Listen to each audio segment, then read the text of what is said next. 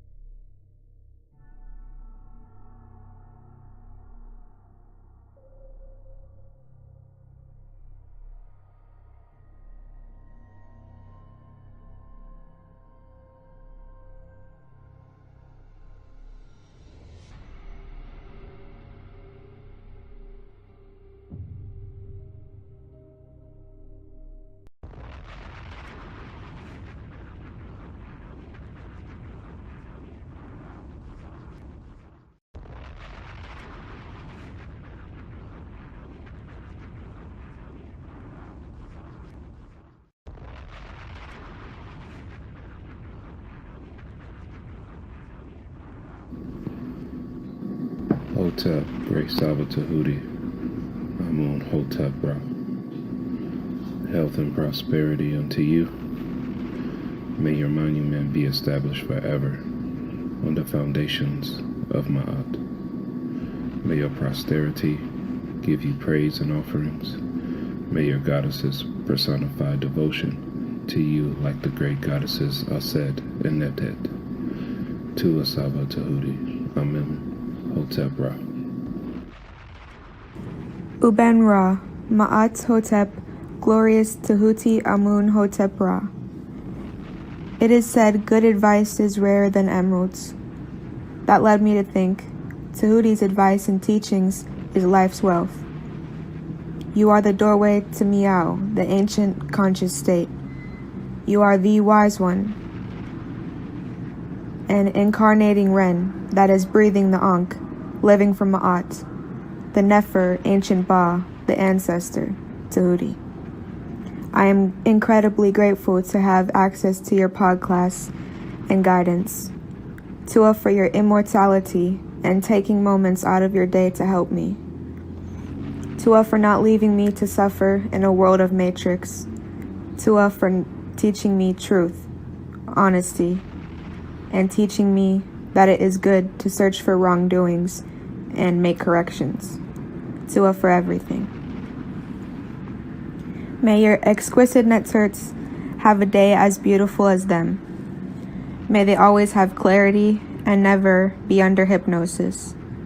May they always be safe, never in harm's way.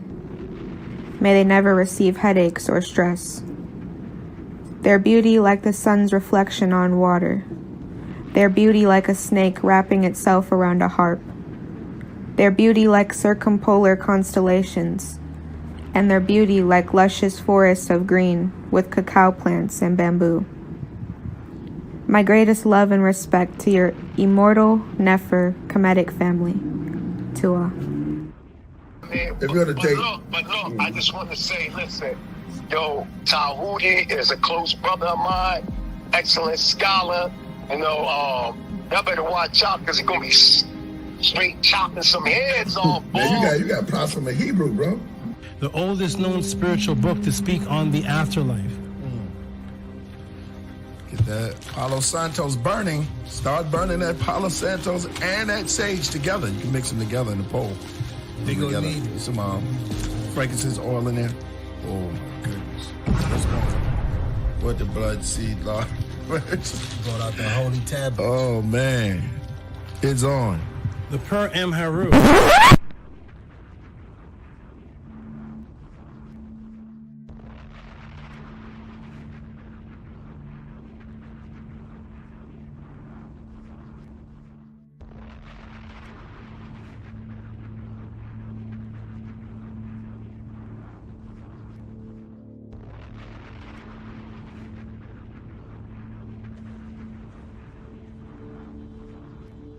Coming to you live.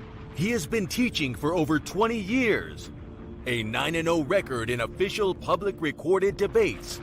You've heard many teachers out there before in the so-called conscious community, but none with the demeanor, calmness, and detail as Tehuti Amun Hotep Ra on such topics as breaking out of the matrix, truth on religious origins, underground conspiracies, secret societies, mental, physical, and spiritual health, the Anunnaki, the NETERU, Kemet and the origins of MAAT, meanings and symbolisms of Meduneter, the only one who will stand in front of question of this wide range of subject matters, answer, question, and debate.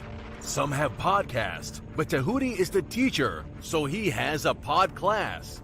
Subscribe to the channel for updates, classes, and much more. Join the chat, call in, participate live. Get your notepads ready. Welcome to the Tehuti Pod Class. Open your mind.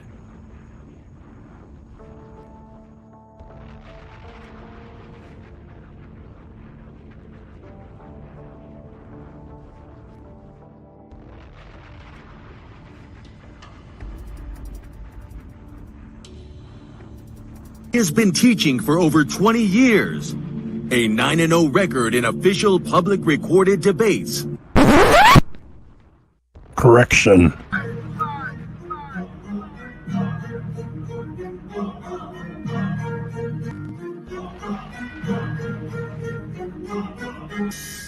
All right, man. You already know what it is. That's the anthem for the debate music. Y'all already know. We got We got our brother Tehuti in the building, and he is going up against a heavy hitter, you know, who have been featured on this platform for a while now, Vocab Malone. I don't think Vocab, I hope Vocab put in his homework. I hope he knows a little bit about Tehuti and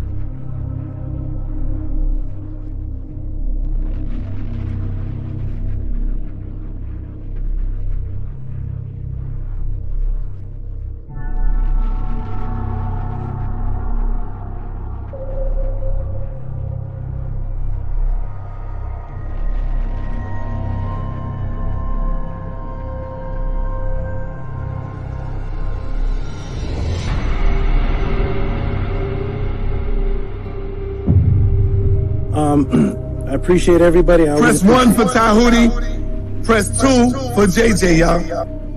Yes, I appreciate always being here. It's fun, it's educational. It's good to hear all these crazy views and just hear where people are coming from. Peace and love, everybody. Check me out every Friday, 7 p.m. Pacific on the Tehuti podcast on YouTube.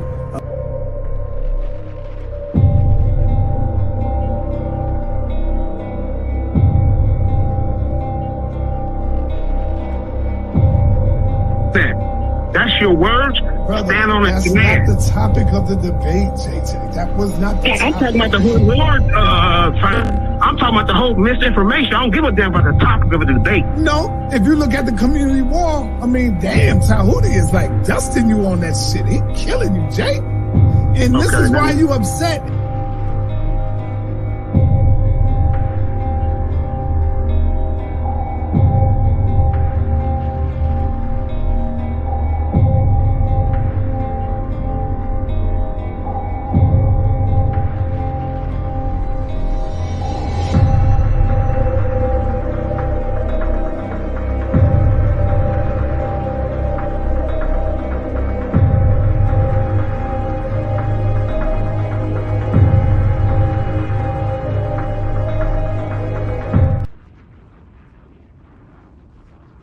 Correlation of her not being a literal person with having the sun on her head. I'm trying to link in why you're bringing up the sun is on her head.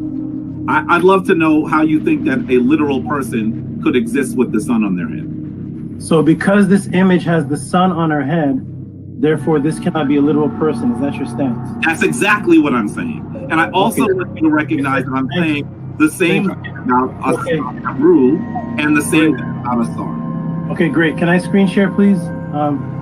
Yes, sir. So it's the brother Jabari. Remove Jabari. Sorry. Okay.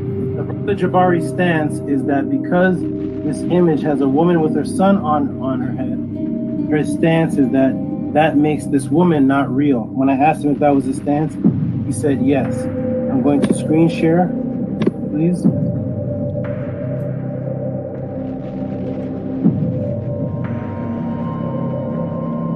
That is the premise that we are using. And I want to know is was Uncsenamun a real woman, Jabari? Yes or no? Uncsenamun, or was that a myth? Are you referring to Uncsenamun, the wife of Tutankhamun? Yes. Was that a mythological Netzer, or was that a real person? She was a real person. Everybody see my screen? Yes. Everybody see Uncsenamun with the same sun on her head and the same two horns on her head that the statue of Auset has? Everybody, can you see that sun in her? Yes, we see it. Okay, this woman is Uncsenamun. She has the sun on her head, the exact same sun on her head, and she has the horns on her head that Auset had on her head.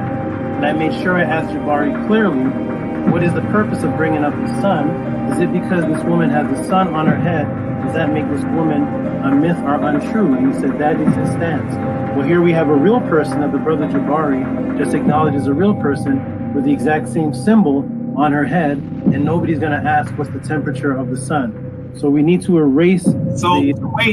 Let me see. I gotta finish though. I gotta finish. Go ahead. You need to remove, Jabbar. You need to remove the statement that you made. The premise that because you said because, and you agreed that because this woman has a sun on her head, then that makes her unreal. When Anksenamun is a real woman, and can everybody see the sun on her head? That's a real woman. So yes, real women are depicted with images of symbolic suns on their head. Can I ask you a question, dear brother? But as soon as you acknowledge, my good brother, as soon as you acknowledge that having a sun on your head does not make you unreal. And you answered and you agreed with your stance. I think you're not my question. You are not answering my question. You are not, and I know you are, that's because you have a smirk on your face, because you know you're not answering the question. And this is a simple question. In fact, you asked me when we started to go back to the question. I don't know to watch the videotape of being beaten, but let me show you the videotape again. Because we could have started someplace else. But you asked the question. And I started by asking you how hot was the sun. All right. Let me say something. Let me finish on that.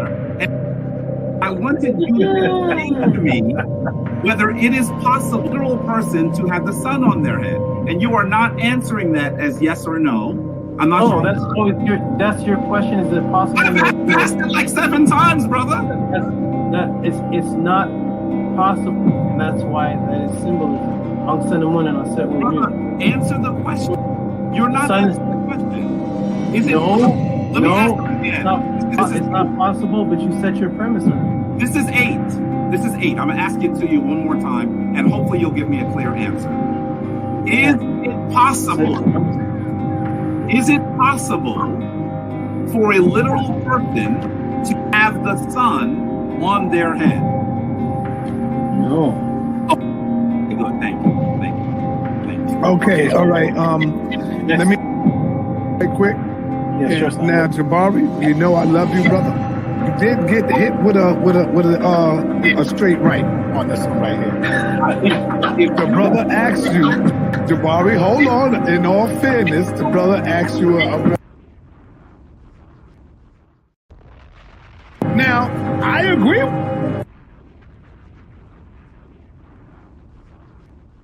But because of the answer to you when he asked you the question, you definitely said the woman have a sun on her head. She can't be real. Brother then showed you a sun on the head of another who you did say was real. That's all it is. Hey, Jabari, Floyd Mayweather, the best of them gets hit with a jab, brother. That don't mean nothing. Come back and show the brothers and sisters out there why you are the Floyd Mayweather of the House of Consciousness. That's it, brother. It ain't nothing. This is the reason why you have to. All right. Hey, peace and Black Power family. Welcome to another Son of the TV, House of Consciousness, but y'all already know what it is. The brother making his way back to the House of Consciousness. He is now official House of Consciousness member. Welcome to the party, Brother Tehuti. He made his official step through the door a few days ago, taking on the Floyd Mayweather of consciousness, Brother Jabari. Most people in the got Brother Tehuti winning. Now, hey, majority rule. I can't be biased. I got to go with the majority, okay? Because I'm not the referee. So, don't get mad at me, Brother Jabari.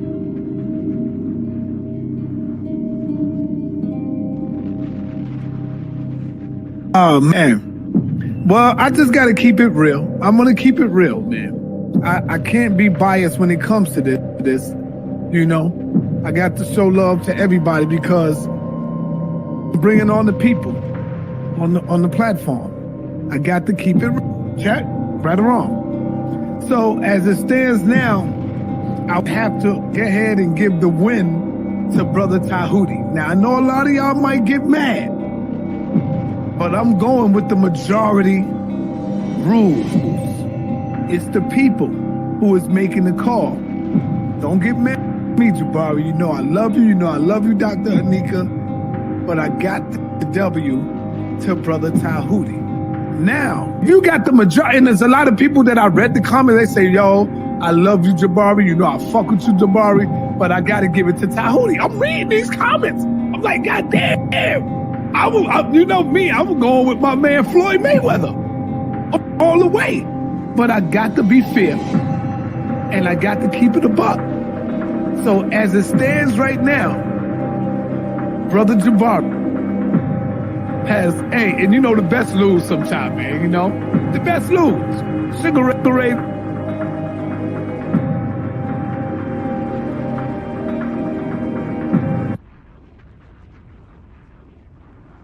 See, when you look at Floyd Mayweather, in order to beat him, you got to knock him out. And Tehuti, you gave Jabari a little knockout hit. You know what I'm saying? Because you caught him. I'm going to be real. You caught Jabari in that opening argument when you asked him about the sun. I got to give you that. And then you caught him again later on when you asked him about something else. I'm giving you that. How could I be biased? Everybody know I fuck with Jabari. See, when you look at Floyd Mayweather, in order to beat him, you got to knock him out. And Tehuti, you gave Jabari a little knockout hit. You know what I'm saying? Because you caught him. I'm going to be real. You caught Jabari in that opening argument when you asked him about the sun.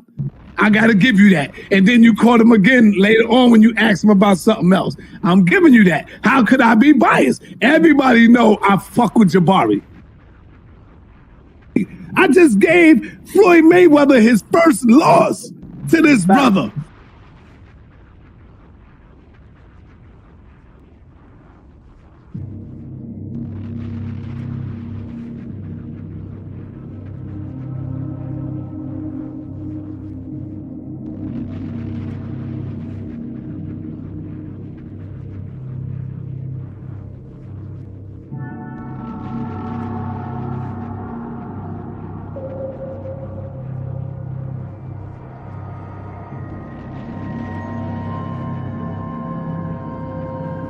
To be very clear, I have never had an official date with anyone. And there is not, on Sonetter's platform, Sonetter announces the winner?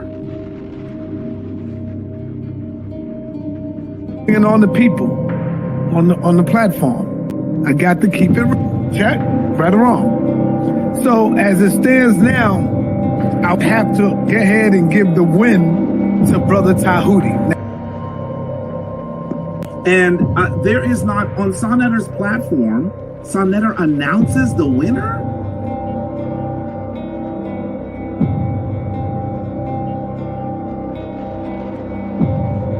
We got Zion the Lion, and of course, we got Tehuti making his debut, coming in the ring with Brother Jabari. It wasn't, I'm not gonna say a TKO. I'll just say a little jabby jab. He won by a couple of jabs, you know, he took some jabs, you know. And now, well, we got the rematch coming with Brother Tehuti and Brother Jabari coming back this Wednesday, 9:30 p.m. And I know Jabari is not going to take him lightly on this one. I know everybody is looking at Zion, Tehuti. To be very clear, I have never had an official date with anyone. And there is not, on Sonetter's platform, Sonetter announces the winner?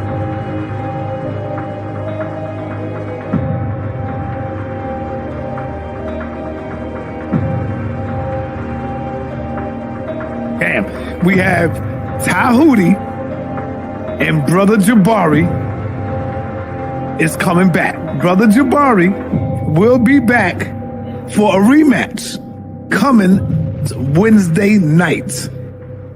I think Jabari was a little unprepared, got caught sleeping with the brother.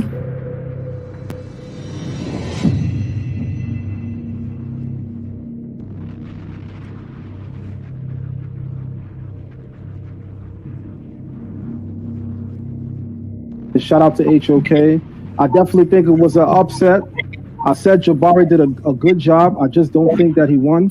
I said Brother Jabari did a good job, but I just simply don't think that he won. As I told the brother earlier this afternoon, the brother Tehuti, I told him that I believe that he could have secured that W over Jabari a little better. And there is not, on Sonetter's platform, Sonetter announces the winner?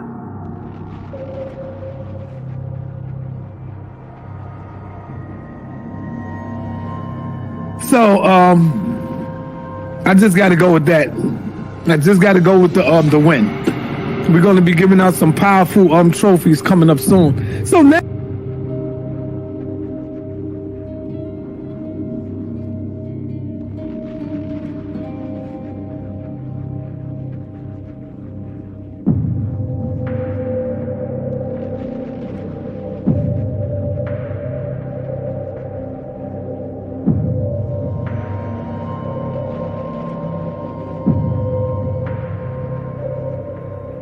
So I just got to go with that.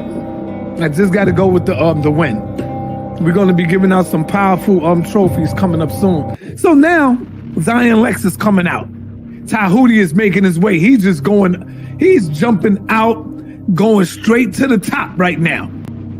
Brother Shaka gave me a call the other day. Yesterday, matter of fact, Sunday. Brother Shaka Utmost gave me a call on Sunday. And said straight up, Sonetta, yo, Sar, I think Jabari jumped out the window and he wasn't prepared for the brother's questions. Now, this is Shaka Utmost. And there is not, on Sonetter's platform, Sonetter announces the winner?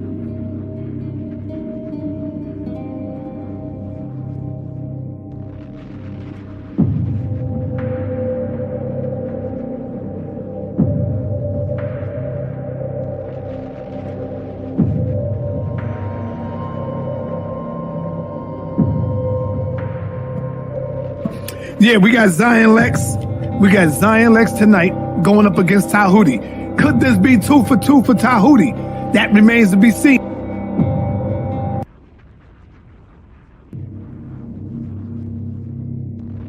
I've beaten people. The winner was announced by Sonetter. The winner was announced by the judges. I have the certificate, the proof. I have Sonetter saying I beat Jabari. I have all the judges saying I beat Kamisi. You have me saying you beat Jabari.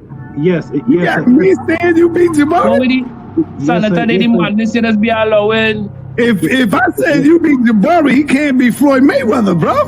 That is exactly the point. So shall I screen share again? I mean, I have to keep doing this to people. I must have been half asleep or some shit. I don't know. Go ahead, show it, bro.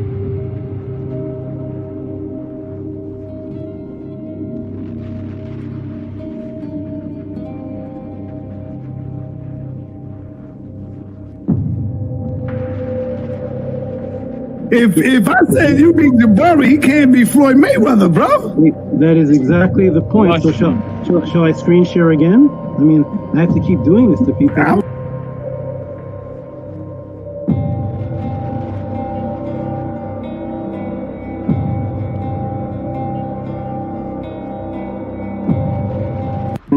And I took out the Floyd Mayweather, so I guess I'm the House of Consciousness champion. I just came here for an interview. That's my you can't be the House of Consciousness champion yet. You got to go through some. You can't be the champion from one battle. You got to go through some scholars, brother. And now you face right now with Zion. So I'm sorry. When you beat Floyd, you don't get his title. I'm sorry. Go ahead, brother.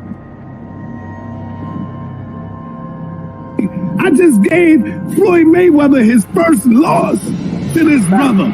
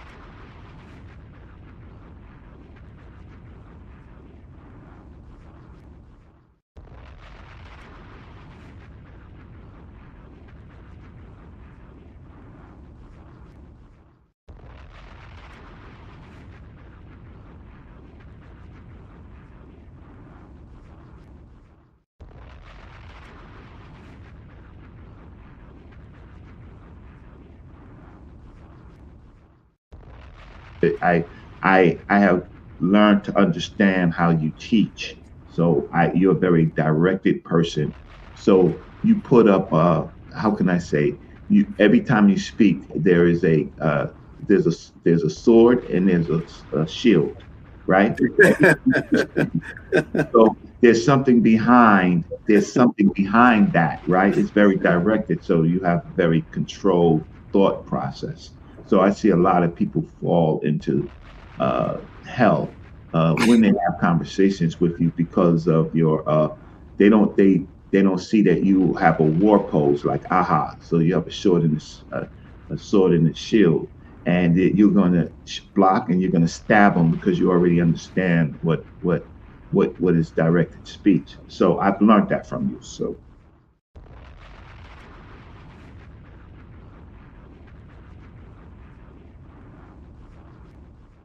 Let me ask you something. Where did you hear me make this claim? What event took place where you heard me making this claim? Have you ever seen me before? Yes. Was it any kind of debate that happened where I was making the claim, or you just saw me on Senator TV? I think you was going at it with Jabari. Is that one? Yes. That's how you know. That's the reason why you know that I came in for my first interview and you immediately called it were the ETYMOLOGY real, and then Jabari came in, and it was the first and last and only debate on that topic in all of the Kemetic since Dr. Ben till now. That's never been debated. Me and Jabari. So thank you for hosting, making history. That was the very first debate ever took place on that topic, right here on Senator TV. Okay, well, in the intro of my podcast, I have sections of me and Jabari's debate, and you announcing me as the winner, and then you and Shaka Akmo saying that he wasn't prepared for me. Right. I caught him sleeping and he wasn't prepared, so therefore we should have a rematch. Right. I've never heard you say that about Jabari before in any kind of debate. Well, sometimes we got to be honest. That don't mean Jabari is not the champ. You can lose one bout and still be the champ. You can. What sport is that? No, you can lose one and still be the champ. Like your record is now like 75-1. To be very clear, I have never had an official date with anyone. Maybe I think so. So you do acknowledge. Me and Jabari did have a debate, and I won the first one. Yeah, I'll give you that because I already done came out and said you won that. So I can't go back on that now. I give it to you.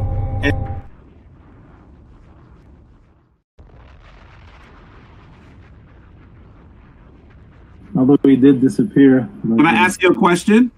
Yep. Did Barack Obama meet Spider-Man? If he want to talk about Batman and Robin, brother, he can do that. It's his time to speak. Right. See? Even though Batman and Robin ain't got nothing to do with it, if he bring that up, then how many times Jabari brought up Spider-Man in a debate? He brought up Spider-Man. I discovered Tehuti on Senator TV. He was at the Jabari debate. He was a brutal one, very brutal. And I was one of the Jabari follower, and Tehuti won me over. I couldn't believe that somebody that I call a teacher, master teacher, was making stuff up. Tehuti Erakuti, I overheard you while I was in the background. You said that you were would you say your heart was broken when you saw your master teacher making things up? Was that Jabari? Yes, sir. Somebody's making something up. When you went in to see the debate, did you go in saying, "Oh, Jabari's gonna wipe this guy off the scene"? Did you know that you had faith in him? Like, hey, every Jabari debate on Sonetter, he blows everybody away. So here's just another one, right? Yeah, I mean, I saw all his debate. They claim him as the Floyd Mayweather. That time, I mean, it was just unbelievable. I was like, they need to give you the title, and until today, I'm still waiting. They still don't give you no title. I mean, in the same time, I feel this title is too little for you. It really was not a match.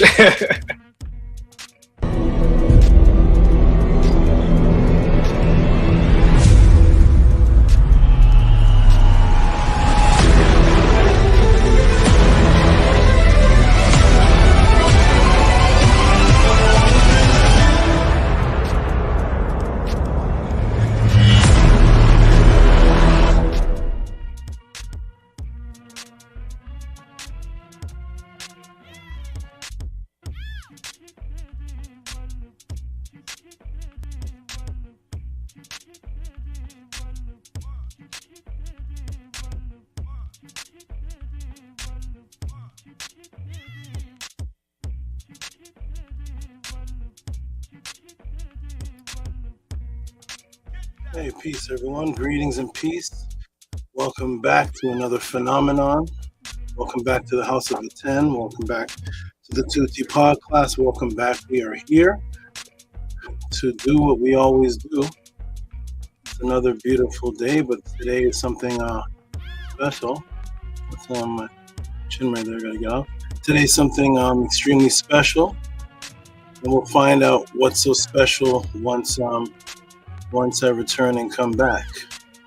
We'll find out before then, but we'll get the special into the special feature when I come back. We're going to start off with the proper frequency like we should always do, and that is the beautiful affirmation that has made its way across the world. So we're going to start off with that proper frequency, and then we're going to get into today's phenomenon. It's something special. It's always special, but today is something extremely special. Let's go ahead and get this started.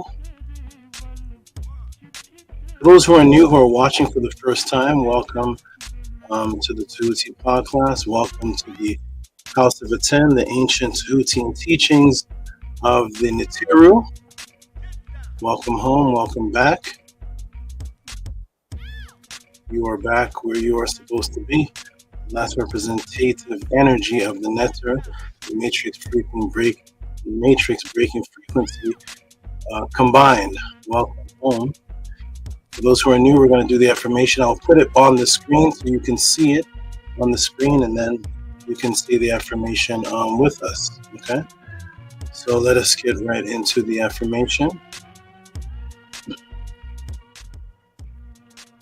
Okay. We're going to start the affirmation on the count of 3, so we can say it in unison, and that is 1, 2, 3. Anki en MAAT, en es nintet Auset en MAAT, min habapen en MAAT, en hu kiui per ikut. I live for MAAT. I exist within her. I do not speak in the place of MAAT. Every day I advance towards MAAT. My being is surrounded in darkness. I come forth as conscious light. And those are the direct words from the indigenous people throughout the HERU. Welcome everybody to the Tehuti pod class.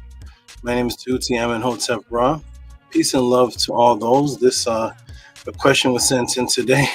Not sent in today, but a question was sent in a couple requests and questions were sent in, and I combined them all. And as I was putting together the information, I felt possessed, like I could not stop representing Auset. So we're going to go over the question that was sent in. For those who are watching the Tehuti pod class, you can send in questions, and the questions that were sent in and the requests are on the screen. Is Auset Isis? A message to all females who study consciousness. A message to all females who study Ma'at, consciousness, Kemet. Message to all the conscious Kemet. Message to all in a conscious Kemet Ma'at relationship. Tehuti answers on who is Auset, first time taught in history. Message to all the females, relationships, and the request, what is an ATTON sequel? All these were made a while ago, and while I was putting these together, I have the answer to these questions, but I have to make it as a SABA, as a teacher, I have to put them in a presentation way that can be understood even by a 10-year-old, all the way up to a veteran who's been studying for decades and decades, and that takes a lot of time and hours to do. So there was a possession where I couldn't stop, and therefore the entire pod class is dedicated to the young lady Gabriela Lopez, who asked the question. Nefertatan, and 2, and those who requested part 2, what is in its earth, and the females that are in the room, and the females that are watching, Bella, and all of those who are watching, Lisa, and several of those harassed did, and several of those who asked for what is in its earth part 2 or sequel. And this question about Auset sparked me to reveal some things that have never been revealed before. But for those who are watching brand new, peace and love to you. Whether you agree, disagree is completely irrelevant to me. My job here as a SABA is to open the door so that you can be on your pathway.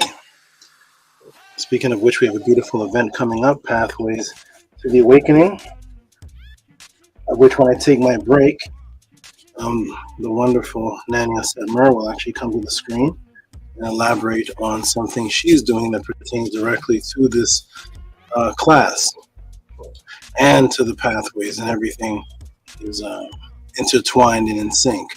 Peace and love, everybody, to those who are in the chat. Peace and love to the wonderful Master K. Peace and love to the beautiful Bella. What did Master K say? Master K said, Hotep Ma'at, Namaste. Bella said, Nefer Tehuti, Pa class, HERU, Hotep, and Mary, the SABA Tehuti and his Natur to echo him, the good brother, all of my love, Marie, and respect, the good brother Tehuti, Herakuti, Hotep Ma'at to everyone, to Marie, great SABA Tehuti, Uncle Jasanet. Peace, everybody. Peace, the most high. Peace to Antu. Peace to everybody in the room. I'd have to scroll up to get everybody. But shout out to Maharu. Maharu, you're going to love this. Shout out to Rob, Lisa. Pay attention and focus. Angela Gates. Shayet, please. I designed this for all of you and put some special things in there for each and every one of you, and put something special in there for Nefertatan especially. And we're going to get into what is Auset. So for those who are new, peace and love to those who are watching. My name is Tehuti. I'm in Hotep Ra. And for those who are new, who've never seen the intro, go back and watch a lot of these classes for 3 years, and you will see the regular intro, and you will get up to speed. For those who are watching for the new time, I'll give a summary of some new things in the intro and some understanding of who you're watching right now. And who you're watching right now is a product of being separated from the regular society, being separated from the city life, being separated from the weed, the booze, the smoking, and all the things that appear to be normal for the people in the surroundings that I should have been surrounded by. Instead of which I took the time to spend with animals out in the wilderness, to spend in the ponds and the swamps and the creeks, spending time with the animals and with the wildlife. So I missed all of the excitement of going to the clubs and the smoking up the weed and the drinking the beer and drinking till you throw up, and go and find out how many women you can hit a night and how many this or whatever. I fortunately missed all of that life. I fortunately missed all of that life because I would rather be out in the wilderness until I did a particular wake up that caused me to join a particular community. But in the meantime, I realized that things needed to change in my environment, because crossing back and forth from the animal world into being around regular people, I found myself more comfortable with the animals. I would go out for 5 hours a day and study them. And what I studied amongst them, the thing that attracted me the most, was that they were based on a structure system. Every single animal was based on a structure. Whether they were ants, there were soldier ants, worker ants, ants that carried the pupa, larva, there was the queen ant that gave birth to all the babies. There were the drones that didn't carry the pupa, never fought. They would actually fly. They were the only ones with wings, and they would fly. And they would find new colonies to start. And each one served their particular purpose, and they never crisscrossed. So the worker ant never tried to be the fighter ant, and the fighter ant never tried to be the drone, and the pupa ant and the other ant didn't try to be the queen. And there was a system that was set, and I saw the same system within the bees, and I saw the same system within the animals, even the solitary animals that didn't live together like ants and bees and termites. Solitary animals that were out there, even though there were individual animals living out there, I looked at the other animals far away that were the same species, and they were living the same as the other individual that never communicated. When I saw birds and sparrows fly in masses of over 20,000, and I would see them fly as a group, and they would move as a group, and they would never bump each other. And to this day, man has yet to explain how that is possible, because the span of the masses of the birds that were flying as a group would be sometimes over 200 meters, 220 meters or so. A soccer field is about 110 meters or so, but 210 meters, it was like soccer fields and football field size of massive birds. And when one moved to the left 100 meters away, the one in the back would move to the left. How did they communicate that? So that the whole set of birds were moving all together. They weren't bumping into each other, none were falling to the ground. But you put 5 people in the room, and somebody stepping on somebody's toe and bumping their toe on the wall. I hit my toe. I hit my arm on the wall. You can't even walk through the room without stubbing your toe. You stepped on my shoes, man. But the birds seem to be all moving in concordance, and there's over 20,000. That means the message of go up has to go from the 20,000th one down all the way to number 1, all up at the same time, because they all move at the exact same time. They're not following each other. The whole mass moves at once. And I looked at that coordination, and I was very impressed. When I got back to people, I found people arguing. I found people smoking. I found my father smoking. I had to take his cigarettes and throw them in the toilet and receive my whooping for that. Receive my spanking for that. Throwing his cigarettes. I didn't understand alcohol. I took a sip of alcohol for the first time, maybe when I was around 20, and I fell to the ground. And I woke up and wondered what happened. And they said, "Oh, you sipped on the cap of alcohol." And I said, "I felt my chest burning. Is that the pleasure of this?" And they said, "Yeah, man, you feel your chest burning, you get a little tipsy, drunk, you throw up or you get high." And I didn't understand. I said, my chest was feeling hot, and I don't like that. And so I missed out on all of that because I didn't see the animals doing that. And Nana? Yeah. What's that noise? Who's that? Oh, is that? Oh, she's in the water bowl. Okay. Yeah. So I didn't see any animals drinking alcohol. You try to offer a cat alcohol, it refuses it. You offer your dog alcohol, it refuses it. You offer an eagle some Hennessy, the eagle's not drinking Hennessy. Offer a wild lion Hennessy and Remy Martin, it's the Heineken. It's not the ape's not sipping on the Heineken. I can't get a turtle to eat Heineken, drink Heineken, but we're doing that. And I found people were asking me if I drink, and I said yes, I drink water. I drink. And they said, "No, you know what I mean. Do you drink?" And I was like, how did the definition of actually drinking, which existed for millions of years, now only apply to that which kills you? When man has been drinking for over 2.8 million years and over 450,000 years since Homo sapiens been here, man has been drinking, and now that doesn't count as drinking. The new definition of drinking is only that which has a poison in it, that which gets you to be intoxicated. Now that's drinking.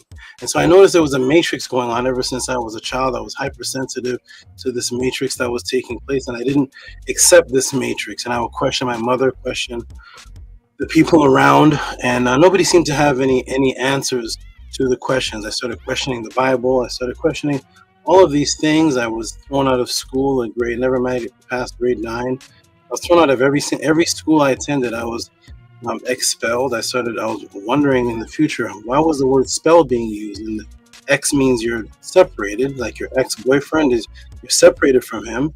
So why is it when you're removed from school, it's your ex from a spell? And I was like, I realized that there was a matrix going on and that something is wrong here with the way that people are. I started studying past cultures. I came across a Tehuti.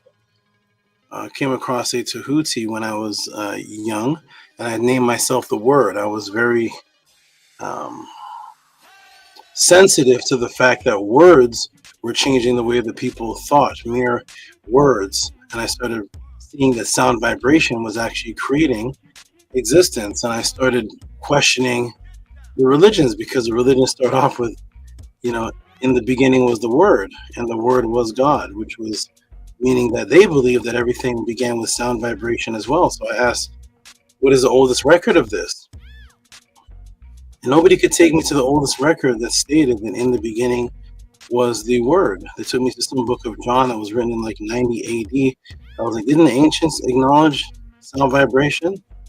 And I was asking these type of questions. Nobody could take me to the original. I was very, very focused on what did the original people say for themselves? What did the original people say?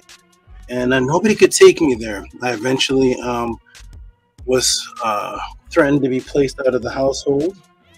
And I made a wager with my mother that if I beat the pastor, I get to live here a little bit longer.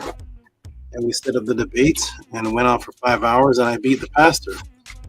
And that was the very first time I got a touch of supporting myself, meaning that as a young boy, you don't have to take care of yourself. Your mother does it for you. Your father does it for you. They take care of you. And then one of your steps to becoming a man is that you start to take care of yourself, but by having a job. That's how you get a roof over your head. Well, the very first time I earned a roof over my head was using the wisdom that I had to annihilate a pastor. And by doing that, I earned a roof over my head.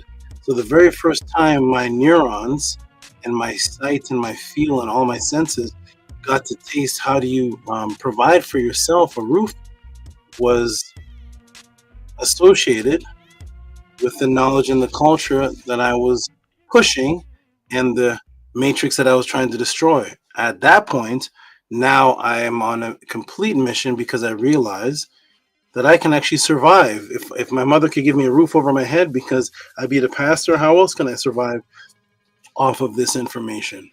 And I eventually started teaching from school to school, breaking into the schools. I was expelled from the schools. So I'd break back into the school, go to the libraries in the school, study the books, put information together, and start teaching people in the hallways of the schools I was expelled from, teaching them during recess. So I'm hiding in the library. I'm expelled from school. I'm going back to the school, breaking in, going to the library, hiding in the library. Recess or lunch break comes, and I come out of the library.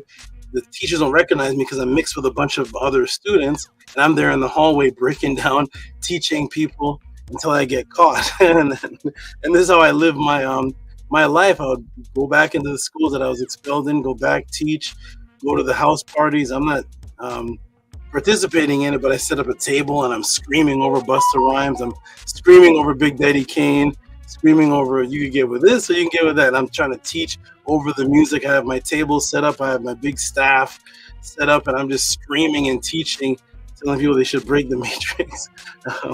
Yes, I was Matrix book that actually came out was back in 1984. So there was the concept of breaking the matrix way back in the 90s, way before the movie came out. So I continued to do this, and I ended up joining an organization, but I ended up joining it and started teaching my style, teaching the way that I wanted to teach based on the information that I received from the organization and from the animals. And the students in the organization were saying I was not sticking to the rules of the teaching. I was not teaching in accordance to what the master teacher and the organization is teaching. Simultaneously, at the same time, the actual owner of the organization is telling people that if they want to learn how to teach, go to that brother, Amenhotep Ra. So there was this conflation of the other teacher students saying, you're not following the rules and regulations. You're not teaching the doctrine, while the teacher and owner of the organization is saying, if you want to learn how to teach, go to him. And then he announces in a class, he says, I'm going to take his information. He said, what was that thing you taught about the Morphophilus plant? And I started teaching him from nature. So instead of teaching him from the books that he was teaching the students since the 1960s or 70s, I started teaching him what I'm learning in nature that I use to debate a pastor and win. And he said, I'm going to use that. He said, you all don't get mad at me. You all use my information. I'm going to take his. So at this point now, I'm realizing that there is a conflation going on with everywhere that I go. There's always some type of politics involved that wants to remove me because I skyrocket past the ceiling, or past the borders and limitations of the groups and organizations, to the point where the person that's of the highest stature starts to take from me. And I had no problem with that. I loved that. I believe that we should all take from each other. And I had no problem with that. But the students felt uncomfortable because they were only used to taking from that teacher. They had never heard him say, I'm taking from this person here. So there was a lot of confusion, and eventually they came to my dwelling with torches to burn down anything that was not written by the particular teacher. And I couldn't do that. So it was unsafe for me. My mission to break the matrix with people was a do or die, and still is to this day. It's a do or die mission. It has nothing to do with internet views. It has nothing to do with, internet didn't even exist at that time. The internet as it is, Google and YouTube, there's no such thing as that at this time. My dedication was so that I would find abandoned buildings to teach out of, for sale buildings to teach out of, and I would wait for the realtor to leave. And when the realtor left, I would run an extension cord down the street, down the property, wherever there was electricity, and buy several extension cords to run to go and plug it in so I could have lights. And I would hand out flyers timed based on when the realtor left. So Tehuti's class, well, I'm in Hotep's class, would start at 6 o'clock because I know the realtor shift is over at 5. So I'd wait for him to go. I would take down the for sale sign so nobody would know that I'm teaching out of a place that's not mine. And I'm running electricity through another electrical cord through the back so people don't see it going through the window. And I'm proceeding to teach class, knowing that I could get arrested for trespassing. But it didn't matter to me because I'm not from the internet. I'm not from YouTube. I'm out doing these things in real life and risking my life and freedom because that's all I cared about. I was a part of building areas to teach in, building our own buildings to teach out of, and so dedicated that at one time the cement truck and the vermiculite truck that was being used to build some of the areas that we could teach in, it lost its battery power. And when it loses battery power, the cement thing doesn't spin anymore. So it stopped, it lost battery, and so you couldn't dump the cement out. So the cement truck is stationary and weighs too much for a tow truck. No tow truck could move the cement truck because the cement truck had cement that froze in the truck and it couldn't turn anymore. It was just solid and it was too heavy to move. So it had to stay there for a period of time, and it didn't stop what was trying to be done. So to this day, my feet are difficult to walk on because I started grinding some cement and vermiculite with my feet. So the chemicals of the vermiculite that I have to build these places to teach. So the chemicals, I'm stomping them with my feet, not knowing that years later these would deteriorate, these would affect my feet chemically, because my mission was just, I need a place to teach. We need to have we need to complete a mission here. So to this day, as a product of stomping vermiculite with my feet and making cement with hands and feet because the cement truck breaks down, to this day, my feet are injured. This has nothing to do with YouTube. This is not YouTube views. This is not, nobody's viewing this. They're just viewing what the structure was made. So my mission was to do all of this, and I was doing it for free because I never associated making money because I was so dedicated to just getting the truth out. And I was actually being taken care of at the time. I didn't have to pay for things. My payment was to teach thousands of people, hundreds of people at the snap of a finger, which is another thing that developed the teacher that you see in front of you. It's not YouTube. I was not known from YouTube. This is at the snap of a finger. I was being told that thousands of people are coming and I should get up there and teach. How much time do I have? About half an hour.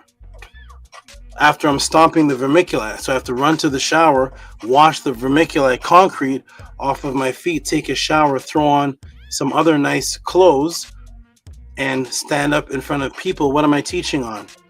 We don't know. It's going to be up to them to ask the questions. I said, this now sharpens me to do what you see happening here at the Tehuti Pod class. So before there was YouTube, before there was any of this, I'm standing in front of 1,500 to 2,000 people. We didn't have the internet to look up things. There's no screen share. There's none of this that exists. There's just me standing up, and I have a couple of books in front of me. I don't even know if the questions are going to answer from these 4 books I have in front of me. Who knows? And they start asking questions, and I have to answer them. And this is what helped develop the mind that you see today. The YouTube thing is very easy for me because you can actually set up a StreamYard and put pictures up, and I was in front of 2,000 people doing it raw, doing it live, not knowing what they're going to ask, with news reporters there, and all type of people set up in front of me, which develops me to be what I am now. I continue to do this until I started to realize that teaching wasn't enough. Just merely giving people the information wasn't enough. I started studying real estate, started studying other things because I wanted people to have also finances. I didn't have a way of making income because I had no education, supposedly. So I had to make finances off of things that I just created in my mind, learning a little bit of real estate and creating a whole new system and going back to the people and teaching them. And they took the information, learned, made a living for themselves, supported their family, and then betrayed the whole system and caused everything to fall. So I separated from everybody for a long period of time because I realized that it's actually the purification. It hit me. I went back to the thoughts that I had when I was studying the animals. The animals have a structured system. Knowledge of self means nothing. And I realized that it is the Matrix, the actual system. In the Matrix movie, Neo realized that after he got out of the Matrix, the actual real world was another Matrix. And that's what happened. And this is what I realized, that after you get out of the Christianity, Islam, Judaism, and you start to get into the consciousness, knowledge of self, that's another Matrix. You start to fight the power, fight it. And it's another Matrix when you think that you're free, because your system now is only based on fighting. It's not based on any type of structure.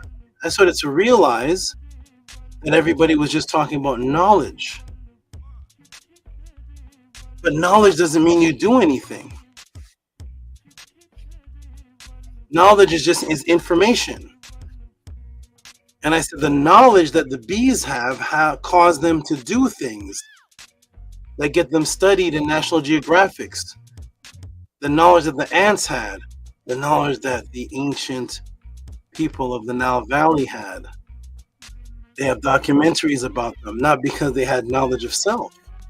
They have documentaries about them. People study them because they had a system, a government, a ranking system, females, males in a ranking system, scribes, organization.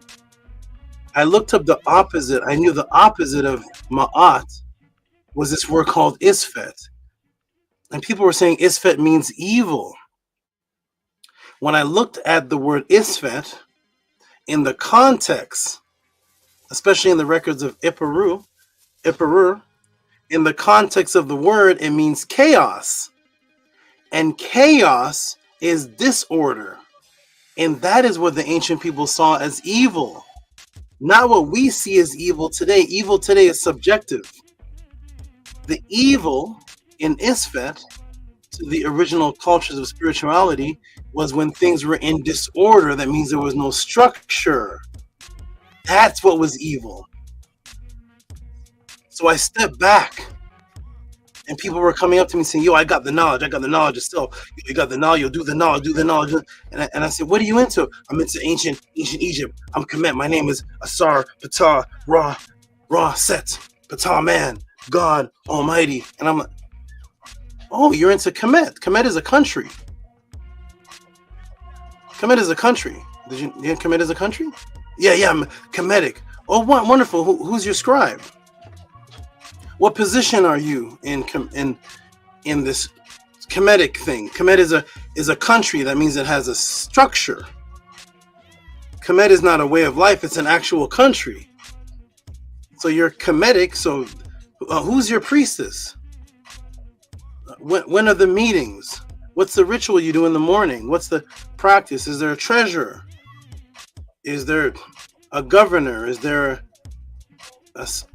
what do you? Oh, I do the knowledge. I go on YouTube and I watch the conscious videos. You know what I'm saying? I do my own personal study. I don't follow nobody. I said I do the knowledge itself, man. You do you. Just got to do you. A little bit. You take a little bit of this. You know what I'm saying? Got a little bit of Kemet knowledge. I studied a little bit of that. Look, and I'm like, oh, so you're not Kemetic, because everybody in that country followed a system. There was a structure. There is a pharaoh. There's a structured system. They weren't just on their own living room saying, I do a little bit of this, I do a little bit of that. Oh, you're in Isfet. You're confused. You're everywhere. And that is what the Matrix wanted. To take the illusion that you were stepping out of Christianity, Islam, and Judaism, and you were receiving knowledge of self now. And now the freedom of knowledge of self is you're free to do everything, anything you want to do. Do what you like. Do what you like. Oh, that doesn't sound like any scribe that I study about. What culture is that? Yo, I'm into the Dogon, a little bit of Dogons. Oh, wait, the Dogons have priests. The Dogons have a structured system. The Dogons have rituals. You do that? Oh, you do that? No, man. I just go to YouTube. The Dogon, Sirius star. The beings came from the Sirius star constellation. They came down. They gave the wisdom. It's about having that higher knowledge and the wisdom. But when I look at the Dogons, they have a society, a village, and a ranking system, and nobody can just talk over this one. And it's very structured. And the women have a role. The men have a role. The children, the writers, they have a dance. You don't do none of that? Oh, no. And that was the Matrix. The Matrix was to give you the illusion that coming out of Christianity and Islam and getting into something called knowledge of self is it. And there's no system. Yet the Hopi Native Americans have a system. The Navajo, the Nehe have a system. The Dogons have a system. The ancient people of Kemet had a system. The Zulu had a system, a structured system. So the knowledge of self is a matrix. And we'll be getting into that today. Now, here's how the matrix works. Once you accept that knowledge of self is just a hobby because there's no system, you could do what you like, post a little bit of this, or post this on your Facebook, post that, wear this clothes, do that, do a little bit of this, a little bit of that, and there's no actual accountability because you don't have to answer to anybody. And no civilization is like that. That means you can do things in private and don't have to answer to anybody, and therefore you have no civilization, no structure, no culture. Because every culture, you can just do anything in the. You think you just run into the Dogons and just start kissing up the women? you'd have to answer to somebody because there's a code and a system and nobody's individual. There's no individual Dogon that nobody ever sees because he's behind the screen typing. There's no ancient individual scribe somewhere in Kemet that nobody knows who he is because all you see is a screensaver and a what is it called, the avatar, and he's there typing and trolling. That doesn't exist in the Navajo.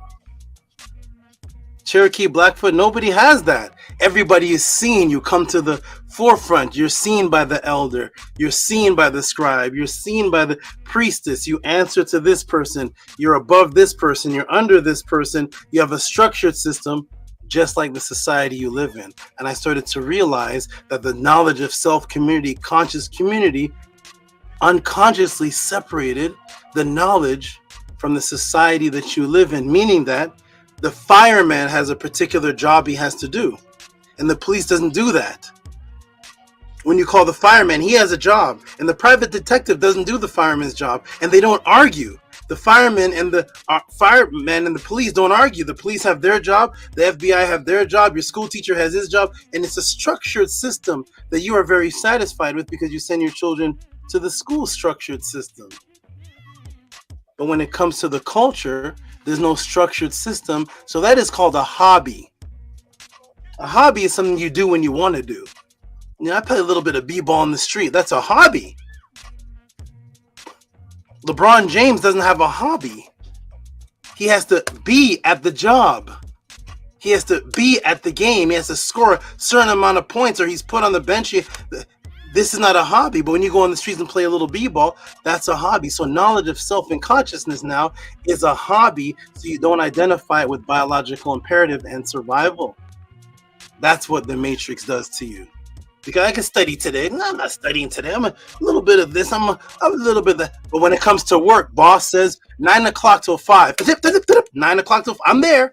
No. I thought, why don't you go to work at Macy's today and go work at the basketball court tomorrow, you know, do a little sweeping for the jet. No, because when it comes to the structured system in your job and making money to feed the family, there's a structured system in your mind that associates structure with survival, because you can only survive off of structure.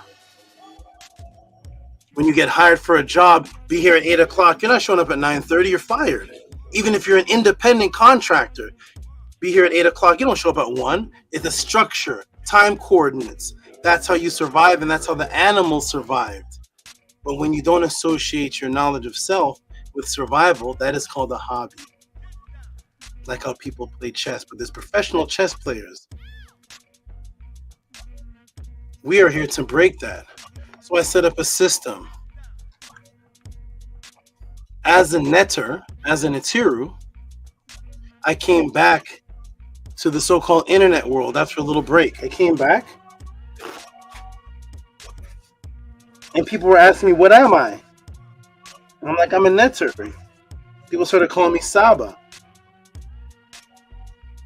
And I said, whatever I indulge in, put my consciousness to, I will be the best at, because that is what a netter does. The netter is structured and he's the best. So I would go to Kill a Priest show. I would go to this Lions Den debate, and I would just casually beat everybody in a debate. I said, I'm not a debater.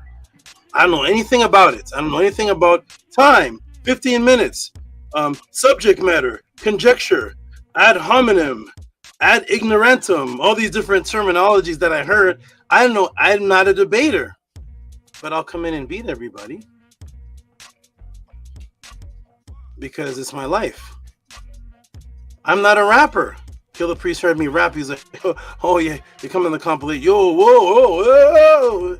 I'm like, I'm not a rapper, but if I put my mind to it, I will be the best. And that is what everybody that I teach eventually learns. That as a netter, you become the best because you're structured and focused at it. You have a structured system, a team system, a group of people, individuals that are not individuals, but a group that think as a mind collective. And that is how you start achieving bigger things and doing things, not just living in the matrix as an individual behind a YouTube avatar, thinking that I'm saved, I'm out of Christianity. No, so I set up a system and I told Killer Priest, Then I'm going to see if this is a hobby to people. I'm going to set up what's called the pod class. I'm going to take the word pod from podcast, and I'm a teacher, a class, and I'm going to set up a class where I don't speak until I'm asked a question. Well, this is different from the barbershop because some people got to go see a guy named And One, I think. I'm not into basketball, but And One, he would dribble on the streets. He was incredible. Some people go to see this guy, their cousin could breakdance, incredible. But when they go to see Kobe, they pay for it. When they go to see the professional, the Jabberwockies, they get a ticket for it because they take that seriously. Some people go to school plays. It's a thing. I go to a play, but when you go to see Denzel, go watch Denzel live. See what it takes to be on the movie set. Go buy the movie. You've done that. Why? Because that's the professional acting. Your mom pulled out remember your mom tied a string to your tooth? Come here, up, and shut the door, and pulled the tooth out. Remember that? Auntie grabbed the string up, pulled the tooth out. Coffee hit your back, and that was cool. You thank Auntie, thank you, Mom. You go to the dentist's office. Do you have insurance, sir? No. My mom pulled my tooth. Remember, mom pulled tooth. Mom pulled the tooth out. Remember, mommy? Your mom pulled the tooth. Do you have insurance, sir? This dentist appointment is $1,200. That dentist appointment is $300. Now you take it seriously because now you have to go to work and pay. Mom not pulling out the tooth anymore. Now it's serious. You have a cavity. Mom doesn't have those tools, so now it's serious. So I said I'm going to start a pod class, and I'm going to let everybody see what true guidance is based on a gift that I developed since I was. I don't keep my age. I think I was 11. I think I was 13. I'm not sure what it was, but ever since I was much younger, I was able to talk to people and break things down. Maybe I was 18 or so. But I broke the matrix quite early and I stayed away, and it developed a gift. And a gift is something that you give to another person. When you have a gift, you say, man, I got this good gift for Christmas. Well, who had the gift first? My mom gave it to me. Oh, so she had the gift first. Then she gave it to you. You say, I'm going to give my lady a gift. Well, who had the gift first? So when you say, yo, this person has a gift, man. They're an awesome basketball player. They do this, they do that. They're blessed with a gift. But the gift must be shared because the root word of gift is from the word giving, to give something. But when you go see the gift of Muhammad Ali, when you go see the gift of Mike Tyson, you must pay a ticket. He's going to share with you that entertainment. He's going to share. You're going to go see Jay-Z. He has a gift. Twister is my favorite speed MC. Twister than Eminem. They have a gift. See if you can get into a Twister concert for free. You can go and get inspired. So I said, is this knowledge of self, if it is breaking a matrix inside of people, is it more important in their biological imperative than donuts? Because everybody spends money on donuts. Nathan's hot dog, full of nitrogen, killing you. Cotton candy, give it to your children so they can get cavities. And we support that with hundreds of dollars of reciprocity. Hundreds. We've spent hundreds of dollars on funnel cakes, cotton candy, and popcorn in the Avengers movie. Not $5, hundreds. Hundreds of dollars on Nathan's hot dogs and KFC. Thousands. So I said, can I reverse this? Will people take the breaking of the matrix and the building of a system seriously? So I said, I will set up a system where you will ask a question and you give a donation and support. But when you get the answer, once you get the first answer and you see that these are not just answers that you're getting, when it hits you, you'll say, oh my goodness, that was way better than Nathan's hot dog. That was way better than funnel cake. That was way better than the Avengers movie. And then you realize the time that it takes to put these answers together for you in a book format. I have to write a book. I write a book. I write multiple books every week for individuals. And then I display the book on the screen for an individual's question that may not have anything to do with my particular interest at the time, because I may have had that question and interest in 93.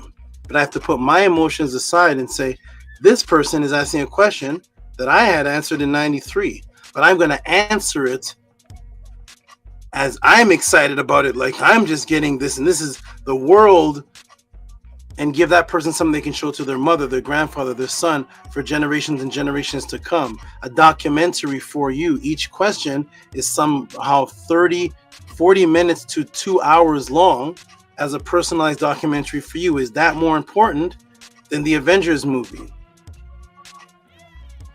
And so I set up a system.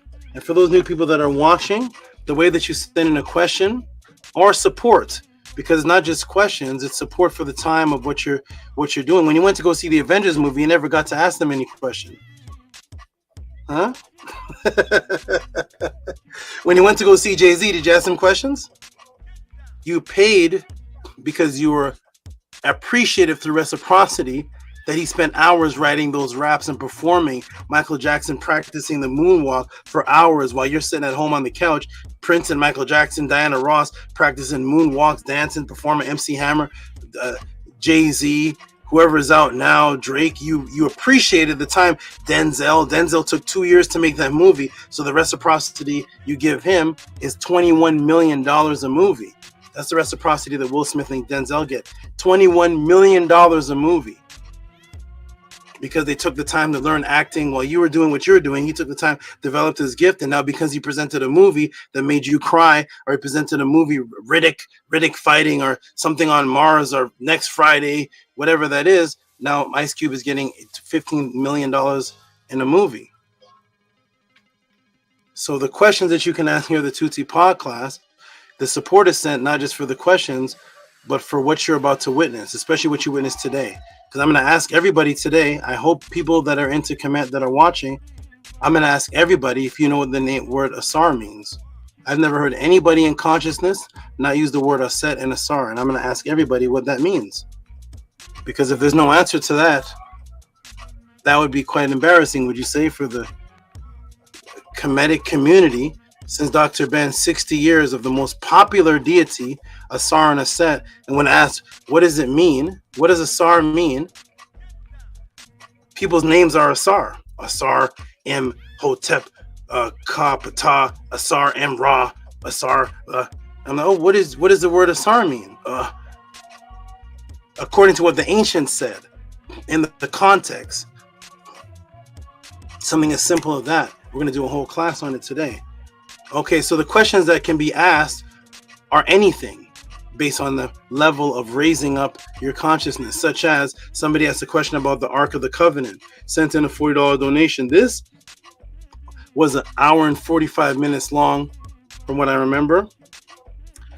Blown away. People were completely blown away. Algebra origins, the same doctor. This is a doctor sending in questions, an MD, a surgeon sending in questions. Algebra, where'd it come from? Questions on gingivitis. What is the best toothpaste to cure? You see, the Ark of the Covenant has nothing to do with algebra, and algebra has nothing to do with gingivitis, and gingivitis has nothing to do with orgone energy, and there's the diversity of what you can ask your the Tutti Pod class when you're in a surroundings where there's a gift involved. That means that I don't prepare a class based on what I feel that I'm going to teach about, like every other teacher does, prepare a lecture of what he feels he wants to bring to the audience in the world that day. I am the servant that you can ask questions to, like a genie. What is feng shui?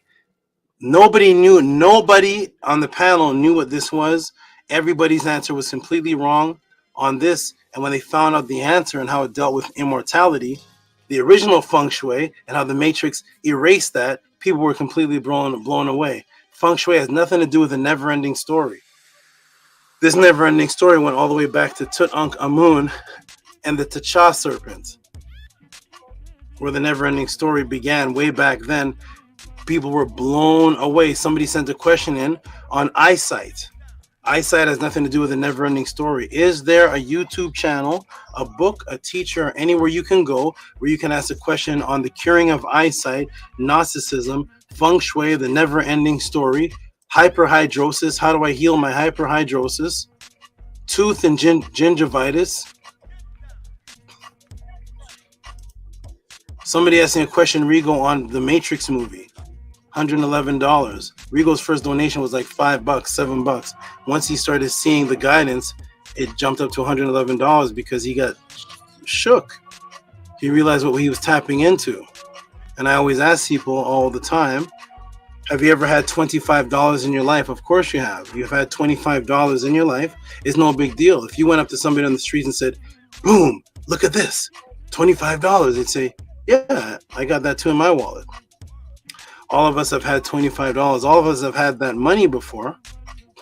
But when I ask a question after I'm done teaching, have you ever had this answer before? Every single person says no. So that means you cannot take the $25 that almost everybody on the block or in the world has. Most people have $25. You can't take it anywhere and get the answer, because if you could, you would. And I always ask people the question before I answer, have you gotten this answer before? And after I answer, have you gotten the answer? They say no. So therefore, the money itself is not equal to the answer, because everybody has a $20 sometime in their life, but you can't put anybody up to answer these questions. So there's a difference in appreciation. And that's why some of the people that are watching are wondering, man, how are they giving so much money? Never asking why Denzel's making $15 million for making movies about lies. Will Smith, Denzel, no shout negative to them, but they're actors. Their movies are about lies. There is no whatever the movie's about. These are fantasy movies. They're violence and killing and all type of. There is no bone collector. There is no bone collector. This is not based on a documentary. There is no Silence of the Lamb. There is no Freddy Krueger. There is no Cyclops shooting lasers out of his eyes. There is no Xavier on a wheelchair that's controlling things through his mind and metallic, and there's no Optimus Prime. It's lies, and they get millions of dollars in reciprocity for lies. So we're here about building the truth. People are asking questions about depression. Is depression in spiritual or mental? It seems like that answer would be easy to go watch the podcast. Somebody else asked about Navajo skinwalkers. Has nothing to do with depression. Has nothing to do with heart stroke. Has nothing to do with time speeding up. So at the Tehuti podcast, you are unlimited to the questions that you can ask. And when you ask a question, you get a book written for you. With all that understood, peace and love, everybody.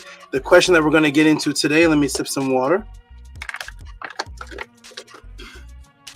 Asked by the beautiful sister, Gabrielle Lopez.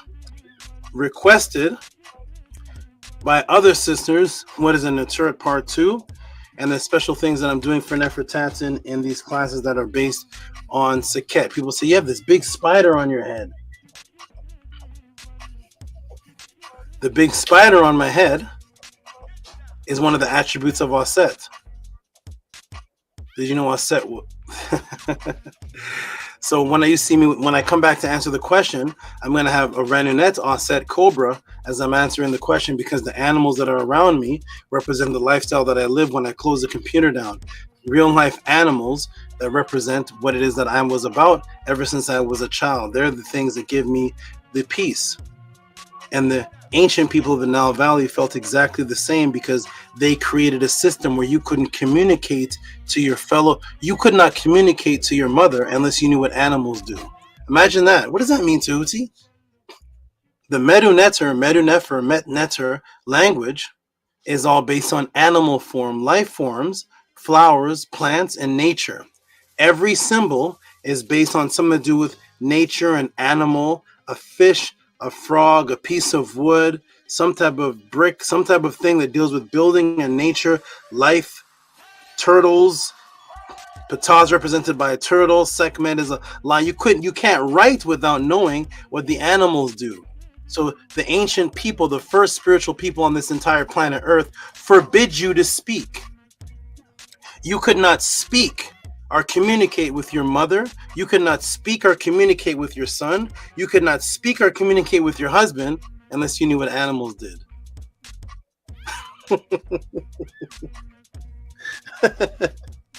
Is that the culture that you're in now? You're forbidden to communicate.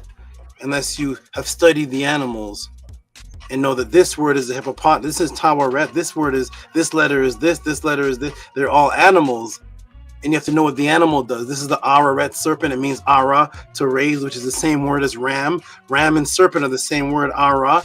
Why is that? You have to know that in order to communicate. If you don't know that, you can't communicate because you wouldn't even know what you're saying. That is how deep the ancient original civilization of spirituality is. You're forbidden to speak or communicate unless you know what animals do. With all that understood, everybody, I'm going to invite the panel to the room, the supporters to the room. And when I come back, I'm going to answer the question. So I'm going to, the supporters are the students, the great students that even provided the scenario for the pod class to even exist, because without the students asking questions, I go back to what I was doing. What I was doing was this in real life. There was an internet. I go back to teaching my interts. I go back to having real life sessions in my household. I go back to training people. I go back to training fitness trainers, training people on TV. I go back to creating diet plans. I go back to helping people outside of the internet. The students that you are going to see come to the screen are responsible for having this system here on the internet, because I survived with this system outside of the internet, performing, getting hired, educating, and doing these things without YouTube.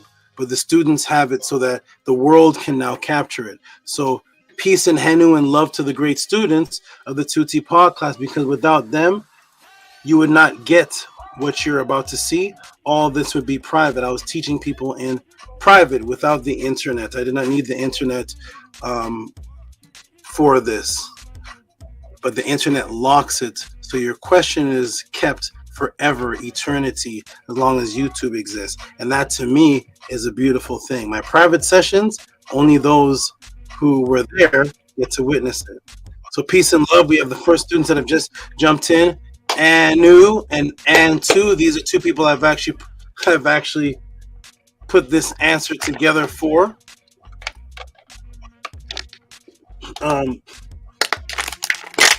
Unknowingly, the question was not asked directly by them, but a question was asked, and I put it all together. And so they are here, and this is going to help them in their relationship. It's going to help Antu. And peace and love. You two, how are you? Doing excellent and wealthy, wonderful SABA. 2 out 4 this class. I'm definitely excited and looking forward to it. I like the classes that are one big answer all the way through. Got my notepad ready. I got a whole bunch of pages titled. Well, very much. I'm doing excellent and wealthy. Nini Uk. I'm glad you appreciate it. And this is going to be, let me ask you a question. How long have you been studying Kemet, MAAT? How long have you been studying, would you say? 3 years. Because of you. Whoa. Okay. You actually started because of watching me. Right. What were you studying? Were you studying what, like Sumerian stuff before that? Before that, I was studying voodoo and the Orisha. Oh, raw! I didn't know that. And too, you were in the voodoo and the Orisha too before me. Yeah, I was voodooing it up. I didn't. What? Okay. I'm trying to picture that right there. Okay. I'm learning something today. I had no idea that. What's that? Oh, okay. I had no idea that that at all. Nook is like, what? Nook is like, huh? Okay, we got other well, let me let the 2 other beautiful students on, and let me ask you, Antu, have you been studying around the same time you started Kemet, around the time of Anu, or were you already deep into it and then he got in after you, or what happened with that? Same thing? Yes, same time as Anu, yes. Okay, wonderful. Okay, I'm gonna go around and ask before I take a break. My break's gonna be short this time. I'm just gonna literally go and get the snake and come back. We're gonna go to Bella. How are you, Bella? How are you doing? I'm grateful for asking me on class day in 204. 1 second. Let me ask a question. Is it just my computer, or when Bella's talking, does she sound shipped up, or is this me? It sounds a little low. Does it sound like there's some words missing? Or does it sound like one flow? Sounds like some words are missing. Okay, this is not my computer. Okay, Bella, try again. Maybe come close to the mic, or try again. Let's hear you. Try again. I want to hear every word you say. Can you hear me now? I hear you. Great. Okay. And that class day. So for being alive and well, and for this beautiful class that is coming up. Nini glad you appreciate it. And let me ask you a question. Same. Are you frozen? Uh-oh. Bella, wave if you can hear me right now. Okay, good. Let me ask you a question, Bella. Were you also how long have you been studying into MAAT and Kemet? Is the same thing as Anu and Antu, or were you already deep into it before? Are you doing voodoo or what?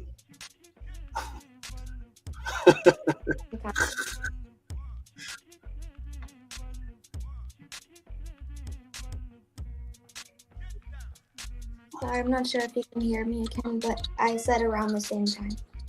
Around the same time? Okay, good. Around the same time. Okay, and Bella, what were you into prior to Kemet? Were you doing? You were calling Shango too, or what? Or...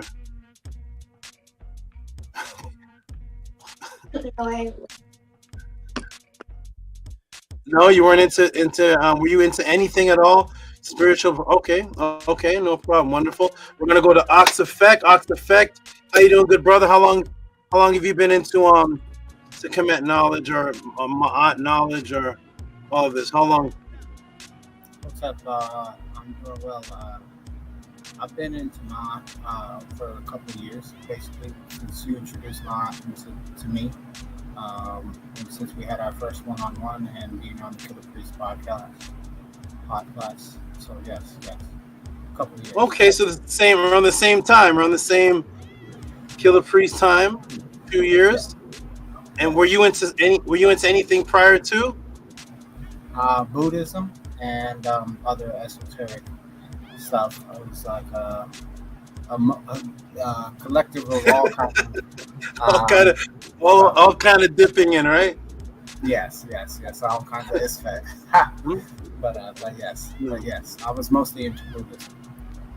Okay, good. So where is Annie? Where's everybody? Where's the team? Where's Primordial? Where's Annie? Where Tehuti, Harakuti. I need some other veterans to jump on really quick before I jump off, because I have a question to ask, and ask people that have been into Kemet for longer than 3 years. So where's everybody? Where is everybody? Where is Annie? Where is Tehuti, Harakuti? Jamie X, where are you, good brother? Where is everybody that's been studying for years and years? Where's Israel Hoyley? Where's Boots? I've never seen Boots on the screen yet. Boots, does your phone have a camera? Jump on the screen. I have a question for everybody. All of these 1, 2, 3, 4 have been studying for the same amount of time. So I want somebody else who's been studying a little longer. So 2006, okay, Jamie O is a veteran. Jamie O's been 2006, okay. Jamie O, jump on the screen. I know this is the introverted world. This is the new AI introverted world. I know we're not as developed as the Christians. When they go to church, everybody is there face to face in church. Hallelujah. Praise the Lord. Everybody's catching the Holy Ghost. Everybody's together, slapping each other, passing the collection plate. I know this new internet AI has created a reality where people don't even want to come to a screen. I know it's weird, but we'll get our soul back one day. So come to the screen, everybody. Jump on the screen. The pastors never had to ask us to do it. We came to church. We're all in the church. Anybody ever been to the club? Did we go to the club through algorithms? Is that how we're at? That's how we're at. That's how we met the ladies and went to the club and hung out with our friends. We sent the avatar. We typed it in, typed it into the DMs, but never met the girl. Come to the screen, everybody. Who is a supporter? Where are the students? Because I want to step off and take a quick break and come back and answer the question. I know everybody's going to type 1,000 reasons of why they can't click the button to come to the screen. That's okay. We'll get it. We'll be human again one day. So, okay, so I'll ask you all a question that are on the screen. Anu, Antu, Oxifex, Bella, raise your hand if you've heard of the word Auset and AUSAR before. Wonderful, wonderful.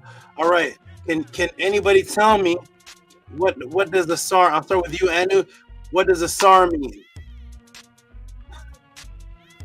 I don't know. Oh man. Okay, no problem. Okay, I know. And Tu's about to jump in. She's about what they call a lifeline. And Tu, go ahead and tell this man. Talk to this man. Tell this man right now what AUSAR and AUSET mean. Jump on, save your man. Your man's drowning. Help him. What does AUSAR mean? I don't know.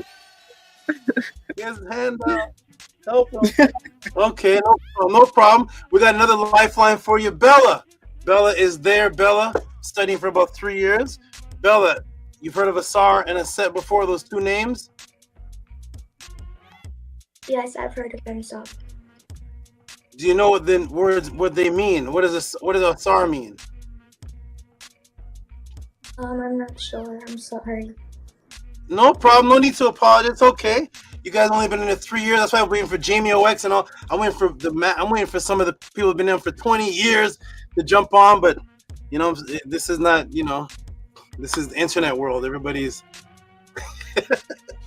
has 1,000 reasons of why. But I wanted to somebody that's a little more experienced in 3 years, because people could say, well, those are your students, Tehuti. Maybe you haven't taught them that yet. It's only been 3 years. Here's somebody here. Dashe, a veteran, has come in. He's been under Bobby Hammond for 82 years. Dashe, he's went to play basketball with Phil Valentine. How you doing, good brother? Oh man, I'm doing good, man. Isfet was in my life a week ago. I got beat up at a bar. A bar. Yeah, man, yeah. And so, that's another story. I don't want to take away from the enjoyment, but, I just, I love what you're doing. You're my Bobby Hemmett 5.0. So.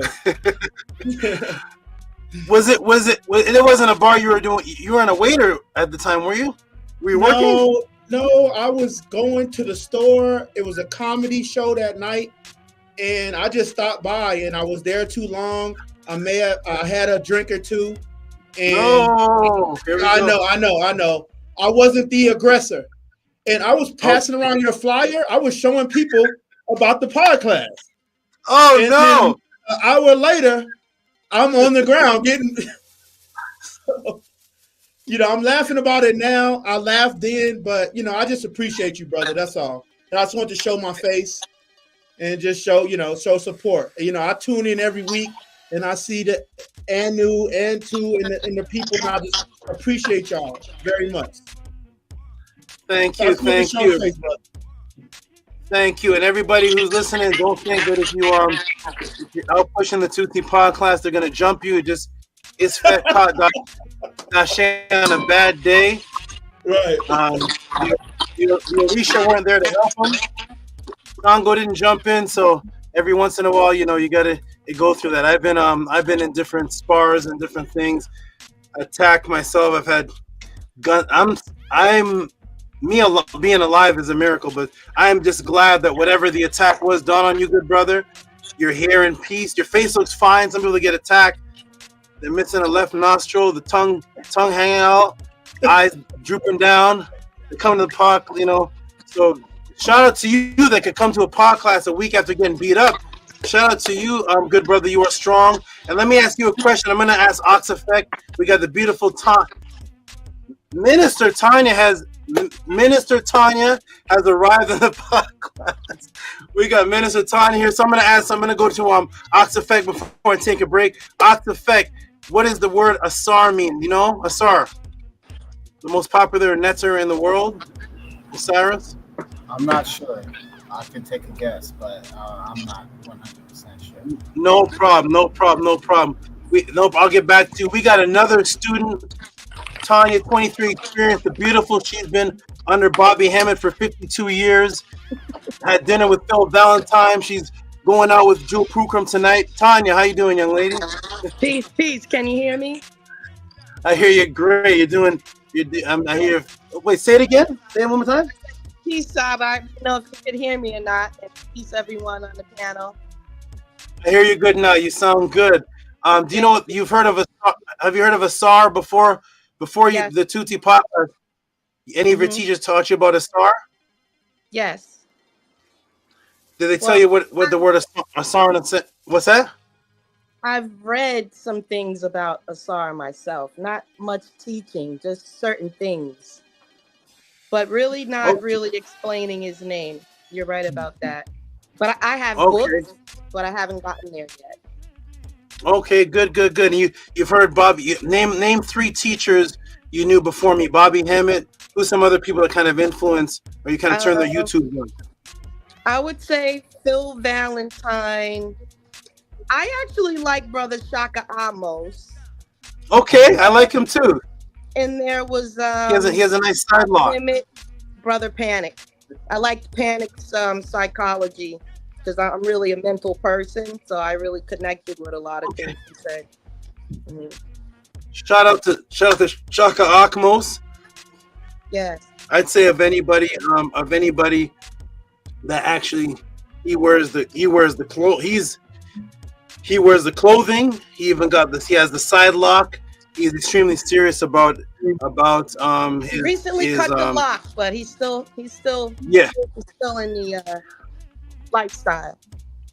Wonderful. So we got Bobby Hammett, Phil Valentine, Shaka Akmos, Brother Panic, and all of them that I've heard has definitely said AUSAR and AUSET before. They definitely all taught on AUSAR and AUSET. Any definition of what their names mean? I want to say I've come across the information, but it didn't stick. What is the name? Okay. Right. Yeah. Okay, no problem. Okay. Yeah. So. Okay, no problem, sister. You're in a group of people that no one else there has taught them either, so it's no problem. So, Let me just add this one thing. I do run into frequently what Auset means, and it is throne. That's the information I've come across over and over about what her name means. Okay. Anybody else heard of that? I'll talk about him. Yeah. Okay, good. Anybody else come across AUSET means throne? Anybody ever come? No? Okay, no problem. Okay, I'm gonna go to Dashe. Dashe so serious. Yeah, the Bobby Hammett's behind him. Bobby Hammett's picture. I got my green screen. It's just a green screen. I mentioned Bobby Hammett. Bobby Hammett is now behind. He's there. He is right there on the. Bobby Hammett has officially been in the pod class. Dashe, from what you've learned, how many years you've been studying Kemet, what they call Kemet before learning under me? Well, I guess I got into Bobby Hammett around 2008, listening to his lectures. And, like you said, you met with him before. And he's just, he disseminates a lot of information, a lot of bibliography is his favorite word. And, I never heard the real breakdown of particular names. He just, from what I understand, just goes into the underworld and energy and things of that nature. So, there's no one like you, brother. No one like you as far as the actual teaching for the people and to the people. So, like I said, he came into my life around that time. And then fast forward to now, I met you 2.5, 3 years ago, and you just take it to overdrive, like you always say. So, but no, sir, no in depth about AUSAR or is that what you said? AUSAR, I think you said. AUSAR and AUSET, the two most popular people in all of consciousness teaching. AUSAR and AUSET, yeah, they're the two most. Everybody that I know who's a teacher has mentioned their name before, and I'm wondering. There's even a community called the AUSAR AUSET community. You heard of it, anybody? The AUSAR AUSET community. Anybody heard of it? I didn't get into that. No, sir. Okay, no problem. So, AUSAR AUSET community. Maybe I'm sure one of them could come up and help us because if your whole community is named after these two, I'm sure their name must vibrate something. So, Tanya said she heard it means throne. Annie is here. Annie is here. Annie, how you doing, good brother? Annie's been studying 42 years before you met me. How you doing, good brother? I'm doing well. Great SABA. Watching the Eve. Getting stronger. I'm doing well. Okay. Okay, good. You're whose Eve are you watching? Yours? No, washing. Oh, washing. Cleansing. Washing. Yes. Washing. Yeah. Washing the Eve. Washing the Eve. Okay. I like that. We need to have pure ease, pure hearts. That's beautiful. How long have you been studying what's commit consciousness before you came across me? I started studying in 2016 as far as commit. Okay. Good. Even Jamie Owax, even 2006, he says, I've heard throne of the eye as a meaning for okay. So we're back to throne again. So Annie Patel, prior to me,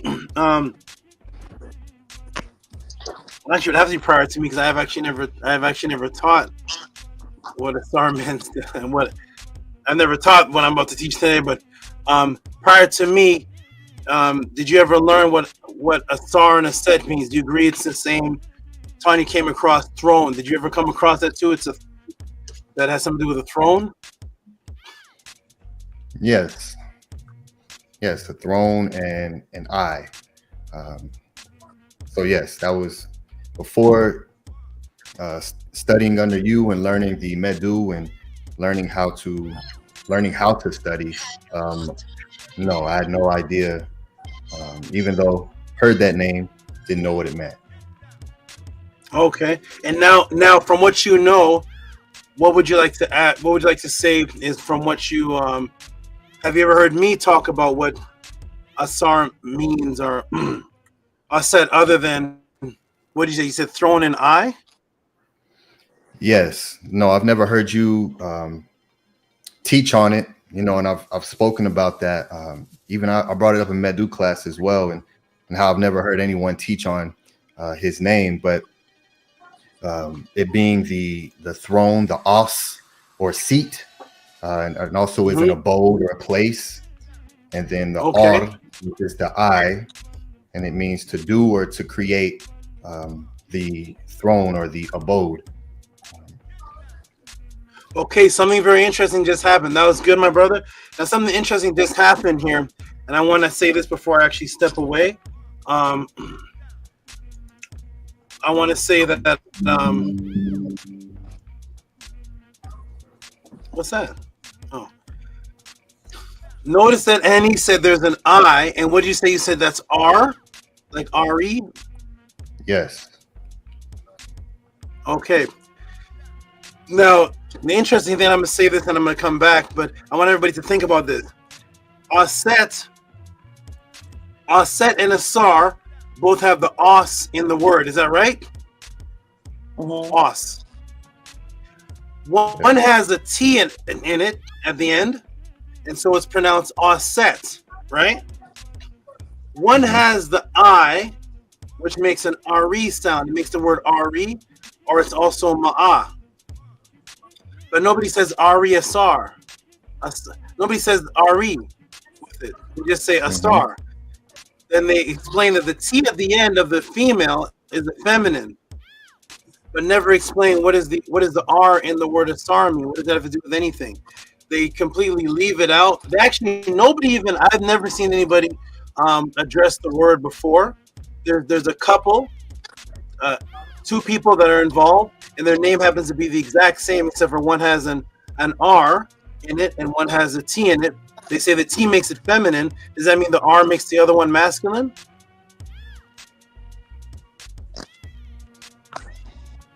Does the R make Auset? The T makes it feminine, so that means the R in ASAR makes that masculine? No, I haven't seen any grammatical explanation of the R being a masculine word. Okay, we're gonna get into it, everybody, and it's gonna surprise everybody, and we're gonna get into the answer. I'm gonna step back, and I just want to get into everybody's mind that imagine how silly to the world Kemet conscious community looks when you could walk up to somebody that you say, you're lost, you're a Christian, you're lost, you're a Muslim, you're into the monotheistic, you're into the Bible, and you ask them, who do you worship? Who is your top person? They say, Christ. And you say to them, what does Christ mean? They say, Christos, anointed, is Greek, anointed. And you walk up to the Muslim and say, who's your highest man? They say, Muhammad.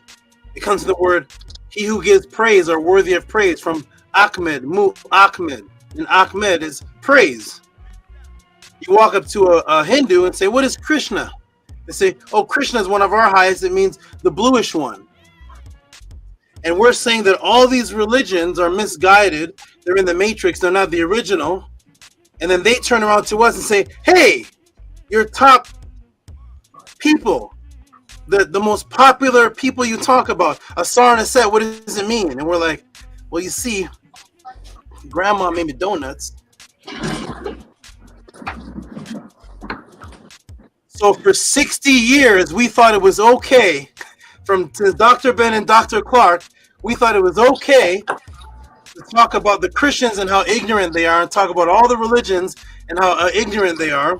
And we were walking around for 60 years thinking that it was acceptable to talk about the 2 highest the whole Purim HERU based on ASAR and AUSET, and nobody knows what the words mean. They just say it means throne. And I'm going to leave you with this. If AUSET means throne, right? If throne is a ruler, is that right?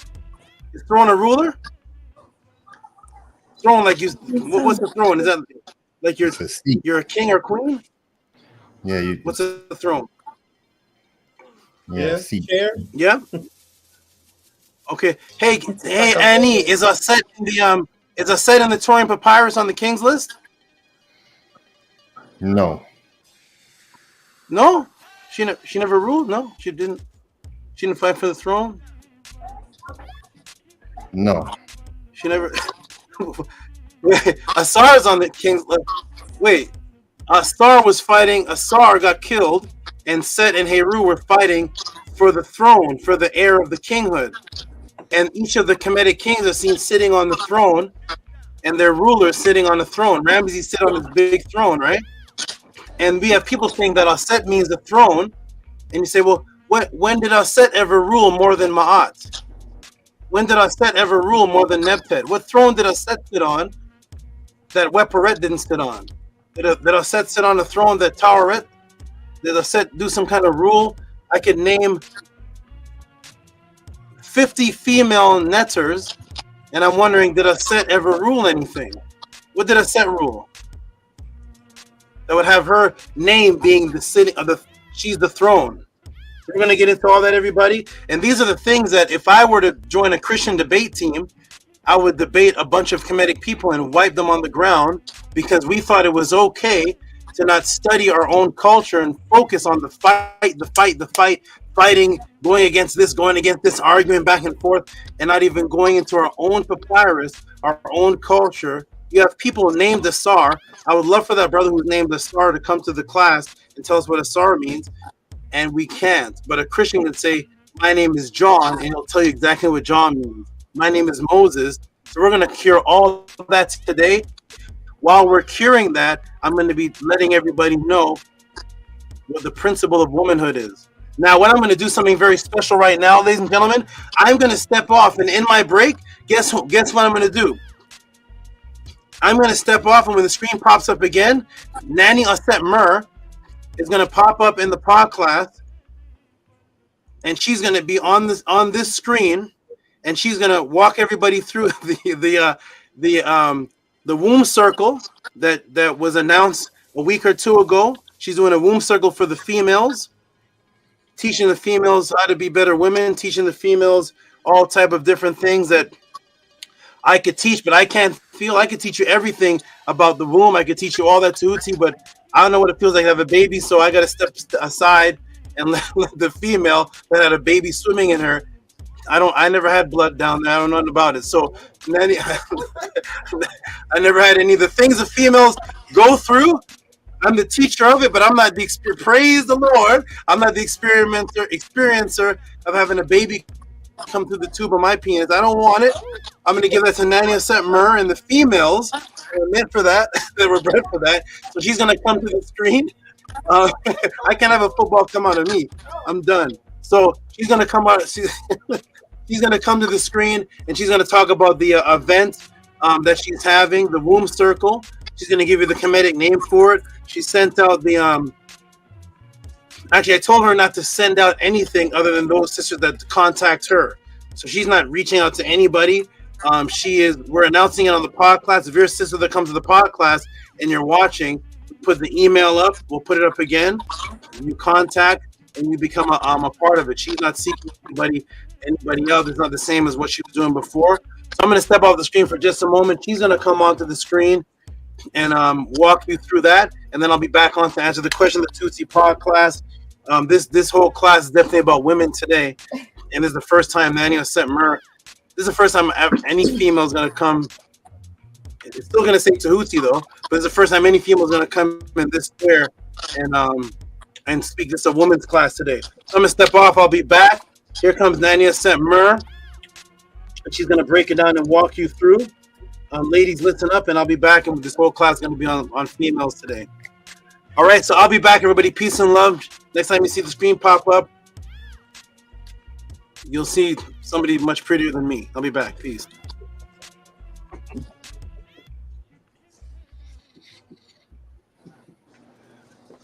All right, peace and love, Hotep Henu, everyone. Peace to Dashe's cat, Hotep. Peace, I'm just playing, bro. It's all good. Yes, peace, everyone. Make sure you all have hit the like button on the video and share this to your platforms. And the links to support the Great SABA is also in the chat. Let me pin them to the top so you all will always have it accessible there on the chat. So there it is, pinned to the very top. Utilize those links to ask your questions and to just give support. This is the only place where this exists. Sorry, Annie. Sorry for cutting in, Annie. I'm sorry for that because I won't be able to cut in again. I just need to check on something. Is Gabriela Lopez in the room? If you are Gabriela Lopez, it'd be great if you came to the panel. You asked me a question about a magical prediction that was made, and today today Nani Auset Mer is gonna answer that. The prediction that was made and everything. You asked me about it, and I kept it a secret. I said I'm not gonna talk about it. I didn't answer. I didn't even answer. So Nani Auset Mer is gonna come and she's gonna say it. It'd be good if you came to the panel. So I'm gonna step off now. And Primordial would be good at both of you because what she's gonna say. This whole class is about Gabriela Lopez and primordial thought. So she's gonna come and talk about her magical what she received for the both of you, and then I'm gonna come in and answer the question that's gonna be based on Gabriela Lopez. I'll be back, everybody. The next face you'll see will be Nani Auset Mer. Peace. Thank you, Scribe. Yes, thank you to us. Yeah, it's a beautiful thing. So Hotep Henu. Yeah, peace and love to Gabriela and Primordial Thought 9. Appreciate both of you for coming and doing what you all do, asking the powerful questions. So give HENU to them, and each of you who ask questions here in the pod class. It's what allows this to exist. It's how we are all at the levels that we are at this current time. It's because of asking questions. So make sure to utilize those links, send in your support, and share this. There's a lot of channels that get shared of misinformation and no information. So with what we have here, this definitely needs to be in the forefront of many people's ma'ats who truly want to learn about ma'at and learn about truth. So tuan HENU to everyone who does that. Give a HENU and shout out to Antu for running the social media here at the House of ATTON. She does an excellent job. And because of that, we definitely get a lot of eyes to be able to see the great SABA, the pod class, and House of ATTON. So yes, Hotep HENU. I'm looking forward to the great Nani Aset Mer and her introduction to the pod class here in the actual panel. So I'm excited about that.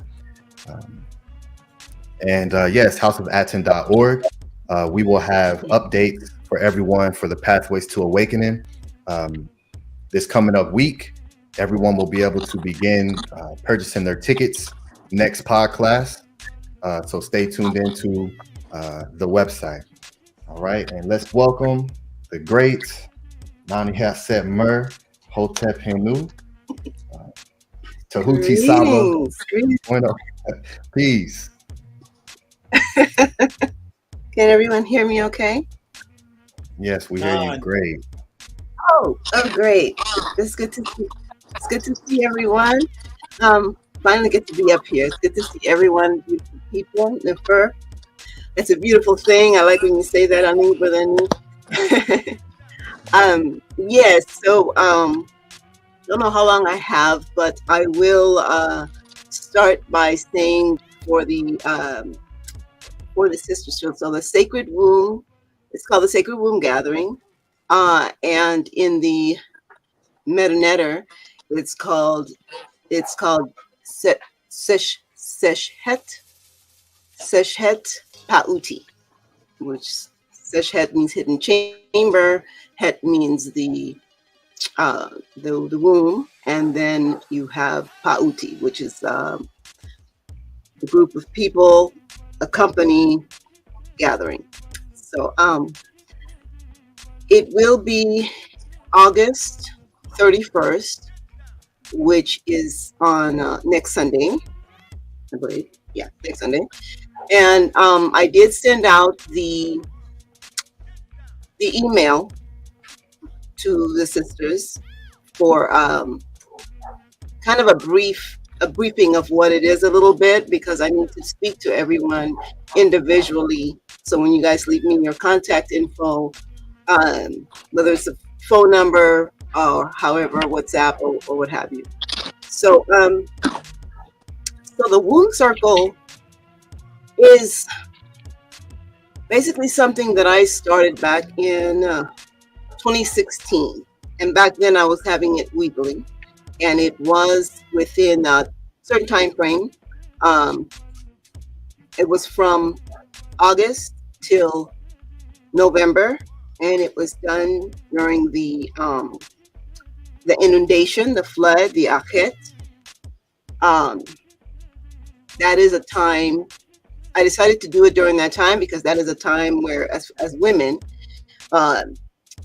it's the pouring of waters, right? It's the pouring, it's the flood. So just the symbolic of that, because whether we've had children or not, that is still it is our biological imperative to have families and to raise and to have children. And the process of it has a lot to do with flowing waters.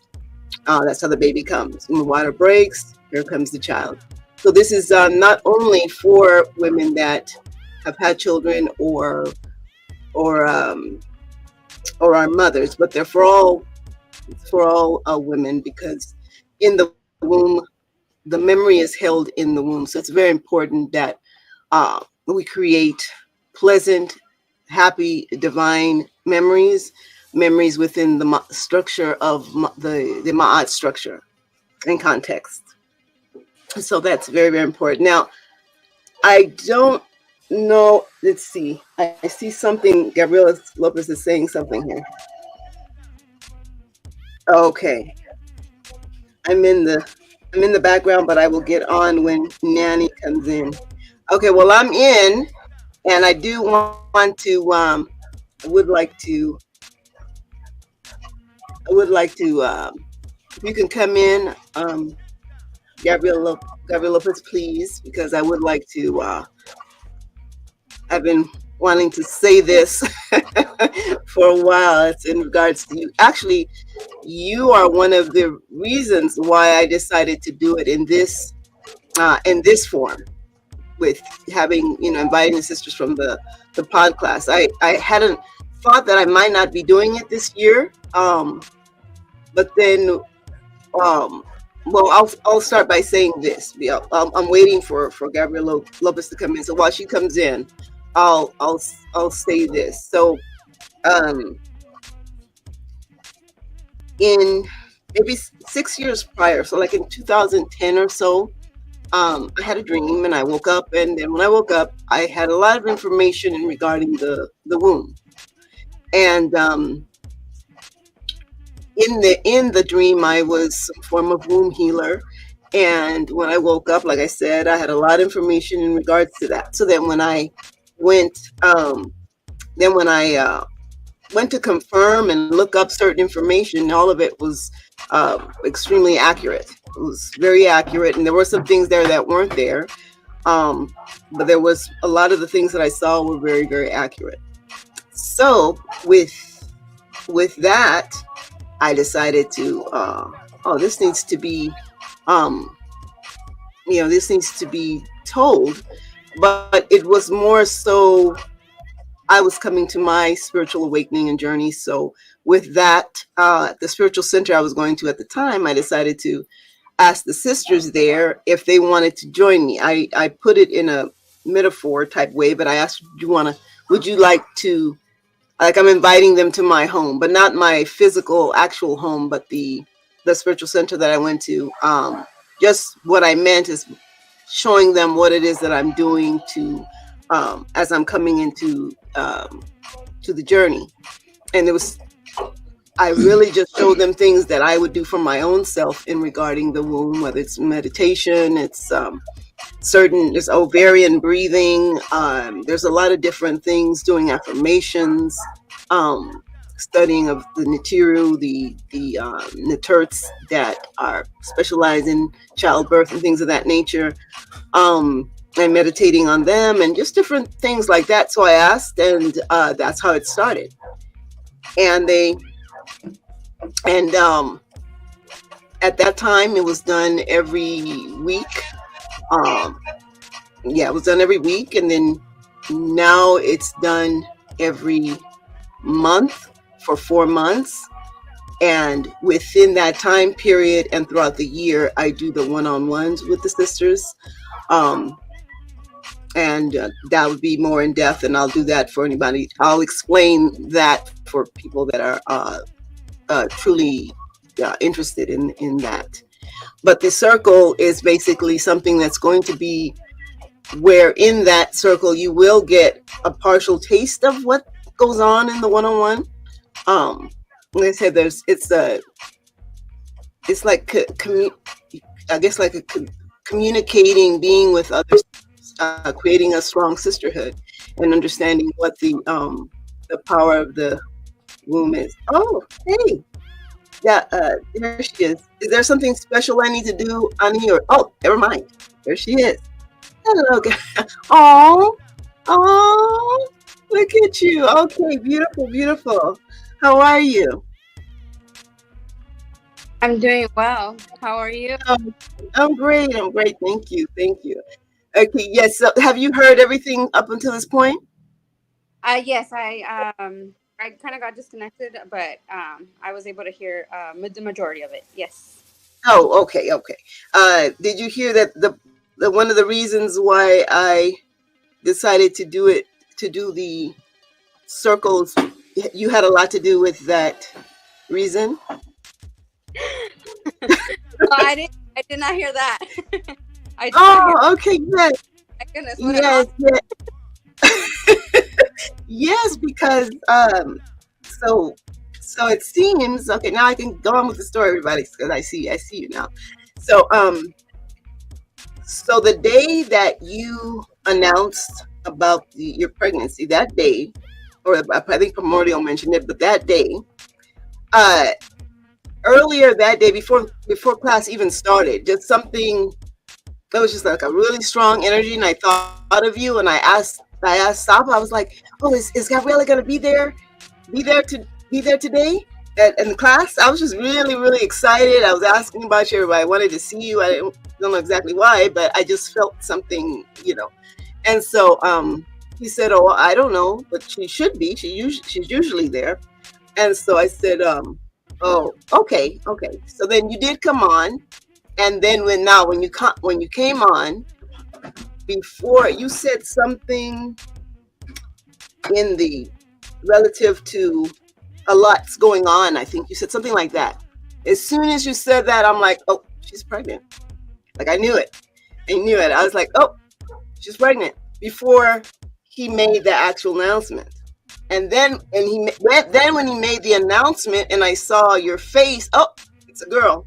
Because he said something about it's a boy, and I said, oh no, it's gonna be a girl. And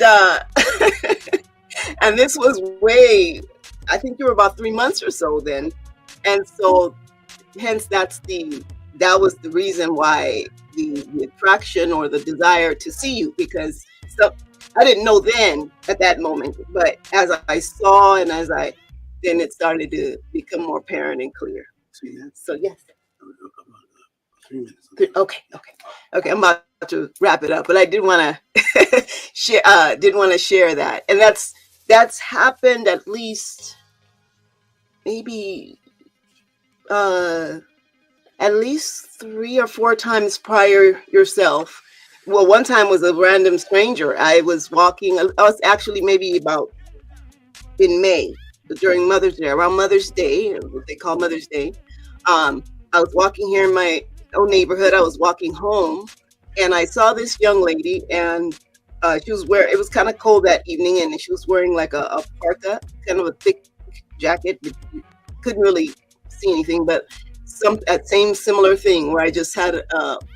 We kind of looked at each other, but I had a thought, oh, she's pregnant, and anybody else would look at her, probably wouldn't be able to tell, because it wasn't like a bump. She just had a big jacket. So we ended up in the same place, and when we ended up in the same place, she looks at me and she says, hi, just out of nowhere, just hi. I said, oh, hi. And then I had I did some vending for Mother's Day, so I had a bunch of items for that, and so I gave her I asked her, I said, can I give this to you? And then she said, oh yes, I'm pregnant, she says. And then so I was right. I said, oh wow, congratulations. How many months are you? So she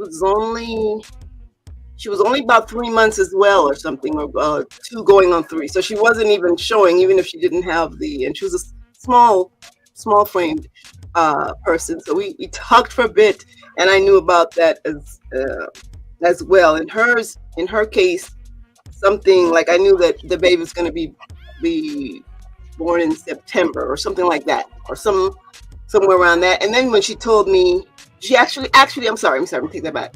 She was 4 months. But the September thing came on before she told me. But when I did the math, it would be September. So that's just something, I guess, just a beautiful spiritual inheritance that the ancestors gave me, and it's gotten stronger when I do these, when I do these circles. So I try to, in the one-on-ones, it becomes stronger. So I can continue with that. So wanted to make sure I tell you that, and I look forward to seeing you because you're here. Oh, what city are you in? I'm in Where? Lancaster. I didn't hear you. Oh, okay. So yeah. So I look forward to seeing you. It's going to be in Los Angeles, but look forward to seeing you there that day. Yes, I'm excited.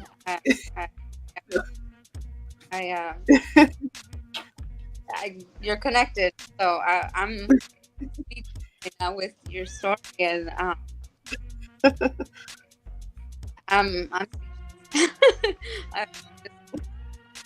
thank you. You're welcome. You're welcome. You're welcome. So just make sure I did send the email. So go ahead and read it through, and then there is where I'm asking for you guys' contact. Okay, and then we could talk a little bit more about things. Okay. And so I'm getting ready to get off and let SABA back on. But before I do, I just want to also say, brothers, I have not forgotten about you. I know we're doing this is specifically for women, but at the same time, just understand your connection to the womb is also very important, because that was your first room and board for the first 9 months of your life. That's where you were. That's your mother carried you, and you're surrounded by the woman. And when you come out as a man, you still want to be surrounded by women. So it's a beautiful, powerful thing. So so no worries.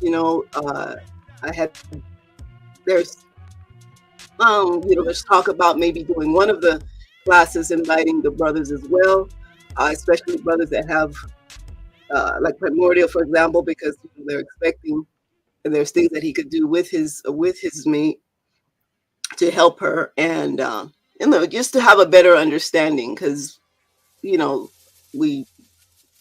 feel a man would probably feel disconnected, thinking, oh, because he doesn't have a womb, but you were in it for quite some time, and that in order to come. So there is a connection, or at least something you could relate to and have be more empathic with your mate or what have you.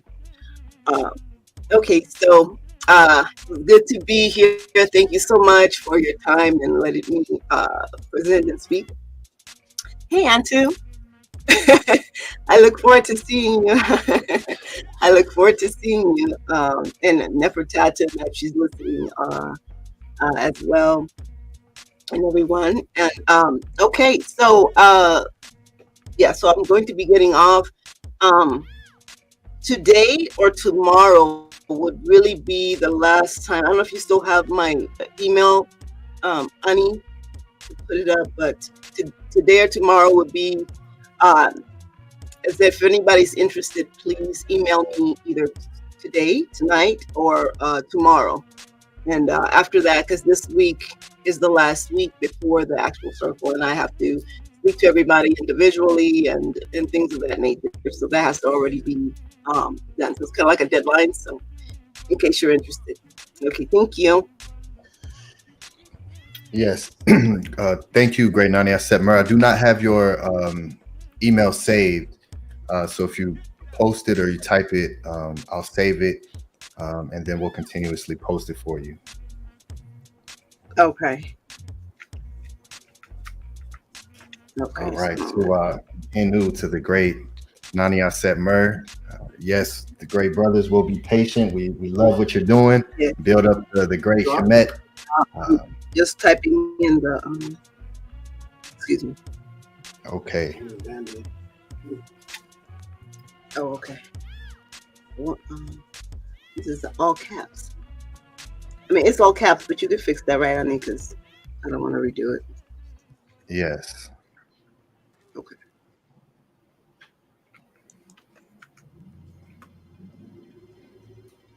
Okay.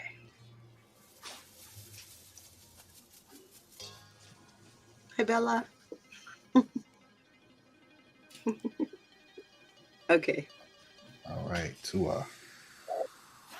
Okay. All right. Thank you. Peace, Thank you. everybody. You're welcome.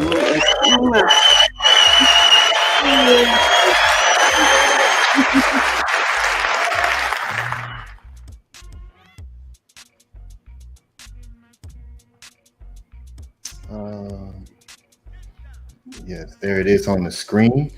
So all the great sisters, be sure to email the great Nani Auset Mur. Did you all hear the clap? Do y'all hear the sounds? Yeah, you hear them? Yeah. Okay, Tua. Yes, sir. And yes, the HEKAU really works. Tua, peace, Gabriela. Glad to see you. It's a lovely illumination that you have around you. So, Tua, for coming to the panel, letting us see you. Hope you're doing well and healthy and strong. Peace and love to you. Okay.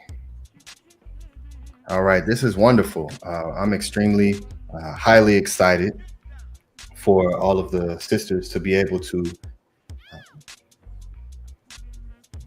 learn from the great Nani Auset Mur and to be able to see someone embodied within the great teachings. You know, one of the greatest things that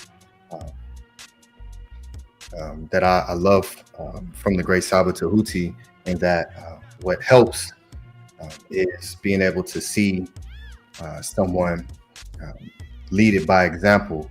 And so I'm very excited and happy that the sisters have someone that they can look at as a leading example of what the teachings create. So it's a beautiful thing. And so Dua Henu to Nani Auset Mur. And again, there's the link, or excuse me, the email. And we'll also post that throughout the class. So everyone reach out to her. She said that this is she gave a time span during the Auset season, which is powerful and beautiful. So utilize this while it's here. So it's a beautiful thing. And yes, we'll go around the panel and let everyone speak before the great Saba comes in. Not sure when he'll pop in, but we'll let as many people as we can speak. And let everyone hear your Eve. So peace and love. And we'll start with you, great. Well, let's start with Gabriela. She hasn't been on the panel for a while. So let's start with you, Gabriela. Let's hear you. And then we'll go back to Anu and Antu. Hotep, can I be heard? Yes, we can hear you. Great.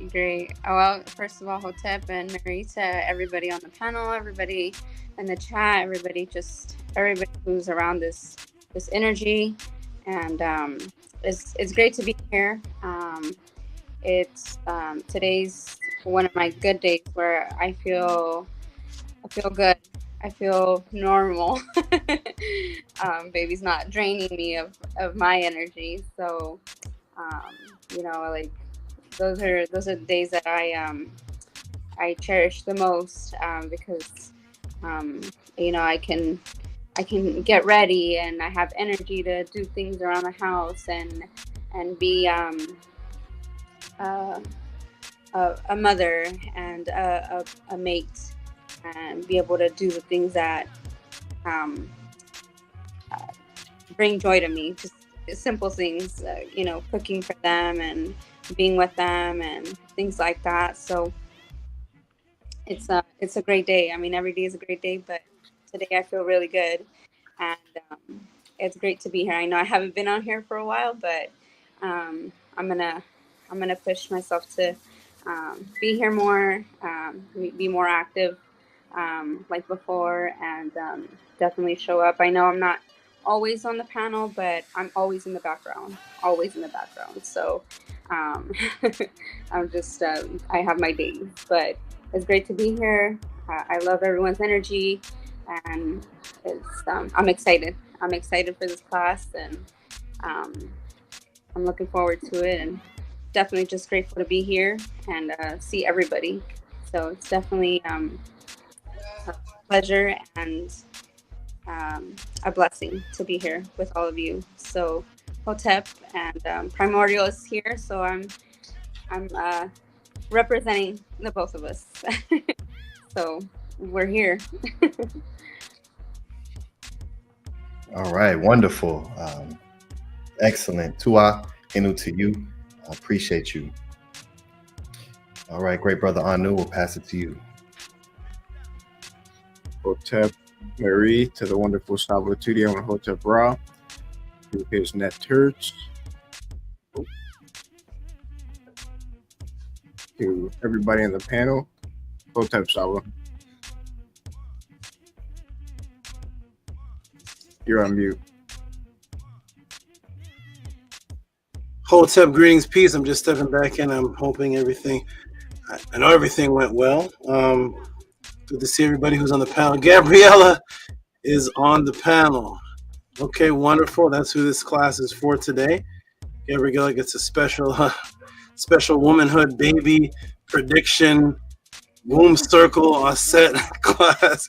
I don't know what Gabriela has jumped into the forefront as a class dedicated to her, primordial, and echoing to all the sisters in the room. So I know she's happy. You got do you have a purple room? Is that a purple room? Where's primordial? Primordial, that's what you. That's what you sleep in a purple room too. Whoa! Hold on. No, it's a blue light, but I have another light on, so I think those two mesh together, make it look purple, but it's really blue. There's Nook for Nook. His room looks like that too. You guys, this is awesome. Purple, bluish rooms, awesome. Very relaxing. Gabriela, I know you're feeling great. You're about to get a beautiful blessing today. You're gonna enjoy it, love it, and we're gonna get right into it. Anu, Savior, beautiful. I know all you're gonna do is get on and give beautiful praise and do what you always do. You're going to save that for the next break. I'm going to get into it. It's already 5:40 p.m. We're going to get into the next into the answer. You all stay right on the screen. I'm going to put the answer. Rob. Oh, who came off? Somebody bopped off the screen. I said stay on the screen, and somebody comes off the screen. I don't know who that was because I didn't look before. I just saw the screen move. Rob Lowe said, "How do I chime in?" Rob Lowe, which is Atum, I believe. Atum, you can chime in by. Attune, there it is. Attune in. How can I attune in? Okay, you can attune in. Send your. I'm not sure if you're a supporter or whatnot. If you just come to the class, send some support.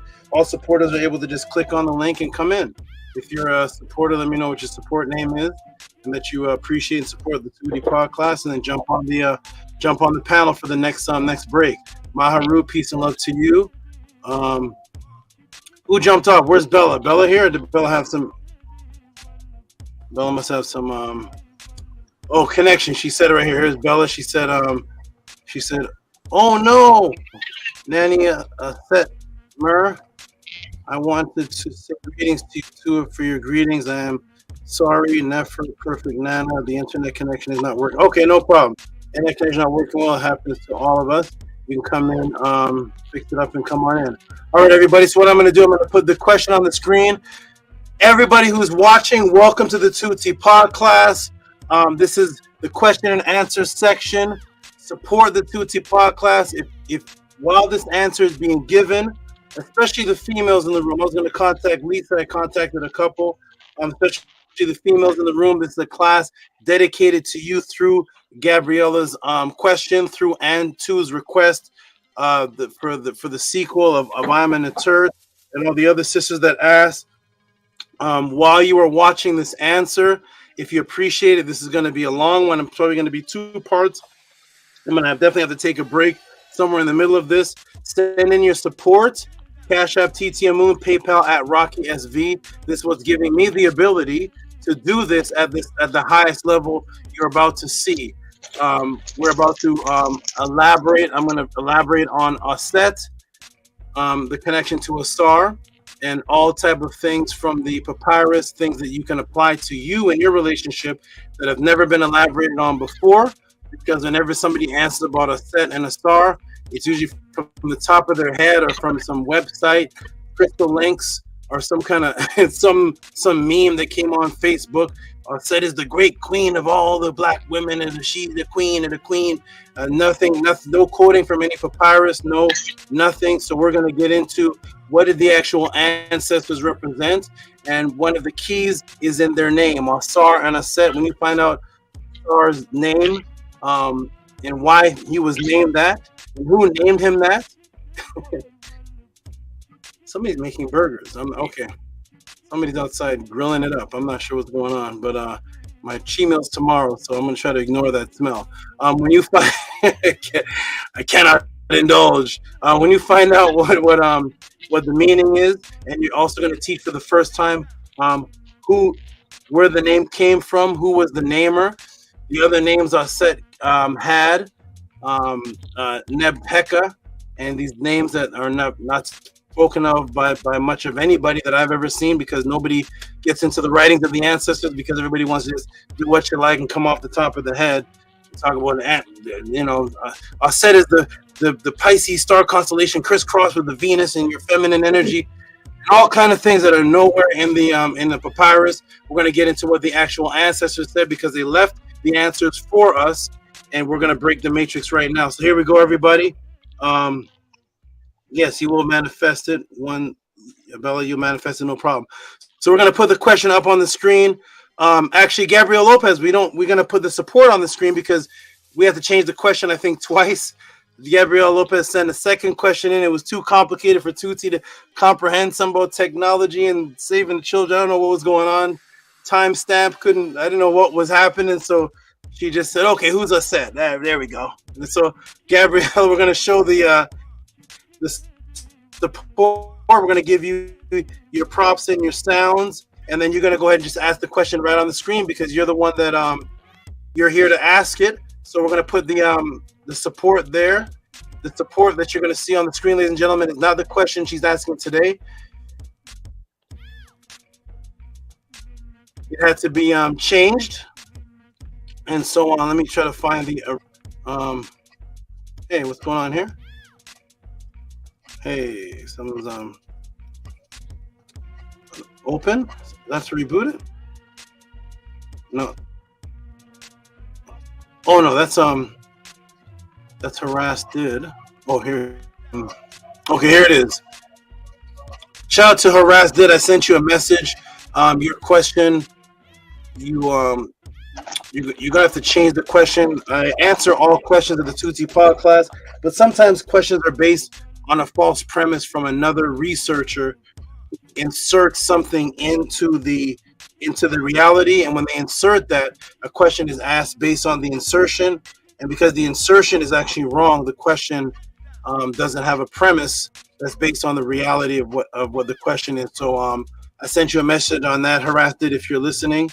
It was about Quicksilver and the alchemy, and the person who wrote that book made a mistake by calling what the Kemetans were doing Quicksilver, when Quicksilver is actually Mercury, and what the Kemetans didn't have to do with Mercury, so it wasn't Quicksilver. And anyways, shout out to you, Harassed it, for your great support. If you're listening, definitely check your messages.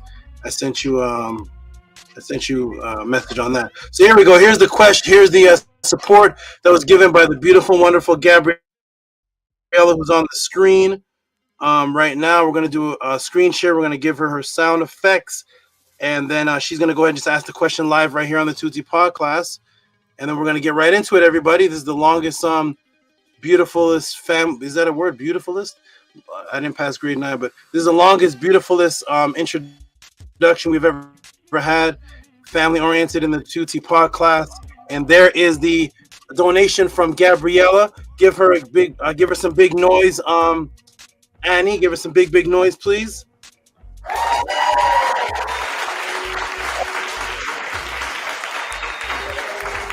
Wonderful. Well, so this is actually good because it says the question's in the Gmail. So actually, the question that was changed not even on here. So the question in the Gmail. So we're going to take that off. And Gabriela, go ahead and tell the class, ask the question here live, and we're going to get right into it. You can go ahead. Gabriela, is Primordial Thought in the background listening? Yes, he is. Okay, shout out to you, Primordial Thought. Peace and love to you. I had a dream about your Ren last night, so you're gonna have a good Ren. All right. So Gabriela, go ahead and ask the question, everybody, for everybody to hear. My question was, I wanted to know who Auset is and what her role in Kemet was, and just who is she? What's her story? That was my question. Okay, good. We've all heard about Auset. Let's get into the Tehuti answer. Okay, everybody. Thank you, Gabriela, for asking that. You all jump into the chat. Peace and love, Annie Pata. Subscribe. Peace and love, Anu, Antu. Peace and love, Gabriela, Purple Lady. Peace and love, Tanya, 23, having the greatest experience. You all jump into the room. Peace and love, Ox Effect, the relaxed one. Jump in the room. We're gonna get into this Tutsi pod class answer, everybody. Peace and love. I love your I like your background, Tanya. Nice background there. Nice wall. You got a lot of stuff going on the wall. Oh, you're on mute. You're on mute. Hey, kick me off, Saba. I can't figure out how to get off of here on my phone. Okay. We're gonna kick her. The first person that asked to be requested to be kicked off the panel. I'm gonna put you in the chat. Here we go. Okay, solo layout. Yes. Remove from the stage. There we go. Good. Okay. Boom. And then I gotta take her out the back room too. No, I don't want to ban her. I want to Okay. Boom. All right, everybody. Put her back in the chat. Everybody, get ready. Press A9 if you can hear me. We are about to get into this question. Everybody, let me go ahead and put it on the screen. It is actually the flyer is our several topics that's going to be covered today for the first time in history on the Tutsi pod class. Let's put it on the screen right here. And it is, who is Auset Isis? Message to all the females who study Ma'at, consciousness, Kemet. Message to all in a quote-unquote conscious Kemet Ma'at relationship. We have echoed females, echoed netters. Support the Tutsi pod class with live questions and just reciprocity for what it is that you're seeing. I know there's going to be some big support today for these questions answered all in one. Welcome everybody to the Tutsi pod class plus a 9 if you can hear me. For the class today, I brought the Cobra, Randunet, and this happened right before I came back on. Right before I came back onto the pod class, I was washing her up. She didn't mean to bite me or anything. I was actually washing her and doing something with her head area. And because her teeth are so long, they kind of stick out of her mouth. So the tooth just caught me. Luckily, it wasn't the wrong tooth. We don't want the... Luckily, it wasn't the tooth that did damage. That's not that tooth, but one of the regular teeth caught me. And so I was bleeding right before I came back on here while Nani Setmer was giving her message. I was in the background bleeding. That's probably my voice you heard in the background. And she bandaged me up, hydrogen peroxide me up. And what a beautiful thing to get tooth snagged by a cobra right before I teach on Auset, the goddess of the cobra. So this is Rennernet Auset. She represents Auset. And this is her right here. She is the cobra, female cobra of the pod class, Tutsi pod class. And on my head, on my head is Saket, which is the spider, the animal attribute of Auset that nobody, to my knowledge, has ever taught about. Auset and her spider attributes, and this represents Saket. Saket is the oldest word on the planet for the afterlife realm, or what people call the heavens. It is also the oldest spiritual word on this entire planet for memory and immortal memory. It is the Saket. And it is what birthed the quantum string theory, which is why they use Neith.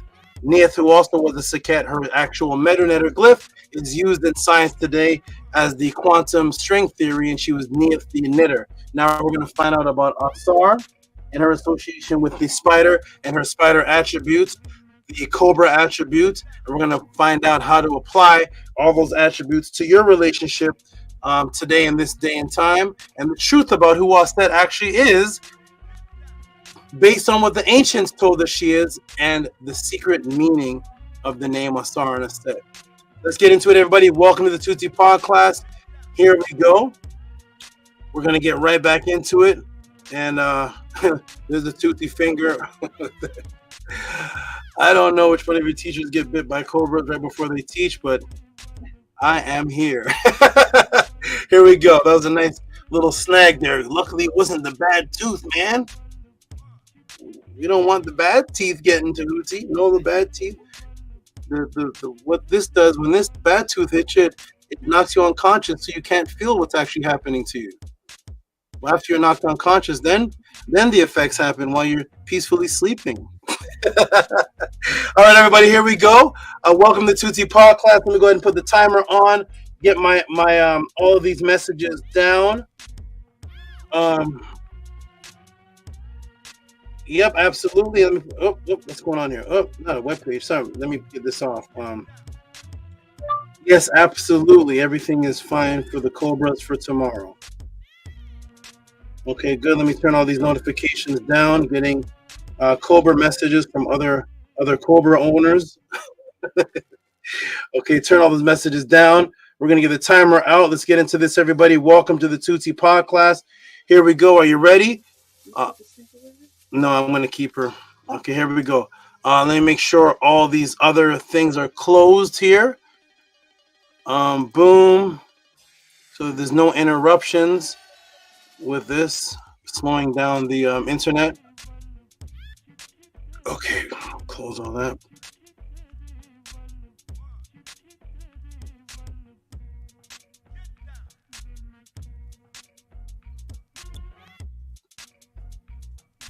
Close. Close.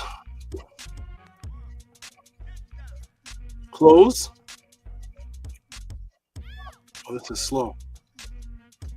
Close. I'm closing down all the windows. It says not responding. Okay. Give me a moment, everybody. Hold on. These windows close so they don't slow down the internet connection. Okay. Close. Two more to close. 1 and 2. And we are on. It's still loading up. Okay, good. Good to have the slowdown here as opposed to having it in the middle of the answer. So let's go ahead and this will load up slowly. Okay, good. Everything is on the screen and we are ready to go. Boom. Okay, here we go, everybody. Boom. Tiny Experience says, wow, praise SAQQAR. Yes. SAQQAR. The original SAQQARs were the assisters of Auset. They were her original helpers, the SAQQARs. That's another class, though. All right, everybody. Boom. Everybody pressing the Angela straight out the gates is here. Lisa's here. Where's everybody? Where's Boots? Where's everybody? I'm sure you can all hear me. Maharu's here. Here we go, everybody. Welcome to Tehuti Pod class. I'm going to put it on screen and we're going to get into this answer right now. Beautiful class right now for the first time in history. Here we go. Are you ready? Boom, there's the screen. If you can see the screen, sharing and hear me, press a 9 one more time while I take this last sip of water. And I answer this question one-handed because my other hand is full of Cobra. Let me go ahead and check the room and let's get into it. Shout out to all the beautiful students and those who strive for immortality and peace and prosperity within their life.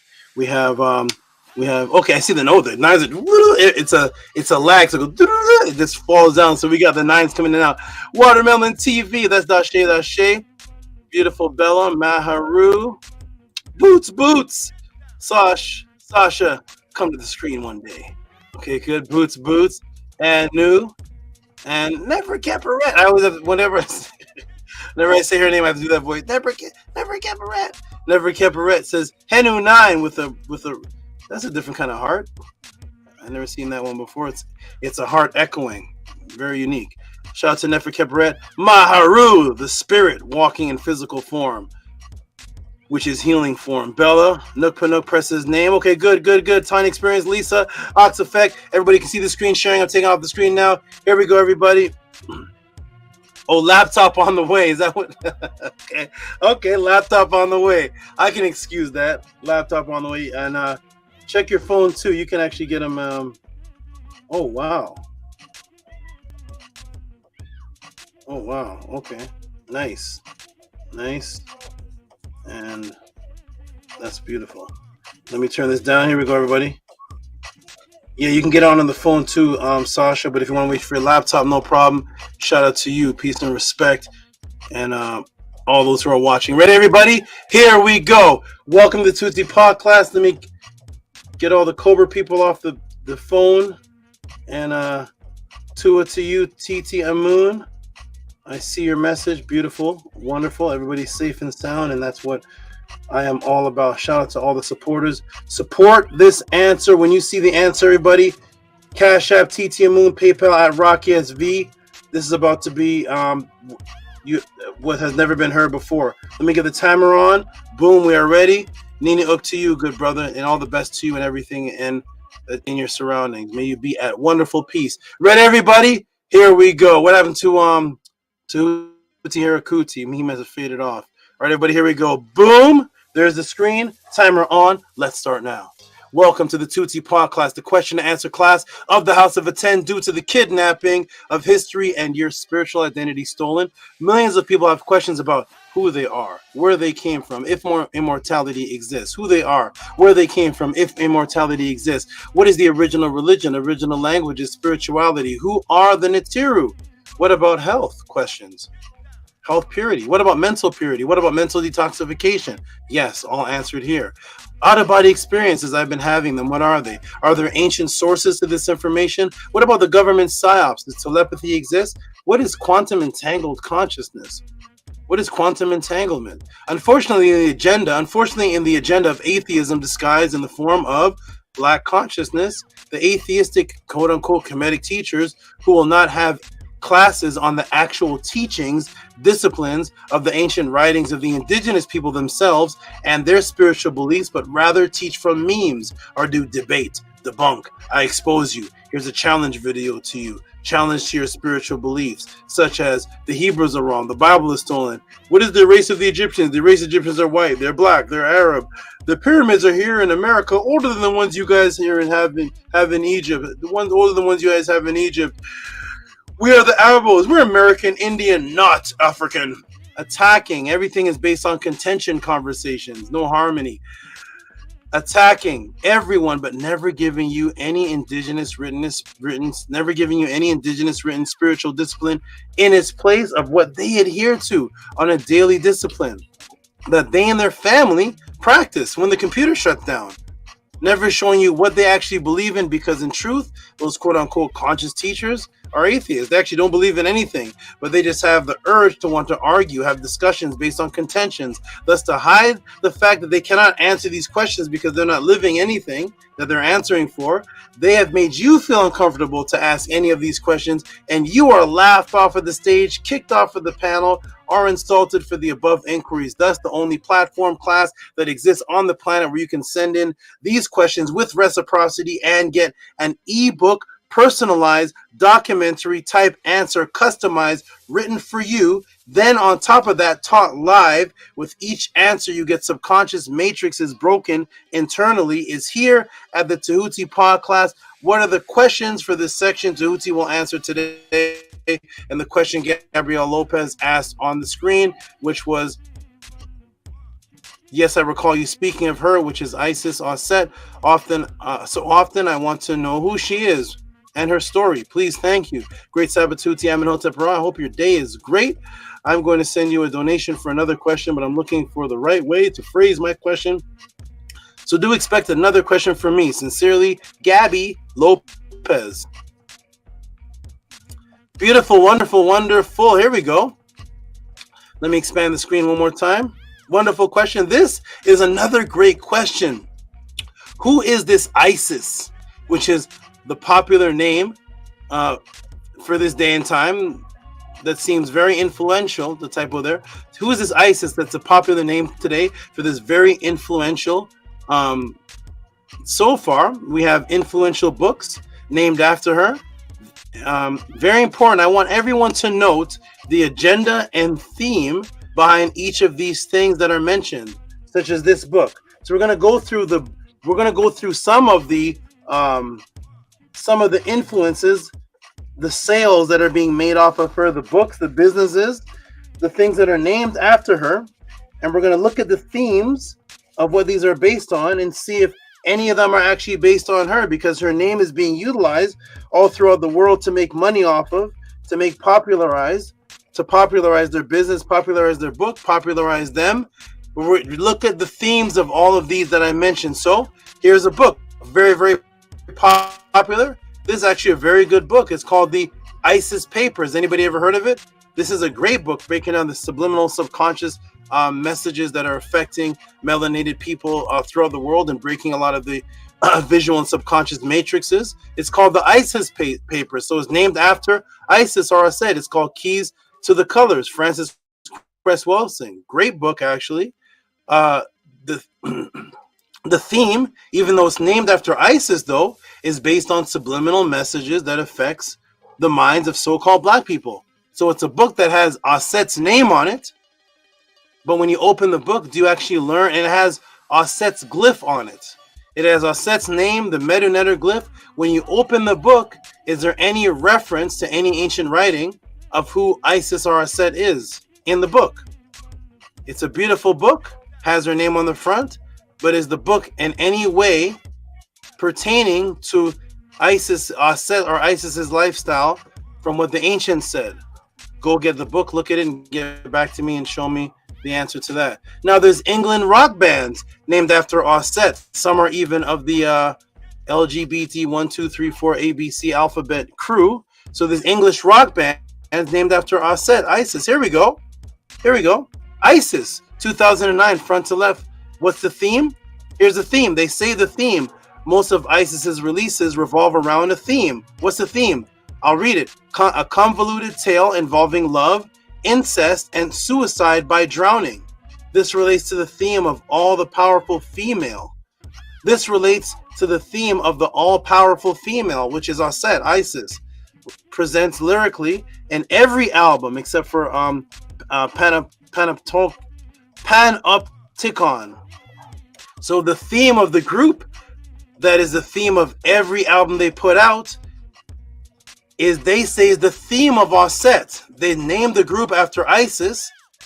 They're making millions of dollars, and they say her theme is based on love, incest, and suicide by drowning. Where do they teach that? Where do they refer to that in the Medu? Where do they refer to the ancestors?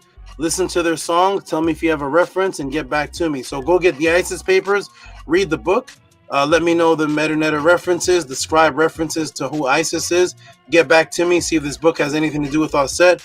Listen, go buy every album of Isis. Their theme is suicide by drowning and love and incest. Go and tell me what papyruses they refer to, because these people are making thousands, hundreds of thousands, and millions and off of Isis's name. So let's see if they're actually representing her. Suicide by drowning. Does this have to do with what Auset Isis represented? All the way to London Equity Partner Companies named after her. Was Auset doing equity business along the Nile? This is Isis Equity Partners. Daniel Smith, Isis Equity Partners. Do they teach about the Medu-Neter? Do they give you any reference to Auset while they're doing equity and trades and asset sharing and whatever it is that they do? Are they referring back to the scribes? Or again, are they making hundreds of thousands and millions like this group, thousands like this book, just using Isis's name, Auset's name, and not teaching about, no reference to what she said about herself, no reference to what the scribe said? London Equity, Isis is making millions of dollars. Guess what is Africa's top model agency called? Here's Africa's top model agency. Here we go. Africa's top most modeling agency, Isis, promoting what? Burberry Beauty. Burberry Beauty. There you go. That's what Isis would. That's what Auset would do if she's here. She'd be sporting Burberry, right? That represents Auset. Burberry and other and Prada whatever else these models are wearing, because that's what Auset would do. If she was in this day and time, she would definitely be supporting Burberry. She would definitely be, Isis would have a Gucci bag, a Gucci purse, and wear Versace and Prada. That's what Auset would do, right? Because this model agency is named after her. These women here are beautiful. I wonder if I could quiz them. I wonder if I could quiz these sisters and ask them to tell me you're part of ISIS's models, making hundreds of thousands of dollars. This company, could you, sister here, right here, sister number one, go tell me about Auset. Give me a reference. How about you, Burberry Beauty? Talk to me about Auset. How about this beautiful sister here? Go ahead and tell me about Auset. Or again, is the name just being utilized to make millions or hundreds of thousands of dollars, just taking her name and not giving her any tribute of who she is? That's what's happening here? Is that what's happening here? It seems so, unless you all can go to any one of those people and give me a reference to Auset. Let's keep going down. Here we go. Let's see how else Auset is affecting the world of today. Don't go back to the past. You're living in the past, Tehuti. All those ancient people, and these companies making millions. Auset influences all the way to even Hong Kong, China. Hong Kong, China modeling agency. ISIS modeling management in Hong Kong, China is named ISIS. What do the Chinese have to do with Auset? Let me ask Feng Shuang Wei if he can break down to me. Lei Feng Young, go ahead and open up the Perm Heru, open up the coffin text. Tell me what the principles of ISIS are, and let me know what Wei Feng Young Meng teaches us about ISIS. Or again, is Auset's name being utilized across the entire planet to make millions? But when you talk about Auset or say you want to echo Auset, you're living in the past. Oh, you go back to the old ways, the old ways. But the companies can make millions by not teaching about her, stealing her name. And people today want to utilize her as an echo of how to live. Those are the olden days. This is 2024. Here we go, everybody. Was ISIS Auset a model? That's what ISIS was? All the way to so-called terrorist groups. Was ISIS about death, destruction, and murder, terrorizing? Terrorist groups can use her name. Huh? ISIS expands in Africa and takes the city of Mozambique. Model books about black psychology, rock bands, LGBTQ 518889250 can use her.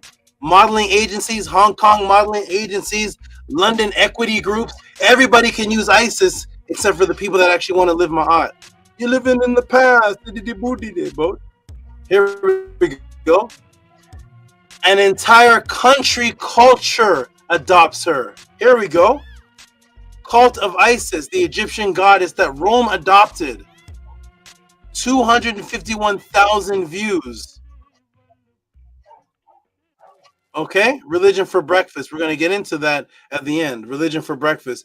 Here we are. A whole country adopts Auset, the Egyptian goddess that Rome adopted. Goddess Isis in Egypt. Seems to be very influential. Top magazines. And here's where it gets very interesting right here. Here's where it gets very interesting. Here we go. There you are, young lady. Okay. There you are, looking nice and seductive. Do you know anything about, can you come to the podcast, teach us about Auset? You're about ISIS Mag. What does it say here? Look what's here. You see what's here? This is images from the Kemetic walls. It's a little blurry right here, but this is images of people that follow Ma'at 5,000 years ago. So they can use it to promote. This magazine's been out since the 1800s. They can use the images from the Kemetic walls to promote a magazine that doesn't teach anything about Auset.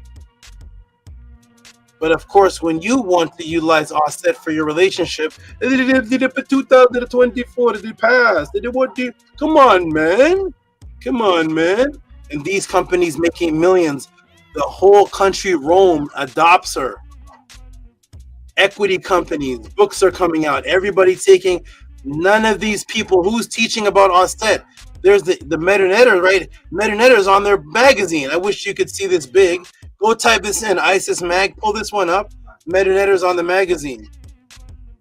This young lady here, very seductive. Isis creation. Can you tell us right now about Isis? No? Anything about her? No? Here we go.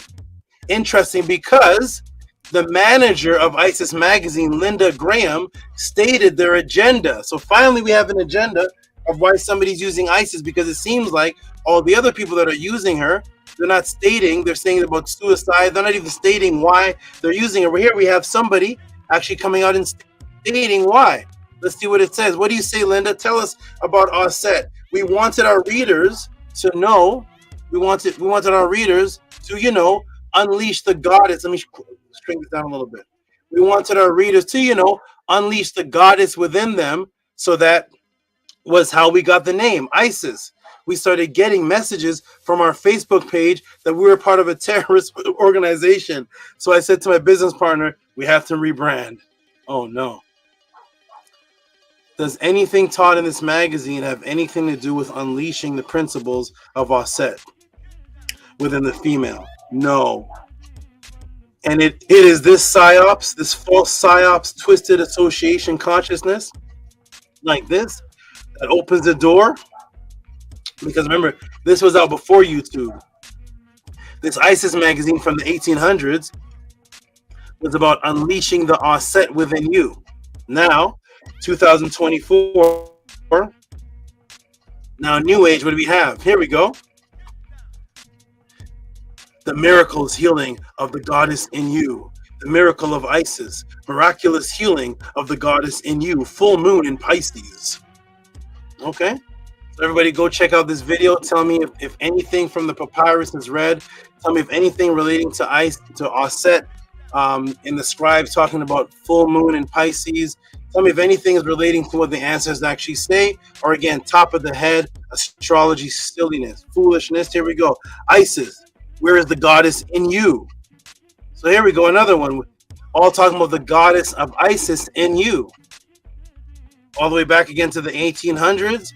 Isis, the Egyptian deity Isis, under many names, appears as the principle of natural fecundity, fertility, fruitfulness amongst nearly all the religions of the ancient world. She was also known as the goddess with 10,000 appellations and was metamorphosized by Christianity into the Virgin Mary. For Isis, although she would give birth to all living things, chief amongst them the sun, still remained a virgin, according to legendary accounts. Manly P. Hall. That's going back to the early 1900s. Okay? Isis. Okay. Did opening the Isis, the Auset within you, have anything to do with the full moon in astrology of Pisces? According to the ancient scribes who used the account of Auset, it states here that Auset gave birth to all living things, including the sun, was still remained a virgin, according to the legendary accounts. Do you see any Kemetic legendary accounts cited here? No. And thus the worldwide psyops of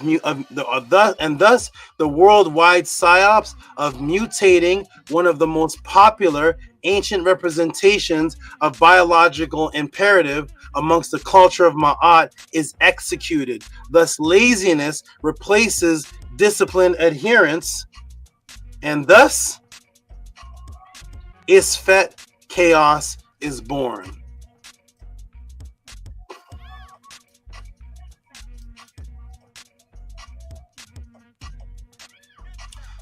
So who is this Isis? Auset? Well, when you look up the word, here's what you see. Here's what you see when you look up Isis in the etymological dictionary. Let's see what the first thing that pops up. Okay. Egyptian goddess, from Greek Isis, from Egyptian Hest, female deity identified by the Greeks with Io. She is distinguished in visual representations by the solar disk and cow horns on her head. Okay.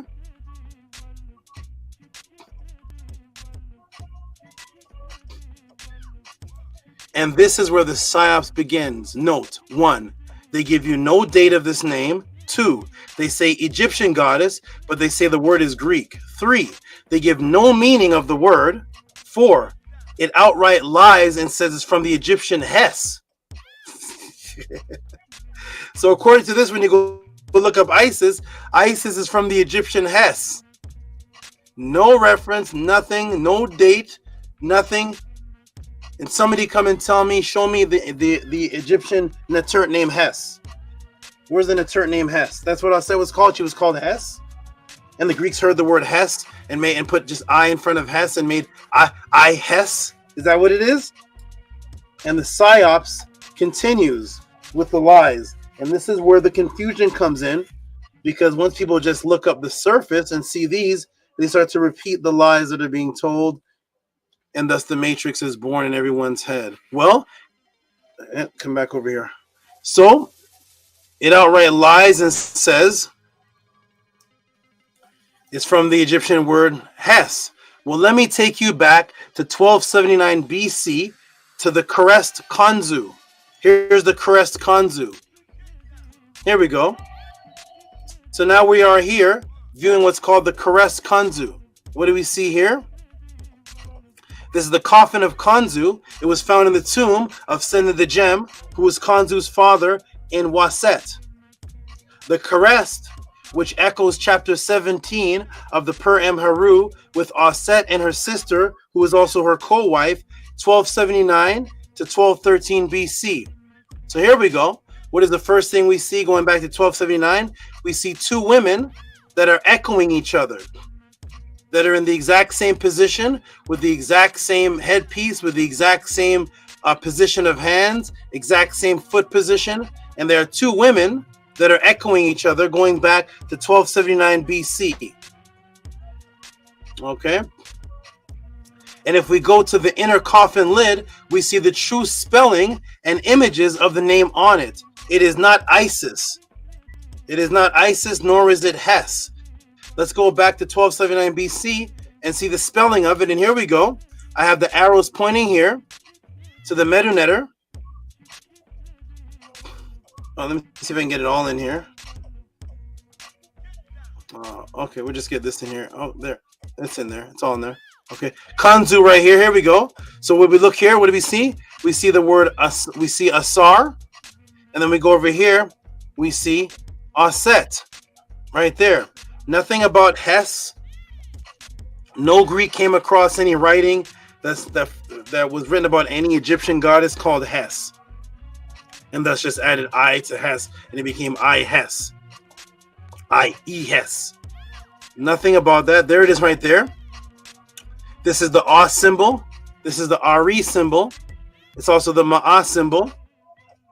This is the Aus word Aus, and this is the Te right there. AUSAR and Auset right there. Nothing about Hes. And there's Khonsu going back to 1279 BC. So that's right in the dictionary. The psyops of the lie begins. All right, we see two words that look almost identical. And here's where it becomes very, very interesting and very important here. Here they are. Here's the two words. I blew them up for you. We see Auset, or east, and we see AUSAR right here. There we go. Two words that are identical. Nothing about Hes. Now we see the image of Auset directly behind AUSAR. Okay? And this begins the whole theme, the real theme, not suicide by drowning, not anything that the rock band ISIS was talking about, but this begins the real theme and purpose and biological imperative of what Auset is, as opposed to Isis, which Auset is inseparable, is an inseparable echo of her man, God. Auset is the inseparable echo of her man God, whose purpose is strictly that of biological imperative and the promotion of immortality. She is the embodiment of the complete support and resurrection of her echo AUSAR and protective motherhood of his and her progeny son HERU. In other words, there is no story of what Auset is without AUSAR and HERU, which should be the echo of all females in Ma'at. Now, this reference was 1279 BC, but I will take you back to the oldest written reference of Auset pertaining to this embodiment, while simultaneously taking you back to the oldest recorded reference to immortality on this entire planet Earth. And guess what the oldest writing of immortality, of spirituality, was on the entire planet called? What is the oldest writing of immortality, out-of-body immortality, on this entire planet called? What is it called? Here it is right here. This is it. These are the writings right here. Let me shrink it down a little bit. They call this the SAQQAR pyramid. 2700 BC. What is the oldest writing called? It was called Unas Nefer Auset. Unas Nefer Auset is the name of the oldest writing of spirituality, immortality on this entire planet Earth. Was called the Unas Nefer Auset. No Muslim, no Christian, no Hindu, no anybody can take you, all the people that claim that God created humans on the planet Earth and gave them education first, if you ask them, will take us to the oldest spiritual writing, because God didn't give spirituality to the monkeys. He didn't give spirituality to the tiger, right? He didn't give spirituality to the chimpanzee. He didn't give spirituality to the eagle. He, according to you, he gave language and spirituality to beings that were in his image and his likeness. But what is the oldest recorded evidence of us having spirituality and immortality, which could only have been taught by your God, because other animals don't seem to be interested in this? And that is a structure named after Auset.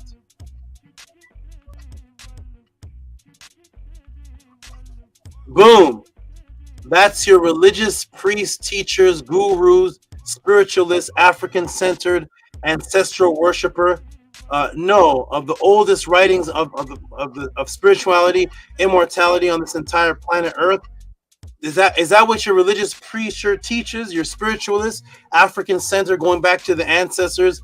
Does he teach that the oldest spiritual writings on Earth go back to a structure named after Auset? On this entire Earth was named after Auset? No. No one you know, other than those that come to the Tehuti pod class, knew that, but everyone knows the word Bible, Quran, etc. And that is the psyops, the oldest spiritual writing, the legend of immortality on this entire planet Earth was named after the female Auset.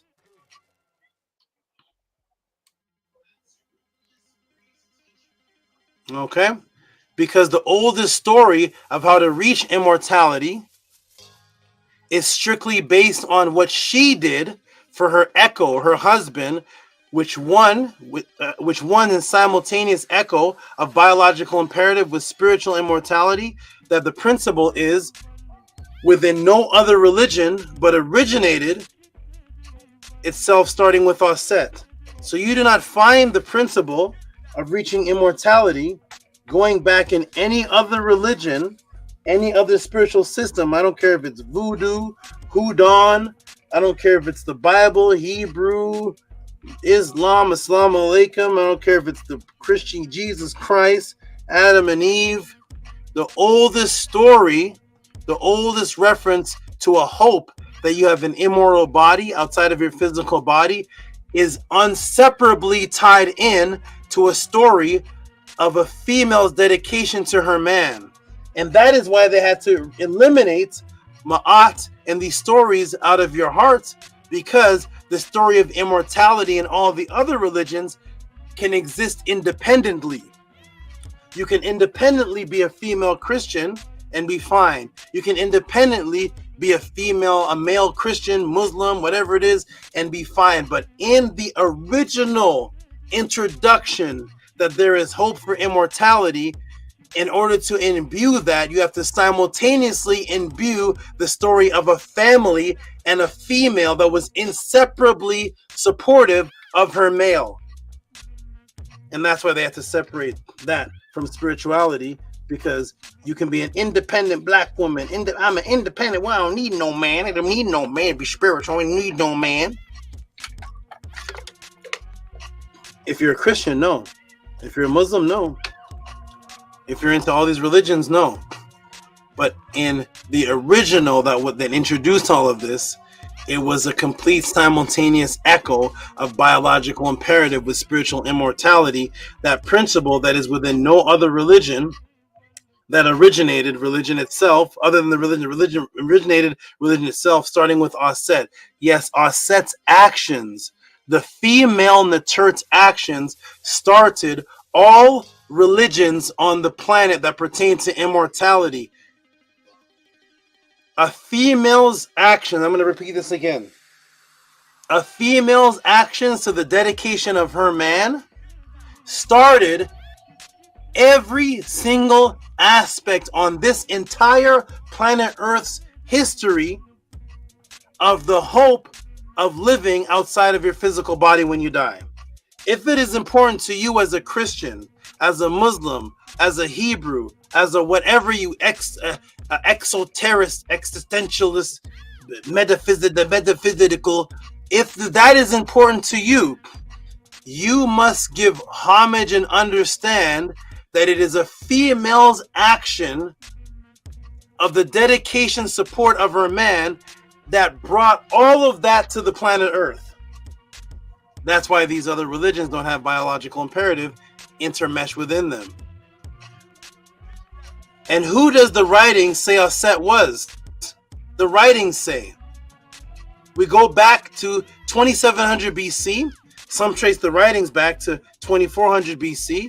It's in the almost 3000 BC's utterance in the Unas, Nefer Auset, utterance 219. What did the ancients say Auset was? Auset, your brother is here, Osiris, who you have preserved alive. He lives. He lives. This Unas lives. He is not dead. This Unas is not dead. He is not gone down.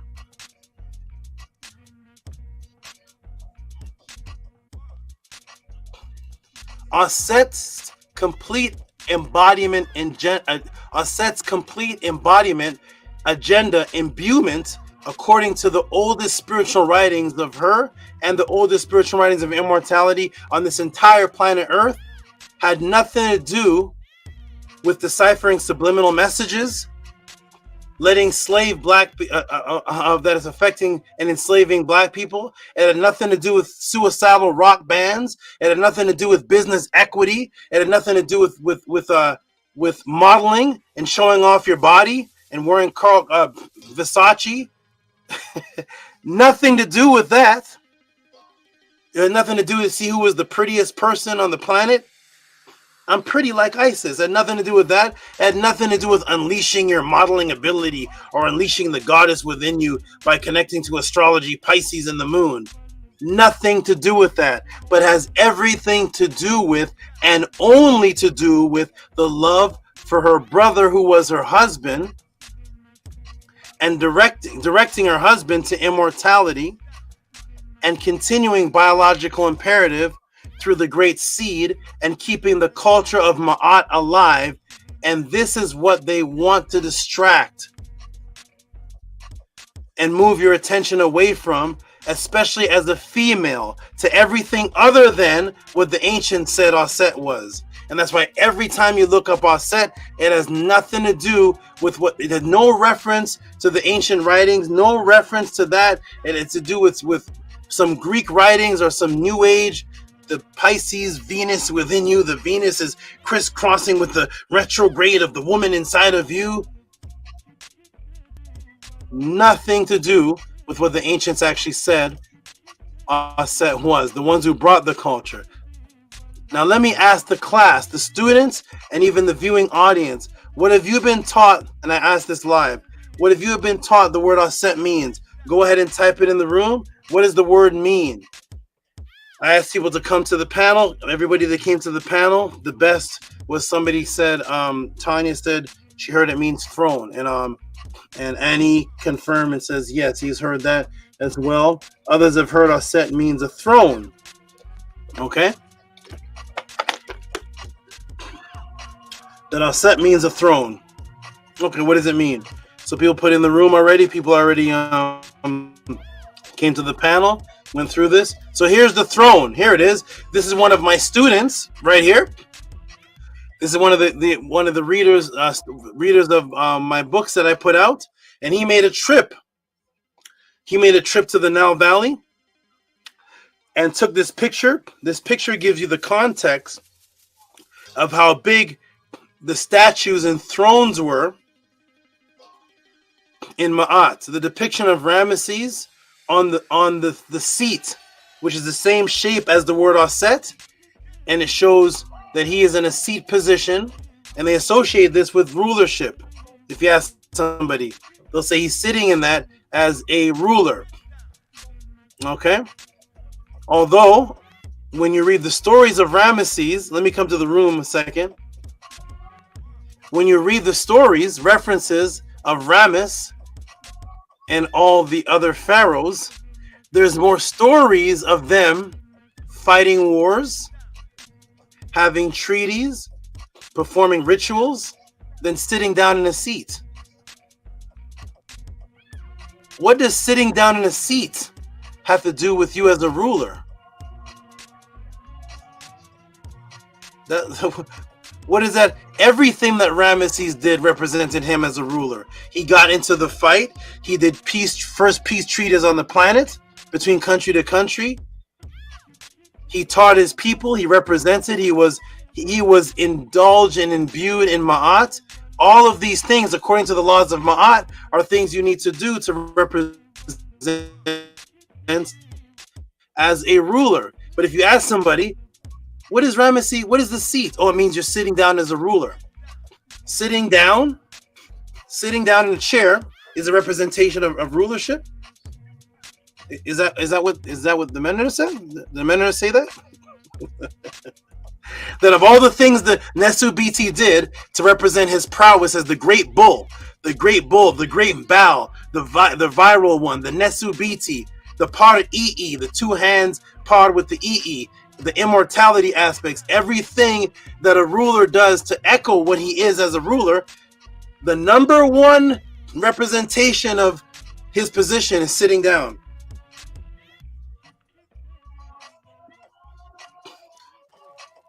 Is that what Ramesses said? Or is that what somebody hypothesized? Is that what the laws of Ma'at said? Or is that what somebody hypothesized by superimposing ancient culture with what people did in Europe or Greece? Is that what the laws? Is that what the rule? That writings say that? Yeah, no. Oh yeah, making it up. I'm just saying something from the top of the Tutti Pa class. So there's Ramesses, and one of the many depictions of Ramesses that they say this means rulership. The Comentians never said that, but people say, yeah, this position means you're a ruler. Sitting down means you're a ruler. So there is Ramesses, and he is in the same shape that is the word for Auset and Asar. Okay? Now, what do you see Abraham Lincoln sitting in today? Abraham Lincoln imitating the exaggerated seat now represents rulership. Here's Abraham Lincoln, and he's sitting in a chair way too big for him because the Europeans were thorough studiers, and the Masons were thorough studiers and trip makers to the Nile Valley and misrepresented what they thought the symbols mean, not quoting any papyrus. So now here's Abraham Lincoln in this pose, this gigantic pose with this gigantic seat, in this massive seat, supposedly echoing that he is a ruler, even though this is supposed to be a democratic society. In America, there's no records of any kings. There's no records of any rulers in America. Is there? Is a president a ruler? Is this a democratic system, or is this communism? What is this? So is this a ruler position? So this is the symbol. Abraham Lincoln and the rest of the people studying and misrepresenting, thinking that this seat means that you are a ruler. So they have a throne. Thus, the throne of rulership is birthed. But the throne was passed down from Asar to HERU.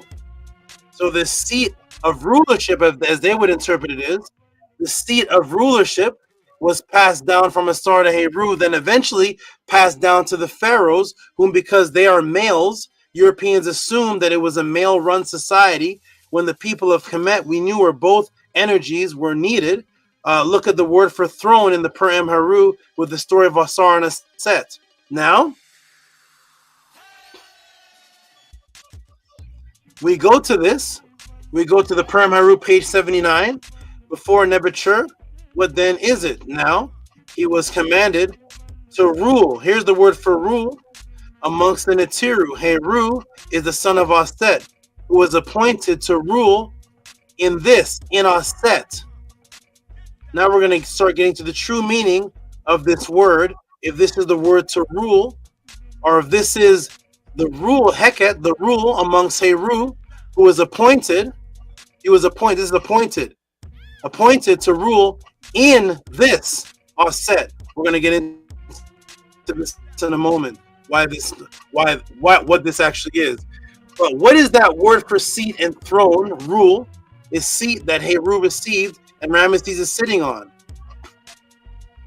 What is it? Now, here's the word Auset, and when you look it up, the symbol, the name Ast, our throne seat as phonetic sign T, determinative, egg, symbol of motherhood, and the seated female determinative. I've taught you many times that this position is a birthing position, because in the times of MAAT, women did not lay down on their back to give birth. They got into this position, and you can watch my affirmation class and get more on that. But this was the position that you were given birth to. You were being given birth to. And you see the netter became the netter determinative, but this is the birthing seat. They would sit on the birthing brick. And thus you see the word for os that they say means a throne or rulership. If you look at the word, you see it has an egg in it. This is an egg, which represents progeny or biological imperative. And this is the woman in that position giving birth, in the birthing seat position. That's why the legs are propped up so high. It's a birthing seat. And that's what the whole story was of Heru being birthed. It was biological imperative as the continuation of what Asar was. So when we look in the Brooklyn Museum, we see it's a nursing position. Isis nursing the child Heru. There she is right there. One is the birthing position that looks like the seat, but the knees are raised higher for birthing. And then the knees are let down low.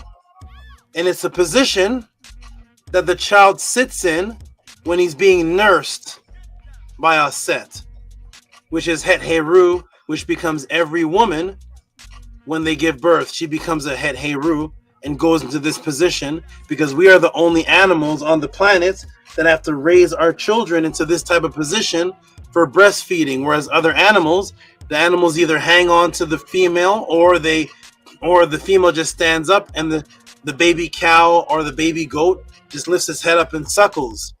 But we have to get into this raising position to raise the woman up, raise the baby up to the breast.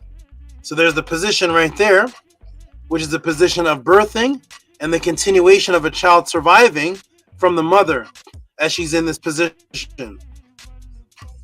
Okay, let's continue. Here we go. So boom, the supportive mother principle, the position, aka seat, most suitable to breastfeed the child that supports her man, is the rulership, quote unquote, seat, back to the theme of Auset supporting her husband. And no, not an independent woman, but the seat throne, because Auset's whole purpose of manifestation agenda was biological imperative, giving air and eggs to her husband to fertilize. Thus you also see her, you also see it within her name. And here it is. Here's the actual glyph now. This is on the temple of Seti I in Abti. And there is the name Auset that everybody just tells you is a throne, but for some reason they leave out the egg. The egg is in there. There's the egg right there. You look up Auset, you see an egg in here. And if you ask your current teacher, because they're associating with Europeanized rulership, and Abraham Lincoln sitting on a throne, and the kings of England sitting on thrones, but yet the word Auset that they say means throne or rulership has an egg in between it. And Auset in the birthing position. What rulership is this? They leave that part out. It's a seat, it's a throne, because the women were the rulers in ancient times. The set represent the matriarchy, the rule. Well, what about the egg part? You're not talking about the egg. There's an egg there. Do you see an egg? Is the egg? You're leaving that out. That's not a part, no, because they want to leave out the biological imperative, because their whole theme was about her husband. There is no throne rulership without the egg and her there in the seated position. The birthing position in the egg means that the whole seated position of her name is based on biological imperative and family. The seated birthing position is there and the egg is there. Let's talk about that. Is that in it too? Or just, no, the female was the ruler. Woman king. The woman king ruled. No, there's an egg there. You see the egg right there? It's there. I see it there. I know it's there. Don't tell me it's not there. I see it. Why is she in the birthing position? If you're just talking about the ruler of a woman king.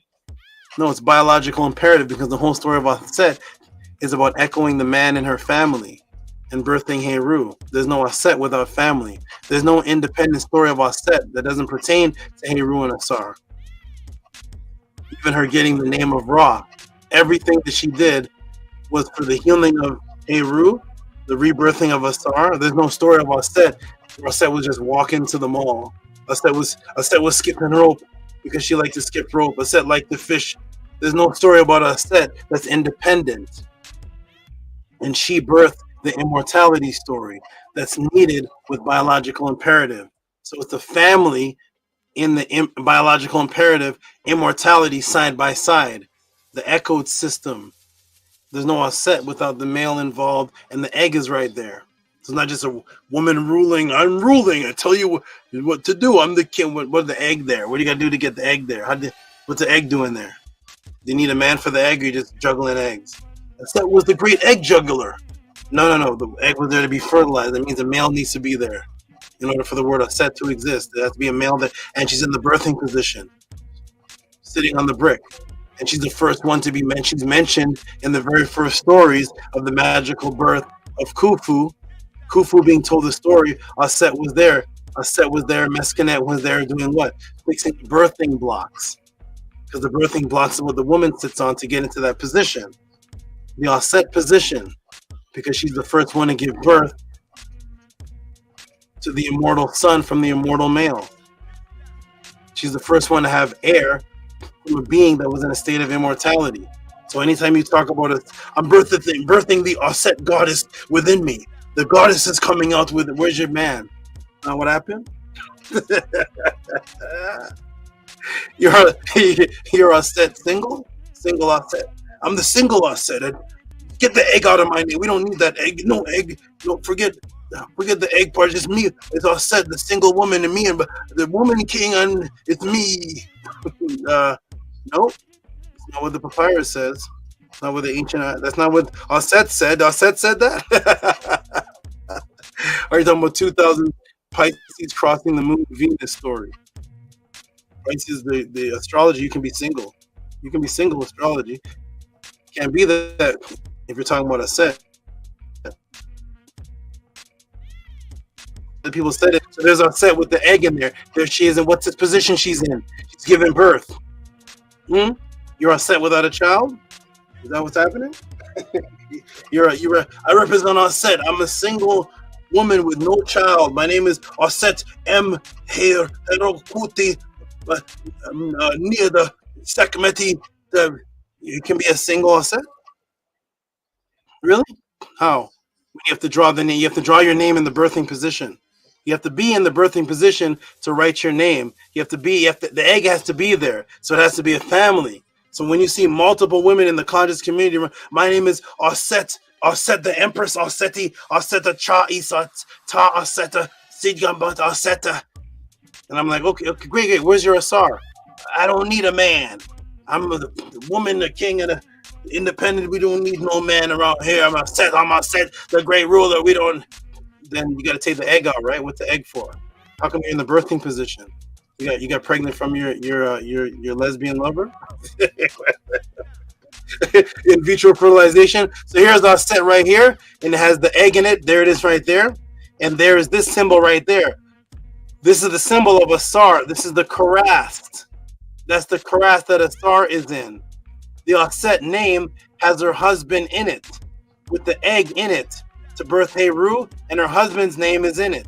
And there she is in the birthing position. Her egg was fertilized by Asar to bring forth HERU, the Karast burial chamber of her husband. Here we are on plate 10 of the Per Em HERU. You see this? Of his father, Osiris. Now the day of the union of the two earths, the two lands, gathering the two lands, it is the sarcophagus, Asar, the living Ankh, the Ba, the living Ankh, the living Ba. You see that caress right there? That's a sarcophagus that Asar is in. It's a part of her name. There is no separation, inseparable. Okay, there's no single Ausets out there. There's no Auset out there. You're not echoing. If you're out there with the name Auset, tell me how you're echoing. How you echoing this, or were you misguided because you went onto some astrology website or some new age consciousness raising up the goddess in me? I'm a pretty. I got the lipstick on and some Ankh earrings. I got the Auset. Put now the Auset in me. Okay, where's your Asar? No. Okay. Okay. Okay. And that is the anti-biological imperative psyops. Are you ready for the first time in history for you to be taught the other definition of Auset that echoes the biological imperative priority that the feminine should have for her husband on this date, August 24th, 2024? You were here, where you will hear it for the first time as always in the Tehuti pod class, the other definition of the name of the great feminine netert Auset. You're going to hear it here for the very first time, which is the speed. This is the definition that's not given. The speed, the priority in which she moved to defend, fight, and attack for her man, Netzer God husband. The speed, no hesitation she took to take the rightful place as the protective guardian of her man. The definition of the matrix will never tell you, but that is why you are here at the Tehuti pod class, because your current Kemet teacher will never tell you this. And let me take you to page 9 of the Egyptian Hieroglyphic Dictionary and look at the word os. Are you ready? Here we are. Boom. To be light, speedy. As, asu, speed, haste, hurry, flow quickly, run, to attack, judge hurriedly, hasty, swift with feet. Ost, Auset, hasters away. Let me come to the room. Anybody told you that? Did they give you that in the definition? In the stories, Auset is the speedy one, moving so fast through the bushes to find Asar that it made a rattling sound of the rice bushes and the wheat bushes and the other bushes she was moving through that gave birth to what the Greeks started calling the tambourine and the sistrum. That's why they said in the rituals, you found them worshiping Het Heru with this bandage with rice in it, and they go with Het Heru's face on it and the two horns going. It was the sound of the speed of Auset and Nebtet moving through the bushes, moving through the grains of wheat in all the areas, looking for her husband, making that sound of the moving bushes. In her haste, that was her number one priority. When you have a number one priority, it's the fastest thing that you want to accomplish. It comes before everything. That is the speed and the haste, and it's called the haste of the feet, because she was running through the bushes hurriedly looking for her man. That's in her name, Os. That they never, the great throne, the female ruler, kings, the queens were the matriarch. What about the moving haste, Os, speed that she was looking for her man? What about that priority? The egg is forgotten. Her in the pregnancy seat is forgotten. Forget about that. Forget about the speed you're moving for your husband. Just talk about the ruling, the woman king. I'm the ruler, the ruling, I'm the matriarch and the ruler. What about the haste and the speed looking for the husband? That's what they don't tell you about. That part of Aus. Aus is the speed in which she's moving, because the priority of her getting to her husband in time to create a situation to give him conscious rebirth was her number one priority. And it's a word that means speed and attack, to fight. Who was she fighting? She was in the fight. Did you know that? Did you know she was in the fight too with HERU? She was in the fight. She was the one preparing and making the weapons and fighting Set. She was in the fight. She was moving fast. She was attacking, helping HERU fight Set for her husband, for biological imperative. No individuality. No individuality, no single Auset woman king, no single Auset. No, this had to do, everything about her had to do with the defense and the protection of her man. Every single thing about her, down to her name, meaning the speedy one, and down to why they have the tambourine representing the speed of her moving through the grains and moving through the bushes as a ritual that they did called the head HERU ritual, which is why head HERU is on the tambourines. When they go through archaeology and they find the tambourines, the rice shaker tambourines and the ones that are made out of tin that to make the music, it's all head HERU's face on it. So there it is, Ost right there, to move quickly with feet and to run into attack. Okay? Boom. Let me ask the class, the viewing audience, do you remember earlier in the class that I said the Auset is the feminine echo of her husband, man, God, AUSAR, and the spelling is an echo of each other? Someone tell me right now, those who have been studying for one day up to 40 years of what people call the Kemet history, MAAT, what did your teacher tell you the word AUSAR means? I already asked this, and this is time-stamped. This is time-stamped. All the viewing audience, those who are in the Auset community, those who are under all the other teachers, those whose name is AUSAR this, AUSAR that. What does the word AUSAR mean according to the writings of the ancients?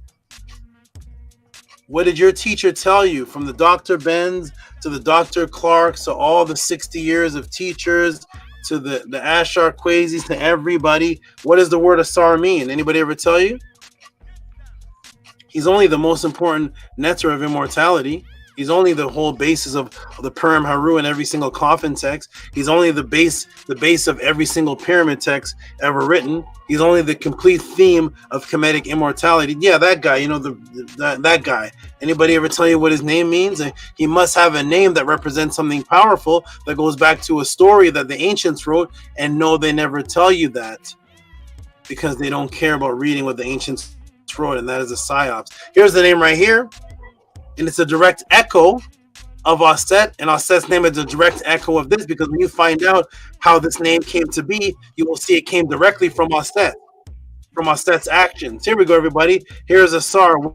Well, to get into the meaning of AUSAR revealed for the first time in post-matrix history, to get into the meaning of AUSAR revealed for the first time in post-matrix history, along with the influence of Auset on the naming of the current cities, Auset's creation of Jesus, the Auset world influence all the way down to every single person that is watching this podcast's diet.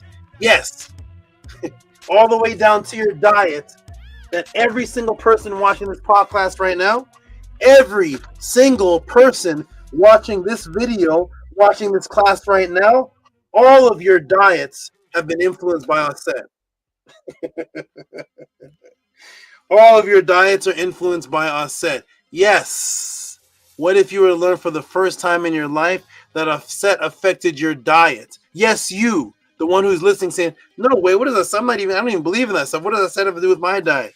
Yes, you will know how that is. You will understand what this word means, the story behind it, and how the story of this, down to what I just explained earlier, affected your diet. Every single person watching right now, all of your diets is affected by the Auset story. But you know, everybody, to get to that, you know what we have to do, because this is gonna go beyond the regular now. So to get into that, everybody, to go to that level, then it's time to get into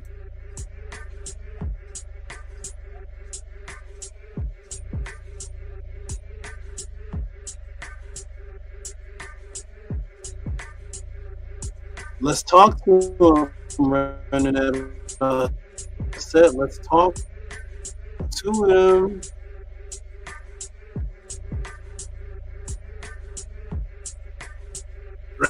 Ready? Ready? Here we go. Once upon a time, the Tehuti overdrive section, everybody. Here we go. You ready, everybody? Let's get into it. Let's get down to your breakfast. Let's get down to everything that has been influenced by the story. Well, remember, I taught you earlier in class that the Auset was the seat or place of both the husband, AUSAR, and the female lover, confidant, Auset, are the exact same word, echoing each other, except for one has the feminine bread loaf, and the other has an overseeing eye or an overseeing seat over the place. They look exactly identical, except for those two things. Auset, place, seat, what people say is seat, throne, who was the female spouse, who was also the sister. AUSAR, the AUSAR, or AUSAR consciousness examination, place, seat, who was the male husband and brother. The difference between these two words is one has this symbol and one has this symbol. One has the eye and one has the bread loaf. Other than that, they're the exact echo of each other. Let's find out why. Well, let me take you again to the writings of the indigenous people, to the temple of Kamambo.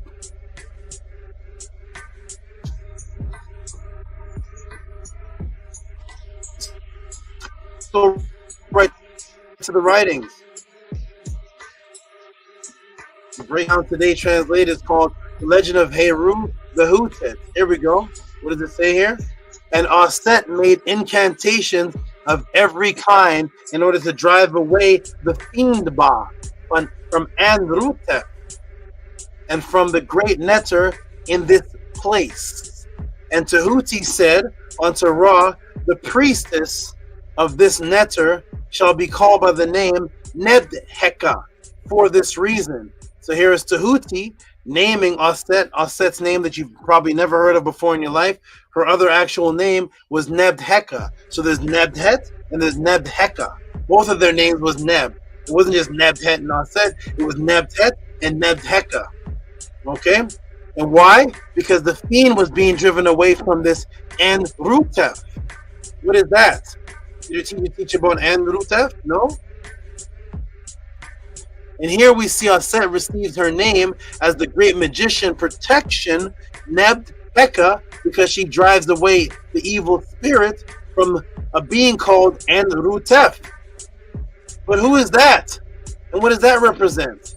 Let us continue. What is this Andrutef that gave her name? Why don't you want to drive away beings from Andrutef? And Tehuti said unto Ra, beautiful, Nefer, Nefer, beautiful, beautiful is this place where thou hast taken up thy seat and keepeth watch as for a king over the great netter who is in Andrutef in peace. And Tehuti said, this great house in this place shall therefore be called Auset Neferet. From this day, it is situated southwest of the city. And it continues. So again, because of the war that Auset was in, and she used magic to drive away the evil Ba from Andrutef, Tehuti says, beautiful, beautiful is this place where thou hast taken up thy seat and keeping watch over the king, over the great netter who is in Andrutef in peace. And Tehuti said, this great house is in this place, shall therefore be called Auset Neferet from this day forward. And it gives it where it's situated, a city named after the story of Auset, which she has taken up by her seat in keeping watch in this place and driving away the fiends from Andrutef.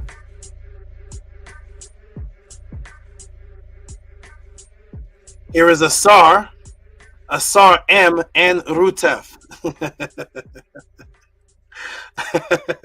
There's her Andrutef, Asar in the necropolis. I have arrows pointing to. There's Asar's name. There is the M-N Rutef. There's the word right there. And Rutef. There's the N Rutef. That's Asar's name. So Auset got the name Nebheka. There's Nebtet and there's Nebheka. She received her name for doing what? Using magical abilities, incantation, to drive the fiend away from Andrutef. And after she drove the fiends of the evil spirit energy away from Andrutef, who's Osiris, then Tehuti put her in position because she took up the seat. The word for seat is Auset. And keeping watch, that's the eye. For as the king over the great Neter, who is in Andrutef in peace. The city, the area was called that. The area, and then therefore shall this place shall be called Auset Nefer, because Andrutef has a meaning, and it's also one of the names of Asar. And this female, who is Nebheka, now takes up the seat, now takes up Auset, and keeping what? Watch, which is the great eye, over the Andrutef. There's the great eye that's over the Asar, who's the Andrutef, and that is also his name. And thus she's taken a position, which is the seat, which is Auset, the seat overwatching with the great eye over Asar, who is Andrutef. Thus she gets the name Nebheka, and she gets the position of the seat and the eye overwatching in protection of Asar and Rutef. Is that's what they taught you on your Egyptian Torah? Is that what they're teaching them? Huh? That's what they taught? No, they didn't teach. They just say it's throne. That's the Tehuti that gave that name. After she took her place. You know, when you take a place. So when you look up the word Auset, it means place and a seat. Because there was a place and a seat. She took the position in the place. And then the place got the name. And she took that place. And she was protecting the Andrutef as what? The overwatcher, protector of Asar, while he was in the necropolis, the great eye. What's the other way of saying eye in the Metanetter? Who was the eye that was the other protector? Was it Sekhmet? Huh? What happened? Was it Sekhmet? Who was called Uwajit? The eye, which Uwajit means protection. Huh? What happened? The female protector, that's the eye. The overseer of the one who takes that seat, that place, overseeing and protecting her husband, and Rutef, as the eye of Ma'at, because eye means the examiner. That was Sekhmet's name too. Ra said, bring me my eye. Neturu, bring me my eye. The word for eye is Ma'at. Bring me my eye. Who'd they bring him? Sekhmet. For what? to protect me from the fiends that are attacking me. Bring me my eye to protect me. Auset, the great eye, over the seat, over the Enrutef, Asar, as she takes her place, her seat, as the overseer, protector.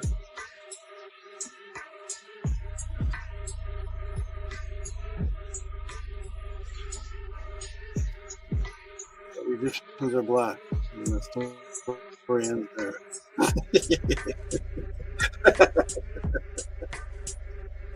Here we go, everybody. Boom, there's a SAR, there's the eye overseeing, there's the seat, there's the place, there's the beautiful place, there's the city named after the situation that took place. She got her name Nebheka. She's keeping watch over the king, over the SAR. She's keeping watch over Andrutef, and there's the eye, and there it is right there, the eye over SAR's name, and there's the Andrutef over there, and it became the name of the place. That's why you see the symbol right here.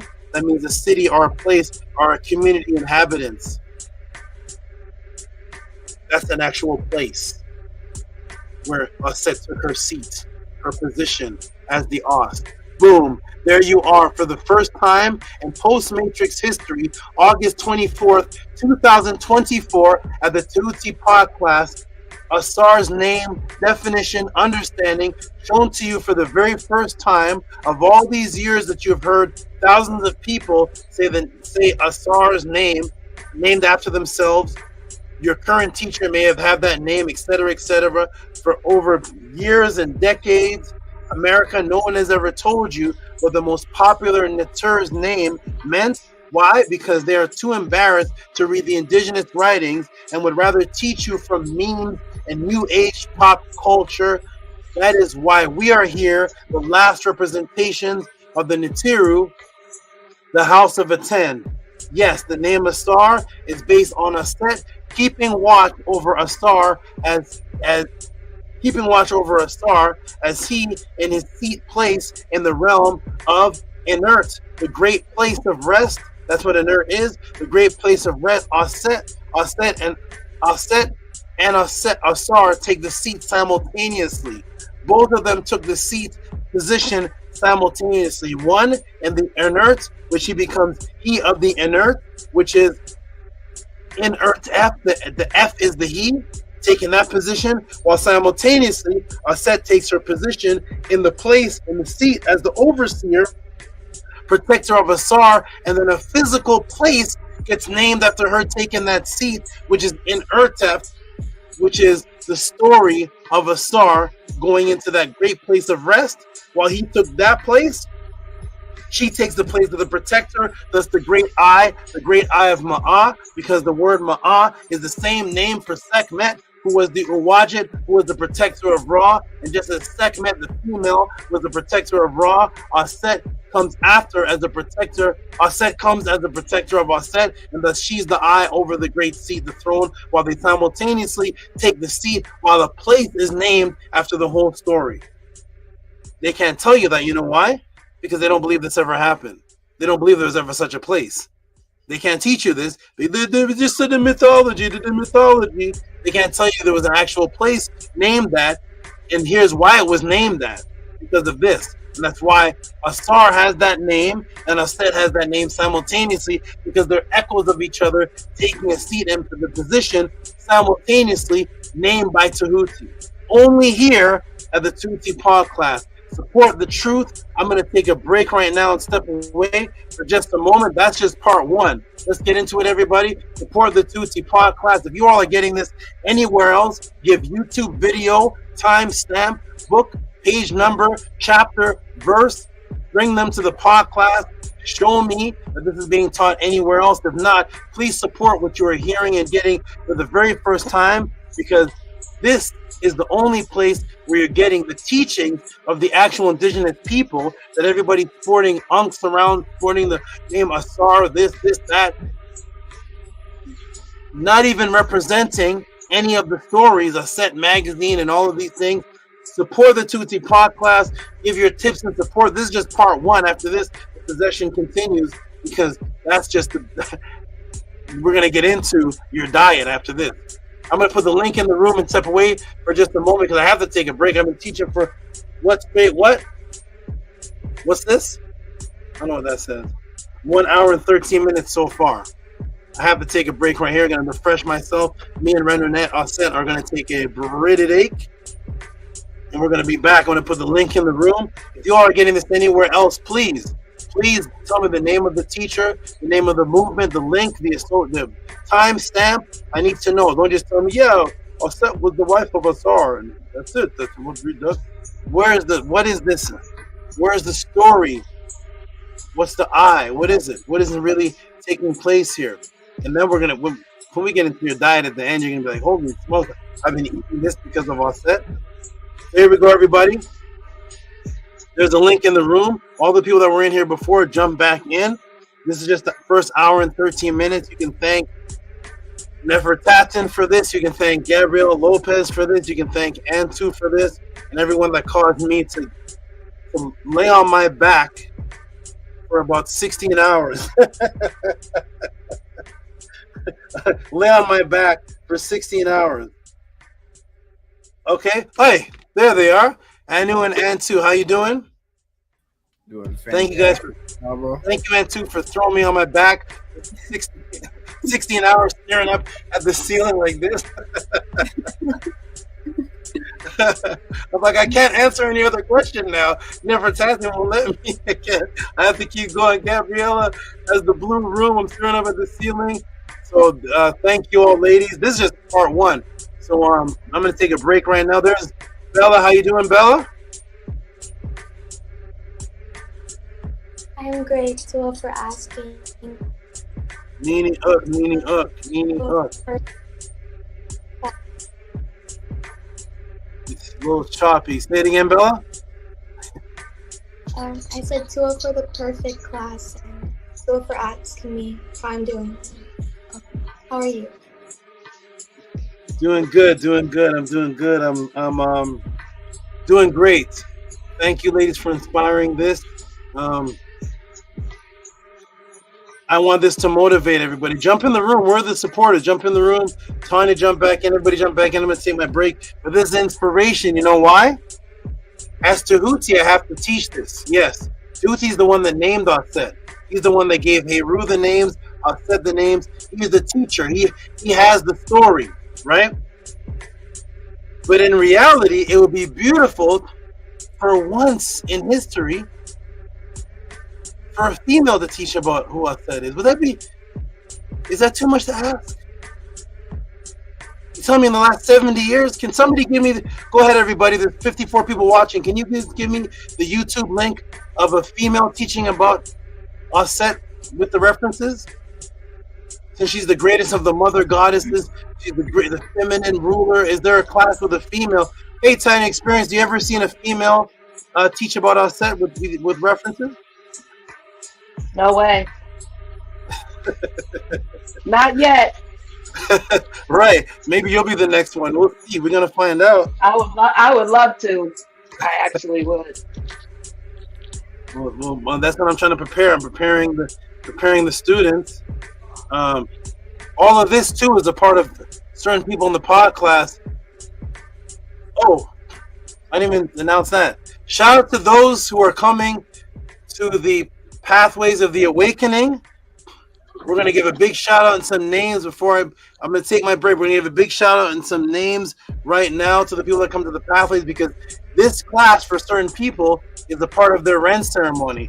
When certain people, when they get their name at the Ren ceremony, they're going to go back to these classes and I'm doing this for people's Rens because I'm not just having the Ren ceremony on that day. The Ren ceremony has already begun. So by the time you all get your name, you're going to go back to these classes and say, oh, there's another breakdown of my name. Oh, that's why. Oh, what the heck? Wait, I thought it was a spider? So we're going to find out everybody. So let me give a shout out, first of all, to those who are coming to the Ren. If I missed anybody, it's because your name may have gotten saved. I have over 70-something Ren files. So when I originally started, I think some of the Ren ceremony name, I just saved it as Ren and just click the first box. And so if your name is missing here, it's because it got clicked in a box 2 months ago. So let me know. I'm gonna put the names up for the people right now that are getting the Ren ceremony. I'm gonna step off. You all support the Tutti podcast. You all seen what you like so far. Please support. Cash App, TT Moon, PayPal at Rocky SB.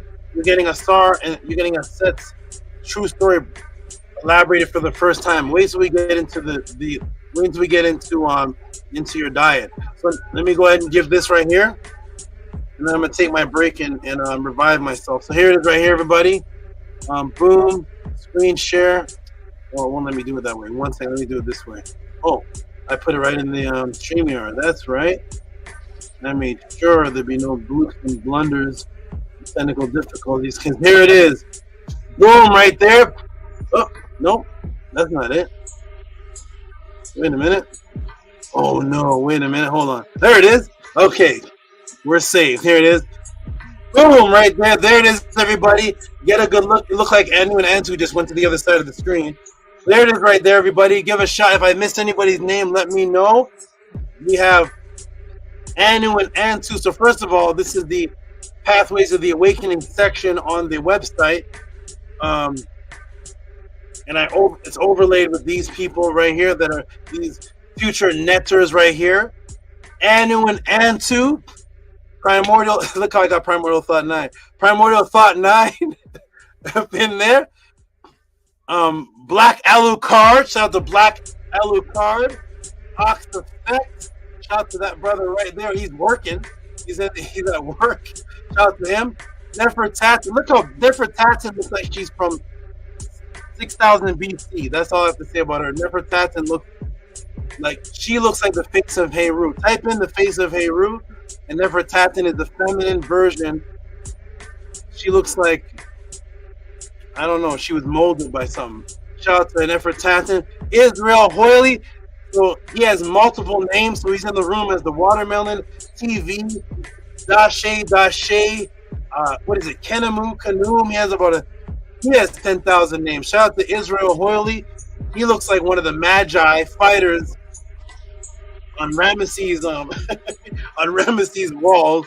He looks like he's ready to fight. He looks like he's ready to defend. So these are the names so far. And Annie, give some big noise to these people right now. Give some hand claps. These people right now.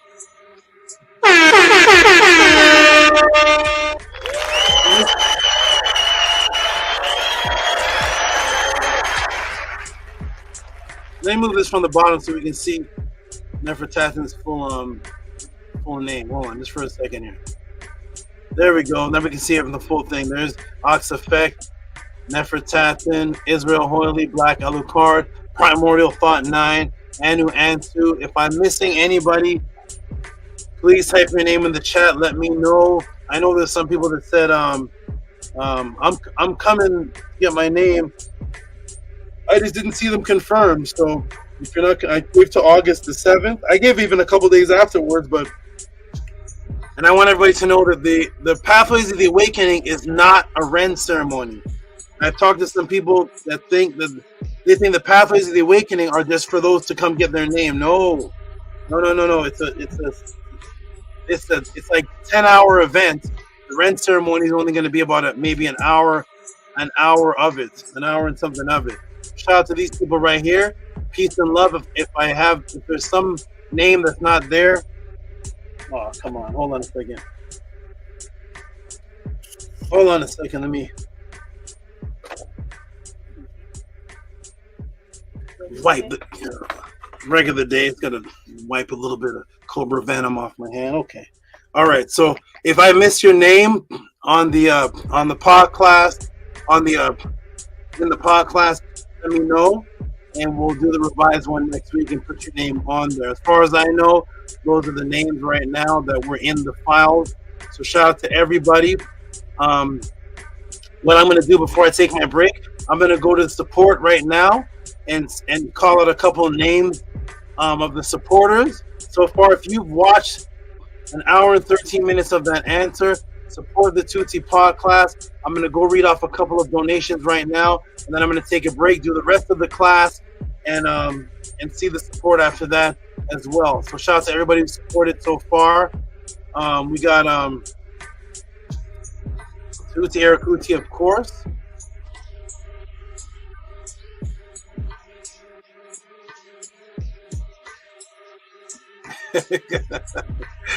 Oh man, hold on a second, hold on. One. I have to put the name of the tip because there's only one thing. I'm laughing. Before the class, Annie. Before the class, I get scraped by the cobra's teeth, and as soon as I take my break, I angled in a certain way, and she like dripped some venom on my hand or something. But that's what you get here at the prod class, regular day. So I don't know, Anu, I don't know if this is the one you want to start off with, but let me give you one. You don't have to worry about any venom dripping. Don't worry, Tiny Experience. I'm not gonna start you off with a venom. You know what I'm gonna get you? You know what you're gonna get from me? Your first time, you're gonna get a scorpion. There you go. I'm gonna get a scorpion to put on your shoulder. A real black scorpion on your shoulder you can walk around with. How about that? If it doesn't bite, I don't mind. No, we have nothing to worry about because scorpions never bite. I don't have to strike it. After what? After do what? I said I don't have to strike it. You don't worry. I promise you, scorpions never bite. You're totally safe. I've never heard of a scorpion biting anybody. You're good. It will never bite you. It may do something else, but it won't bite you. I actually saw one in the pet shop here. They were fairly cheap, like really cheap. But they said the stingers they don't have the stingers or something like that. I don't know. Wow. I wonder about that. In Okay. the state of Maryland, so they have different laws. They took the stingers out? That's what they said. They said it wasn't venomous or something, or they removed it. I think they removed it. It still had a little tail though. Still had the tail, but I don't think they had like venom or something. Okay, interesting. Okay, let me give a shout out to Tehuti Erakuti, who gave this right here. Bella, go ahead and read that for me, please, young lady. Yeah, for letting me young SABA. Says to 3172 for tuition for another life-changing breakdown, and it has 3 like raising hands together symbols, and it says to Mary for your infinite wisdom, great SABA Tehuti, Uncle Jasanev, and then it has 3 axes. Give him some noise, please.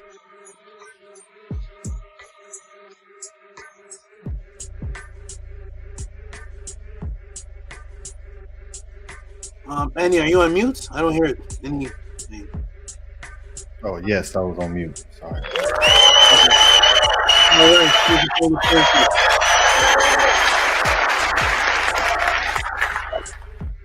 We appreciate your support. I'm going to read one more, and then I'm going to take a break, because I know when I come back, that's where the real tips are going to start pouring in for this answer. When I get to the actual tip, I'm done. I know that's what everybody's waiting for. So I'm going to go ahead and just read this one off, and then I'm going to go finish this class.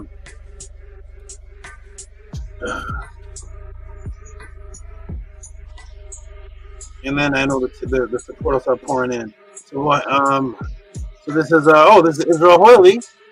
Israel Hoyley, who came to the pod class, tried to promote the pod class at a bar, and woke up knocked out. I'm not sure what happened. I'm glad the brother is safe, but expecting like that. Whatever happened, I'm just glad that he's safe. Shout out to Israel Hoyley, $13. Give him a hand clap. There's definitely a tip for the class.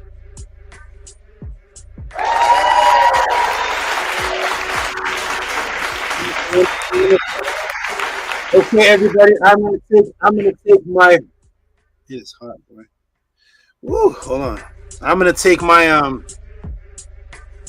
90 degrees in here. That's okay though. I'm gonna take my my break. I'll be back. Me and Renernette will definitely be back, and we're gonna finish this answer. Everybody, welcome to the Tehuti Pod class. For those who just tuned in, continue to watch. We're doing the class on all the topics that you see in the title and all the topics that you see right here. Shout out to all the beautiful females that asked the question for the request. This is on our set. It's on the feminine principle, the true female principle, the family principle, the dedication, the loyalty, and the echoing. Shout out to everybody that is supporting the Tehuti podcast. I'm going to take a break right now. Shout out to the beautiful, wonderful moderators, Nani, Auset, Unki, and MAAT, Eni Patat, Ten Tehuti, the Scribe, Tefrem, Kim MAAT, Tichetu, Benkora, Marie, MAAT. Shout out to the beautiful moderators. And you all, please support the Tehuti podcast. Let me get my AI moderator, Cash App, TTM Moon, PayPal at RockSV. Keep me here at this level. Keep me here at this excitement. Once I lose, if the excitement is lost for this, everything is over. So keep me here at this excitement. I'm only excited because people actually, for years, I didn't think anybody wanted this. I thought everybody just wanted to hear the Egyptians are black, and the Pisces rules the moon or something. So shout out to all of you to let me know that people actually want to know about this coming directly from the netter. I'll be back, everybody. Team that's on the panel, let the people know how to support, when, and how to keep these questions going on, how to keep this class going on. I hear the ice cream truck in the background with the racist music. I'll be back, everybody. Peace and love.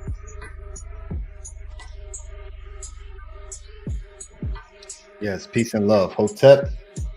Yes, the links are pinned to the top of the chat. Utilize those links to send in your question and to support the great pod class.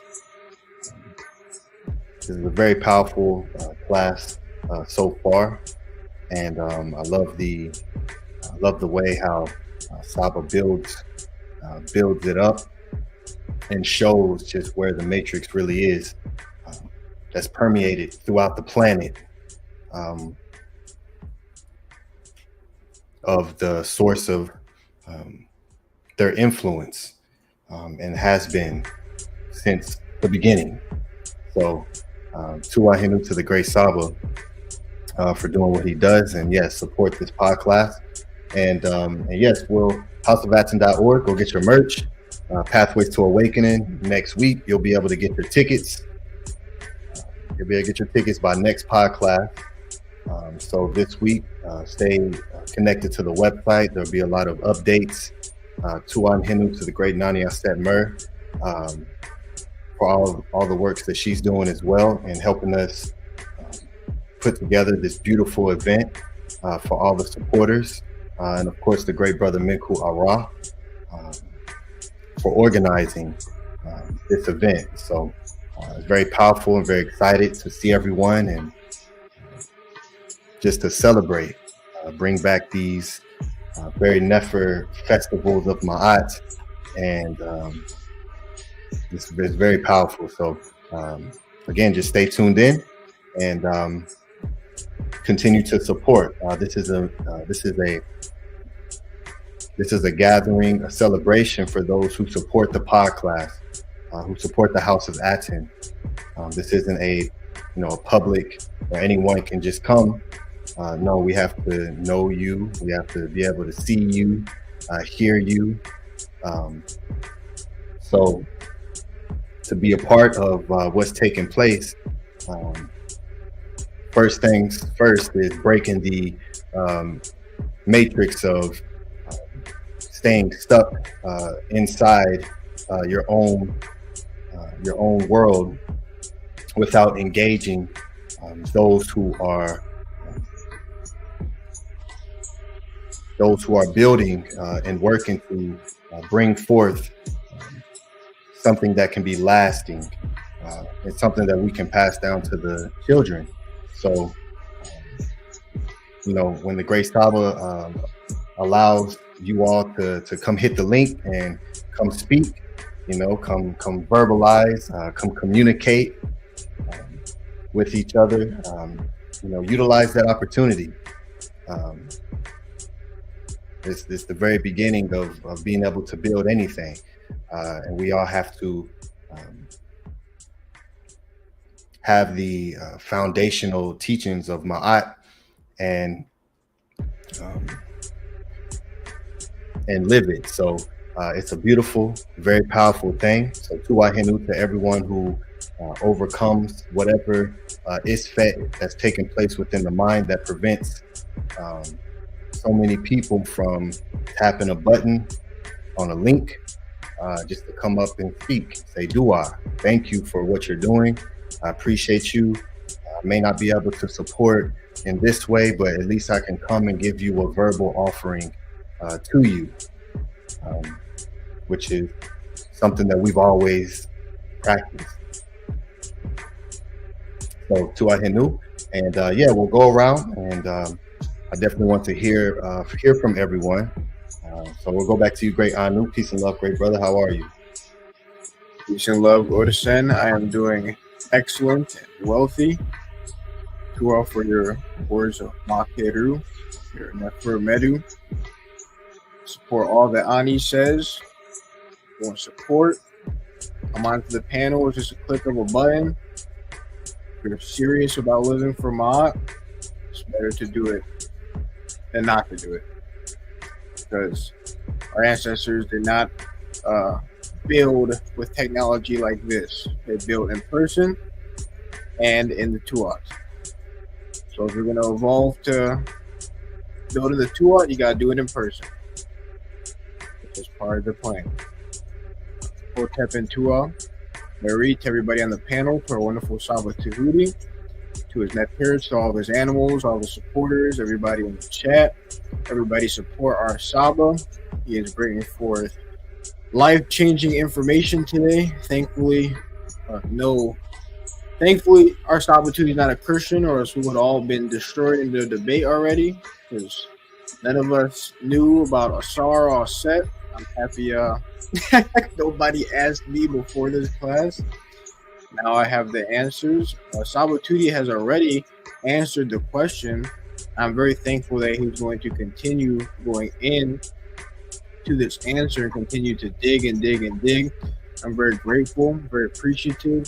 He has definitely dropped some very wealthy jewels that I'm very appreciative of. Tua to NANI for all that you're doing for the females. For me personally, her sound frequency, the way she spoke and the way she carries herself is very motherly to me. I do not know anybody else that has brought such a motherly frequency to myself. She is more motherly than my own mother. So I'm very appreciative of that. She definitely reminds me of the Oracle from the Matrix movie. that's the frequency that I got. It's like she knows all this stuff. She telling the future, knows Gabrielle is pregnant. I'm saying it's a boy, and she's like, no, it's a girl. It reminds me just of that scene from the Matrix where Neo goes and sees the Oracle. So it's very empowering to see through the screen. At the very least, somebody who carries that much power.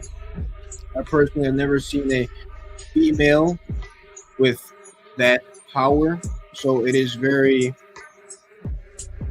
inspiring and life-changing to me to see the potential that females have, to see what it looks like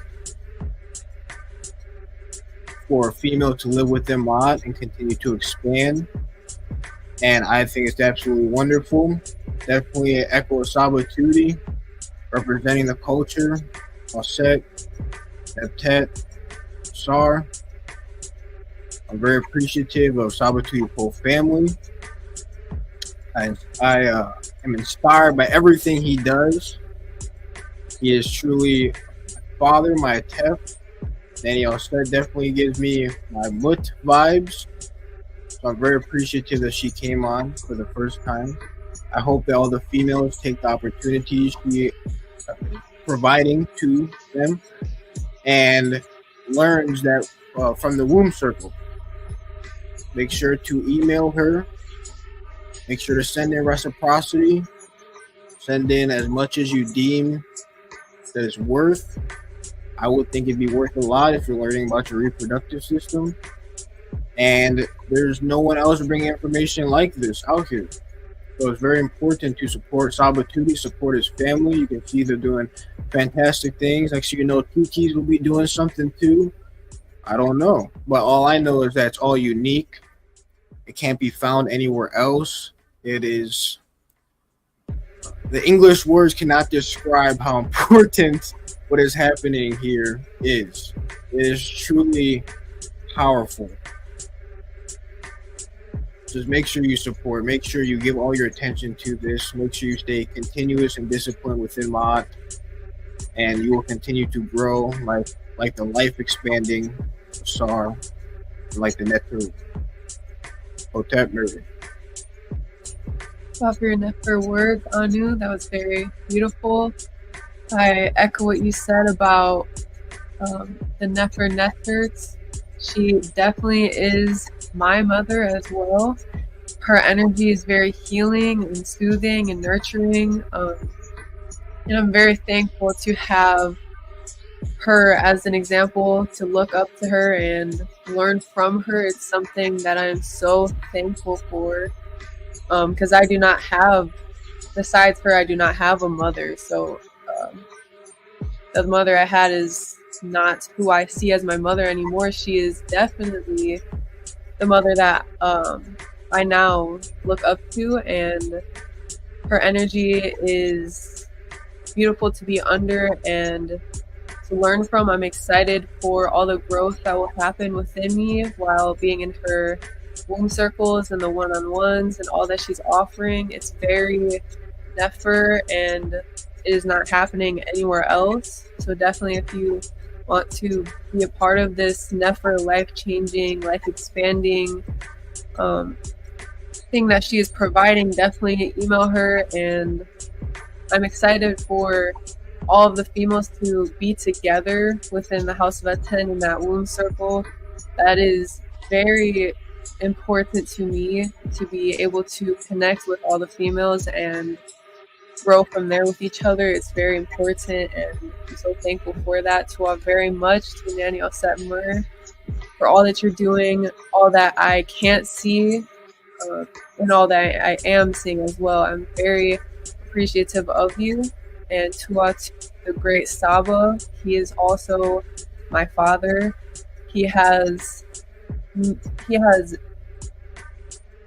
matured me and created me into who I am today, and continues to do so. And his classes, every single class does a specific thing to me. It's unique every time, and it has this specific unlocking in every single one. And there's specific things that I don't get in other ones that I get in new ones, or even if I go in old ones and I look back, I find things that I didn't get. And that is, it shows me how limitless and how everlasting his knowledge is. So definitely support the great SABA. He is saving generations upon generations and is doing much more than I can even speak of with these words. So to very much SABA Tehuti and your NEFER out.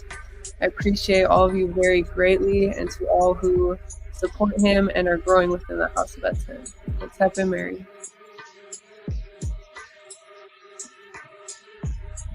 Yeah, Hotep, Anu and Antu, did you all notice that the Karas that the great Saba showed, showing the stars and Auset's name, comes from the same per head as your background? I did not notice that. Yes, that's where that Karas comes from. It's in the gym. TT1, if you want to look it up. Can you please repeat that? I'm right there. TT1. To all very much. To all for pointing out the synchronicity as well.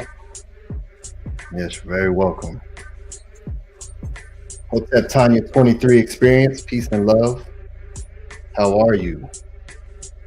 Hotep, peace and love. I'm doing absolutely great. Yes, I am kind of like floating. I feel like I'm floating right now. good and great information gives me like this euphoric feeling, and it's kind of not hard to hit that point, but when you do, you can feel it. I don't know if anyone else can relate, but that's just a peaceful space I'm in. Plus, I'm sitting in my place in my home. That's my spiritual spot. And it's just perfect right now. I just want to say peace and love to everybody on the panel. And this is my peaceful place, because it's kind of rough on my part of town. And my Auset within me is strong. I just want to say, I think that might be the best descriptive word. I raised 2 young men, mostly on my own, and I've also been through 2 marriages. Well, I'm on my 2nd marriage now, so this is the forever love. I did actually find my AUSAR 15 years ago, and I want to thank SABA Tehuti, because lately it's been kind of rough for me. I'm going through my menopausal stages, and I'm a little, I guess I can be agitated. And this actually renewed my love for my AUSAR, because I was really struggling. And hey, I'm human, so I'm just keeping it 100,000. And yeah, so I feel I have some work to do. I feel corrected this evening, and I just want to let all the females know it's okay to be corrected, and it's okay to take instruction. Yeah, so I also wish I had more to contribute, and it will happen shortly. I'm getting some things in my life together, and I'm looking forward to renewing my membership with the House of ATTON. I'm already a member. I just have to make my financial commitment, and that's my word is bond. That's all I can say. And Hotep to everybody. Hotep, very NEFER. Tu'a for sharing that with us. From a human to a Neteret, on the pathway to awakening. Yeah, just Tu'a for being here, coming on the panel, letting everyone hear your voice and your appreciation for the great SABA, and we appreciate you for doing that. Thank you for this opportunity to be on the panel and be transparent and feel okay about it. As a Scorpion woman or whatever, I'm very private, and so this don't happen every day, trust me. Yes. So thanks again. Yeah, I just came back. Oh, sorry, go ahead, Annie. I was saying welcome back. Oh, thank you. I just came back, and I'm not sure what happened while I was gone, but Tanya, you okay? I came back and I see tears in your eyes. I didn't hear anything. I just came back and saw you're a Scorpion woman. Tears of joy, Saba. Okay. I'm the weeping prophet. one of the great my emotions are like that. I can harness them like they're really strong, but it's not sadness. Okay, that's good. And maybe the next pod class or the one after that, pretty soon, is going to be a question answered about the great weepers, the power of the weepers, and how that represents Auset too. So that's coming up too. Look forward to. Okay, beautiful people. This is going to be another. Let's get right back into it. Welcome everybody to the Tuesday pod class. Nice to have everybody's got bigger. Welcome everybody to everybody's group. Welcome everybody to the Tuesday pod class. We're going to get right back into it, everybody. Get your pen, your pads, your however you store information, get it out. We're about to continue this. We're already 1 hour and 13 minutes into this question. If you just tuned in, we're going to get right back into it. 1 second. Hold on.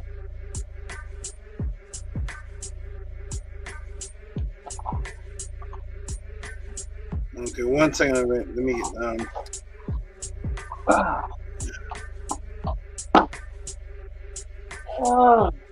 Okay. All right, to everybody. I'm glad everybody's safe that's contacting me. 1 second. I'm at that. TT, hold on. Let me see. I gotta make sure the TT is everything. Oh, it's not. That's interesting. That showed me a message and I don't. Okay. Shout out to everybody that is watching, the great listeners, the great students. We're about to get right back into this. I see there's 42 people in the room. Beautiful numbers, 7 and 6. Did a class on that. We're gonna get right back into it. Everybody, get ready. Everybody, get ready to give your appreciation coming up. This class has a few more minutes left to it, and we're gonna close it out. This class with something very interesting. So let's get back into it, everybody. Shout out to everybody. Gabriel Lopez, if you're listening.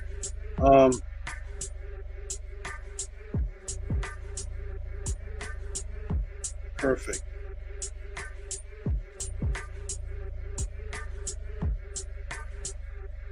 Oh, 1 second, everybody. Hold on.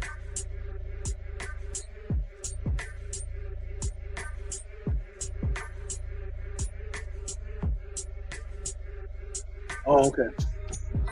The AI is picking up my voice on my phone. But okay, everybody. Anu, Antu, jump back in the room. Tiny Experience, jump back in the chat. We're about to get back into this wonderful question, everybody. Welcome, everybody, to the Tutti podcast who's just tuned in.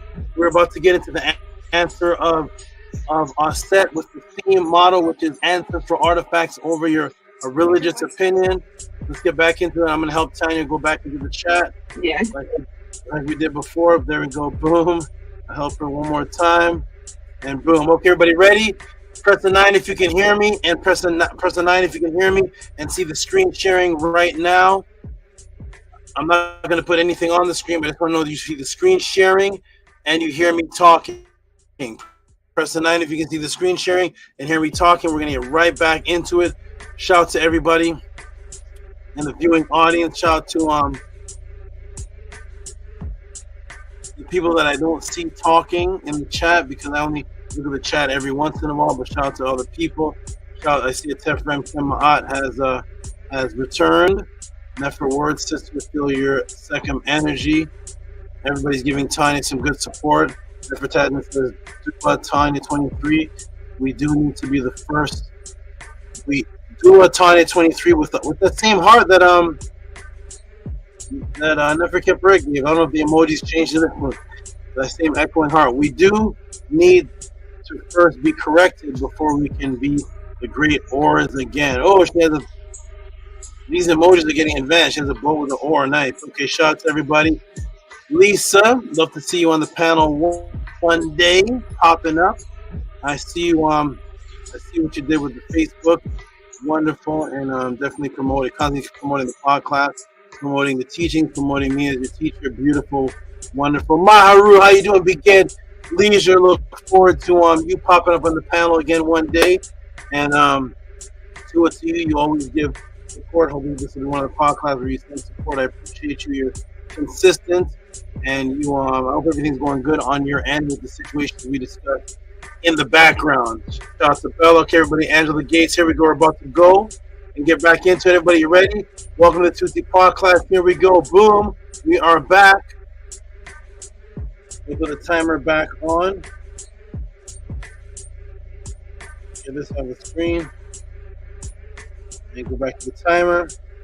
And here we go. Boom. All right, everybody. So here we go. We're continuing. There's the AUSAR. There's the AUSET. And yes, that is who AUSET was. And as we can see, their name combined in ancient times to create a city. What if that was still being typed? What if that still was being copied today? What if in modern day time, people combine the concept of AUSAR and AUSET to create the names of cities right here in California? What if that tradition continues? What if they continue that tradition of plagiarism and influence of AUSET, yet not giving credence for it? And that is why we are here. Let me show you. Here we go. What if just as that story that I told you about, this one right here, where because of the incantations and the protection of Nebheka, that was AUSET's name, Nebheka, and she received the name AUSET by going into the place by Tehuti. What if Nebheka, AUSET's actions combined with AUSAR as the great king, the Enrutef in the other dimension, resulted in this new name for this area along the Nile called Enrutef, and another area called Auset Neferet. What if that was still being copied today, and the actions that Auset did influence the matrix to continue to name cities after the AUSAR AUSET story? Is that still being done today? Well, let's see. Okay, let me show you. AUSET was associated with the rebirth through the Nile Valley flood and vegetation and harvest, and thus associated with lakes, pools, and boats. She was called Mary, or just as AUSAR with the letter T, which was AUSET at the end. Mary turns into Merit.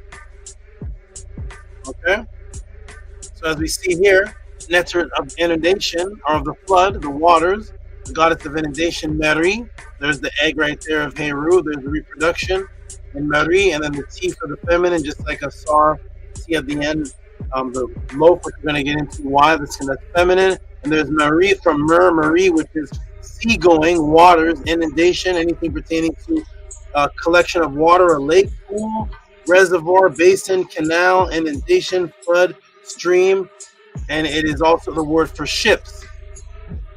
Was the story of AUSAR and AUSET, just like it was taken to name the cities in Tamaray, Kemet along the Nile, is the tradition still being done today, where modern day people are taking the story of AUSAR and AUSET and our connection with the inundation and the great seagoing ships and naming cities after this today. Is that how serious the people are still continuing?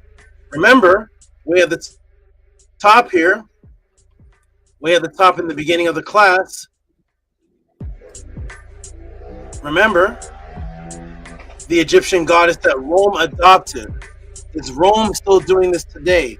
Is the modern day European or Rome still adopting the traditions and taking what the ancients did, naming cities after the AUSAR story and the inundation, and continuing that tradition today,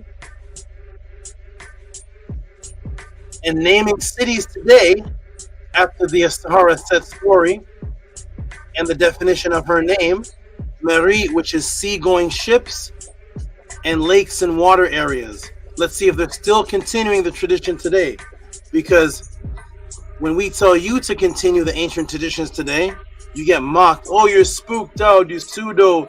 That's of the past. That's the ancient time. What are you doing? While million-dollar corporations are still echoing the same tradition today of naming cities after the AUSAR story. So here we go. She was named the Marie of the king. Remember? Remember up here? Overseeing the king in the place, the seat. For keeping watch, that's the I. As for the king, over the great netter. So there's the king, because that's what Asar was. That's what the fight was over between. Who can get the position of Asar as the ruler or as the great heir? Would it be Set or would it be Heru? Auset was the overseer of the king. She was the Mary of the king. She was named Mary of the king, the watcher who oversaw the king, the Netert of the waters and boats. The symbol for overseeing was Ra. The symbol that you see right here, this I, is also the symbol of Ra. That's the reason why you see Asar's name has the R in it. So when you look at the two words here, you see Os, and what's the difference? The letter T here and the Ra right here. This one causes the Auset, or Ost, or East, Est, and this one is the Osra. This one is the Ra symbol. That's where you get the R from. So this is the symbol of Ra, which is the word for the I, the overseeing I, and also the word for Ma'at. So she was the Mary that was the overseer of the king, and Ra's name is also pronounced Re. And in the legends of her and Behutet, a city was named after her in Asar. Are you ready? Let me show you Auset's influence over the world, why they still copy this tradition today. Here we go. What's this? In California right here, Marina del Rey. What is this? What's Marina del Rey? Marina del Rey, what do they translate it as? Spanish for Marina of the King. Marina of the King, of the seaside, of the boats. The largest port is North America's largest man-made small craft harbor, and is home of what? Let me shrink this down. Home of what? Home to approximately 5,000 boats, called the Mar. For Marie, Marina. That's where with the Mar, that's Auset's name, as Marit, water. And that's where you get marine land. That's where you get the Marines from. That's where you get the maritime states from. Marina, the water of the Rey. Why do they translate Rey as king? Who are the Spanish? Who are the Spanish? Who are the Spaniards? Why do they translate the word Rey as king? That's who Rey was. So sometimes you have words where the translation of the word is what the thing actually is, and not the definition of the word, but what the thing actually is, which is Ra. Ra was the king over the Neter. That's who Ra was. He was the top of the king. And Marie was Auset. And the symbol of Ra was the I. So she was the Marie of the Rey of Asar, the overseeing I, which is Ari and Ra.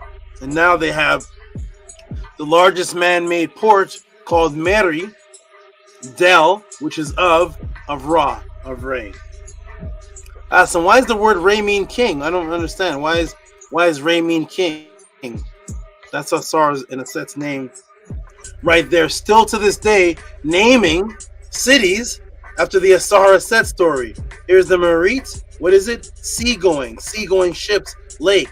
What is Marina del Rey? Incorporated seaside of the Rey of the king of over 5,000 boats, seagoing boats, the goddess of inundation. There's the Rey, and Marie is what's over the Asar. That's Marie. That's Auset's name.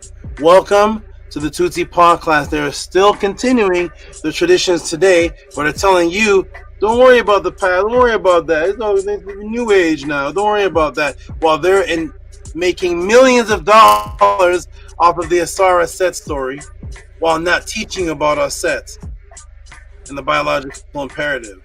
Here we go, everybody. Boom. So what do we see? Yes, Auset was the great protector through magic and sound vibration, oversaw Asar as seen in the indigenous writing of the origin of Heru.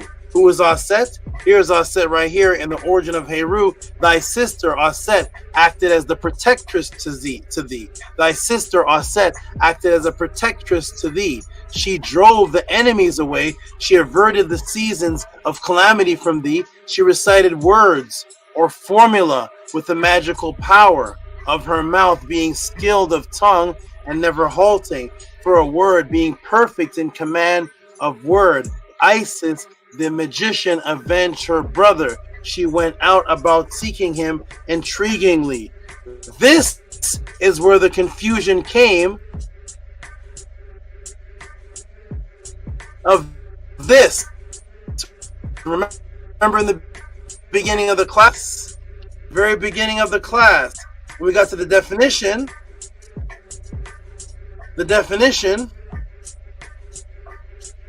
when you look up Isis, what does it say? It says from the Egyptian Hes. Hes, see right there? Remember that? Isis is not from the Egyptian Hes. Hes is what she was doing. Go back to my libation class. Go back to the libation class and get the teachings on the word Hes. What does Hes mean? Hes is what developed the word NEHESI. Hes is a word that means enchantments, enchanting, incantations. That's the action of what Auset was doing. Not that Isis came from the word Hes. Hes is the word for the actions of how she protected AUSAR. She was performing the Hes, which is the incantations of magic. Incanting words of magic. That's the Hes. They took it and made a mistake in the dictionary and said Isis is from the word Hes. No, Hes is what she was doing. Huh? That's what you got taught? We're here to correct the mistakes and show you where the original concepts come from. She's of the NEHESI. That's why when you look up HERU, best in the dictionary, it will say gods brought in from the NEHESI. Who's HERU? They say HERU, Tefnut, best. Gods brought in from Sudan, the NEHESI, to Egypt. The Nehes was the lower part, the southern. What was it called? The Eye of Ra. Remember that class? That's the eye. That's the Ray, King Ra. That's Marina del Rey. That's the area where the water started. Huh? That's where the water started, Lake Tana. The area called the Eye of Ra, the source origin, where the inundation waters started to flow to create the Nile, where the boats could travel on. The beings that lived there and traveled along the Nile were called the NEHESI, those of the Hes. And Auset was one of them, because that's what they were performing. Hes. So they say Isis from the Egyptian Hes. Then the origin of HERU says that she's the nettard of incantation. Hes. There it is right there. We're still going. We're still going. Auset said don't stop. Don't stop. You gotta represent me. Nobody cares about me. The truth. Gotta represent. So that's what we're here to do. There it is. Welcome to Tehuti Podcast, everybody. There's where you get the Hes from the incantation. Look at the word incantation. It's the Hes, the Nehes. All right? Because that's what she used to protect. Auset, the magician, avenged her brother. She went about seeking him untiringly. Remember that?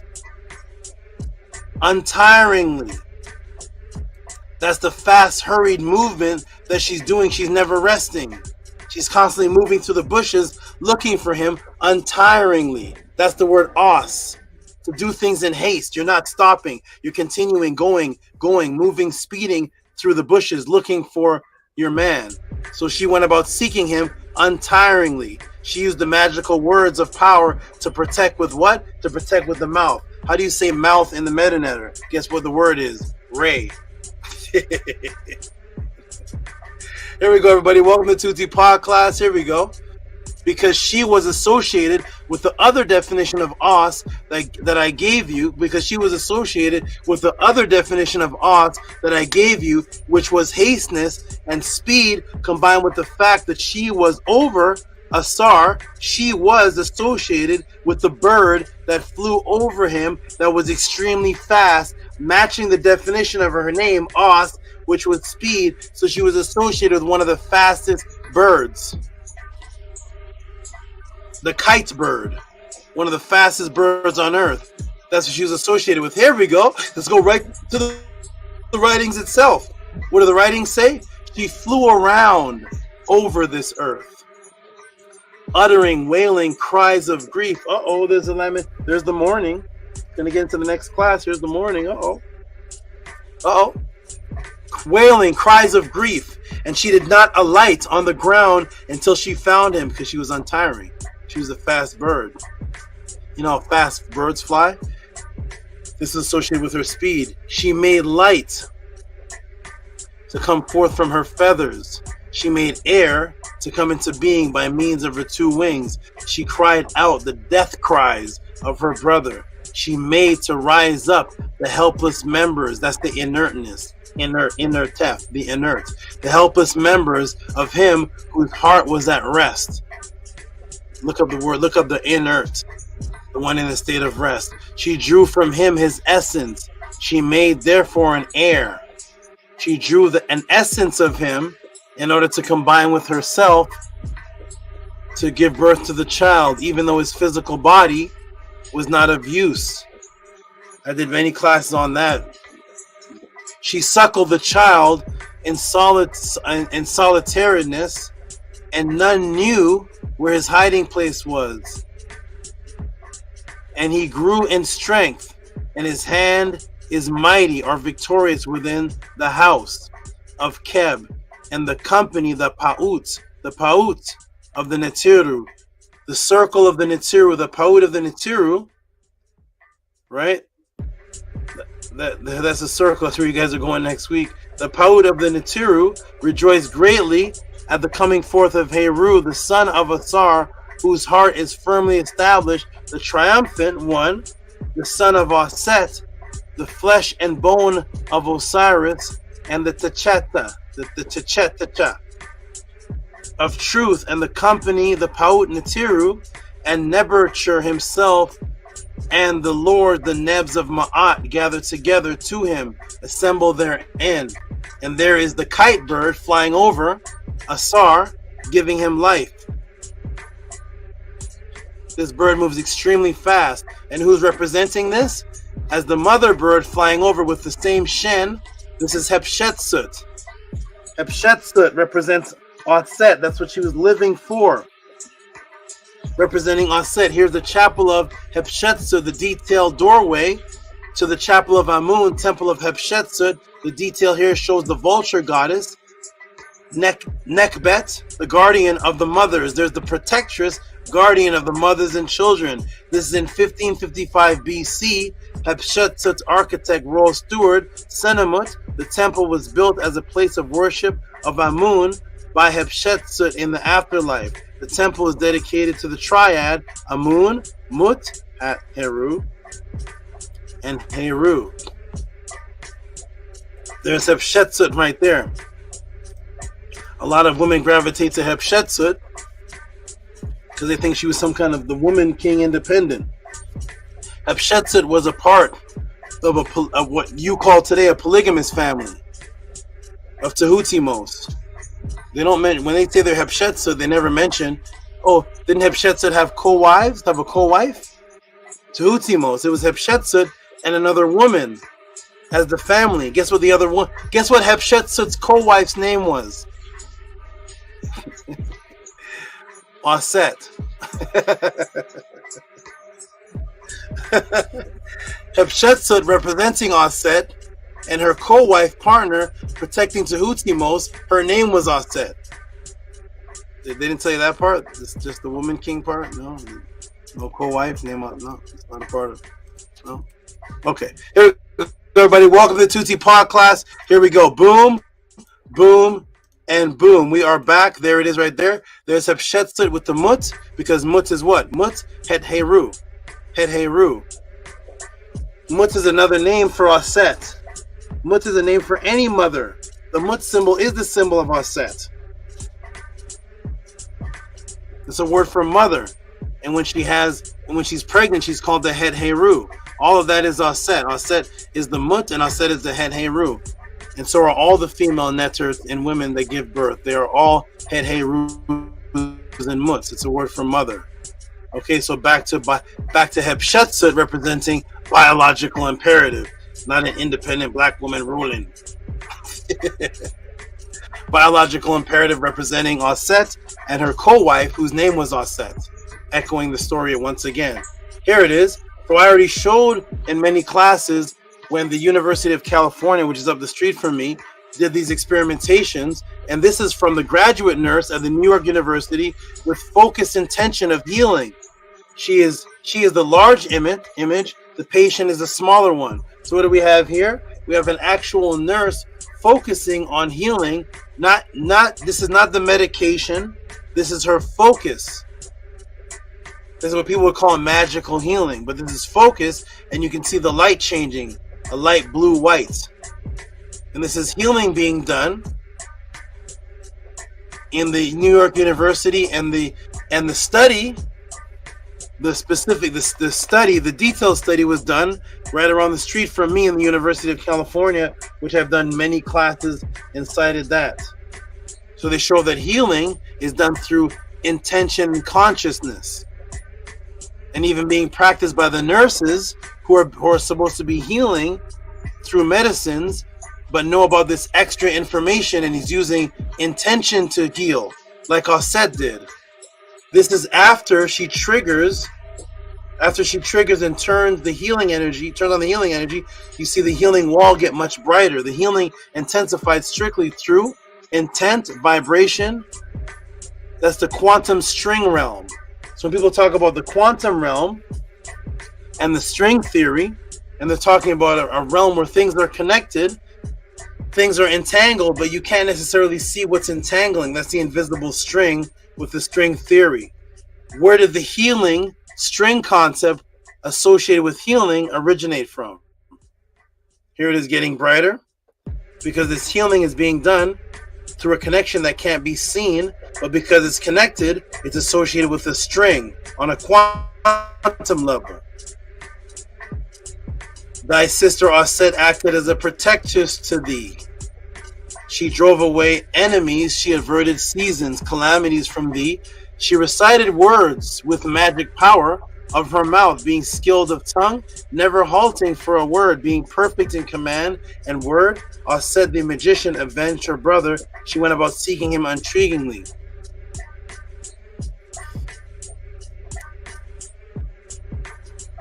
And the other stories in the HERU BEHUTET, and the other stories of the death of HERU goes to continue on how she was doing healing. Healing was being done through through incantation, intention, and words, sound vibration.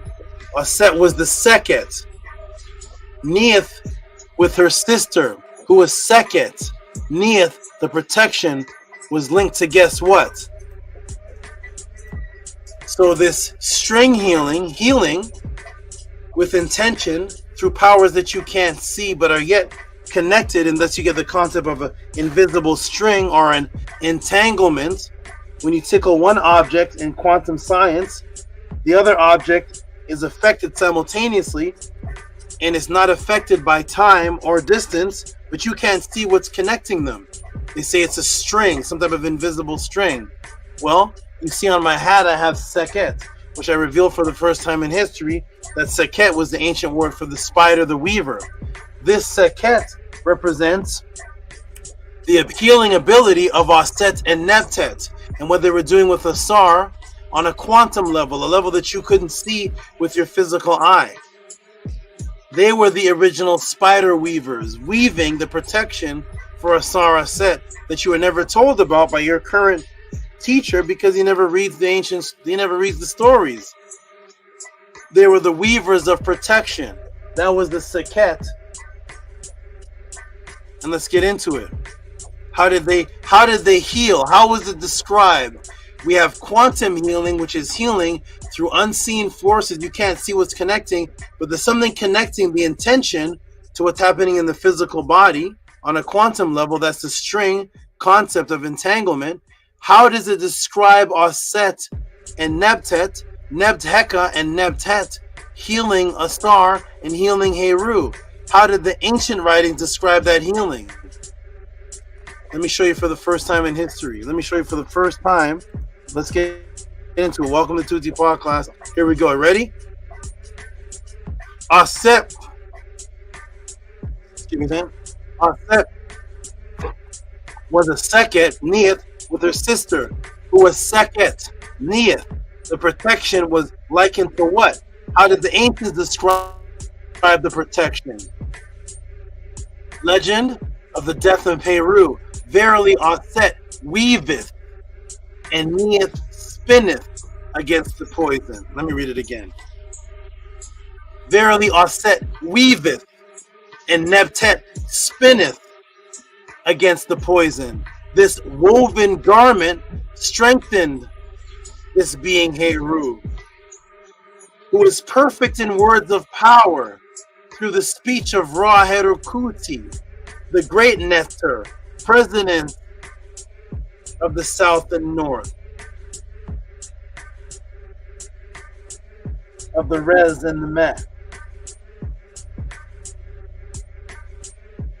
O evil poison which is in thy member, of this cat which is under the knife, come, issue forth upon the earth. How are they described with healing? Using perfect words and intention of speech. They didn't have any scalpel. There was no hospital going on in the story. They use intention, sound, vibration, and speech in perfect words. And they created a connection of weaving and spinning against the poison.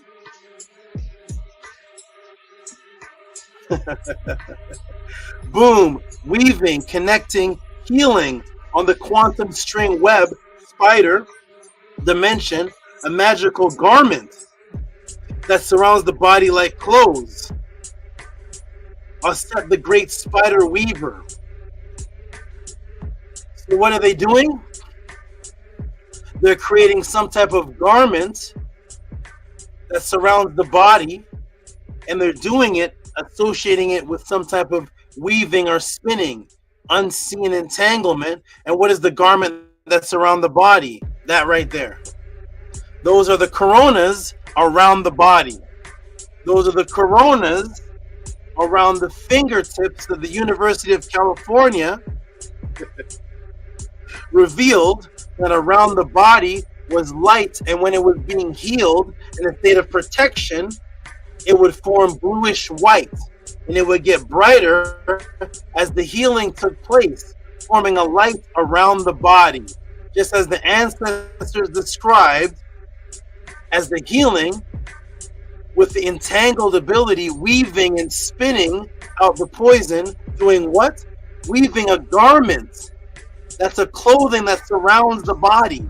A garment, something you put on that's around the body that causes the strength of the healing. That's what people today are calling the aura or the energy, which I did a class on that. That's the weaver, the great spider protector. Boom. Weaving, connecting, healing on the quantum string web, spider dimension, a magical garment that surrounds the body like clothes. Auset, the great spider weaver, forming the armor. Auset possessed me on this answer. That's how I felt as I was looking up at the ceiling, blinking my eyes, getting up every once in a while, writing some things, and then going back down. I couldn't stop. That's why there's no other podcast answer tonight. Wow, Tehuti, you say Auset is the most influential woman in this Earth's history? Yes. Now, not only was she taken to create Mary, but as a duality, she was taken also to make Jesus. They always tell you that Jesus was stolen from the AUSAR story, and Heru was the Christ. They didn't tell you the Jesus story was stolen from Mary, from Auset. He was taken to make Jesus as well. Auset was taken to make Mary and Jesus. Well, Mary Auset became Mary Isis. How do you say Jesus in Greek? Isus. Isus. Isus is the name of Jesus in Greek. That's his name. Isus. Isus. Right there. That became Jesus' name. Isus. Isus. Isus, the Lord. Isus, the Lord who was silent, then reborn on December. This is why, let me come in for a second. This is why you have no record of a Yahshua. Even in the Hebrew writing, they say, no, Jesus is the wrong name. It's not Jesus. The Hebrew Israelites will say, it's not Jesus. It's Yeshua. Not Isa, not Jesus. Isus.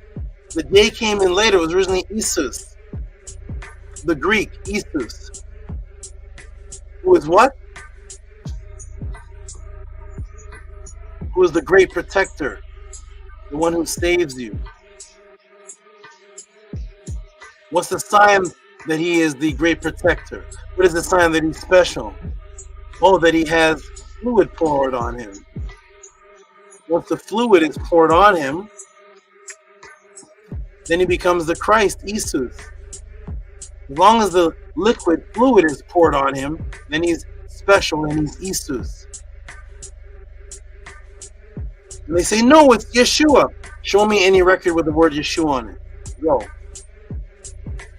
Show me any ancient record anywhere in history in the time of 1 AD to 33 of any Hebrew writing about a Yeshua.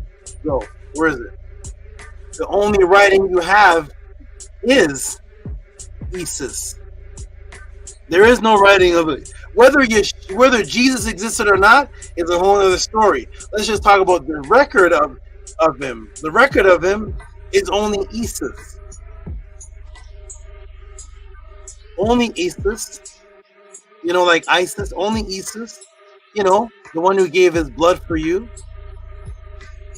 When you're washed in the blood of the Lamb. You know, like the placenta. I already had that class. What the placenta does with the blood, washes the blood. Only a thing that a woman can do. Only thing that Auset does. You know, you're washing the blood of the Lamb. Only a thing that the MUT does. Only what Isis does. Only what Auset does, the female. You know, the one who goes into the delivery room and gives birth to you. Oh, Isus? The one who delivers you from sin because you have to be born again?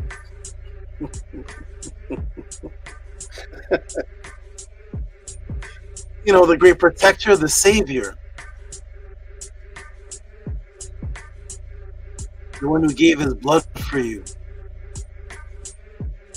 That you can be born again. Because if a woman doesn't have a menses, she's not giving birth. That's the sign when she's around 13 or so, giving her blood every month. Now a child can be born. And she can go into the delivery room and deliver you. And you can be born again as a pure baby because the placenta washed the blood. That's all said. You know, Isis, who became Isis.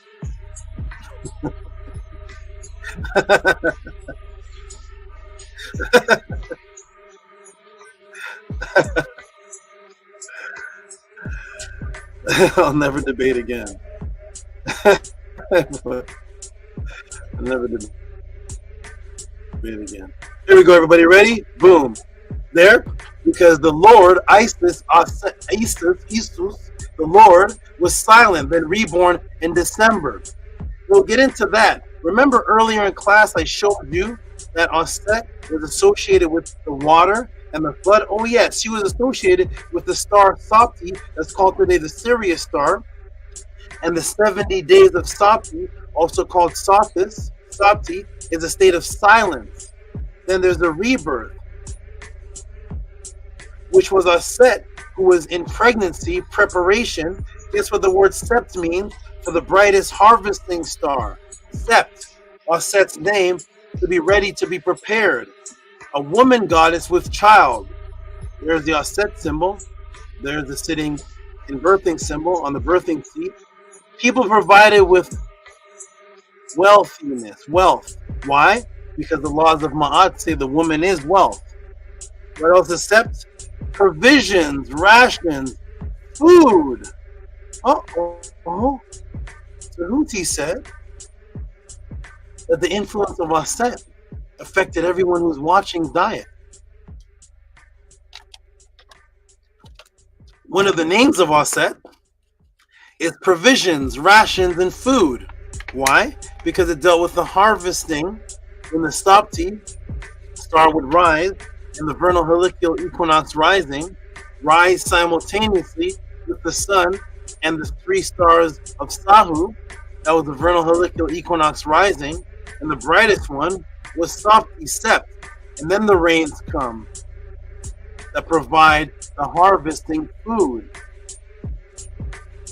for the farmers.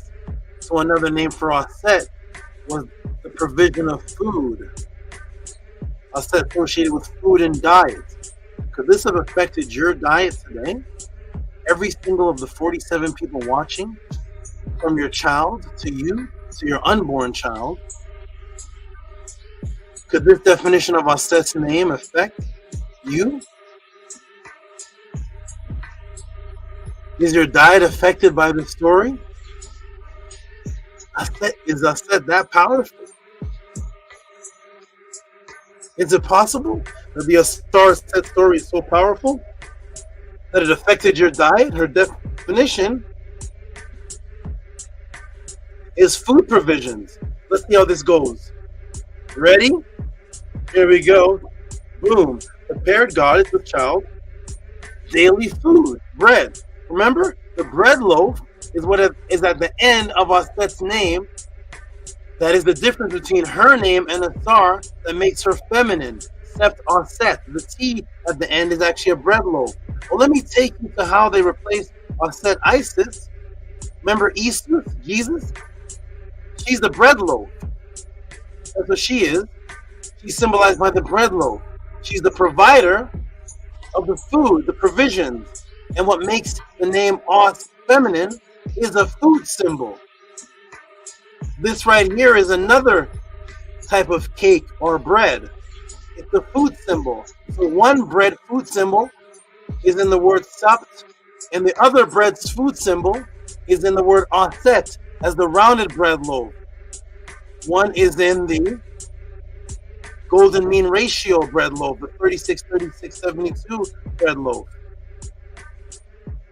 Let's go to Matthew 6:11 to find out about Isis. What does Matthew say? Give us today our daily bread.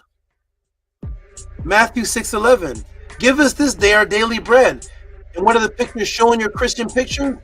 A bread loaf and wheat. Here's the bread loaf and wheat. And it's Jesus that's doing this. Give us today our daily bread. Now, Jesus is associated with the bread loaf, giving you the daily bread.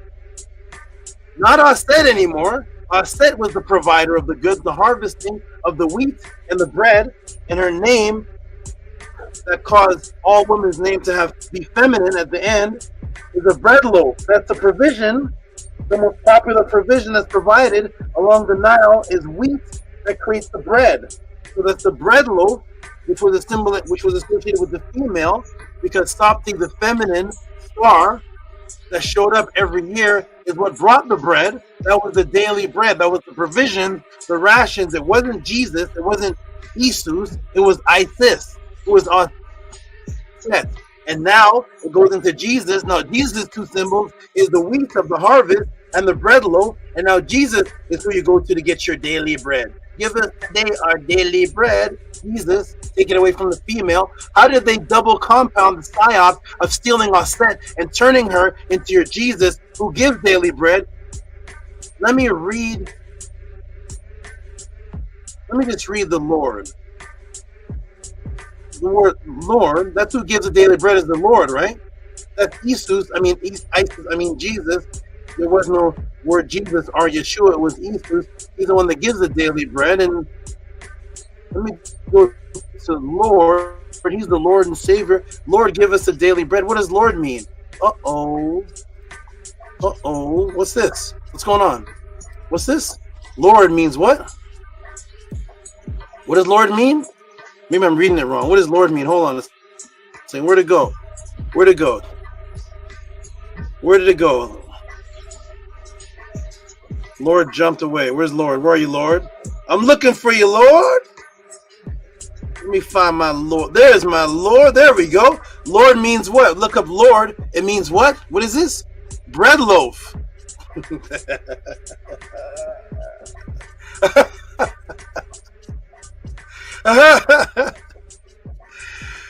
Lord is bread loaf. The symbol at the end of every female's name because of Auset, because the star brought the harvest that brought the wheat and the bread loaf, the provisions that provided the sustenance like a mother does in the womb. So that's all females to feminize the word. Now becomes the bread loaf, the main most popular food in Kemet, coming from Auset, who was the overseer, the eye over the seat, over a star in her tef. She was the overseer from the eye, which is the word MAAT, which means to perceive. Perceive. What does Lord mean again? Bread loaf and no, it couldn't be. It couldn't. No, that can't. No. From the word perceive.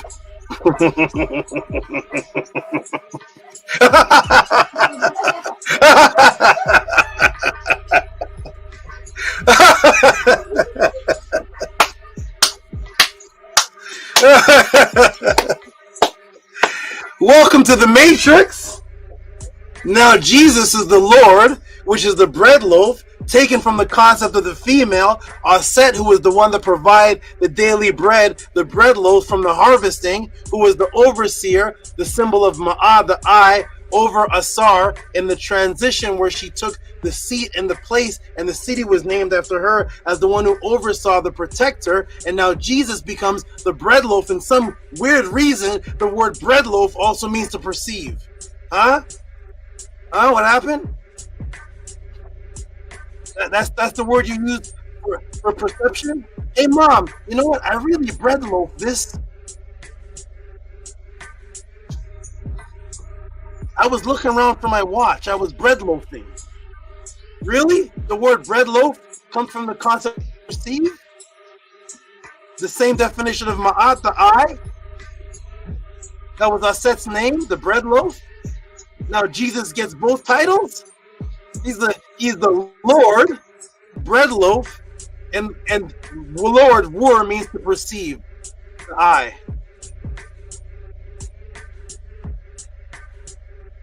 I'll get into somewhere else, right? I know.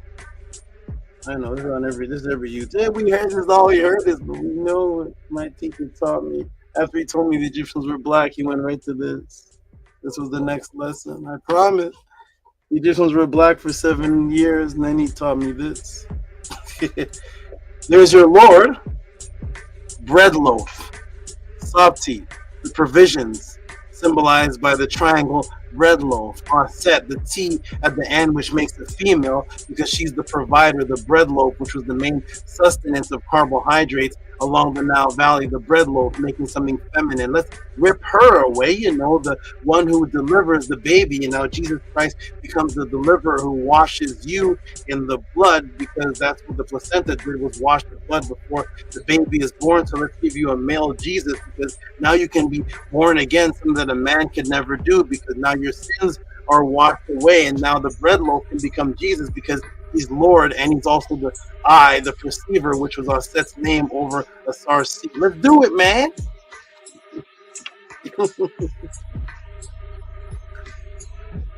Let's do it, man.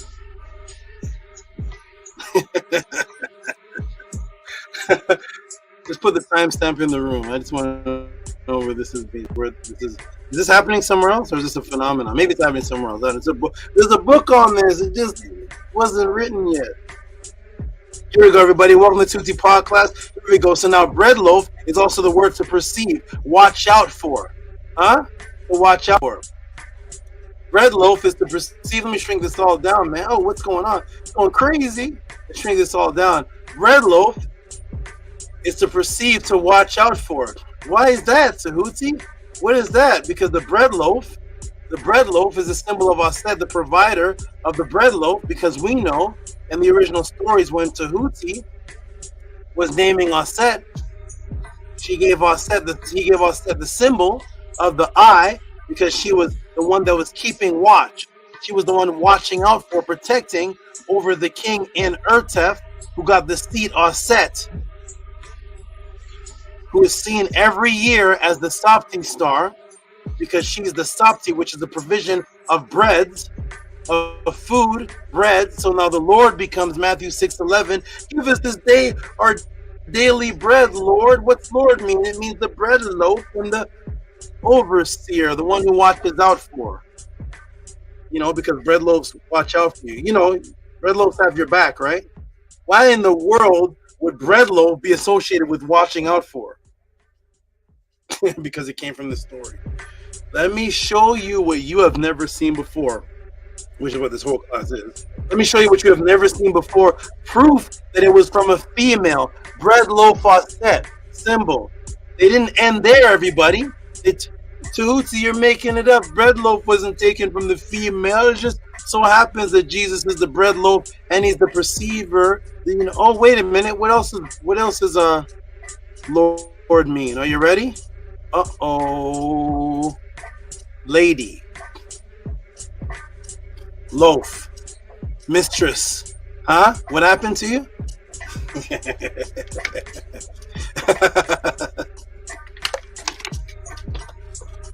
Lord from loaf. Loaf is the mistress of the household. The wife of a lord. The mistress. Lord. Lord. Maker of dough. The woman head. Woman in a superior position.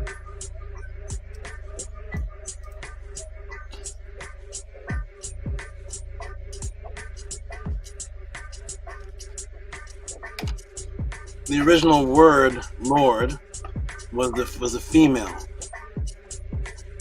Loaf of bread, maker of the loaf of bread, the provider. You know, the provision, you know, Sapti.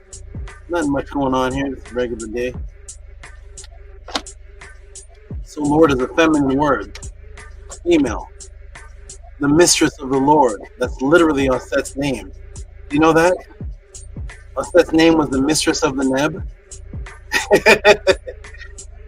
The Neb was AUSAR. She was called the great mistress of the Neb, the provider of bread.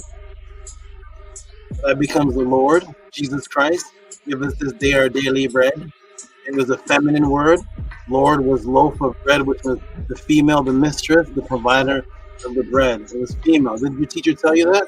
Who taught you that? You know this before. You heard of this all before. I know it. I know you knew that Lord was feminine. It meant lady. Did you know Lord meant lady? No? I look forward to what the support is on this. Where are we at? We're at 2 hours. I look forward. Support Cash at TC Moon, PayPal at Rocky SV if you've ever bought a Nathan's hot dog.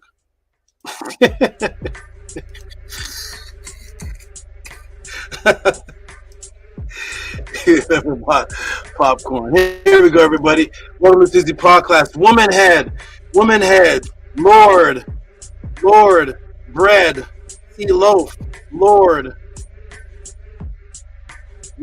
loaf of bread, the symbol of Sapti, the provider of food stores, the symbol of bread, Lord. Huh? Boom, loaf is lady. Now welcome to the Tehuti podcast. Lord is lady now. Welcome to the Tehuti podcast. Auset has influenced the entire world. The word Lord that you're calling Jesus Christ, you know, Isus is the word for lady. I didn't know Jesus was a lady. Huh? What's that song? What, like a lady? Here we go, everybody. Boom. Yes, Sabti, the provider of daily bread through the harvest, and the Pharaoh would take the position of her husband and sister to unite back with her symbolically through nature. With this rebirth, as seen in the indigenous writings in the Unas Nefer Auset, the oldest immortal spiritual writing on the face of the earth, which are named after her. And what does it say here? This Unas will cross, utterance 263, line 341. This Unas will cross a crossing to the eastern side of the Eket horizon. This Unas will cross a crossing to the eastern side of the sky. His sister, Sabti, Sothis, Sirius, the Duat, has given him birth. Why? Because the Akhet season, the first season of the month, is the appearance of the Sabti star. It disappears in silence for 70 days. Then it appears with the Orion star constellation while rising with the sun.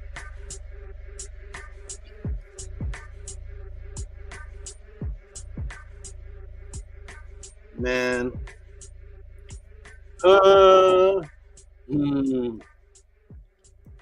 There she is in the seated position, the position to hold the baby right to the breast, in the seated position, the nursing position. Why? Because the Sabti represents what? The Duat. You know the word Duat is? Duat is womb. Did you know that? Duat is also the sacred womb, where you're given birth in. Anything that you're given birth in out of is a womb, or what's called a matrice, a matrix, where you get the word matriarch from. A matrices, or a matrix, the womb, the Duat, the provider, the Sabti star. What's the symbol? How do you spell Dua? How do you spell Tua? How do you spell it? With a star, with a man holding his hands up, and a star, which everybody uses as the word thank you. You know, the thing you do when you get your food, you know, the grace. I mean, that's when you're most thankful, when you have the dinner. Say your grace. Say your grace. Then you start thanking. That's the word dua, which is the star, the provider of food. Because that was most important, biological imperative. You do 1 million things a day as a Christian, but the one thing that everybody agrees to that you have to stop everything you're doing and give dua for is food. Your provision. Why is that? Aren't you thankful for everything else? Aren't you thankful for your breath, walking across the street, finding yourself a new wife, new husband? When your child is born, they don't even stop you then and say, when your child is born, can you say grace? It's only when you get food. Why is that? Why is that? You're happier when you eat it. When your mom gives you a hot dog, it could be a hot dog. A Christian, you're eating a Nathan's hot dog. Stop. Say grace. The eating of that hot dog was more important than giving birth to a child? No Christian stops and says, time to say grace for the childbirth. A new life is here. Stop, everybody. Say grace. You only say grace for food. Why is that? Because the provisions, the Sabti, the word Sabti is the star. When you write Tua is the star, it means thank you. Huh? Yo, man. Oh, man. I said I hope you're happy, man. I know no one else doing this for you. This is what we have to do. I hope this brought happiness, because Auset is dead to everybody else in the world. Everything else is a meme teachings. New Age is moving into the moon is going to help you. The moon. Here's Auset right here, giving birth, because it says right here, see, giving birth in what? The duat, the twat, the duat, right there. That's the giving birth. That's the womb. And there's the birthing symbol. After the birth, you're disconnected from the umbilical cord. You're no longer feeding from the umbilical cord anymore. Now you're feeding from your mom's breast as she goes into the Auset, the seated position to breastfeed. That's why you always see it. How come you never see Auset standing up breastfeeding? She's always in this position. This is the seated position of breastfeeding, that seat. And there is the other seat, the actual seated position of biological imperative, and the raising of the child of AUSAR, the seat to position to get his first meal in the morning after separation from the umbilical cord, which is milk from a cow, goddess Auset. I want you to remember that we will get back to that shortly. To conclude this class, hold your seatbelt. Remember, Auset is called sept. Well, guess what? That became the root word of the month that you use every year, September. What's September? Now, September is the 9th month, but it's from the word sept, which means 7. It's the 9th month. How come they didn't change the name? Huh? Isn't Ennead? Ennead in Greek is 9. Ogdoad is 8. Sept is Roman, is 7. So it's the 9th month. How come they never changed it? It's still sept. It's still sept. Interesting. Why are you showing us that, Tehuti? Well, guess what the month of harvest was that is now the month of Mary and Bethlehem, Jesus' birthplace. Uh-oh. August 23rd, ending in sept. September, the Virgo, the Virgin, the house of bread. Uh-oh. The house of bread. Uh-oh. The house of bread. The house of bread. The house of bread is the constellation of Virgo, you know, the Virgin. Hence Bethlehem, the house of bread, where they say Jesus was born.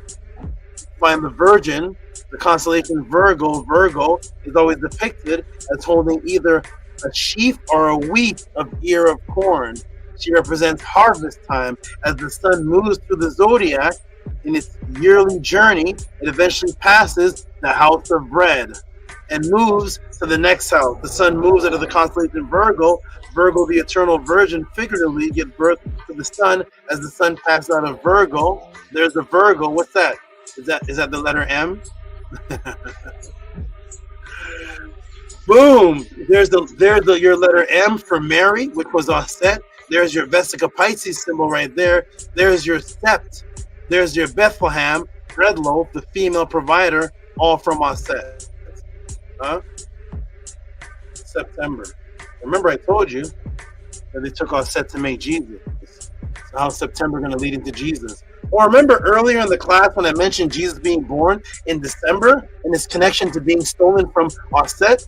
What do those two things have to do with each other? Oh, remember Auset is sept, the rebirth, harvesting. Well, guess what September was interchanged with?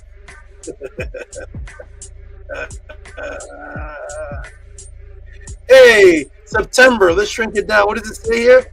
September, so called because it was the original 7th month. September, so called because it was the original 7th month of the old Roman calendar, which began the year in March. Julian calendar reform, 46 BCE, shifted the new year back 2 months for Ber.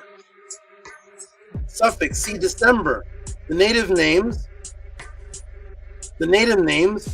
are the Old English harvest month,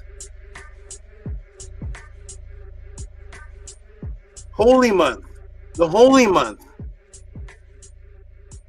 figurative stage of life related, September, Septembril, September, the holy month, the rebirth, Bethlehem, the Bethlehem, the house of bread where Jesus was born, that they have no date for. They have no month, no date for.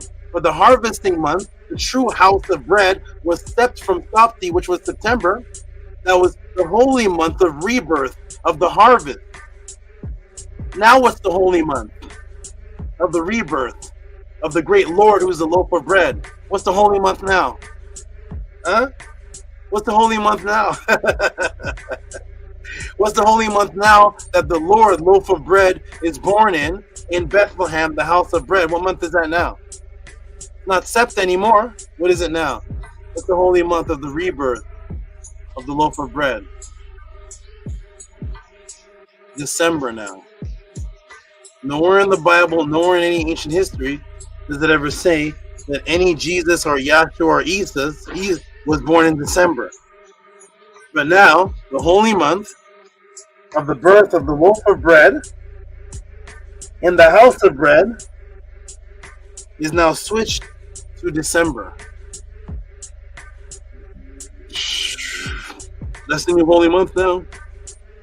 December.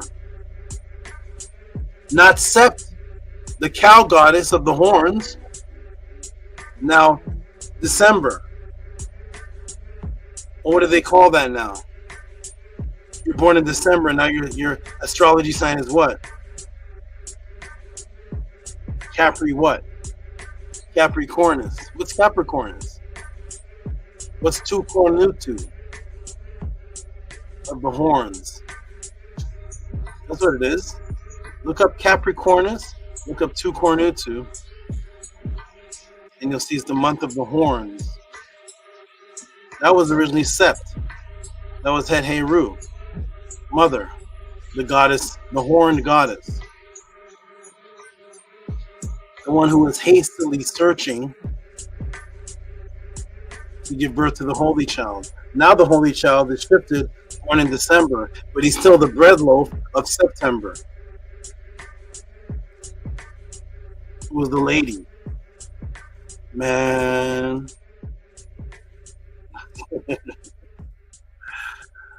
Welcome to the pod class.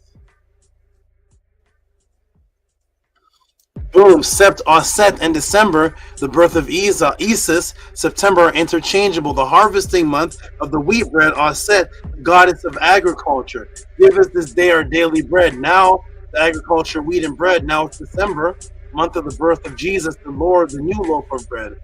Boom. Who is Auset? The most influential female to ever have been recorded in history for her dedication to her man, her following of MAAT, her example to all females across the world for both aspects. That is who Auset is. If you have Auset or Isis in your name, then you must be teaching and echoing this. Anything else is New Age fraudulence. Who is Auset? He is the septet who echoes the loyalty to her husband's biological imperative, which is the woman with child, and the one who provides nourishment, which is food, which is the true wealth, which is health, because she's represented by the star that brought in the harvest, the provisions of food, like nourishment of a newborn child, the cattle, the cows, who are on the farmland, providing the milk, which is the nourishment. Sept, one who provides the goods, the wealth, because the woman is wealth. Look up the word wealthy, it means healthy. Provisions, food, stores of food, the cake, the wheat bread, that which keeps you healthy. The birther of the ka multiplied, biological imperative multiplied. The Meta language called kau, which is the ka, the spirit energy multiplied. This is where you get the word cow from. Now you have the word cow, which was kau, that was the word for the cow, and the Meta which was ka multiplied, the multiplication of the ka, because the woman was the multiplier. She was the one that gave birth to many children. She was a sacred cow, Auset, from which is why she was represented by the cow, seeing the nourishing newborn pharaohs as seen in Amenhotep II, 1427 BC up to 1401 BC. That's when you go to Amenhotep II, 1427 BC to 1401 BC. What do you see? You see Amenhotep II drinking the milk from the goddess HERU, the horned cow. because the milk was the nourishment to the young cow. Just as the milk is the nourishment to the young baby, as the woman is in the Auset seated position, nourishing her baby after the baby is separated from the umbilical cord, because the cow is the most popular animal in the farm that provides the most. That provides the milk and the fertilization for the ground simultaneously, so that the wheat can even grow. The cow is providing both. And the car was used by the farmer to plant the seeds, because the cow is moving the plow in order to plant the seeds. That was the HERU, who is Auset, the female Netert of Ma'at, that influenced the entire world wide. This cow, this horn cow, harvesting nature, that later became worshipped by Europeans in Greece and Rome as the goddess Ceres. Ceres, as seen written here by Lucius Apuleius in 125 to 170 AD, who was a Roman writer, philosopher, mythologist, poet, orator, and physician. Yes, he was a doctor. Found in the Metamorphosion book, chapter 11, paragraph 2 and paragraph 5. Here's the book right here. What do the Romans believe? What does it say? Who Ceres is? I have the arrows pointing to it. Here's paragraph 2. Queen of the sky, whether you are Ceres, the original parent of grain, you know, the bread, grain, the wheat, who delighted at the discovery of her daughter removed from the old wild acorns and fodder. You are sifting. I'm going to skip all this and go down to this right here. See? Aleutians clawed with meek common food. You are the celestial Venus, who is the first beginnings of things associated with diversity of sexes and generated love and eternal subjugation with the spread of the human race. You are now worshipped at the shrine of Paphos, or the sister of Phobos, who revived so many people, birth of fetuses and soothing meds. Enjoyed by your prayers, Lucius, parent of nature, mistress of all elements, initial offspring of the ages, supreme of the gods, queen of the spirit, the first of the heavens, the uniform faces of the gods, goddesses, luminous peaks of the sky, keeps on going down. Now what does it say? Spirits of the sea, the mournful silence of the underworld, the mournful silence of the underworld, the mournful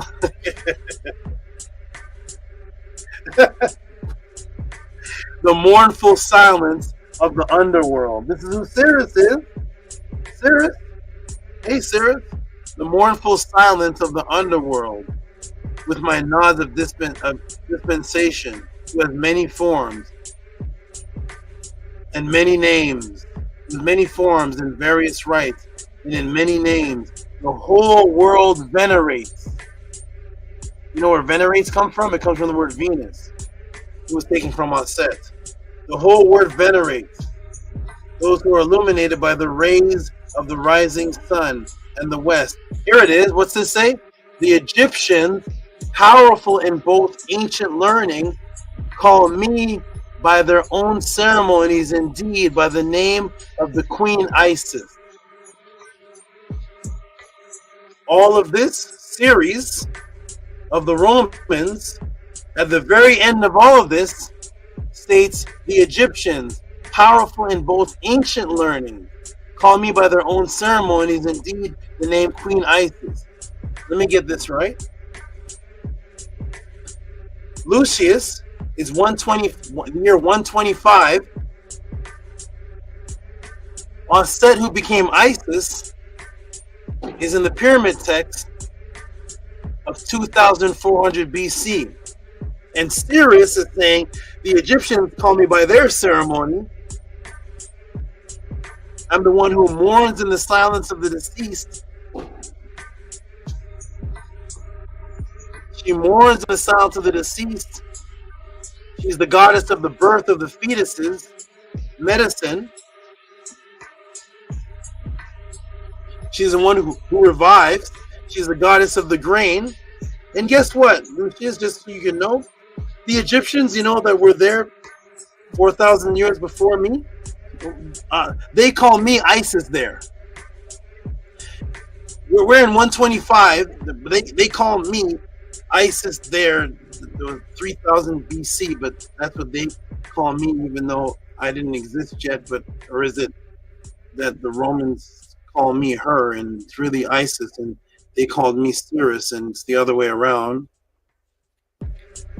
So to the Romans, Auset, the goddess of silence and mourning who revives, the goddess of the fetuses, the goddess of revival, the grain. Ceres was the redefinition of Isis, you know, the goddess of the heavens. Every attribute that Auset had now is Ceres's title. And she even says in the Roman writings, that's me. Openly saying that it was plagiarized. They call me that. Well, they can't call you that because you didn't exist yet. They were 4,000 years before you, so it's not them calling you that. It's you calling yourself after what she is and giving a new name.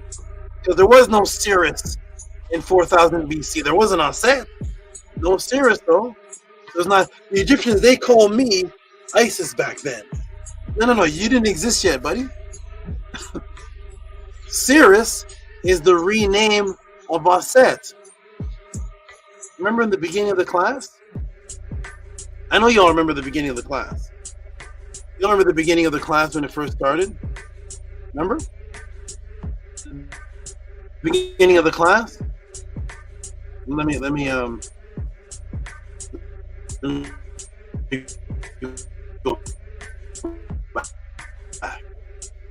go back. Let me go. What's this? What's that? Where are we? Oh, the Egyptian goddess that Rome adopted. Wait a minute, Ceres. Hold on, Ceres. Ceres, you said that. You said the Egyptians called you Isis, but according to all history, Rome adopted Isis. Let's go down. Let's go back. Hold on, Ceres. We got you, Ceres. We got you. So Ceres is the reinvented story and name of stolen Isis, stolen Auset. How were you taught to start your day off in the morning, you know, to prepare, you know, the definition of sabti, to prepare of food, you know, to prepare your body for the rest of the day. What is the most popular morning breakfast, especially for children? You know, it goes in the milk. Remember the milk of the goddess HERU? You know, the symbol of the cow, the Netert Auset, that gives the child the food in the morning.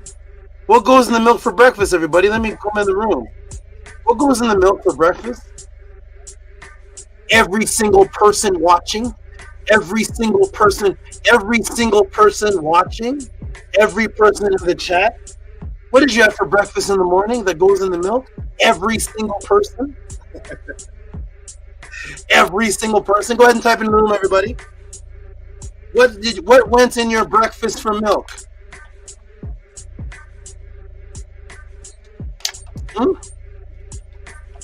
You had milk?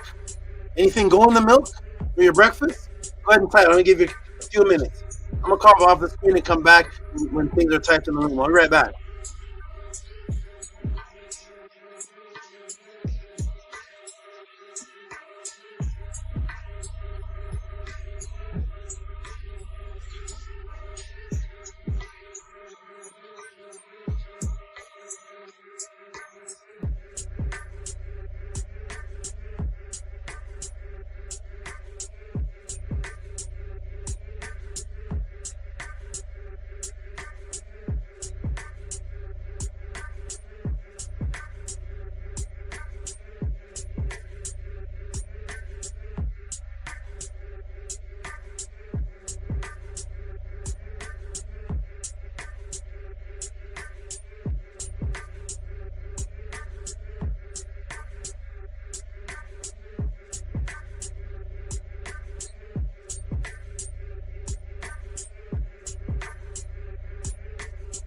I'm back. What do you guys have in the morning? What did you all have in the morning? What did you put in your milk? Let's see. Okay, only three people as a child. Only 3 people as a child had anything in the morning for breakfast with their milk. Only 3 people. Here we go. Okay, we got some 3 answers. We got cereal, Wheaties, like shredded wheat, which is also cereal. Okay. I'm gonna come out for one more time.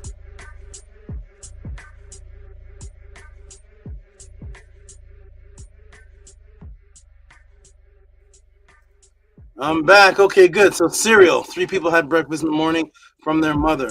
Frosted Flakes. Okay, Frosted Flakes cereal. Okay, nice. Every single person watching this class today,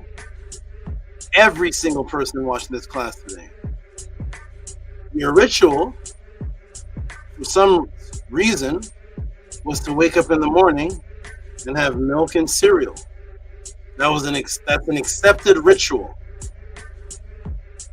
That's an accepted ritual, like as if that was going on. That was thousands of years. The ancient Sumerians had milk and cereal. The ancient Chinese woke up and had milk and cereal. Why is that? Let's go and find out. That you'll find out here at the Tehuti podcast. Ready, everybody? Here we go. Boom, boom, boom. Frosted Flakes, Wheaties, cereal. Let's find out. Shout out to the new people too. I've never seen this person. Wise Malik. I always give a shout out to the new people in the room. Shout out to what is this called? Wise Malik Allah. I like that name. Shout out to Wise Malik Allah. I like that name. One of those names are actually extremely ancient. All right, here we go. Ready? There we go. Boom. There we go. What'd you have for breakfast? That's right. Look at the cute kids. There you are, man. Hey, there you are. There's everybody. There's Primordial Thought and Gabriela Lopez as a child eating. There they are. Gabriela Lopez and Primordial Thought eating there with the Cheerios. Eating some Wheaties. There you are. There they are. Hey, man, you eating up that cereal, man. Hey, look up cereal. There's cereal here. We'll look up cereal here. Hey, cereal, look. Grass-yielding edible grain cultivated for food. Originally, adjective having to do with edible grain. Cereal of Ceres. Latin cereal, originally of Ceres, from Ceres, the Italic goddess of agriculture.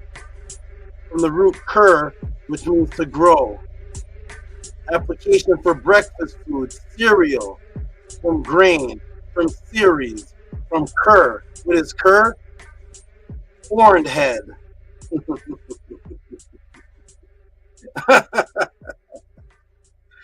Ceres, the horned head, creating your cereal.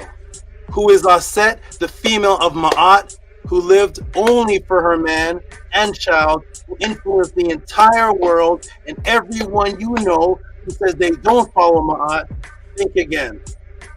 Auset, I am done. Matrix broken. For those of you who appreciated this more than the waiter that you have ever tipped, the Nathan hot dogs you bought, the past reciprocity that you've spent over the years on your July 4th rituals, Halloween, if you have learned or if this has had any type of impact or has advanced your recent current understanding of this particular subject matter, send your tip of appreciation of reciprocity, appreciation called Auset the Greatest Mate, Auset Asar, Auset Example, or any creative title that you can come up with to PayPal at RockSV, Cash App, TT Amun. Hotep, I am done.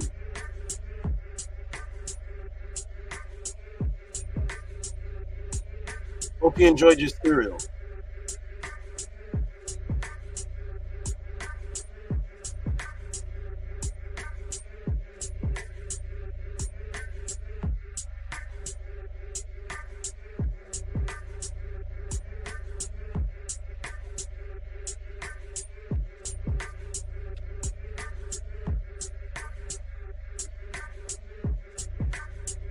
I'm going to put the link in the room. Supporters jump in. If you're watching this, if you're watching this, that was 2 hours and 31 minutes. I really hope that you all appreciate this. If anybody has ever been to the movies,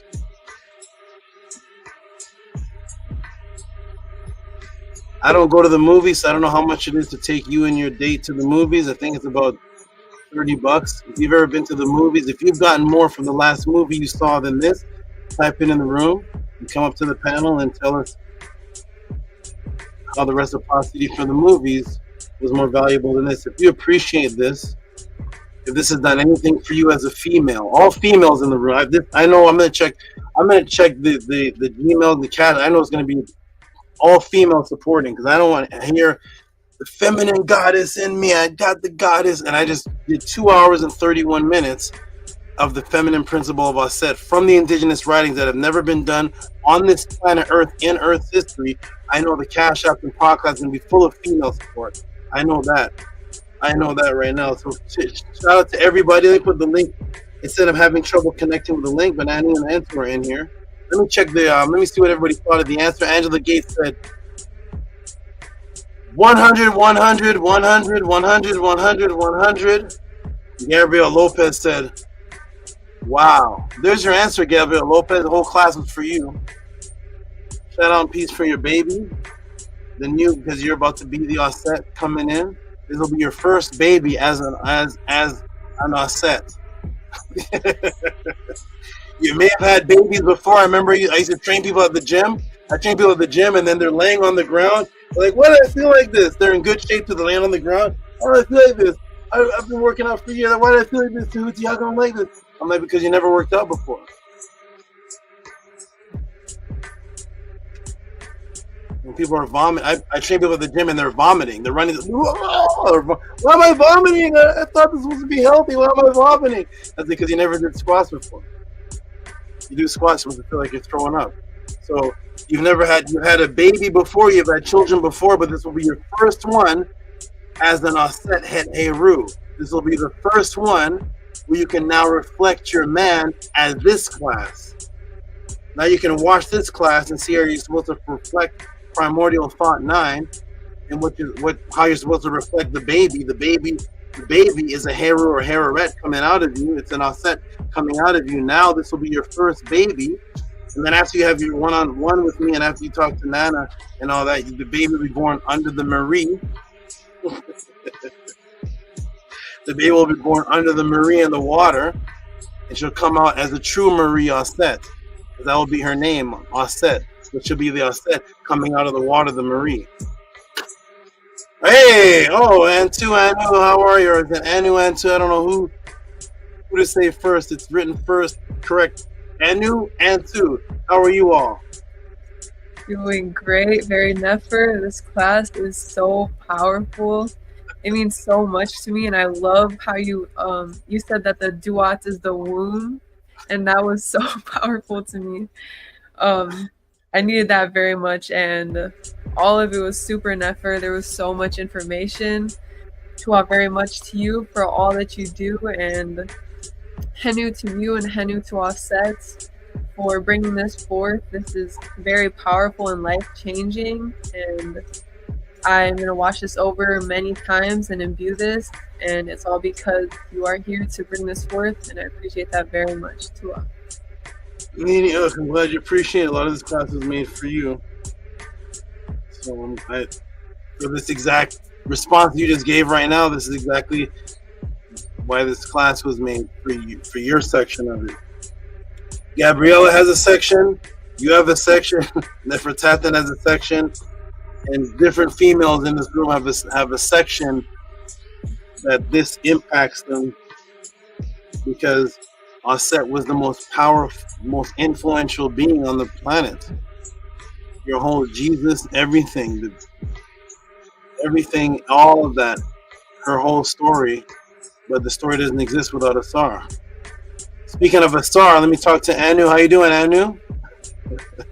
Excellent and wealthy. Thank you all very much for this class, SABA.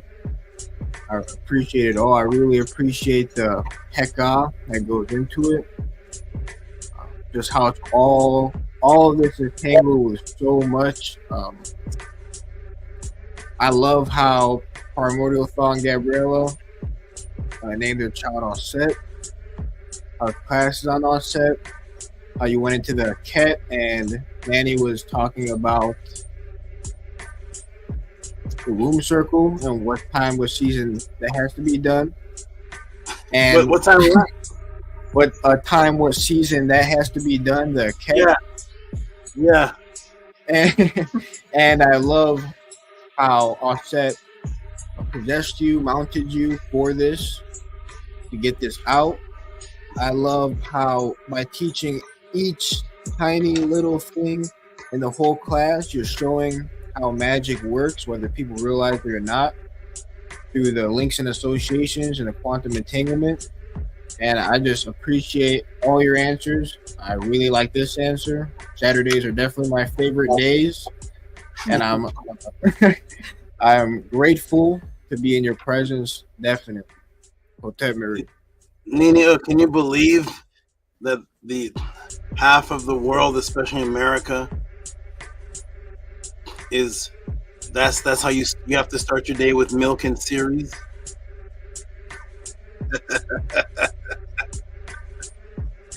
Those two, who even decided that those two things have anything to do with each other? Who said you got milk come from a cow and cereal? Let's put it inside and eat it together every morning for millions of people. It has to be this.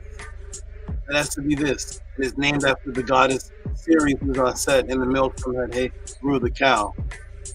And Ceres, Kerr, the horned one. Go ahead. Is that also why the word Mary is in America? That time? No, that's another. That was I thought I did a class on that already. The Tam Marie and all that. I did a class on that. No, that's a whole other podcast. But I did a class on that, I believe, already. But no, it's not. It's not for that. What about it's not for that at all? But here's you, man. Is this you right here? Is that you? Did I get a picture of Andrew? 6 years old eating breakfast with one of his siblings. Okay, that was Anu before you met him, Antu. Okay, what were you saying, Anu? You said something else? How about like they have the iPhone, the AI Siri, and then that's a whole other AI class where that name comes from, and that's another class. We'll get into it one day. Okay. Let me go to Annie, and then I'm gonna go to Little Reem said, I'm gonna go eat. Guess what? What, cereal? Okay, I'm gonna go to Annie, then I'm gonna get to. I want to see the support on this. I want to see if I should ever do this again. I can't refuse though. But how you doing, Annie? You had your cereal this morning? No. Inu Great SABA Tua. Tua, I'm doing great. Yes, Henu for this very powerful class and teaching on the us and the speed and the hastiness of traveling for the protection, for the protectress, and all of what that encompasses. I really appreciated that part, and showing in the story how some of these titles were given to her by Tehuti. I love that because it just dispels all of the things that people just make up, and that's heavily permeating just everyone all across the planet, to where no one really recites what the ancestors said. So Tuaf for always bringing that forward and teaching us how to look for that and how to do that, which is extremely matrix breaking when it comes to every aspect of life. So Tuaf for that, and showing the Nabet Heka. I love that part as well, and how the Nefer Neterets are able to take on these names based on what they're doing, and some of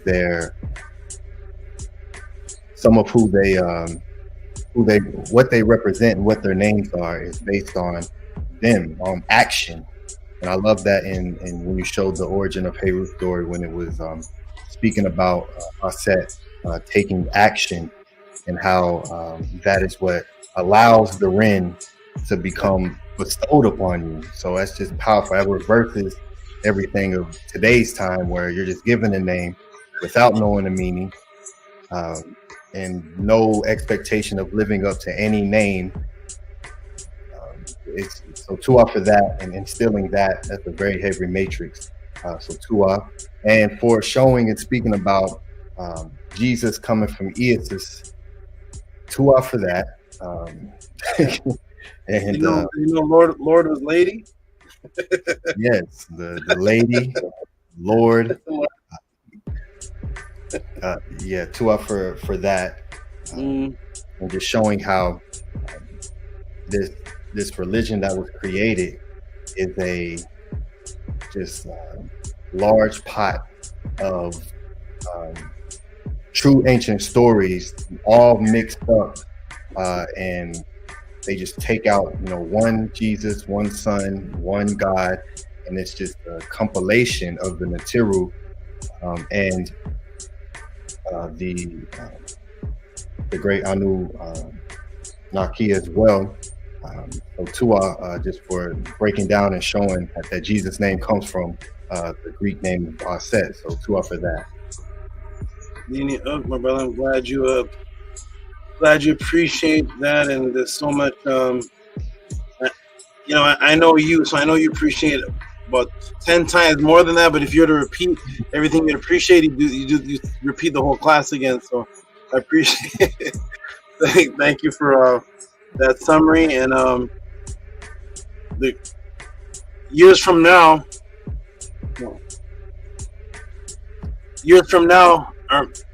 you can make so many classes. You can make so many bits and pieces of that, and re-elaborate and add them to different future classes. As a teacher, I put a lot of jewels in there for the teachers. So I'm glad you as a teacher, I'm glad you appreciate it very much. Thank you, my brother.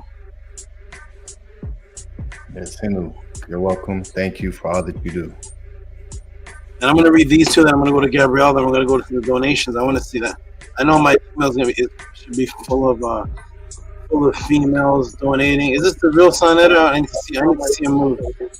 Come to the camera, brother. I got to see if this is the real brother. I hope this is not the flasher. Yeah, this is me, brother Tehuti. Hey, peace, bro. You know those flashes that come on? They come on half naked. How you doing, brother? Uh-oh. I think he's okay. I think all the screen's frozen. Peace on Eder. Good to see you, my good brother. Peace to you. Peace and love. And get him up to his mic. Okay, so until Son Eder gets a mic, I'm gonna go to Gabriela, because Gabriela, this is the sister that actually asked the question right here, looking like she's 16 years old again. Gabriela, go ahead and give a couple comments on what you thought. The whole class was dedicated to you, the female. Go ahead, Gabriela. We lost on it. Okay, if I was 16 and I knew what I knew now, I think I'd be in a different place in life. I am glad that you never. People always say that, and I think that too. I was saying that to my church. I was saying, man, if I knew certain things that I knew now, then I said, watch the butterfly effect. Because if I knew certain things that I knew now, I wouldn't be with my attorney. If you knew what you knew at 16, you wouldn't be pregnant for primordial thought right now. Yeah. You wouldn't have met him. So I'm glad you were in ignorance until whatever the ignorant life led you right to primordial, and now you get to learn. Yay! Because if you were 16 with this, you'd be on Mars somewhere with Inky. I don't know. Brother Tahuti, this Sonetta. Hey, peace, good brother.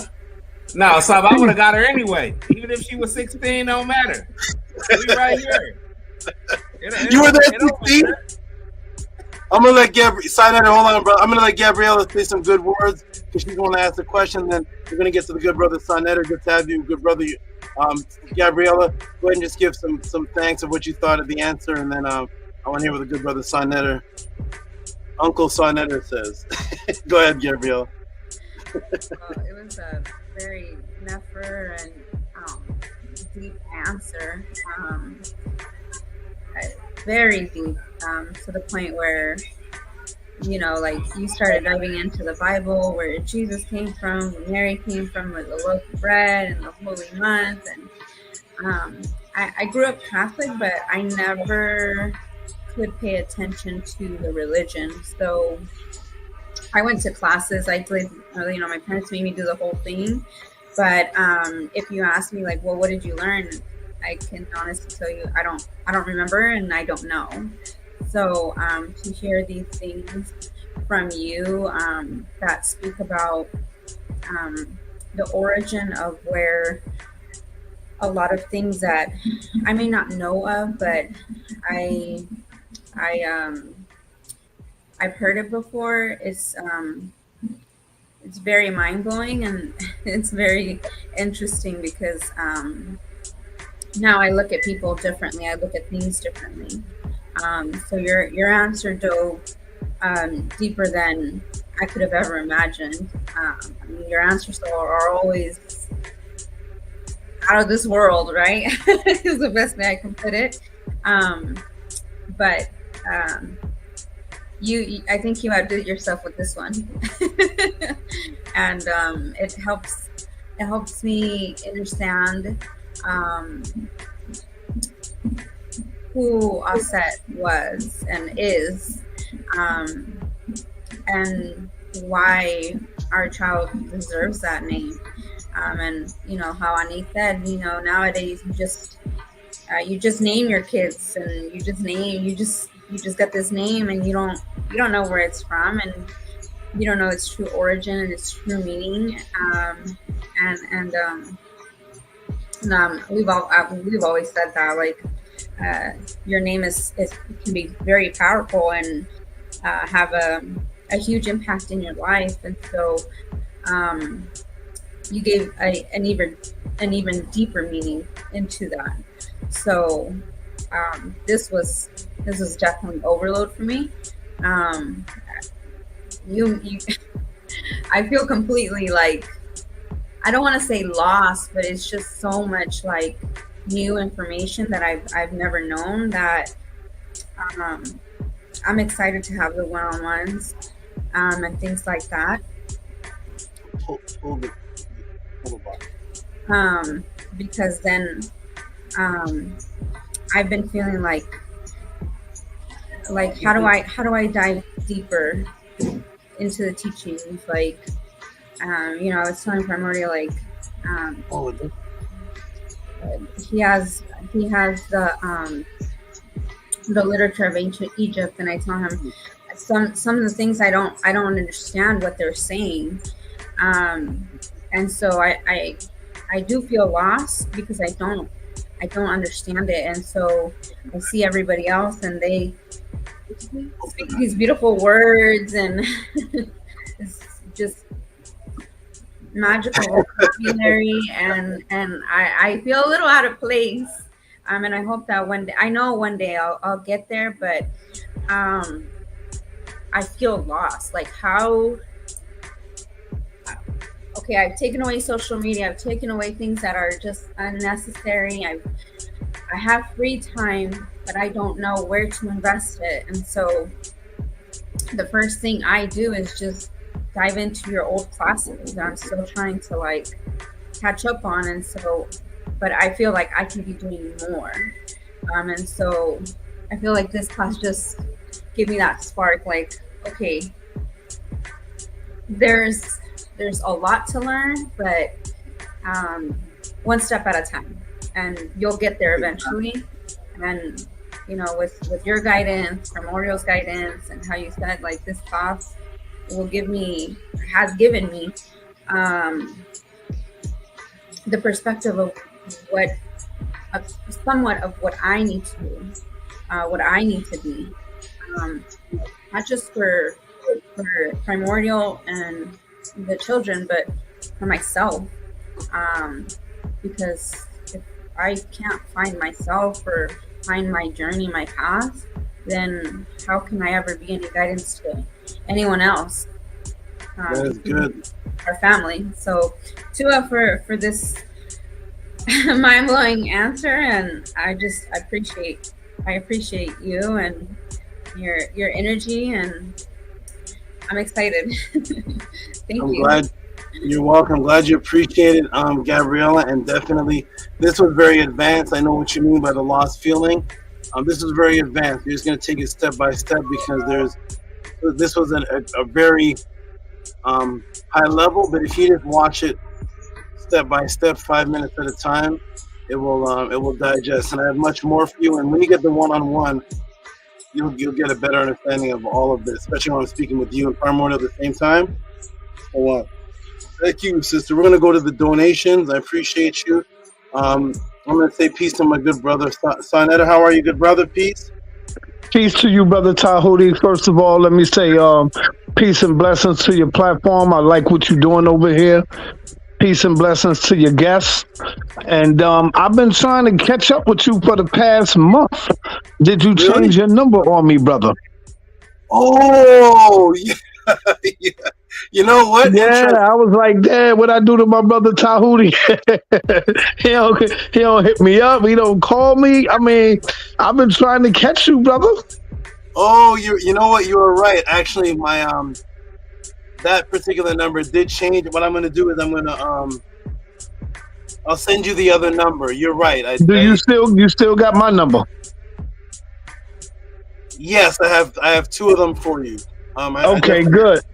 That's all I came in for, brother, but good work. I love what you're doing over here, and I'm only contacting you because my people been asking for some more. They hungry. They need a joint, interview, a lecture. Okay, wonderful, brother. I definitely man, I want to we'll talk definitely. I want to change the vibe over there. It's Hebrew all day. Hebrew. I definitely got to get some. That's only because y'all not coming. Y'all see, if it was the Kemet coming, it'd be Kemet. But they there. Y'all not there. Y'all don't come over. Okay, but yeah, come on through, brother. Hit me up tomorrow. Call me or text me your number, and I'll hit you up tomorrow. Okay, good. Okay. All right. Peace and blessings to everybody on the panel. To you, Charlie. Peace. Peace and blessings on there. Peace. I'll hit you up tomorrow. Peace and love. All right. Okay, good.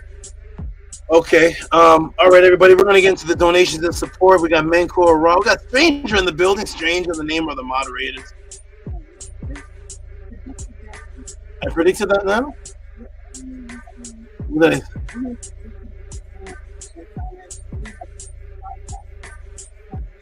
I did say that. I did say that. I said Senator has not come to the podcast before, and he came to the podcast. I did say that. Interesting. I did say that. Okay.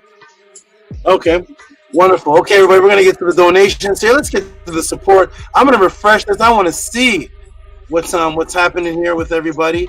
Let me go ahead and reload this and get to the support of everybody. Those who saw the answer, 2 hours and such. I'm gonna see if I'm gonna do this again. We're gonna go to we got the first support is Ox Effect. Everybody sent only a few supports given. I should have made this class 15 minutes. Here we go. We got Ox Effect. Ox Effect here. Let me see. Maybe some of the PayPals didn't come through. I'm gonna check the PayPals. Those PayPals I have to do actually manually. So Maybe that's why there's only a couple. The support here is like I did a 10-minute class. Okay, here we go. I'm gonna go through. Okay, 3 asked. Well, there's only one topic. So okay. Shout out to who's this? Ox Effect. Let's get to this true support now given for this for what I just did. Let me see what it was about. What's worth. Shout out to Ox Effect, $20.72. Go ahead and read that for me, and two, please. For Auset, the speedy one. Give Ox Effect some big noise, please, big noise.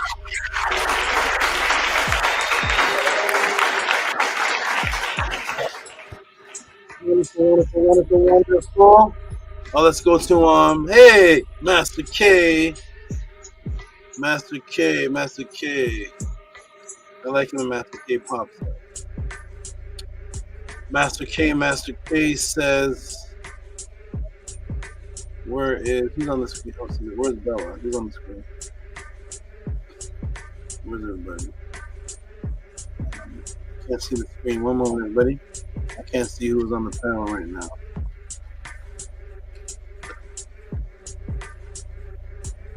The screen is stuck on this. The panel. Anu, Gabriel Lopez. Hey, Gabriel Lopez, are you still there?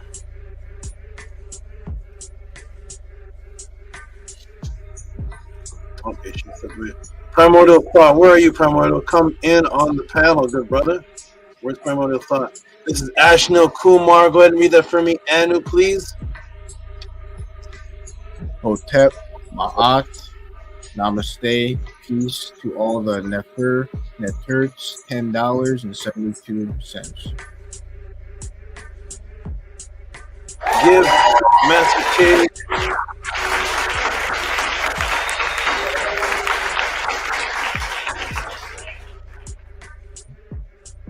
Okay, here's a good tip right here. Here's some. Okay, now a couple supports are coming in. I'm wondering, let us do a 20-minute class. There we go. Okay, we. I think the PayPal. TT, send me a message if you're hearing this, and check the PayPals. I don't see.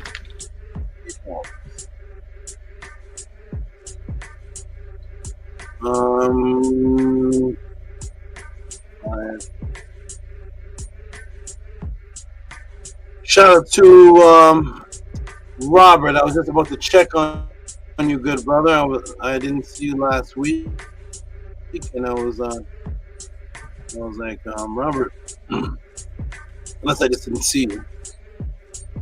I didn't see you or support, and from that last email you sent me, I said, let me check on him, see everything is good. And here you are, pop right back up because you're consistent. Robert E. Williams, a tip for revealing. I'll read this one. Revealing the true name of Auset to a Hetep. Give Robert Williams some big noise.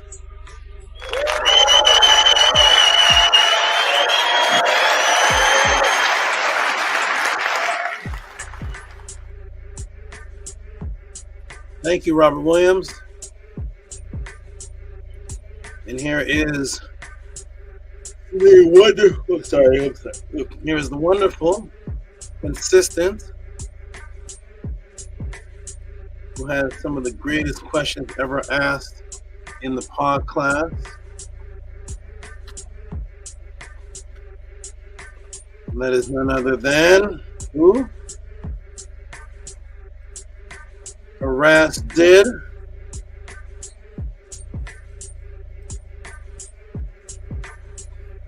Harass did. Oh, it's easy to read. It just says Tua. $32. Go ahead and give her some big noise, please.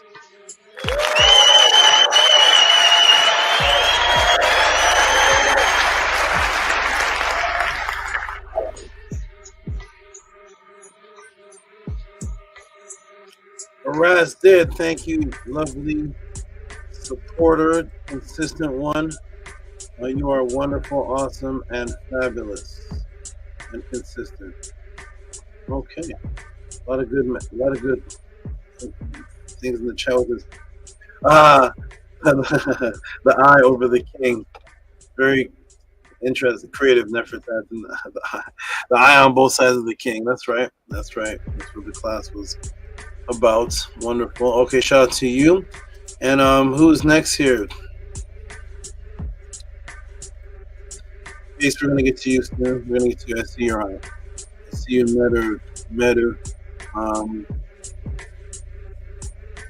Primordial Thought 9 coming through with the body slam.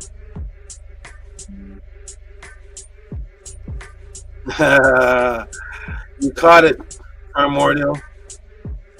Primordial caught it. Gabrielle, I hope you caught it too. Primordial caught it. Remember I said there's many there's many women that I made this class for. Oh, man. I said there's many women I made this class for. And then I said also that this class is a part of elaborating on people's rents. This question was asked by Gabrielle Lopez. What's the name of the class? What's the name of her upcoming daughter? That means that Gabrielle Lopez's upcoming daughter just got a whole 2-hour class on her rent. Primordial picked up on it and sent this because she was one of the main ladies that I did the class for, is the one who's unborn. Here we go. Primordial with the $35 for tip for Ren of our SAT. Tua, he caught on. This is the Ren class for the unborn child. $35. I'm gonna get Gabriella. You go ahead and read this for me, please. Primordial caught the secret jewel. Okay. Yes, it's gonna be $35 for a tip for the run of our SAT, to a great SABA, Hen Fist, Black Heart, and Raw. Give Primordial Thought some big noise. He caught the secret. Go ahead. Spoke that heck out on that.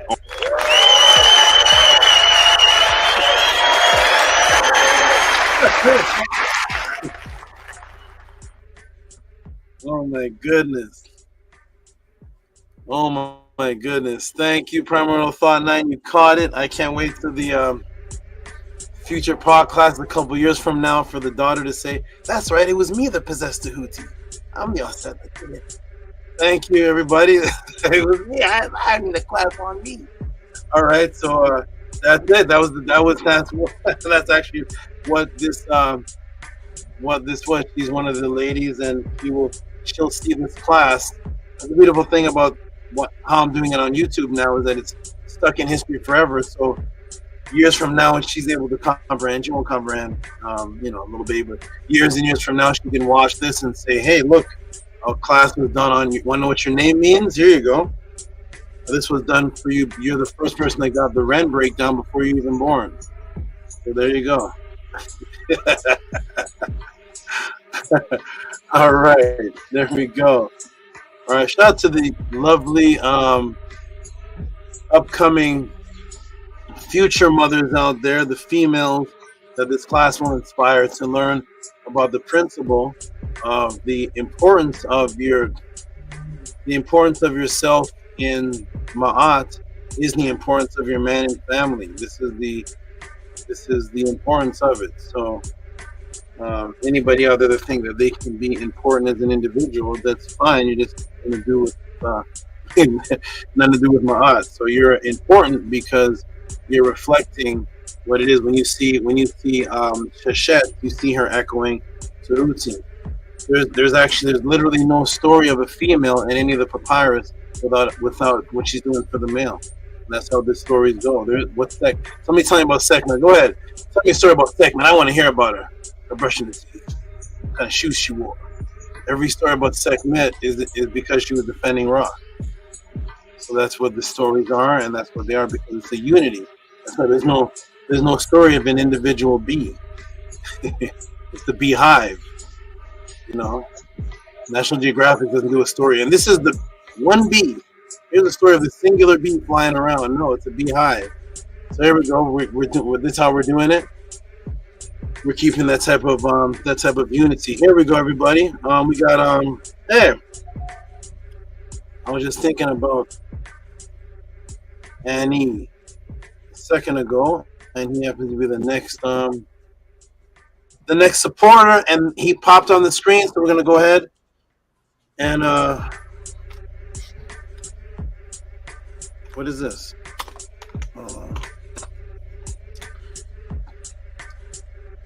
Okay, my screen. I'm gonna be patient with this because okay, there we go. Now I can see. I can see everybody. Shout out to Annie. Who's gonna read his own support?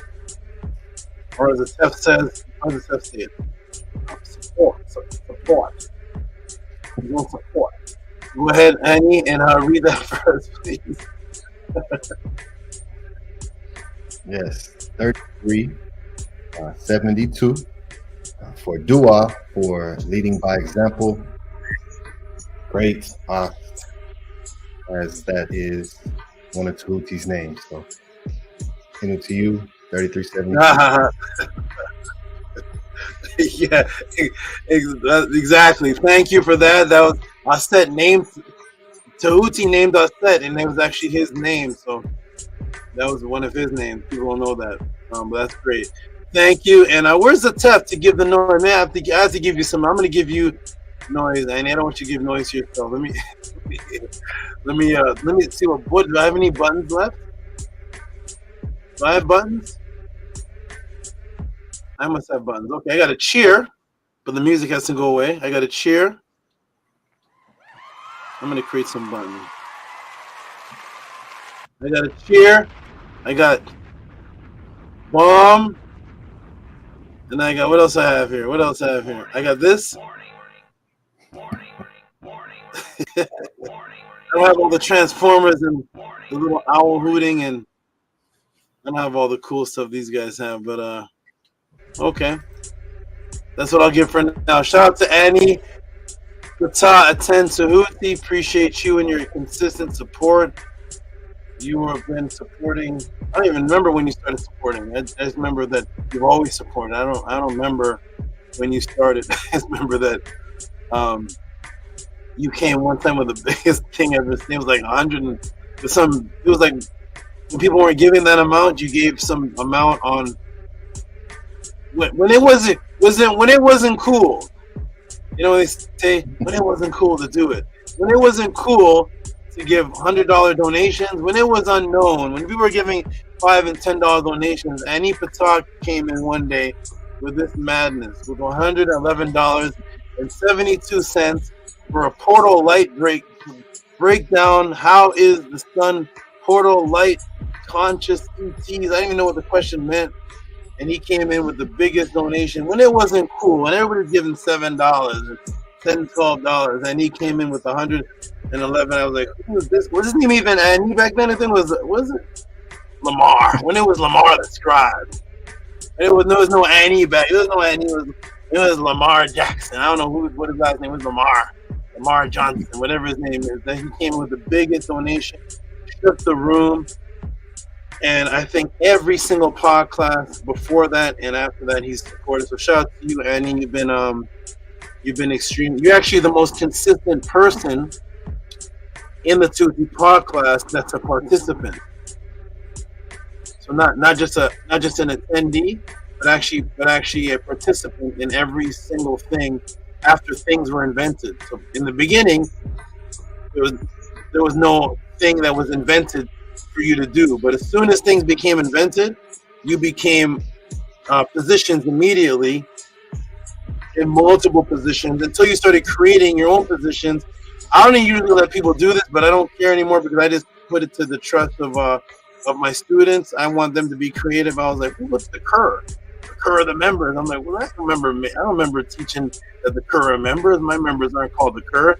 And all these different things that came up, and I said, oh, that's the students. They're being creative now, so I didn't put it in the hands of Annie.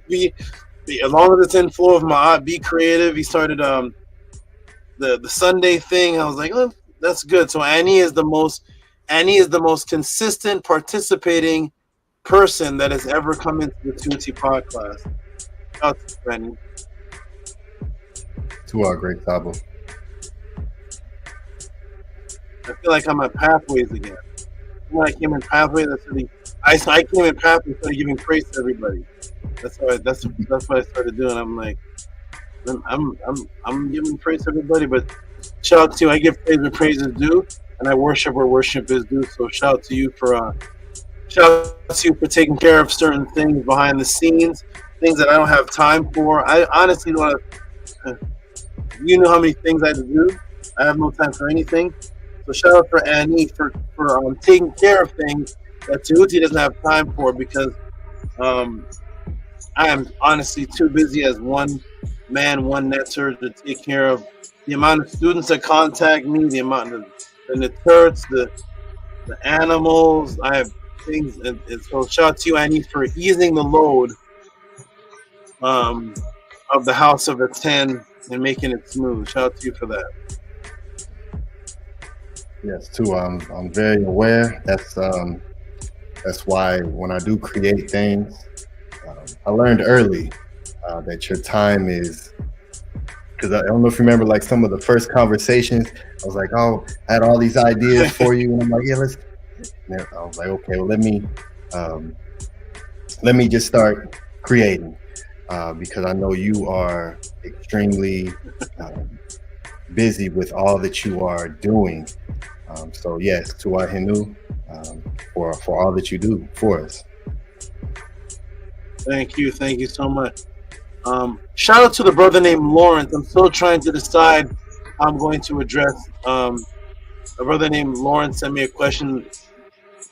It would have been easier if it was on the Last Dragon, the movie, but it was on the other Last Dragon. So I'm still deciding on how I'm going to do that. Shout out to Lawrence. I just saw his crescent pop up. Shout out to you. Yes, thank you, Annie. Appreciate your appreciation. Okay, this oh man, rocking the room. Let me see. Anu and Antu came in with the extra support.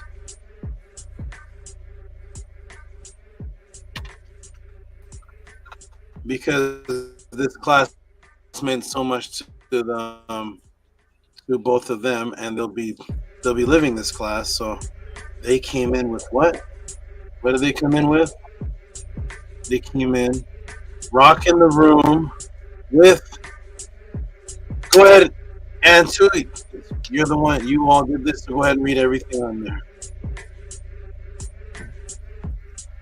It says, Henu Tehuti, Henu Auset, Dua, thank you for Hes, incantations and enchantments, giving sopt, good, and rations to a cow with a cow emoji. Wow. Oh, I see now. I'm looking at the screen. You said cow, and there's a picture of a cow. Okay, I get it. I see it. I give Anu and Antu some big noise with Transformers. And I think Gabrielle has a big one down at the way at the bottom because she sent something early. I'm going to scroll down and see if I can find that one. I'm going backwards down from the most recent to the bottom. So shout out to Anu and Antu. Give some big monster noise.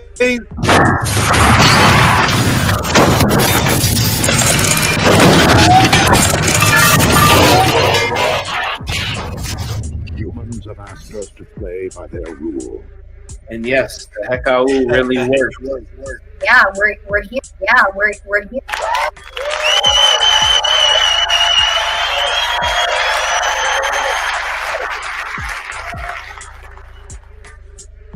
They are the grandest creators.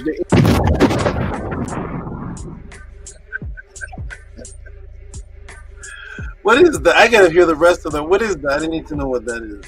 Hold on a second. I always hear that one little part. They are the grandest. Yeah, that's when he did the one of the talent shows that we had on the HOA.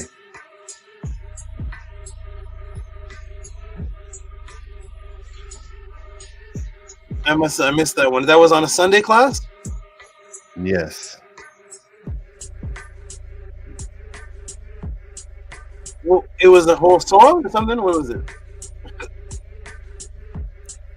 Anu, tell him what. Yeah, that was he performed. I did a spoken word. Oh. Okay. Good for you, Annie. That's what it was. It sounded like some type of song or artist. That's not how you regularly talk. But it sounded like that was a verse to a song. Okay, nice. I missed a lot of things. I'm so busy. I talent shows and all these great things. Kudos to everybody for all that you're doing. Talent shows that I don't get to see, and all type of beautiful things that are happening. And I'm glad that the momentum is going throughout the week. Appreciate that as well, everybody. Shout out to this new person here, Malik. I think this is Malik. Malik Allah, I think. Now, only donations over $20 get the hand clap and such. But if you're a brand new person, it's your very first donation. He gave 2 of these smaller ones, and I'm going to do them back to back. Any new person gets a round of applause. So shout out to Malik. I think this is the Malik that was in the room. 444. Give him a hand clap for that, please.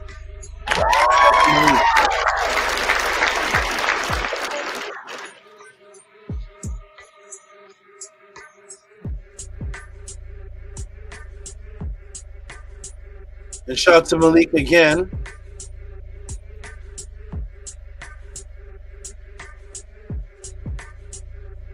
This sounds like a Brand Nubians verse, a Brand Nubians lyric.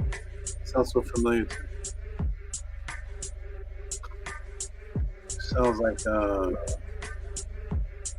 I've heard this in an old hip hop song. Shout out to Malik again for this one. This brings back memories of some old hip hop song that I don't know what this is, but it says it's $1.56 on top of the 444. It says positive education, activities, constant elevation. Give me a hand clap for this because brand new. Give me a hand clap.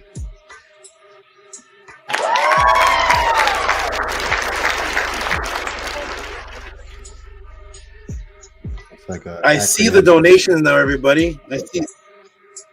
Oh, go ahead. Apologies. I think there's a slight delay on your end.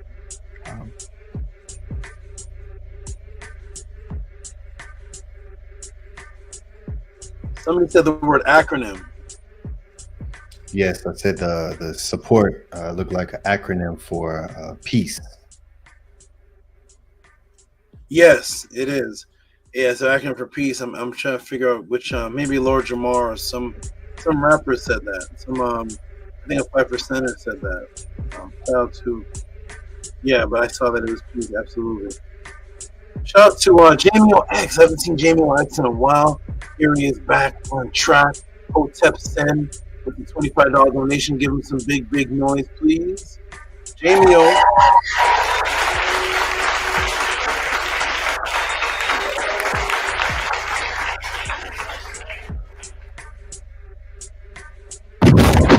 Where is Gabriella? Where's Gabriella? I'm gonna go way down to her. There she is. She's way down in the beginning and end. Okay, shout out to Gabriella.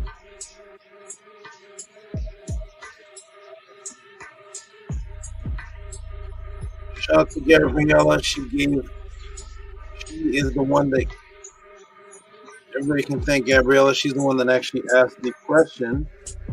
And on top of that, gave another big tip on top of that. So I'm gonna show it right now. This is Gabriella, and I'm so happy Gabriella feels the way that she does.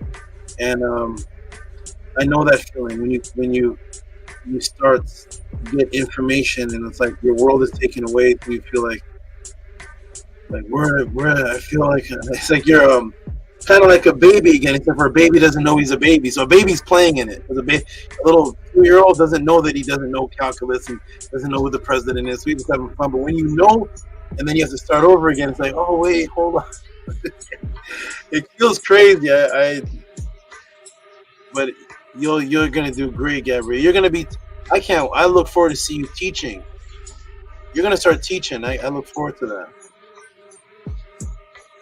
You see, it's Gabriela. I'm gonna see what's going on. Okay, shout out to Gabriel Lopez, who gave an extra tip on top of what she gave for the question, which is $70 monster support. Go ahead and read that, Gabriela, and then I'm gonna do one more and take a break. Let you all talk and do the rest.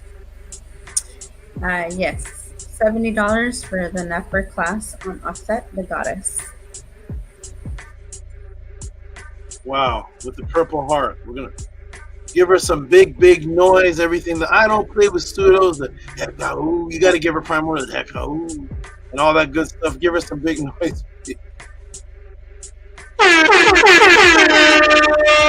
Spoke that heka-ooh on that night, and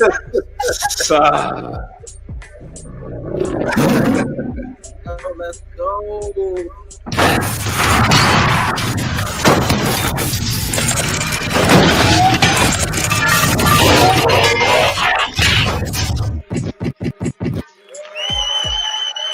Whoa, gun noises and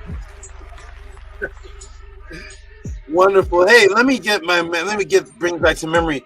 Primordial, when you gave that when you were talking about the Heko on that night, were you telling us then that Gabriela was pregnant? Was that what that was?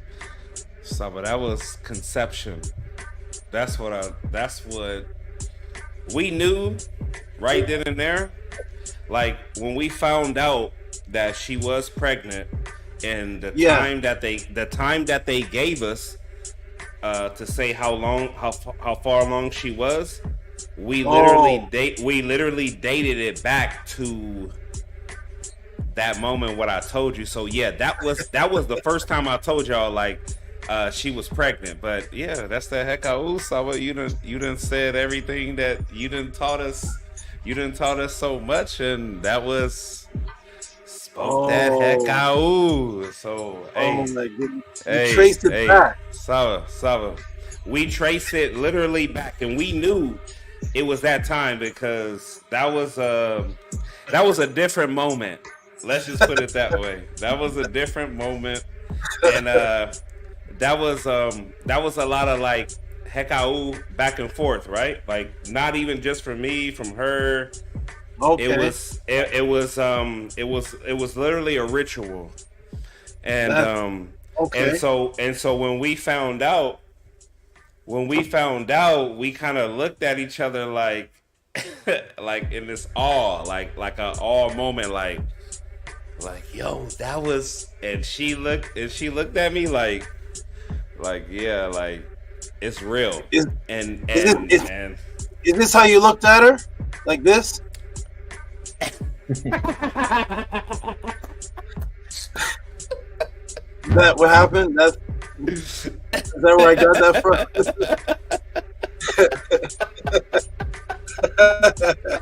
that the look right there? Hey, the primordial.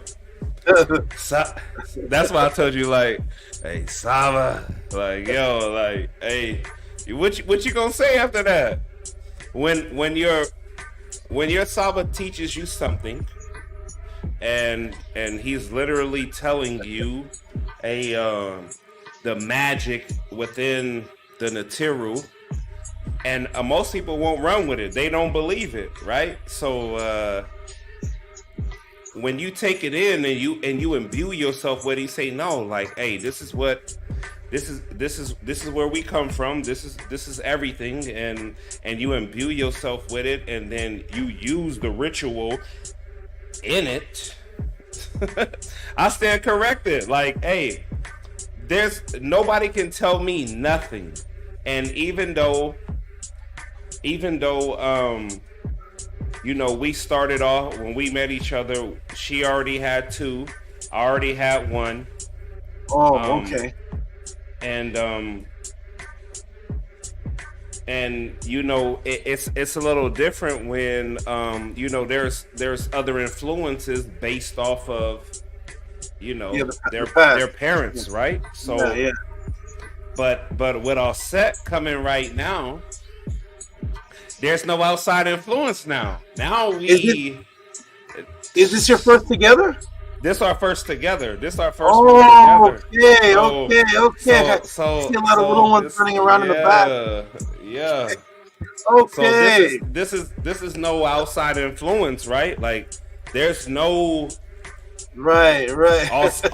all set right off the bat. If she's a female, we already knew in the back of our mind, like, yo, no, it's all set. If it's a female, all set right off the bat. I don't care what nobody talking about. I don't care what. And she was fully on board. If it's a sa, all right, pata, all day. Like, you know what I mean? Cause that's that hekau. We gonna speak it. If that frequency was on there, so that's what we gonna do. And Saba, I'm telling you. And okay, so excuse my absence because, you know, we got the Earth Day for our Sat. He's, you know what I mean, he turned 8 and everything, so I was busy, right? So just excuse my absence. And Gabrielle's telling me, like, yo, Saba's going in, like, you, and I'm cooking for everybody, like, all right, like I gotta zone in, Saba, so I can't. It's either I'm in it or I'm not, and I'm gonna watch it, but I'm gonna still support. So I don't want you to think that there was some negligence going on. Oh, no problem, no problem. Yeah, I never want you to feel that, but I heard Nani came on, and I was like, wait a minute, you telling me out of all the classes I'm in, and Nani she popped up on the podcast, and she answered. So Gabriella's been talking to me, asking about who made the prediction. I never answered her, and so it was Nani all this time who knew she was pregnant and told me long time ago it was a girl.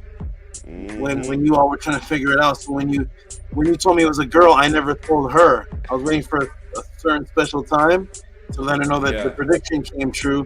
And so Gabriella, it was Nani Setmer that knew it was a girl all the time.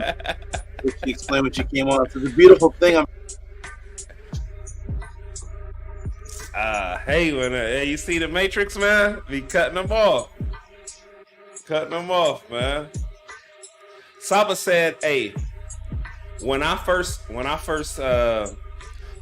mentioned it, right?" And Saba was and I was like, "Yeah, like." Am I here? Yeah, you back, Saba. Okay. Oh, also want to say this. Shout out to you, Primordial Thought. And Gabriella, you have 2 children. You have 2 children already. You met Primordial with? Yes. And Primordial, you came with children already, also? Yeah, I have 1. Yes, sir. Okay, good. Well, Gabriella, you got an amazing man. You're about to see something amazing because when a man steps into a relationship and he comes in as a parent to children that's not from his own seed, it takes a lot subconsciously from a man. And when he has his own seed through you, that you're about to see something amazing. So Primordial is an amazing being, and Gabriella to come in and your seed is involved. It's not from her, and now you actually unify it to create one that's from both of you that has no outside influence. You're going to see some amazing magic because the outside influence is chaos. I'll tell you right now. They're not in Ma'at. They're not. They try to raise, and then you talk to somebody and their frequency is totally. What are you talking about? So now with this, there's nobody to go to. Yeah. There's nobody to go to, so I know about that, and it's going to be a beautiful thing, which is going to influence the other children because they're going to see this one with no outside matrix involved, and that's going to influence them more. So it's going to be a beautiful. It's about to be magic in the house. There may be twins next year. Who knows? We'll see. We'll see how you guys are about to get crazy. So we'll see. Let's go. But let me get to go. I don't know what's going on. I'm about to hit Kahu again. Get too excited and hit Kahu the house up. Hey, Saba, you said when I first mentioned that Gabriella, like, you know, we was pregnant and stuff like that, and I said, like, yo, we're trying to, like, you know, this is that psi frequency going on, right? And I remember you was like, you said, I think it was the podcast after that, so it was a week later, and you was like, you said, you kind of chuckled a little bit, and you was like, well, whatever it is, like, as long as the baby's healthy, we're good. And that kind of stuck in the back of my mind a little bit, and I'm like, man, I don't think Sava's on the same frequency with the Psi, because Nani probably already told you, like, nah, it's about to be a girl. And I'm like, and I held on to that for a while, right? I peeped it, right? And I was like, man, okay, I'm still work my magic. It's cool. Like, even if it's not a Psi, I'm cool with a Psi because you acted a particular way when we announced it. So I was like, okay. Wonderful. Okay, guys, we're gonna continue. I'm gonna do 2 more donations, and I'm gonna go into the I'm gonna take a little break and step away for a moment. Shout out to the people that have supported. There's more support. I see. Hey, I see Tanya 23 experience. We're gonna give her a round of applause because this is actually a tip. I'm gonna read hers and one more, then I have to step off for just a moment.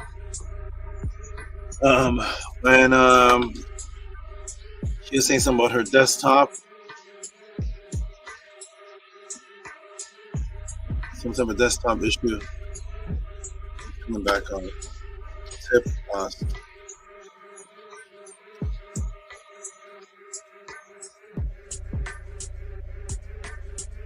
Okay, shout out to Klein. I'm going to give this one more, and I'm going to let you all build as a family. Then I'll be back on to do the rest.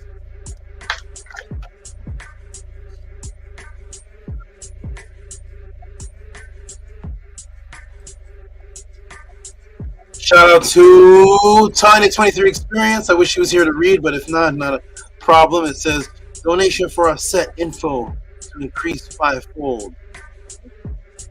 And give her a hand clap for that. That is a tip, so she gets a hand clap.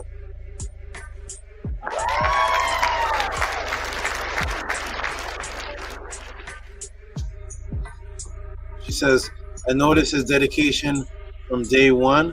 Much love to bro Annie. And here's a new person here, Zonic. Zen Sonic Bliss said, I sent a little something on the first half. I hope it went through. Hey, peace to you, Zonic Bliss. I'm not familiar with your name, but appreciate your great support.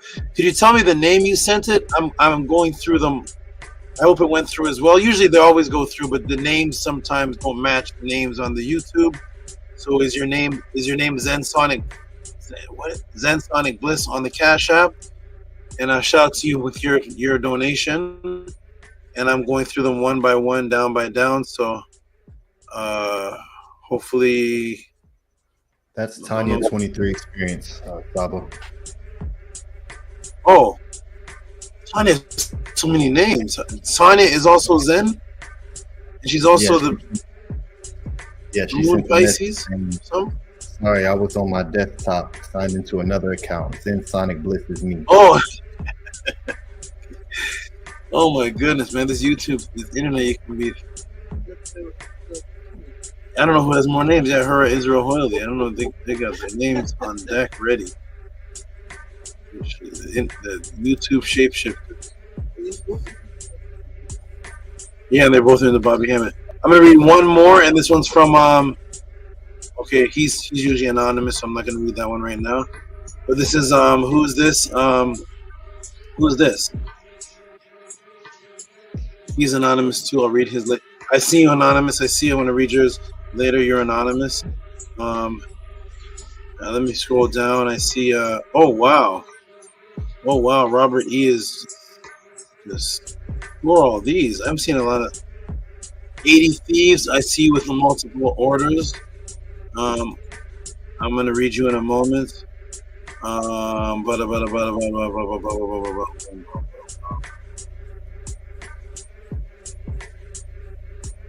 Okay, I'm going to read this. Robert Williams, he gave a lot of tips for different. Oh, I see what Robert Williams did. Thank you, Robert. You're giving the donations for the pod class you didn't show up for. I see. Very honorable. That's right. So you weren't at the pod class. Okay, wonderful. Let's read this one. Then I'm going to take a break. Tip, is this for libation?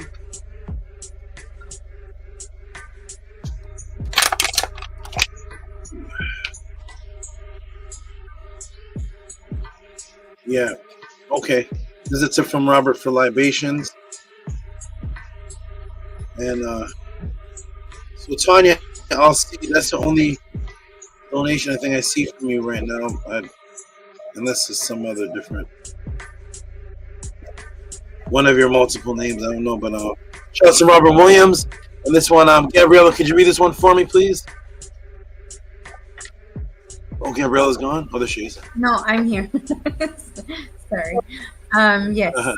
$20.72 for August 17th to 24 origins of libations. AUSAR remember. That's a tip from last week. Give him some big noise, please. Thank you, Gabriela.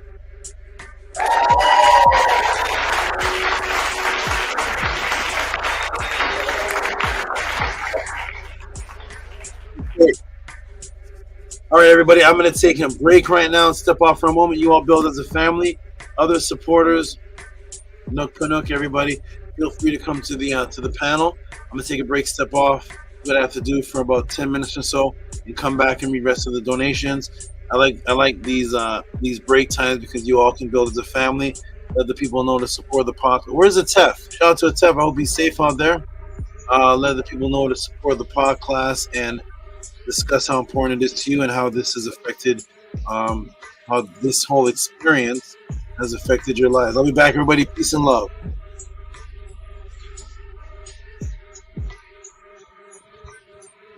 All right, peace. Hotep.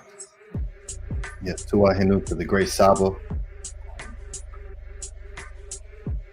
for doing what he does. So NEFER, so powerful. Just unlocking and washing all the eyes. So Tua Hinu. Yes, those who are here, who come in later, those who watch on the playback. All links are posted in the bio right underneath the video. All of the links that you need. And they're also pinned to the top of the chat. So to everyone who supports and asks questions. I love everyone's questions. And Gabriela, I know you may have stepped away, but I know that you said how it's so much information. I say that probably every day. I say that every day of how much that there is to learn, because leading up to this point, everything that we have been taught has been based on a matrix foundation. And because my art was, for one, it was extremely deep because of just the teachings and the language, but this span long for just in what they consider, what they say in Egyptology and for archaeologists, for 3,000 years consistently of just depth, deep expansion, infinite information. So as we begin to research and realize how much that there is, it begins just to make more sense on how and why the influences are so strong all around the planet. It's just been twisted.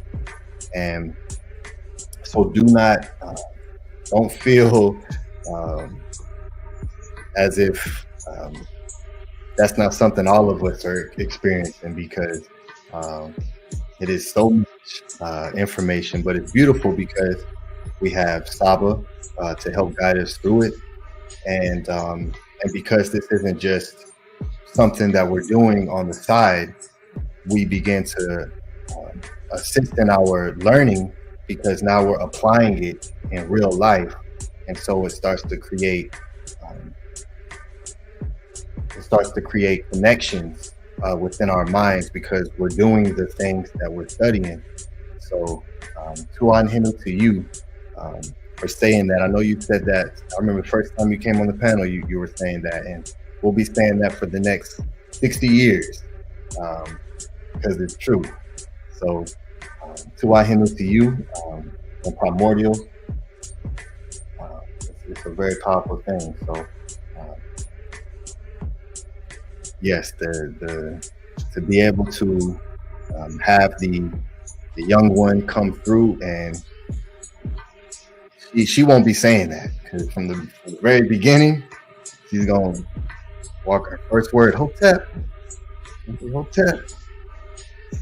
So I look forward to that. So yes, Tuan Hinu to you for being in the studies and staying consistent with it, and reading and picking up the literature of ancient Egypt and attempting to go into it.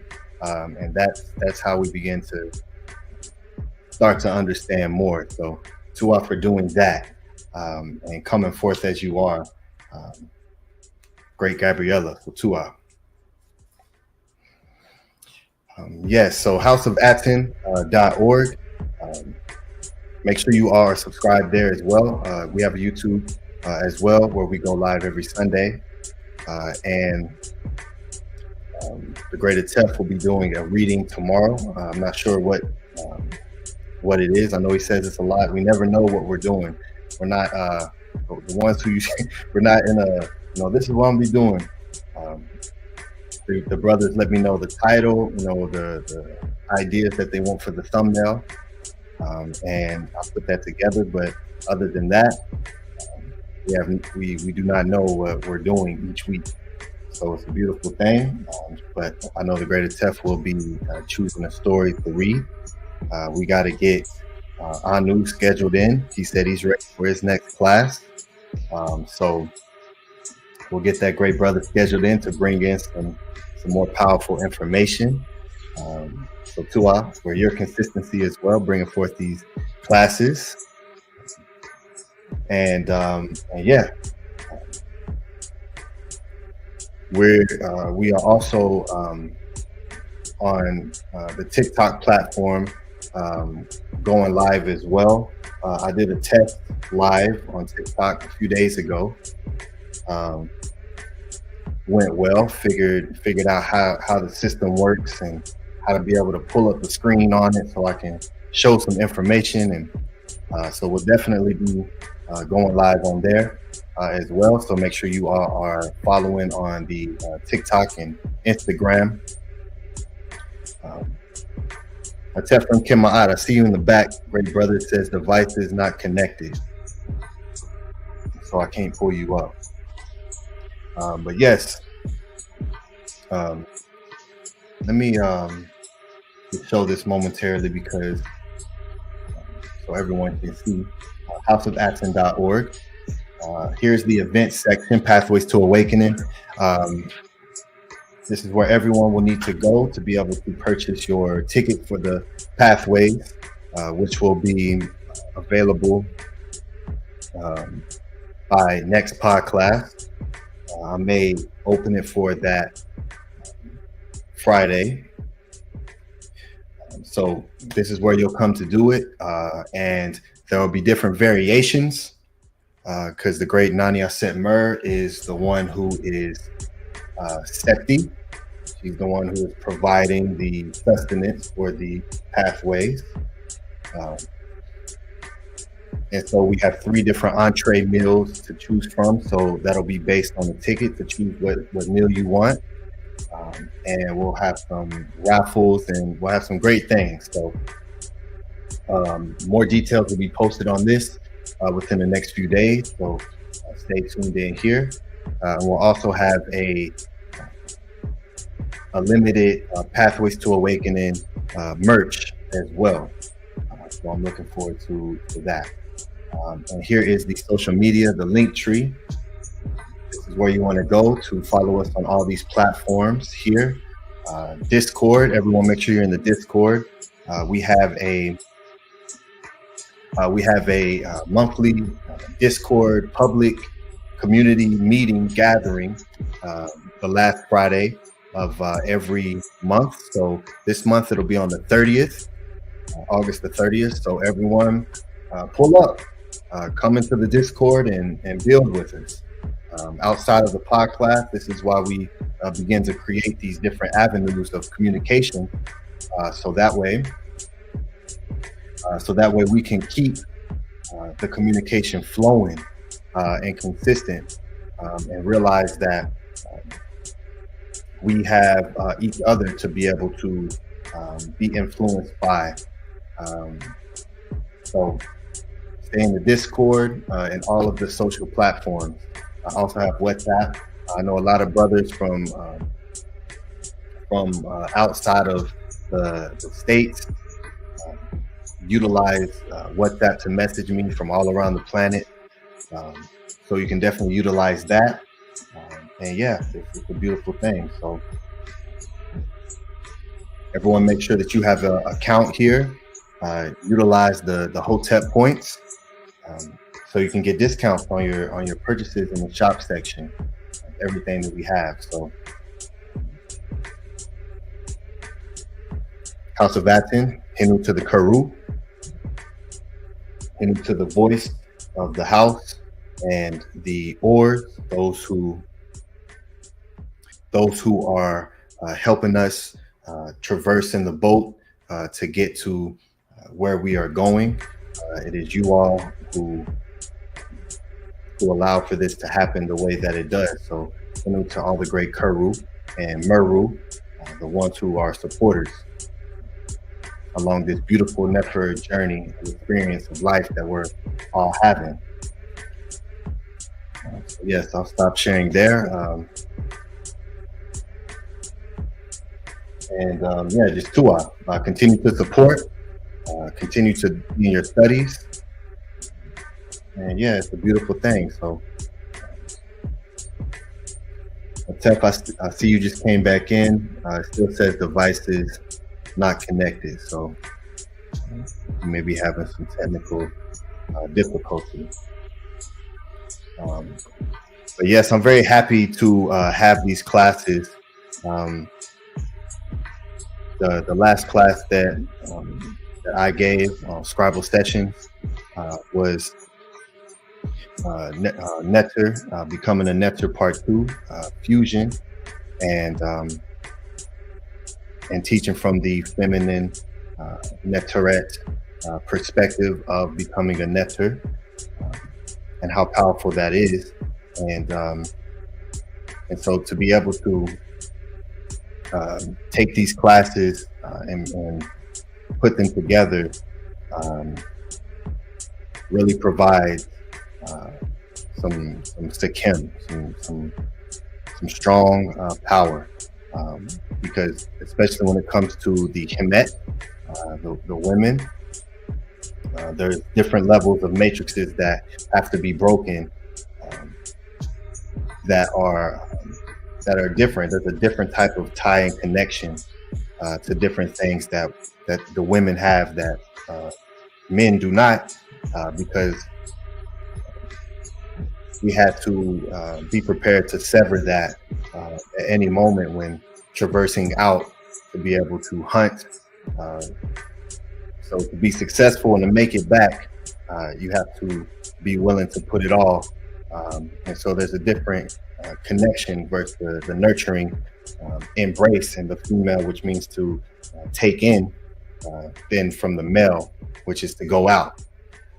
So there's a different set of matrices. So Tuan Hinu to all the great Hemet here who are showing what it looks like when a Him is in that proper state, and why all of the wonderful teachings that we have when it talking about kingship and thrones, and it's all based on the Neteret. It's all based on the woman. Ma'at is that. So yeah, I'm excited that we have the great SABA Tehuti to lead us and guide us in reestablishing our power. So when we come together, it's a true force of just Neter axis and Hekau.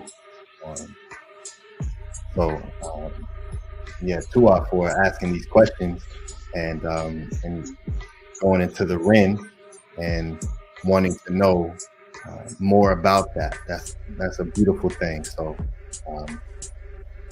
if anyone wants to come in at any moment and build on that, Antu, what you think about that? Great sister, what you think about that? Well, I think it's very Nefer.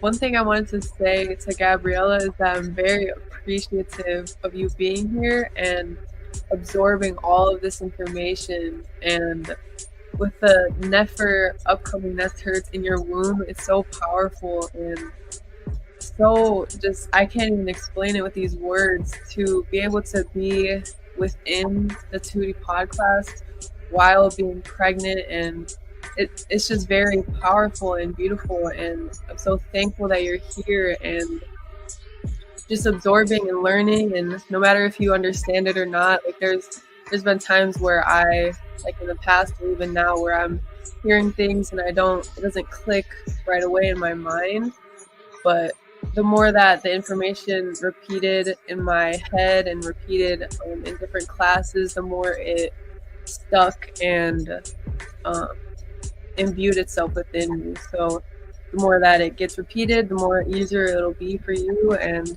for everyone as well.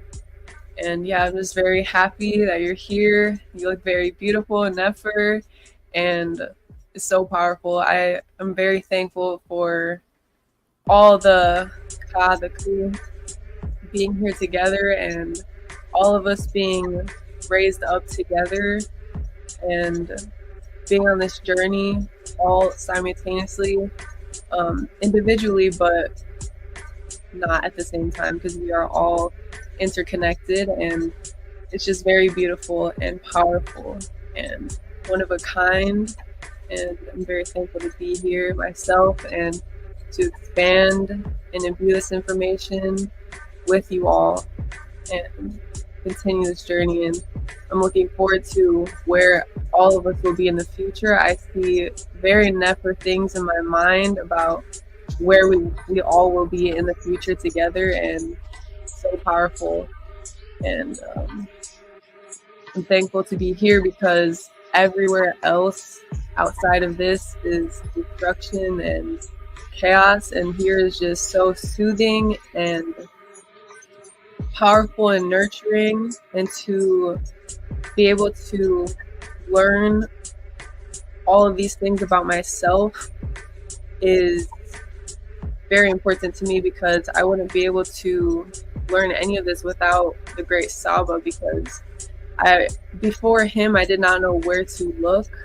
I didn't know what to look for or how to even go about finding things about myself or about really anything in general. So I didn't know how to research to go about finding things, and Tehuti has helped me find things and learn things in the ways that I could not comprehend in the past. So it is very powerful.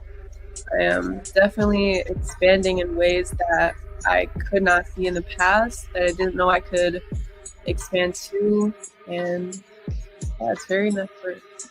I'm feeling great and happy to be here. All right, wonderful. Very NEFER. There's a comment here. Ethiopian priest said the Medu Neter is wrong. Medu Neter is a language. I wonder, Anu, you know what priest said this? I have no idea. I wonder what priest that was. Peace to you, Marquise. Nani Auset Mer said, Tua bro Ani, I'll be sending pics of those scrumptious, dillyumptious entrees, dishes, LOL, to add for a choice visual. I'm looking forward to that. Yes, we have some, and just wait till everyone sees where we're going to be, where we're gathering, and just everything that's taking place. Man, it's just beautiful. It's so NEFER. Just all the heck out. So I'm looking forward to that. Nani Auset Mer. I'll be checking my email for those images. So Tua for all that you're doing, and assisting us in building the pathways. Welcome back, Ray Saba. Hey, peace. I am back. I'm back. I just came back. Did you say something about Killer Priest? No. I said I was thanking Nani Auset Mer for helping us, assisting us in creating the pathways. I don't know where Killer Priest came from. I heard priest. I don't hear. Oh, Ethiopian priest. Someone said Ethiopian priest. Someone said Ethiopian priest said the Medu Neter is wrong. Okay, yay! All right, we've been figuring out. It's all over, y'all.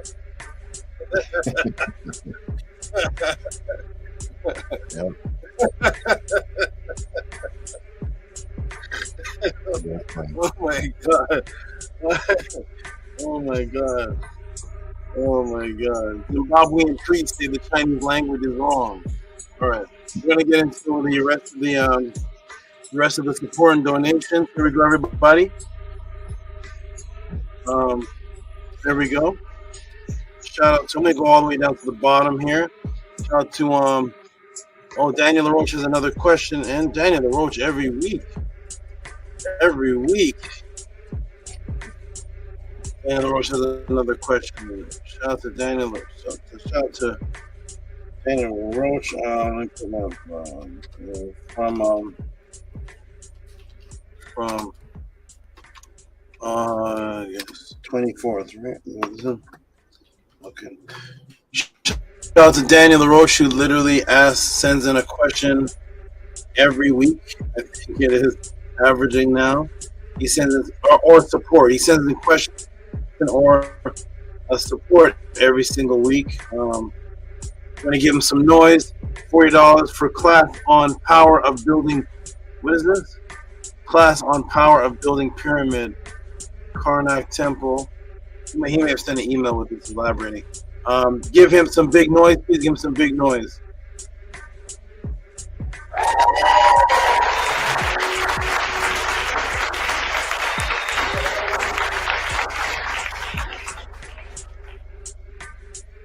Oh, I see. He has. Yeah, he sends in a separate email.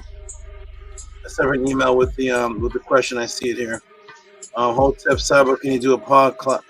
Hotep Saba Tuti, can you do a pod class on the ancient Nile Valley power of the collective group working together to build such as the pyramids and temple of Karnak? Oh, yes. Reciprocity sent separately. Oh my. Okay. Beautiful, beautiful, beautiful questions. Then I look forward to when I can get to this. You can depend on Dr. LaRoche to definitely send in all of the questions, all the questions on Nile Valley. That's what he loves sending questions on that. So shout out to him. a lot of Nile Valley classes come from him. Who's this now? Who's this? VRI? What does VRI do? What does VRI send? What's this? Well, this is me. Aging can be slowed down. That's me.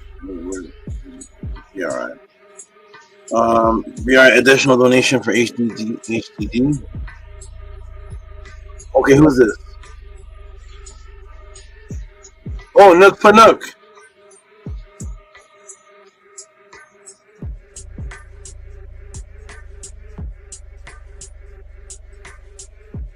Oh, Nook for Nook. Somebody gave a extra donation for your question on laughing. I forgot what the question was. I don't have it in front of me, but you had a question on laughing from August, and it looks like the brother here sent in a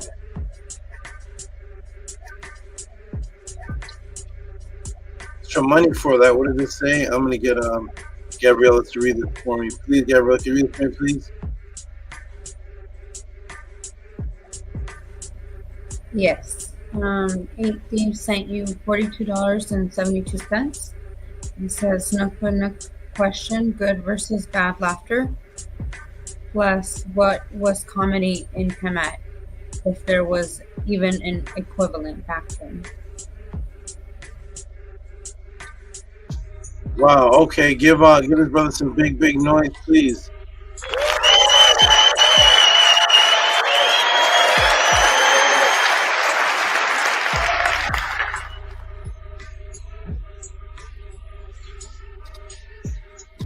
HD. Shout out to VRI, good brother. Peace to you, peace and love. VRI gave a few of them. I'm looking here and I see another one from VRI. What's this? Oh, 8 meta classes. Wait a minute.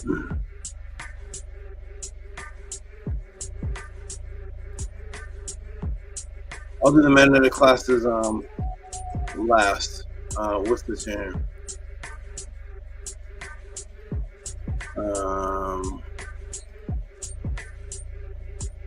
Johan Billadou. Oh, shout out to VRI. He's giving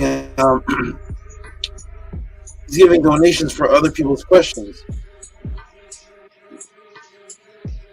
Yeah, this one is on Johan Billadou sent a question on ADHD, and it looks like VRI is giving extra for that. 20.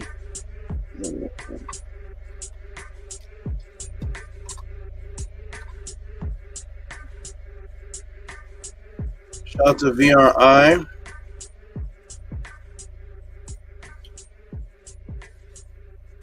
Is it Tefrem Kemaad having some difficulties, Scribe? Yes, he is. Oh, okay. Okay, I saw him and then they jumped here. Okay, I see it. There you go. Okay, shout out to 80 Thieves. I'm gonna get Wonderful and 2 to read this one for me, please.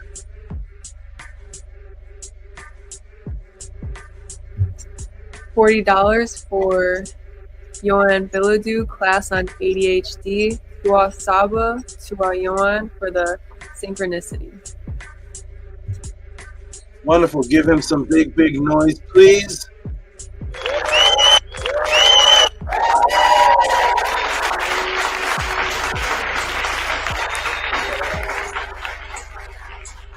Let's go. Let's go. And he sent an email also with some elaboration on this. I'm gonna let me go ahead and save that to the same to this here called B.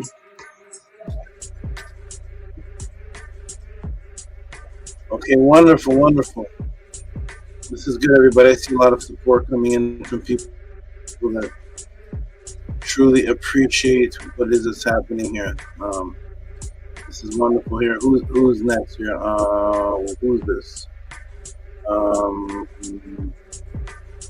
that's 80 keys for the 8-minute of classes. I'll get to that. So who's this then? Ooh wee, Nefertatan shutting it down. What's the language is this? This is Nefertatan language. That's what it is. Nefertatan language.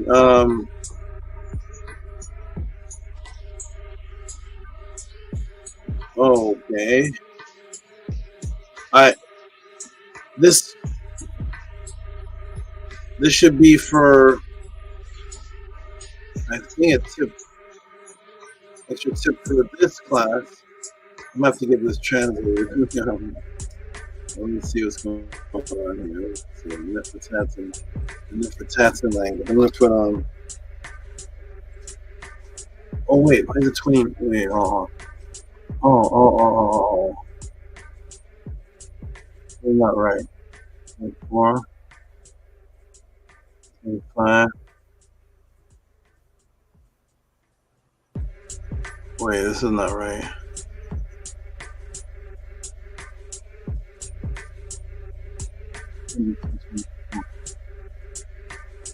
One, two, three.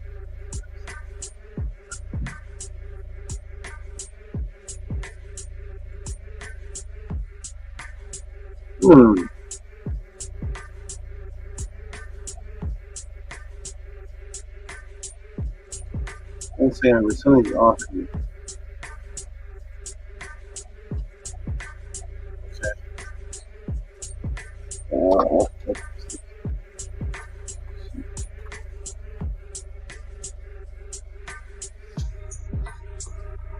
Okay, shout out to Nefertatan with the Nefertatan language.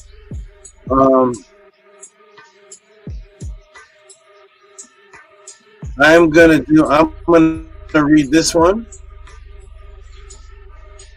Let's see what this is. Whoa! So shout out to Nefertatan with the $55.84, and it says Nefertatan star for further hiccup for morning. Okay, further with the UR capitalized, hiccup for morning with the UR capitalized, star again, 144.72 and netes neti netatu neti. Nefertatan, come to the panel, please. This is EUTT NT Pa, and I think that last one is Kim. I have no idea what that. If anybody would like to translate that, maybe we need the Ethiopian priest. Somebody would like to come to the panel and translate this. I need the Ethiopian priest right now because I'm lost.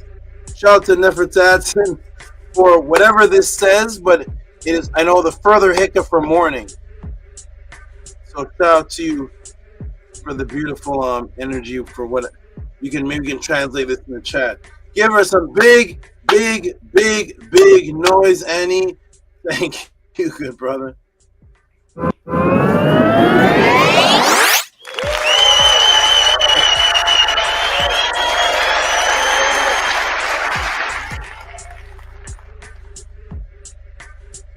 let's go.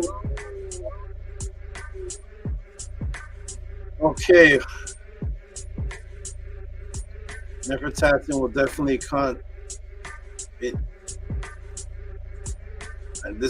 she'll translate this to me personally somewhere, somehow, some way. Shout out to Nefertatan with the unique lingo. Shout out to you. What number is this? There's 30. Okay, shout out to Tefrem Kim MAAT for his consistent donation of the same thing. And he comes right in the room. Perfect. He came right in the room, right on time. Okay, we got. Hold on, we got Nefertati with the translation. The translation. Let's see. She who weaves together everything which is and which is not. Of course. Let me now put this back on the screen. With that understood, let me see. Shout out to Nefertati. Appreciate you for the great support. And something is off. Hold on, something changed. Wait a minute, everybody, something just changed.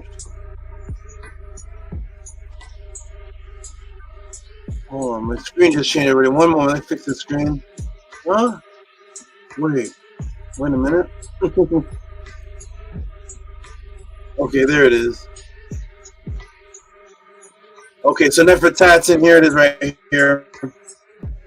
So now I see, oh, that is beautiful, Nefertati. Now I can see the words. Now that she wrote it, I can see what the words are. So this is beautiful. Shout out to Nefertati. You are great translation of finding all those words to match what was taught in the pod class today. That is wonderful, and it's netes,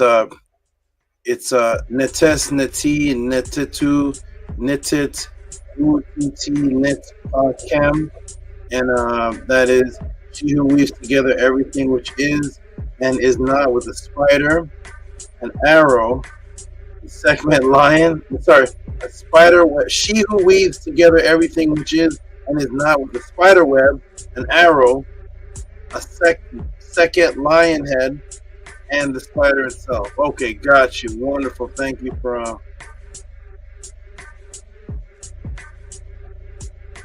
wonderful for that. Okay, wonderful. Thank you. She says, see any flower of on class. Okay. All right, everybody. And next up for the donation support is the great brother Atefrem Kem MAAT, who is Mr. Consistent Man over and over and over again. He does not veer. Sort by what? Name. Something is strange here. Sort by name, right? Let me go ascending, descending. Sorry, everybody. I'm ascending, descending.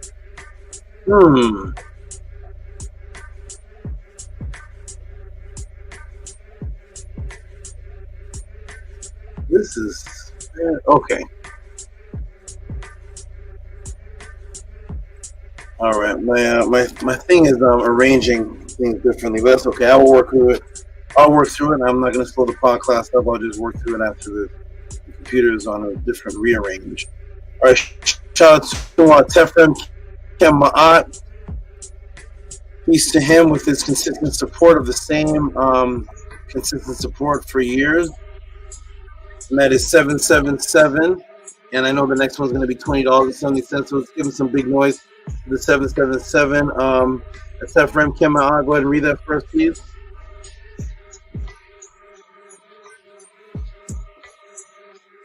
Is he here?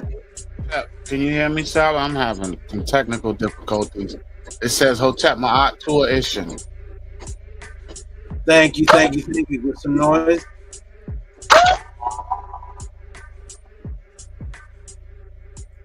Who sounded that? Who's doing the noise? That sounds I can't hear anything.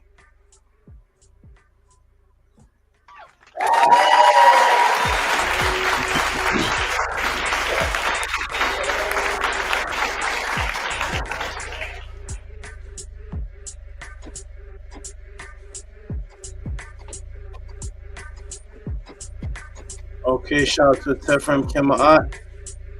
And wherever he does one, he does another. Mr. Consistent Man.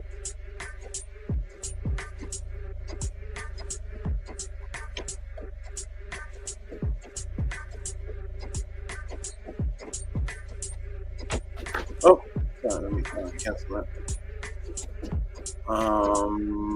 Where is he? Screen share. Okay, here he is. There he is. Is this him? It's not coming up. Right. Cancel this. Except from MAAT with $20. Let me see if it shows up. Windows. I keep showing that for taxes. Let me do this all over again. No problem. No problem. Okay, here we go. Ethiopian priest, the meta-netter is wrong. That's great. Okay, let's see if this works here. Present. Okay, there he is. It's Tef from MAAT. Boom, there he is.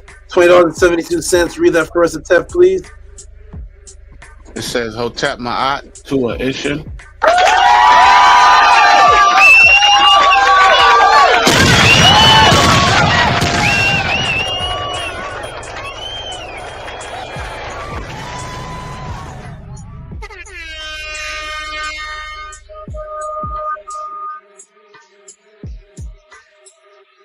Wonderful. Thank you, good brother. Appreciate your consistency over and over again. Any Gray Saba. All right. And on to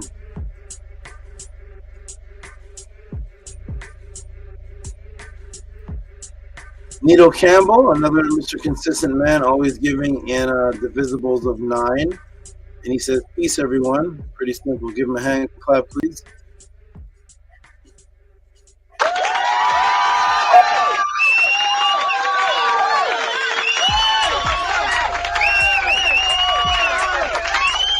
Yeah.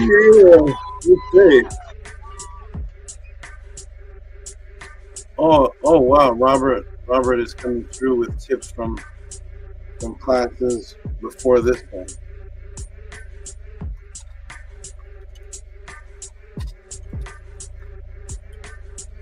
I'm gonna get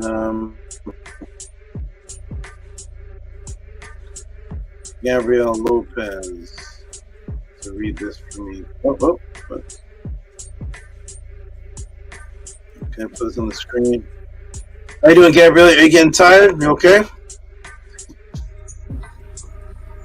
I'm a little tired, but that's like normal now. So it's like secondhand. Okay.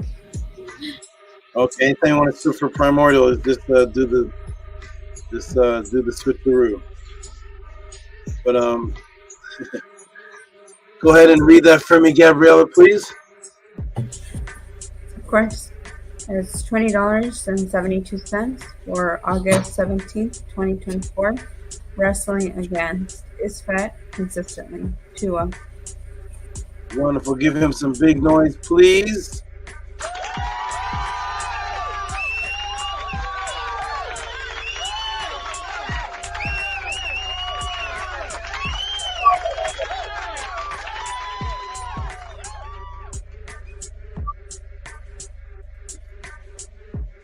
Thank you very much, Robert Williams, and I'm glad you're okay on that side.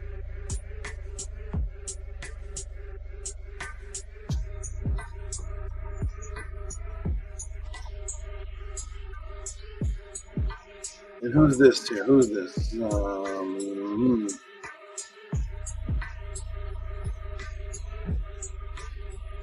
That's anonymous. That's an anonymous one. Okay, shout out to the anonymous supporter. I have you logged. Now this one is another anonymous supporter, but I'm going to show the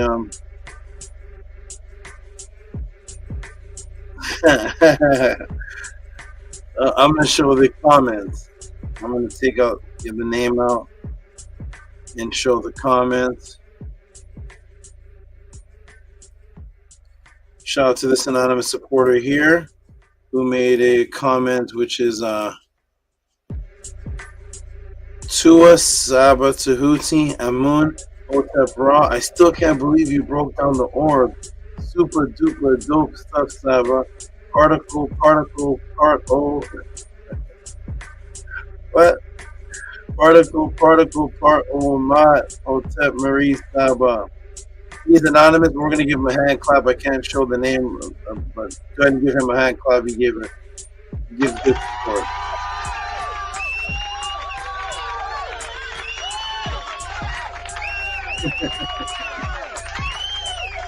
Oh my goodness.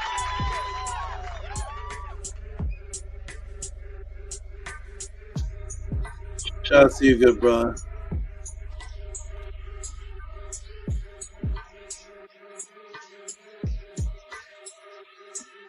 Okay, on to this is this one again. Yeah. And on to the next. Okay, good. Some good support is coming in. Consistency today. All right, Bella coming in to shut things down. She's having some internet problems, but she was on for as long as she could. She's coming in to shut things down with her consistent support, that she always does. And that is oh, let me get this on the screen. I'll go ahead and read this one. I think I can read this one. Okay, good. The show not big on. Okay, good. And it says first of all, huge $72 to Nana and TT for their endless giving. Give some big noise, please. Big monster noise. Lots of noise.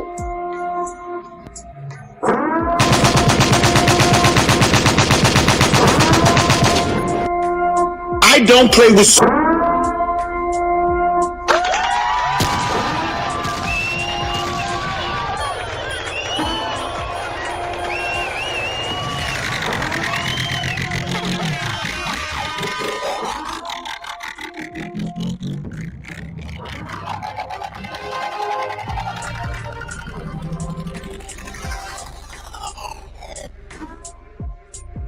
Forget that we the real champions around here.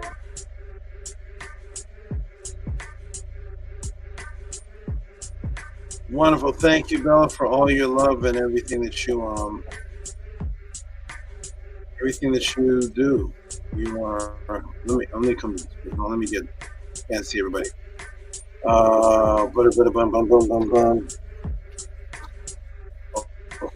And I can see everybody. Shout out to Bella for everything that you do. Your appreciation is uncomparable, and peace and love to you. And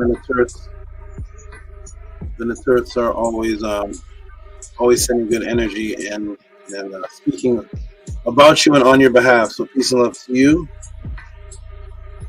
for your great support consistently, always. All right, I gotta see Gabriela. If it's possible, could you come to the? There we go. The two blue rooms. We got Gabriela with the blue room, nook, the matching nook for nook. The blue room. I don't know if he's renting a room over there at Gabriela's place, or I'm not sure what's going on. They got the blue room. I like the blue room is very relaxing. I like that. You all, I got to get a blue light like that. Oh man, I got to do a class on the color blue. I got to bring out lapis lazuli, the animal. Okay. Got to bring out the blue animal. Okay. All right. Shout out to one hyphy. Shout out to Vortex Ninja, and he gave this early. She, I think it's a he, but he usually sends in around this time. But this was given way earlier. Shout out to Vortex Ninja. Another super duper consistent being.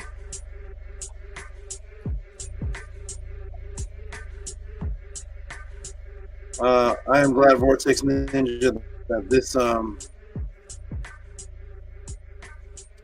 whatever you're getting from these classes, I don't really see you in the chat or on the panel, but whatever you're getting personally from these classes, the benefit, I'm glad that you are advancing in whichever way you started from years ago to this step. Shout out to Vortex Ninja, just $25.93. Give him some big noise, please. Thank you.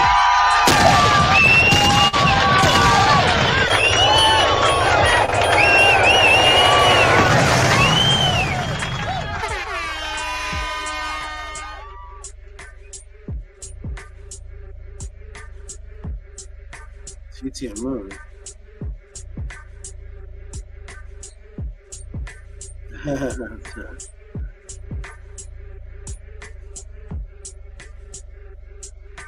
out to oh, this is nice.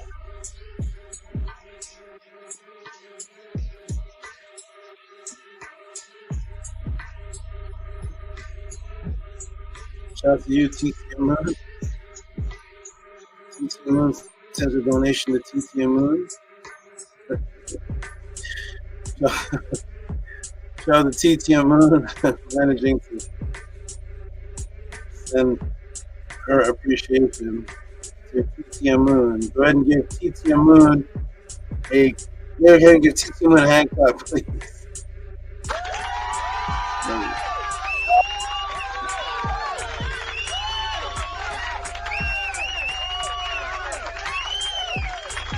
Okay.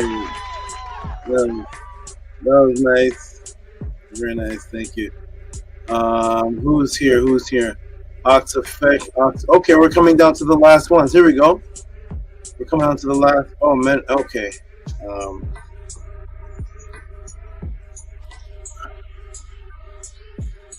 Do me a favor, everybody. I want you all to do me a favor, please, for our Cash App purposes and for these strange algorithms and people trying to track certain things. If you could, for the MetaNetter classes, just put Meta in the number. You don't have to put the word class. Just put Meta and whatever number you want. Don't put Meta class. I don't want any confusion to arise with certain observers. So shout out to Auset. Give him a hand, give him some noise. He got $20 for Medu number 30. Give him some big noise, please. Medu number 30. Is it on the screen? Yes, it is on the screen. Okay, do we have any sound men left on the panel?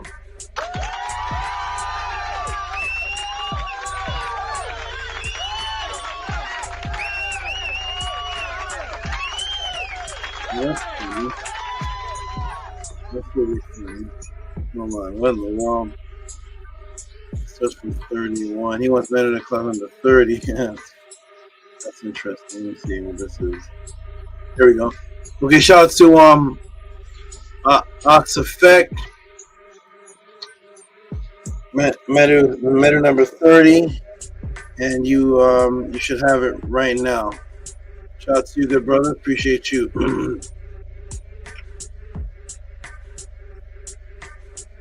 Okay, and I think the rest are MetaNetter classes actually. Shout out to the MetaNetter. No, we got thank you, TT. No PayPal. Thank you so much. I see you here. Shout out to Nook,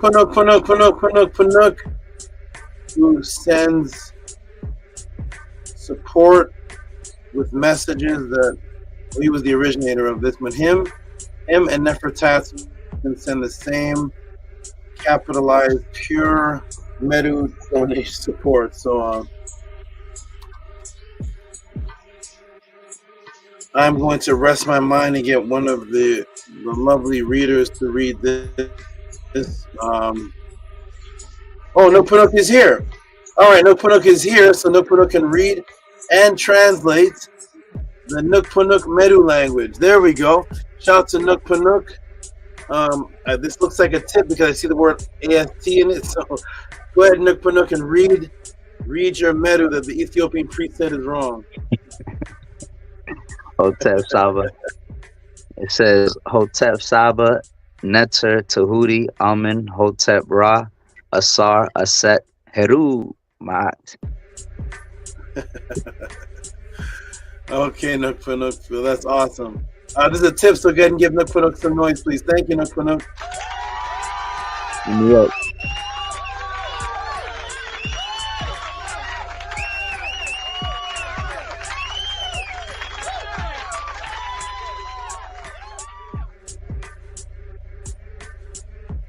And shout out to who's this? Is Daryl? Daryl, all the way from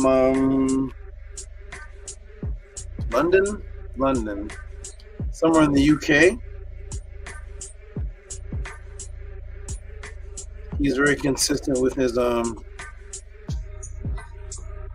mystical $5.08.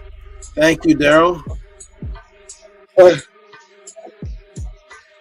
$5.08. Thank you for your support. It's consistent, and you've been starting to get some Medu classes lately. That is great too. Shout out to you. VRI stepped in the room.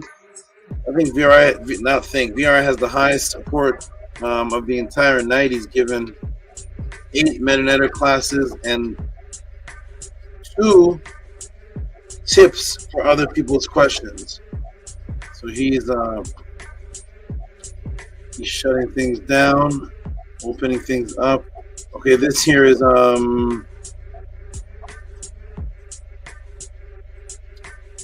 hey TT, check the Zelly saying enroll to receive. I'm not sure what that's about. I'll keep that as unread until I can figure out. It doesn't say it's come in. It just says enroll to receive. That's different. Okay.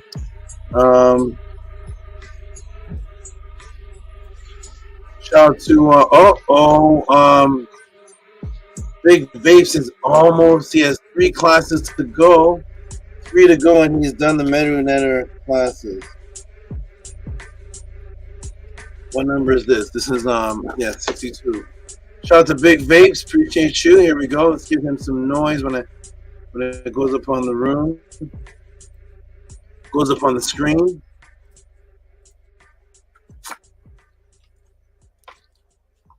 For 60-second MetaNetter class video. Give him some big noise, please.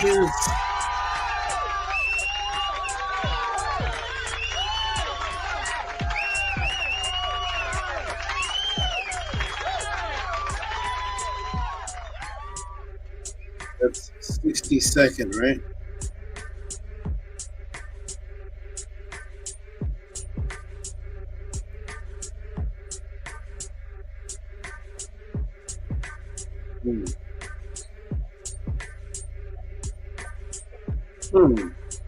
Oh, here it is. Okay, Big Vapes.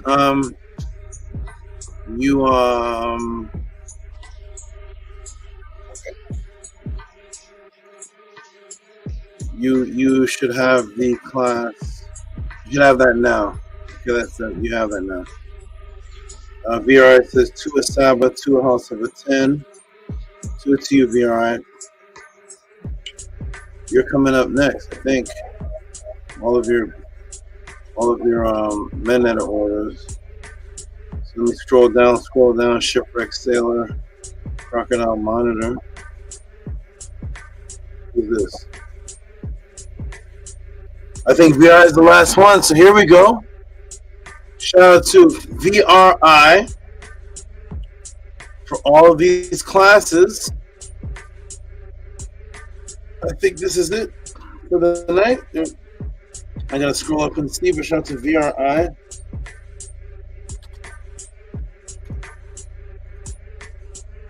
Let's give him some big monster noise when it comes on the screen. Ooh, hold on. Okay. Big monster noise when he comes on the screen. Shout out to that is hilarious. I see Crocodile Monitor. I recently says crocodile monitor, brother, you popped up. You're in sync psychic. I literally just said crocodile monitor and your name pops up. Shout out to Uncanat. Art by Uncanat and Hotep MAAT family.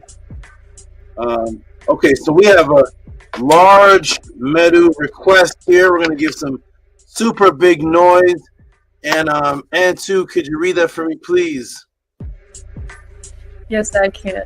It says it's $160 for 8 Medu Monday classes, number 48, 49, 50, 51, 52, 53, 54, and 55. Tua, Saba, Tehuti, Amun, Hotep, Ra. So 50 to no, 48 to 55. Okay, wonderful. Thank you, Antu, for that read. You're welcome. 48 to 55. Yeah, big noise, big noise.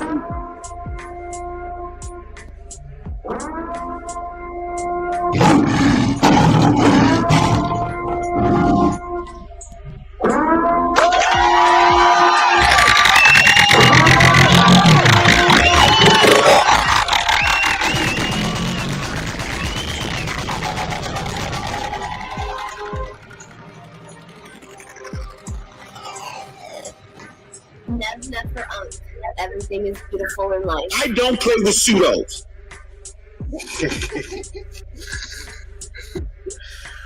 Oh man, that's the best voice ever, man. I don't know what this is. I'm like a warrior, but he's a warrior for Isfat.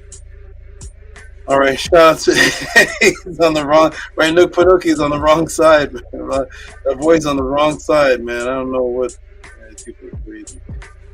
Okay. Shout out to VRI. That was what was that? That was 48. Let me see what this is. 48 to 49. Shout out to VRI. They're coming in. They're coming in. Shout out to VRI. I think that is it, everybody. Let me scroll down and see if there's anybody missing. Anyone missing here? Let me get this. What does it keep saying?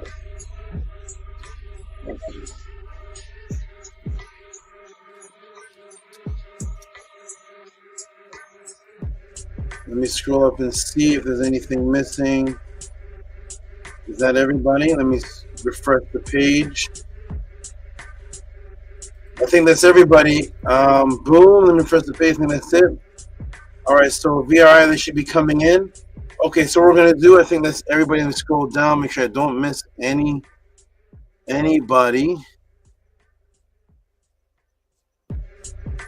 What does it say? VRI says 40. I already have that. 40, 55. Okay, wonderful. VRI. Let me scroll down. That's me. It's everybody. Everybody. It's everybody. Wonderful. Just we got to figure out the ZLETT if you're listening, see what that's about. We're gonna go ahead and do some closing beautiful remarks from everybody, starting with who's there? Annie, Fatah, Tehuti, go ahead and give us some beautiful closing remarks. Hotep Henu, great SABA Tehuti, Tua for this very powerful Sekim Sebait. I appreciate you and all that you are doing, and Tua Henu to the great Nani Auset Murph for coming to the pod class today and allowing everyone to hear your cur and to see you, and Tua for bringing forth the womb circle for the Hemet and building up the great women of the House of ATTON. Tua for that, and Tua for TT Amun as well for all that you are doing behind the scene, all the secretary work and making sure that the support gets sent through so we can see that and all that you do that's unseen. Tua to everyone who supports the classes and is utilizing teachings within your lives daily to enhance your ka. appreciate you all. Make sure you tune in with us Sunday, tomorrow, later on this evening for some of us. The great Tefrim MAAT will be reading. We'll let him speak on what he'll be reading on. So Tua. Yes, I'm just thankful and grateful for everyone's attention. Because without that, this doesn't exist. So Kim M. Arit, Murder Ka'a, Simu Hatun Tiru, Hurts and Kuteh. I obtain the power to do what pleases my Ka. May the hearts of the Natiru lead me. I come forth in offering. Thank you, good brother. Beautiful opening and summary. And beautiful shout outs to the Naturits. We appreciate you for all that you do. That is seen and unseen. And contact me tomorrow sometime. I want to touch base with something with you with something. So contact me tomorrow. We appreciate you. You are great. And everything that you do, especially your participation in the organization of the pathways. You and Menko Rob, appreciate you for all that you're doing, your involvement particularly. Thank you, Eddie. You're very welcome. I will contact you. Okay, wonderful, wonderful, wonderful. On to that, not on to, but on to Anu. Anu, could you give us some great closing words for us, please, with your great ancient papyrus closings. Hotel Marie, wonderful Salvatudi. For another NEFER class.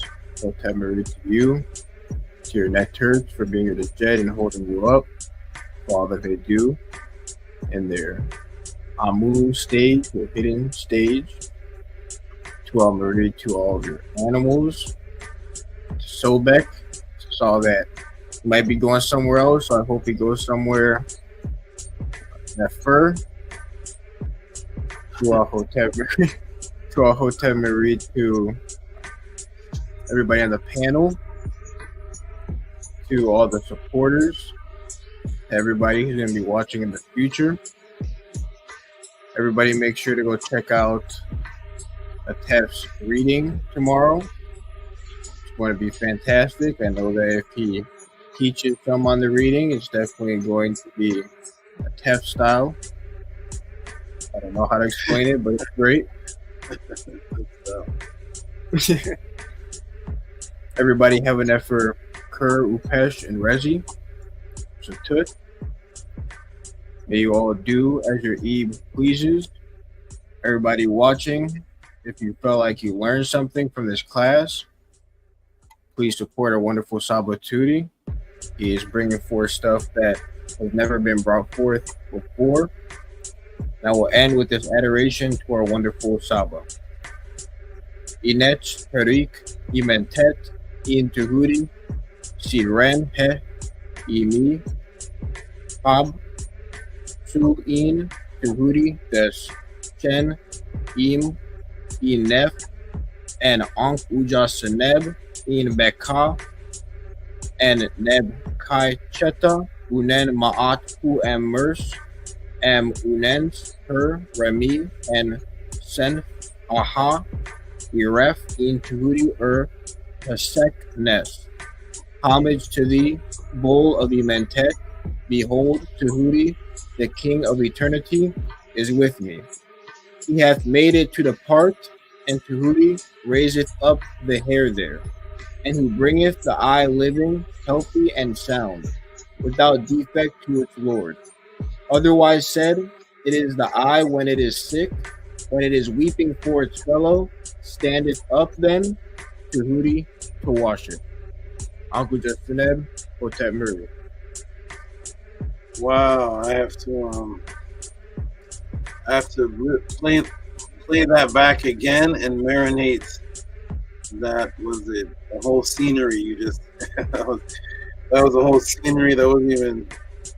wasn't even here on Earth. Thank you very much, Anu. Appreciate your great words of appreciation and your appreciation for the networks, the emails, the energy and the energy that I have in the background that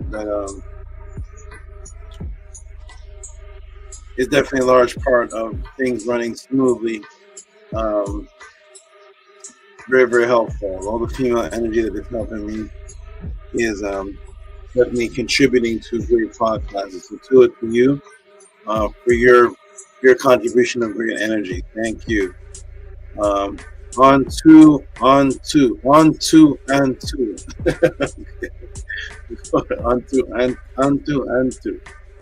Nanu. Go ahead, Antu. Well, Hotep Mary, Uncle Justin Neb, we're SABA Tehuti. You are my Atef. I appreciate all that you do daily and everything that you've done to get to where you are today, and all the decisions you make every day to continue to be our great SABA. For raising Anu and I up daily and sustaining our Eve and helping us purify to the original state of mind. For healing us and teaching us to Peka and Poo and giving back our Sekhem and allowing us to be immortal with the Paut and live on for eternity. I appreciate all that you do, and I appreciate your Nefer Netzwerks for being my Mut, raising me up and being who they are and doing everything that they do for you and themselves and the children. I appreciate all that I do not see and all that I do see. They are very special to me, and I look up to them very much. And I will end with an utterance to you. Unto and Anu, Shetu Emket, Tehuti Perts Netter Auset Imen. Putsen her out and Tehuti ur Hatep her Ma'at. Anu and Antu, the divine followers, are following him, Tehuti, coming forth of the Netter from the secret place. They rejoice at the ways of Tehuti, the great one established by Ma'at. Hotep, Mary, Uncle Jackson.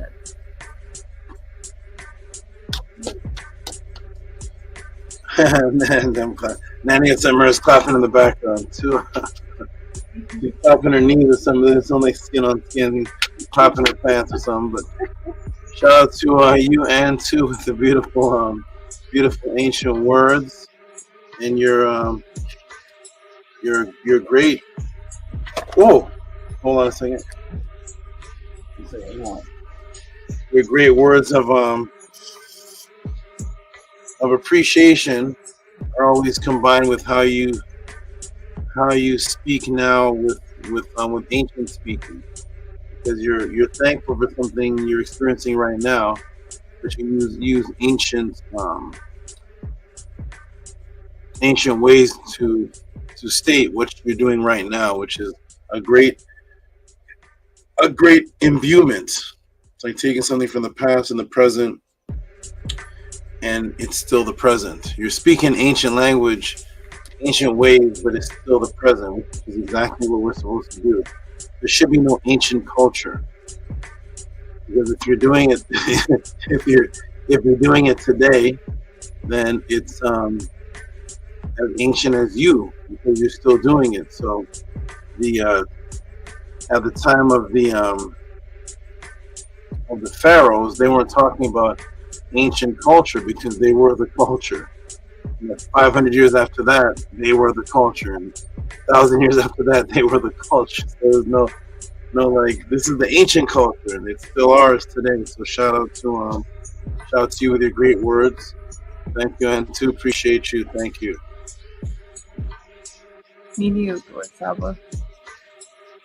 And shout out to the new name. I always give shout out to the new people in the room. Peace, everyone.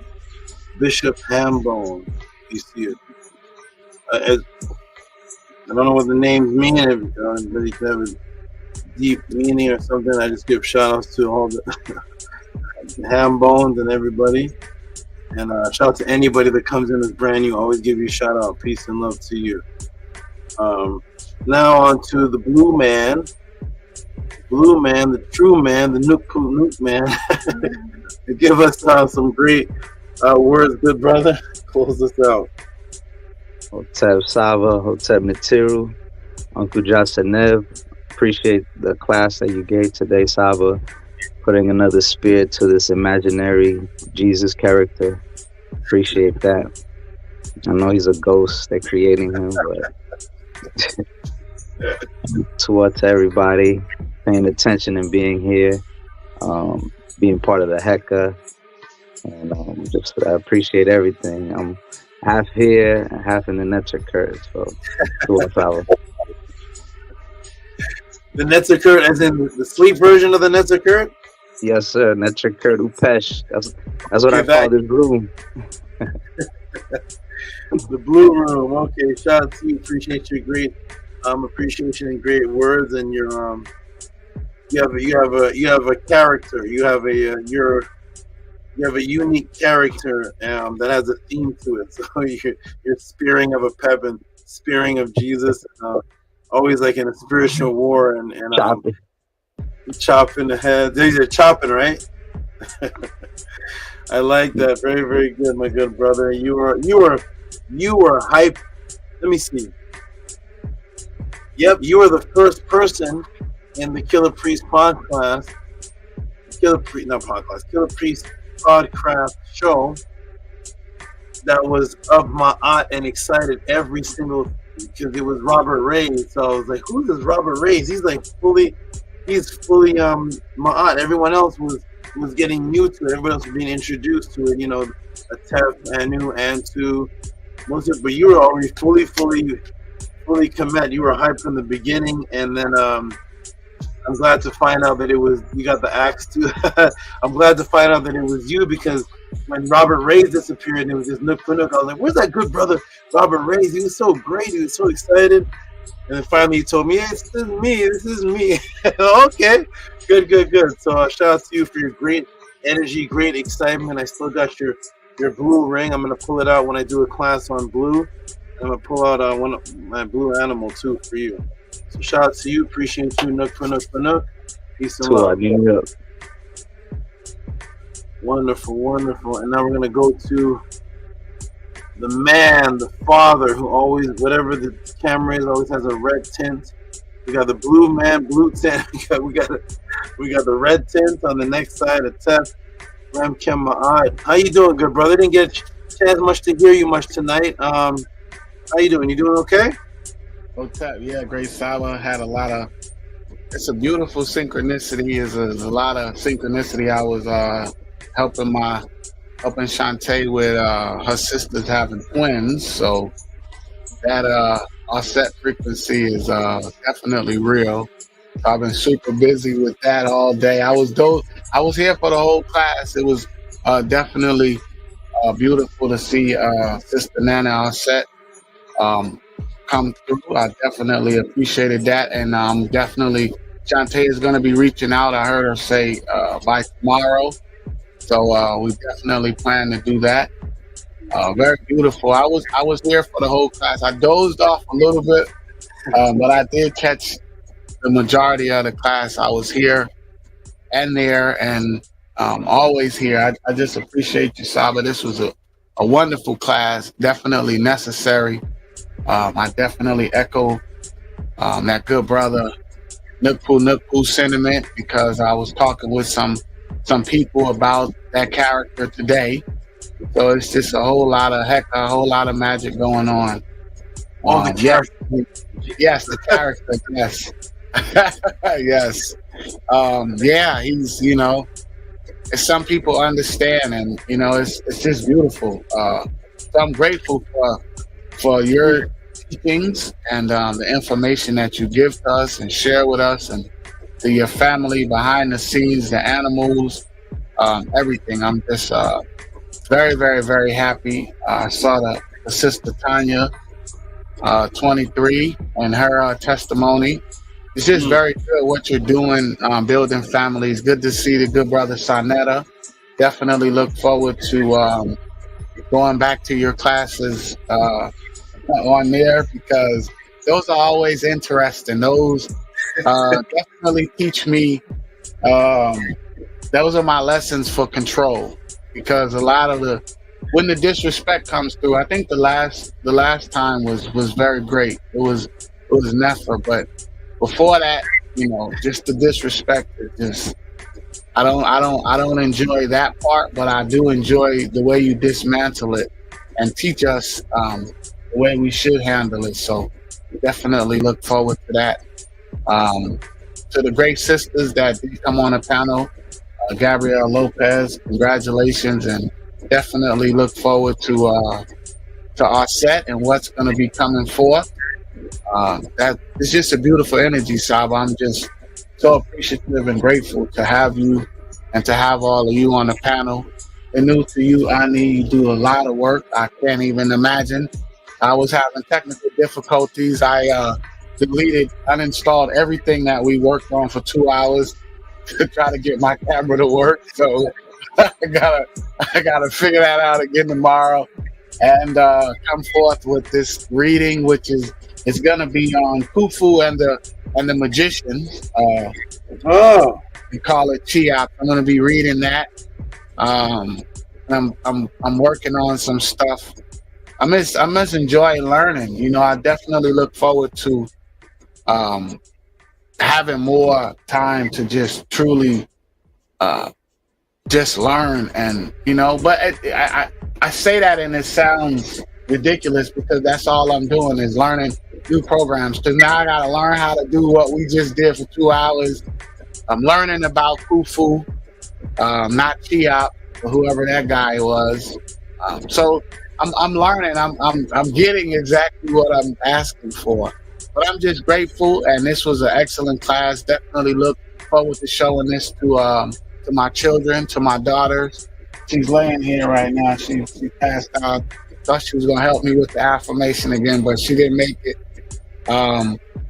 But this was definitely a well-needed class, definitely. And I truly understand that the role of the female in the family dynamic. So to you for this excellent class, Grace Saba. And now I'll end it with may you advance your station among the venerables. May your Ka contend with your enemies. And may your Ba learn the ways leading to the portal of the one who closes the weary one. What's that, mind? Henu to you, Grace Saba. Wow, Tua and Nini up for your appreciation. What was that you just quoted at the end? I don't know.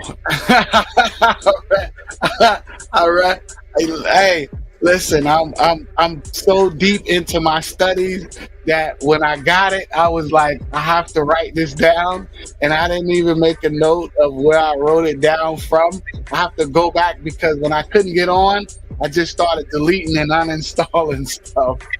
Okay. But go ahead, Saba. Wherever that was from, that was beautiful, and it sounded. You definitely took it from papyrus. Yes. Yeah. Yes. It sounded like pure scribble type writing. That was beautiful. I'm gonna go back to this section tomorrow and listen to it again. Some of the things you all are saying is some beautiful ancient writings, and I love to hear it, because I love to hear the frequency of how we spoke before we started speaking like we're in the hood and we're slaves and all this strange talk. I like pure talk of the scribes. So Tua for echoing that, everybody. And now on to Tua, I appreciate you. Any great style, appreciate you. And now on to the young lady that started all this, who sent in the question. Oh, this is still on the screen. Hambone.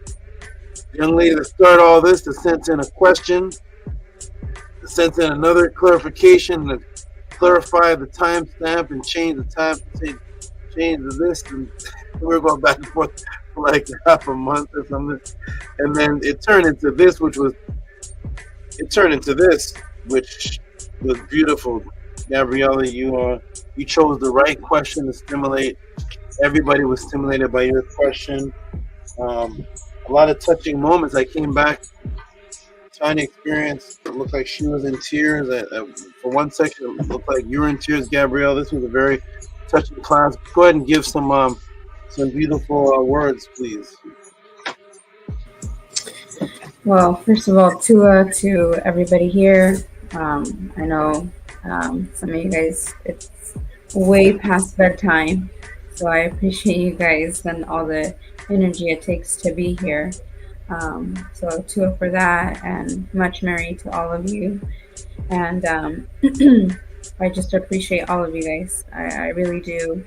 And it's great to be here every week, to see all of you, even though I may not be on the panel. I'm still in the back, listening and watching, and always trying to support. So Tua to all of you, great brothers and sisters. And Tua to you, especially great SABA and your church, because without all of you, you know, I said it before, I'm not sure where we would be. So, you know, I think like Primordial found you, and in his journey, trying to find his spirituality, and through Primordial, I found you. So, I'm grateful for that, because it's changed my life, and it's one of the best things that could have happened to me, that did happen to me. So Tua for your existence, Tua for being here and teaching all of us, and for your energy as well. And can't wait to see what the future holds. I'm not sure about those twins in my family on both sides. Oh, nice. Next year. So let's go.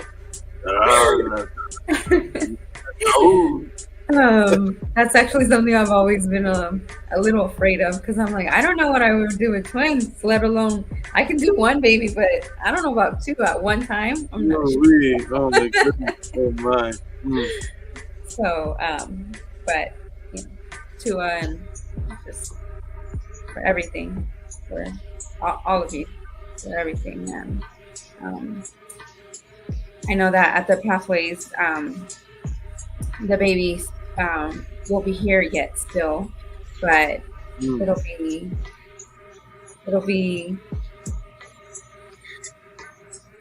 an experience to have her feel everyone's energy there. So I'm excited and looking forward to that. And hopefully when the baby is finally here, she can meet all of you. So we'll have to plan that. So to everybody, I hope you guys have great rest and the Utesh, and just for everything. I appreciate all of you. Nini beautiful, beautiful words of appreciation. You already are a good mother, but you're gonna be a new kind of mother now. You're gonna be a new kind of good mother. You're gonna bring out a new mother that's all your energy and Primordial's energy. It's gonna be. I look forward to hearing how this all the new experiences with this type of frequency around you and no matrix involved. It's going to be a beautiful experience to have a baby with no matrix involved. Have the baby, you're going to be nursing in the background, watching the pod class, and the baby's going to be absorbing the information. That's the first thing the baby's going to be hearing is pod classes, and it's going to be a beautiful situation. I look forward to watching and hearing about it step by step. And wonderful. Thank you for your great work. Actually, I'm checking the. What is Nook for Nook? What? Yes. Let's go. Okay, we're about to put those glasses on the House of a 10. That's about to be the new the new House of a 10 glasses. I don't know what insect. It looks like another creature. It looks like an alien. Primordial is here? What? Wait. What? This is too much. I'm getting. I must be sleeping already. I don't know what's happening. I don't know what's going on. Nook for Nook looks like the comedic Ant-Man. Primordial's Annie. I'm in the Upesh. Something's happening. Shout out to everybody. I see some new donations coming in. That's a new background. I don't know what's going on. I see some new support came in from Gabriela. Appreciate you. Annie and Nook for Nook are overloading my senses right now. Shout out. I definitely wear those. Are you coming to the pathways, Nook for Nook? You coming again? Of course, Saba. These are the HERU sunglasses. I have no idea how you're seeing through that. That's a miracle, amazing. I don't know where your eyeball is. You're seeing through your third eye, but that is amazing. Shout out to Nook for Nook. We're gonna somehow incorporate those glasses in somewhere. We have some new donations that came in, everybody. I thought the class was over, but I see wait. Robert Williams, is this did I read this already? Hold on 1 second, everybody. You all talk for 1 moment. I'm gonna come off the screen for just a moment. I wanna see something. Hold on a second. Nook Pooh, where you get them from, bro? You made those? Of course. I got these from the Upesh. Those are fire. I love it. Are they sleep glasses? These are sneak glasses. I love it. Yeah, HERU really works. I need was showing us how to use the program, so they was putting each other on the screen. So I had to delete everything. I was trying to get on. I was getting so frustrated. I'm like, oh, I deleted Streamlabs, StreamYard. I delete everything. I need a Chroma key. You're gonna have to give me the links again. I done deleted the emails. Oh man, it was a lot. And then it was just a simple fix because something was using the camera. I didn't know what it was, but we'll figure it out. I was coming up here. I'm like, I'm not using my phone because my sound effects are not gonna work. But yeah, we'll figure it out. I deleted OBS. I deleted everything, honey. Reset my computer twice. What's going on? That's okay. Did you say somebody was they were putting each other on the screen? There's a lag. I said Ani was teaching us. We had an almost 2-hour class. Ani was teaching us how to use the programs, and they were him and Primordial was doing that to each other, was putting each other on the screen, right?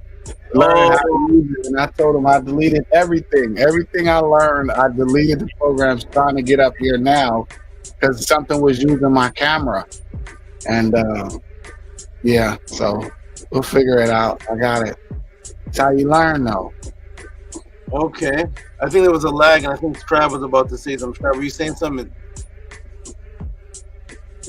Yes, I was going to tell him that we're going to have another OBS class this coming up week to prepare for next Sunday. Okay, so the other stuff you taught us, we don't need it then. I deleted it. You still need it. You still need it. We're just going to apply it to something else. Okay. All right. So I got to install that. And whatever I deleted actually wasn't the problem. The problem is still here. I just needed to change one thing. So.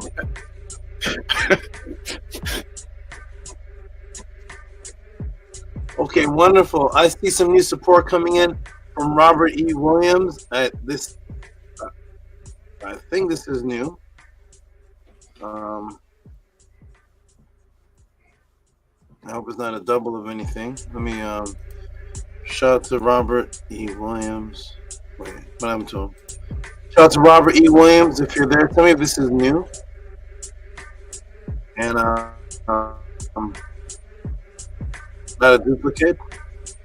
It keeps disappearing. Let me see if we get one more time. Here we go. It looks like one of the messages I already read, but it may be maybe a new one. Let's see.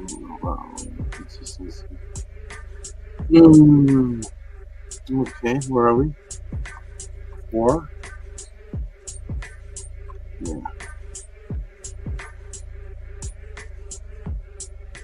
Okay, I think I can get it now. Thank you, Robert E. Williams, for giving the last minute donation support. I think Gabriella's in here too. Okay. Shout out to Robert E. Williams. We'll get look, could you read that for me, please, brother? Are you on your phone? Yes, SABA, I can read it. I'm on my phone, but I can read it. It says, this is from Robert E. Williams Jr. 4444. Consistency, support the HOA, House of Atton. Tua. Give him some. Oh, Tua to you. Thank you, Nukuna, for reading that. Give him some big noise, please.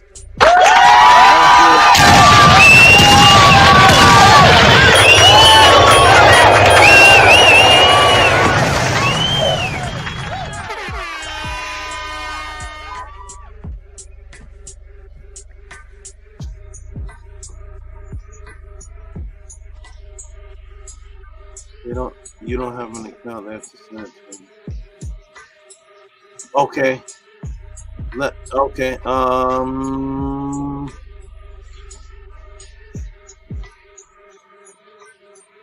Let me see. What's his name? Haitian. Come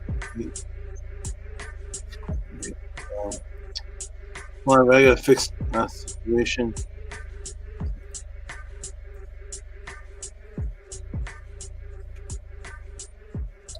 I see. Gabriela, did you send something new? Yeah. Well, it's for it's a question, a build up and breakdown. So yes. Okay. Let me fix one thing here. There's a support that's trying to come through, but there's a correction needs to be made.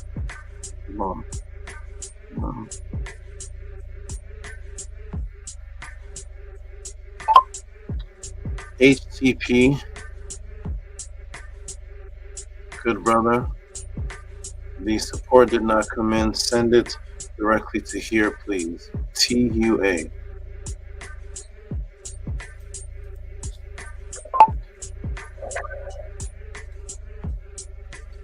Let me fix this, and I got Gabriela's. This one's not coming through. But it should be fixed now. Fixed by the morning. Okay. Thank you, TD, for that great secretary work. We'll get that fixed. I sent the message out. Okay. And here is the last donation of the night, support of the night.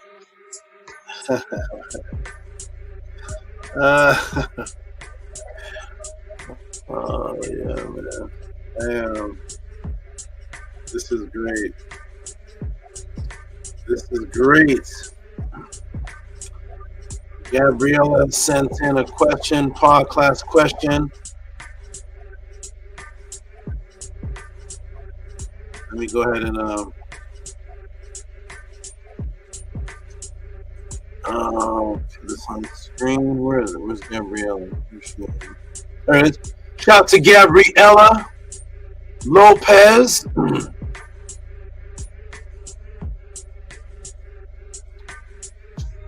Who sent in this question, and I'm going to ask her. Well, first she's going to read this, and then I'm going to ask her a question.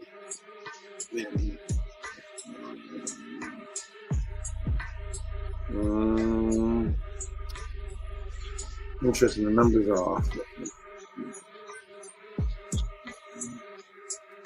From Og 24. Thank you. from Q4. Okay, shout out to Gabriel Lopez. I'm gonna go ahead and show this on the screen, give some big noise, and then she's gonna go ahead and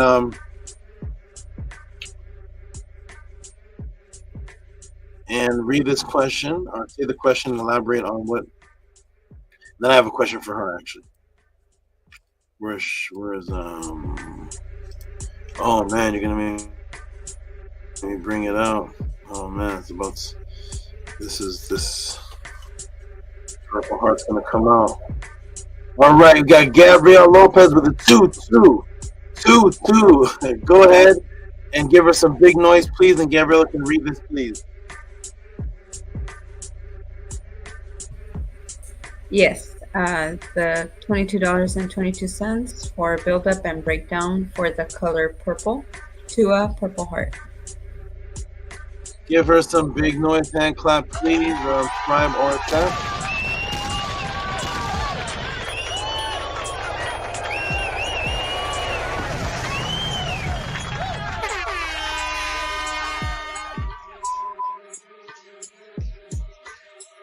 Okay, Gabriella, now here's my question. You had sent me an email, said you had a question, but you're trying to word it properly. That's not this, is it? No, you didn't have to word this. No, it's too easy to word. No. Okay, yeah. And then I'll have another one as well from my daughter. We were watching a movie yesterday, and she was asking me a few questions about the Mayan culture. And I said, you know what? I don't have those answers, but I know somebody who might have better answers than I do. So she was like, okay, so I can just write down all my questions and they'll get answered. And I said, yes, they sure will. And what's her age range? What's her age, like maturity level and age range? What kind of level of comprehension? She's gonna be 13 this year, and yeah, so she's pretty mature. She's pretty responsible. Like, she's a version of me. Okay. At a really young age. Okay, yeah, that's okay. 13 is okay. She'll comprehend everything that I say. Okay, I thought you were gonna say like 7 or something. Podcast for 7-year-old, but okay, 13. She's a comprehension level. Awesome, thank you.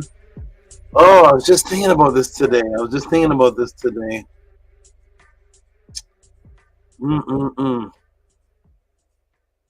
Okay, this is gonna be interesting. Thank you, Gabriella, for the 2222 color purple. I think that is it for the night.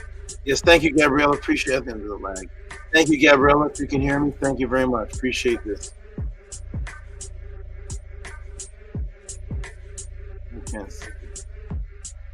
Okay. All right, everybody. I think that's it. I'm going to refresh the page again. Is that it?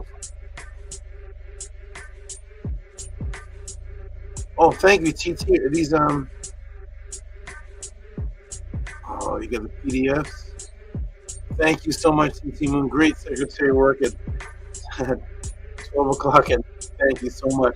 All right, everybody, we've got our closeouts. Now we're going to do the affirmation with a tap, and we are going to close this beautiful podcast experience out.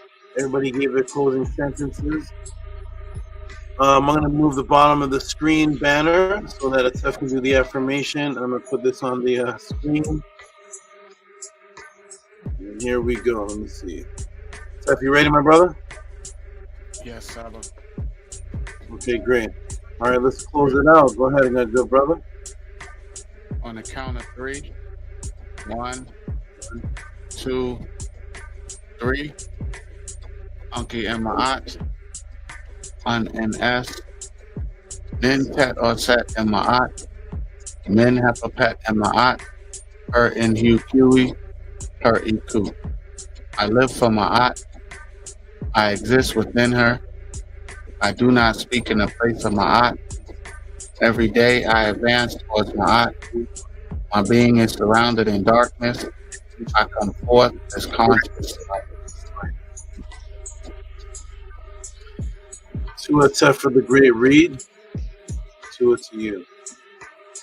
Nani up, great Saba.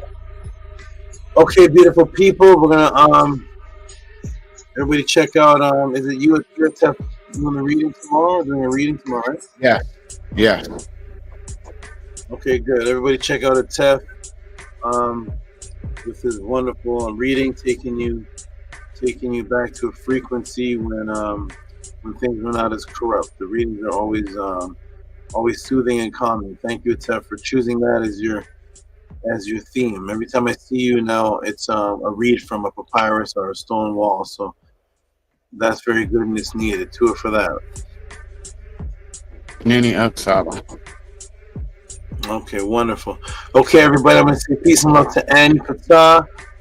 Peace and love to Anu and two. Peace and love to Nuku, Tefrem Kim Ma'at,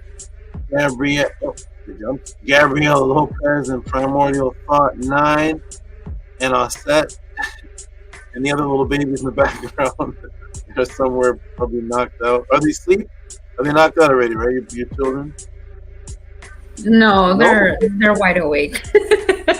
They have energy for days. They can stay up till like 4 in the morning and then wake up at like 8. Oh wow! We need some of that energy over here. Yes, I told them I wish I had that. Shout out to the energetic children that are up at 4 in the morning and then up again at 8. Okay, peace and love, Gabriel Lopez. We'll be talking soon. It's approaching the beginning of September, so we'll be talking soon. Peace and love to you, Primordial, as well. And Atefrem Kema'a, peace and love to you. See you in the chat. I'm gonna go ahead and close out. Here we go, everybody. Wonderful, beautiful podcast again. What a great experience, what a great phenomenon. The beautiful questions that are asked are what render the spark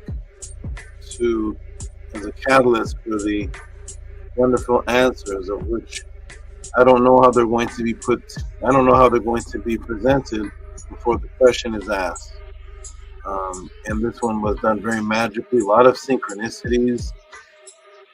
Nadia Setmer with the synchronicities, Gabriel Lopez and the child's name and all type of beautiful things. This is the first time such an elaborate teaching on a set has ever been done that I've seen that I've ever seen or heard of before directly from the records, and as an example of what women can do today in their current conscious state of relationship wise.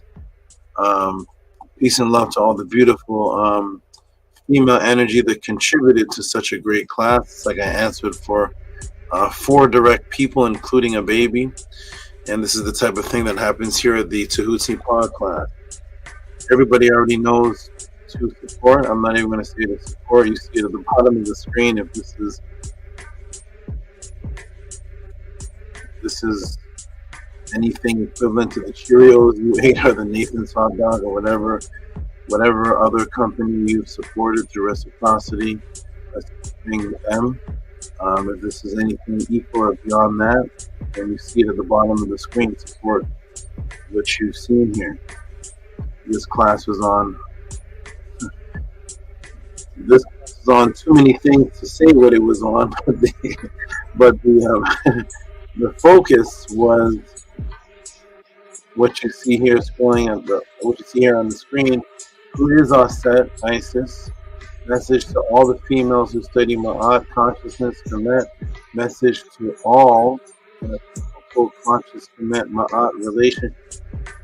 Echoed females, echoed Natur support the Tutsi podcast with live questions and reciprocity. So many things we learned today can't even be summarized. But for those who got what they received from this beautiful class, I'm glad that you appreciated what it took to put together something like this, or this, because there's nothing like this. What it took to put this together, and because the class was based on a set, of the ancient times and the Auset of the unborn child, next upcoming Auset that's coming in a few months from Gabriela Lopez. The class is on both Auset and her as a potential upcoming echoed imbuement of an Auset. This had to be a master class with both my animals that represent Auset, which is Seket, the great weaver. Now you know how Auset was described as giving her healing, enchantment, chest powers, and it was described as weaving. The Seket, which is the ancient word for the weaver, the spider, the weaver, the spindler, her and Tet, weaving together things to create a magical garment of healing around the body, which is the weaving ability of the Seket, and this is her name, Seket, that you see on the screen right here. And Renanet's Auset's, which is the cobra. This is the emblem that represents the actual femininity.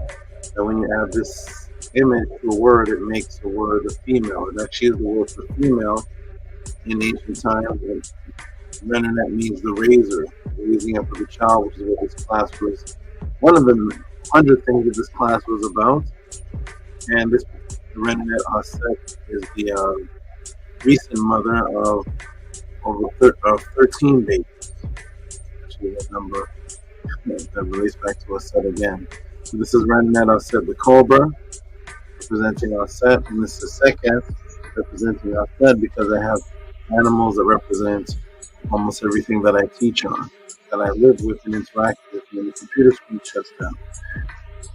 Peace and love, everybody. You all have been great. You all have participated in the phenomenon of the House of the Ten, the ancient Tehuti teachings of the ETYMOLOGY. I'm glad everybody truly appreciates this ride, because in the future, when all this is said and done, the archaeologists come back to study us, all they will see is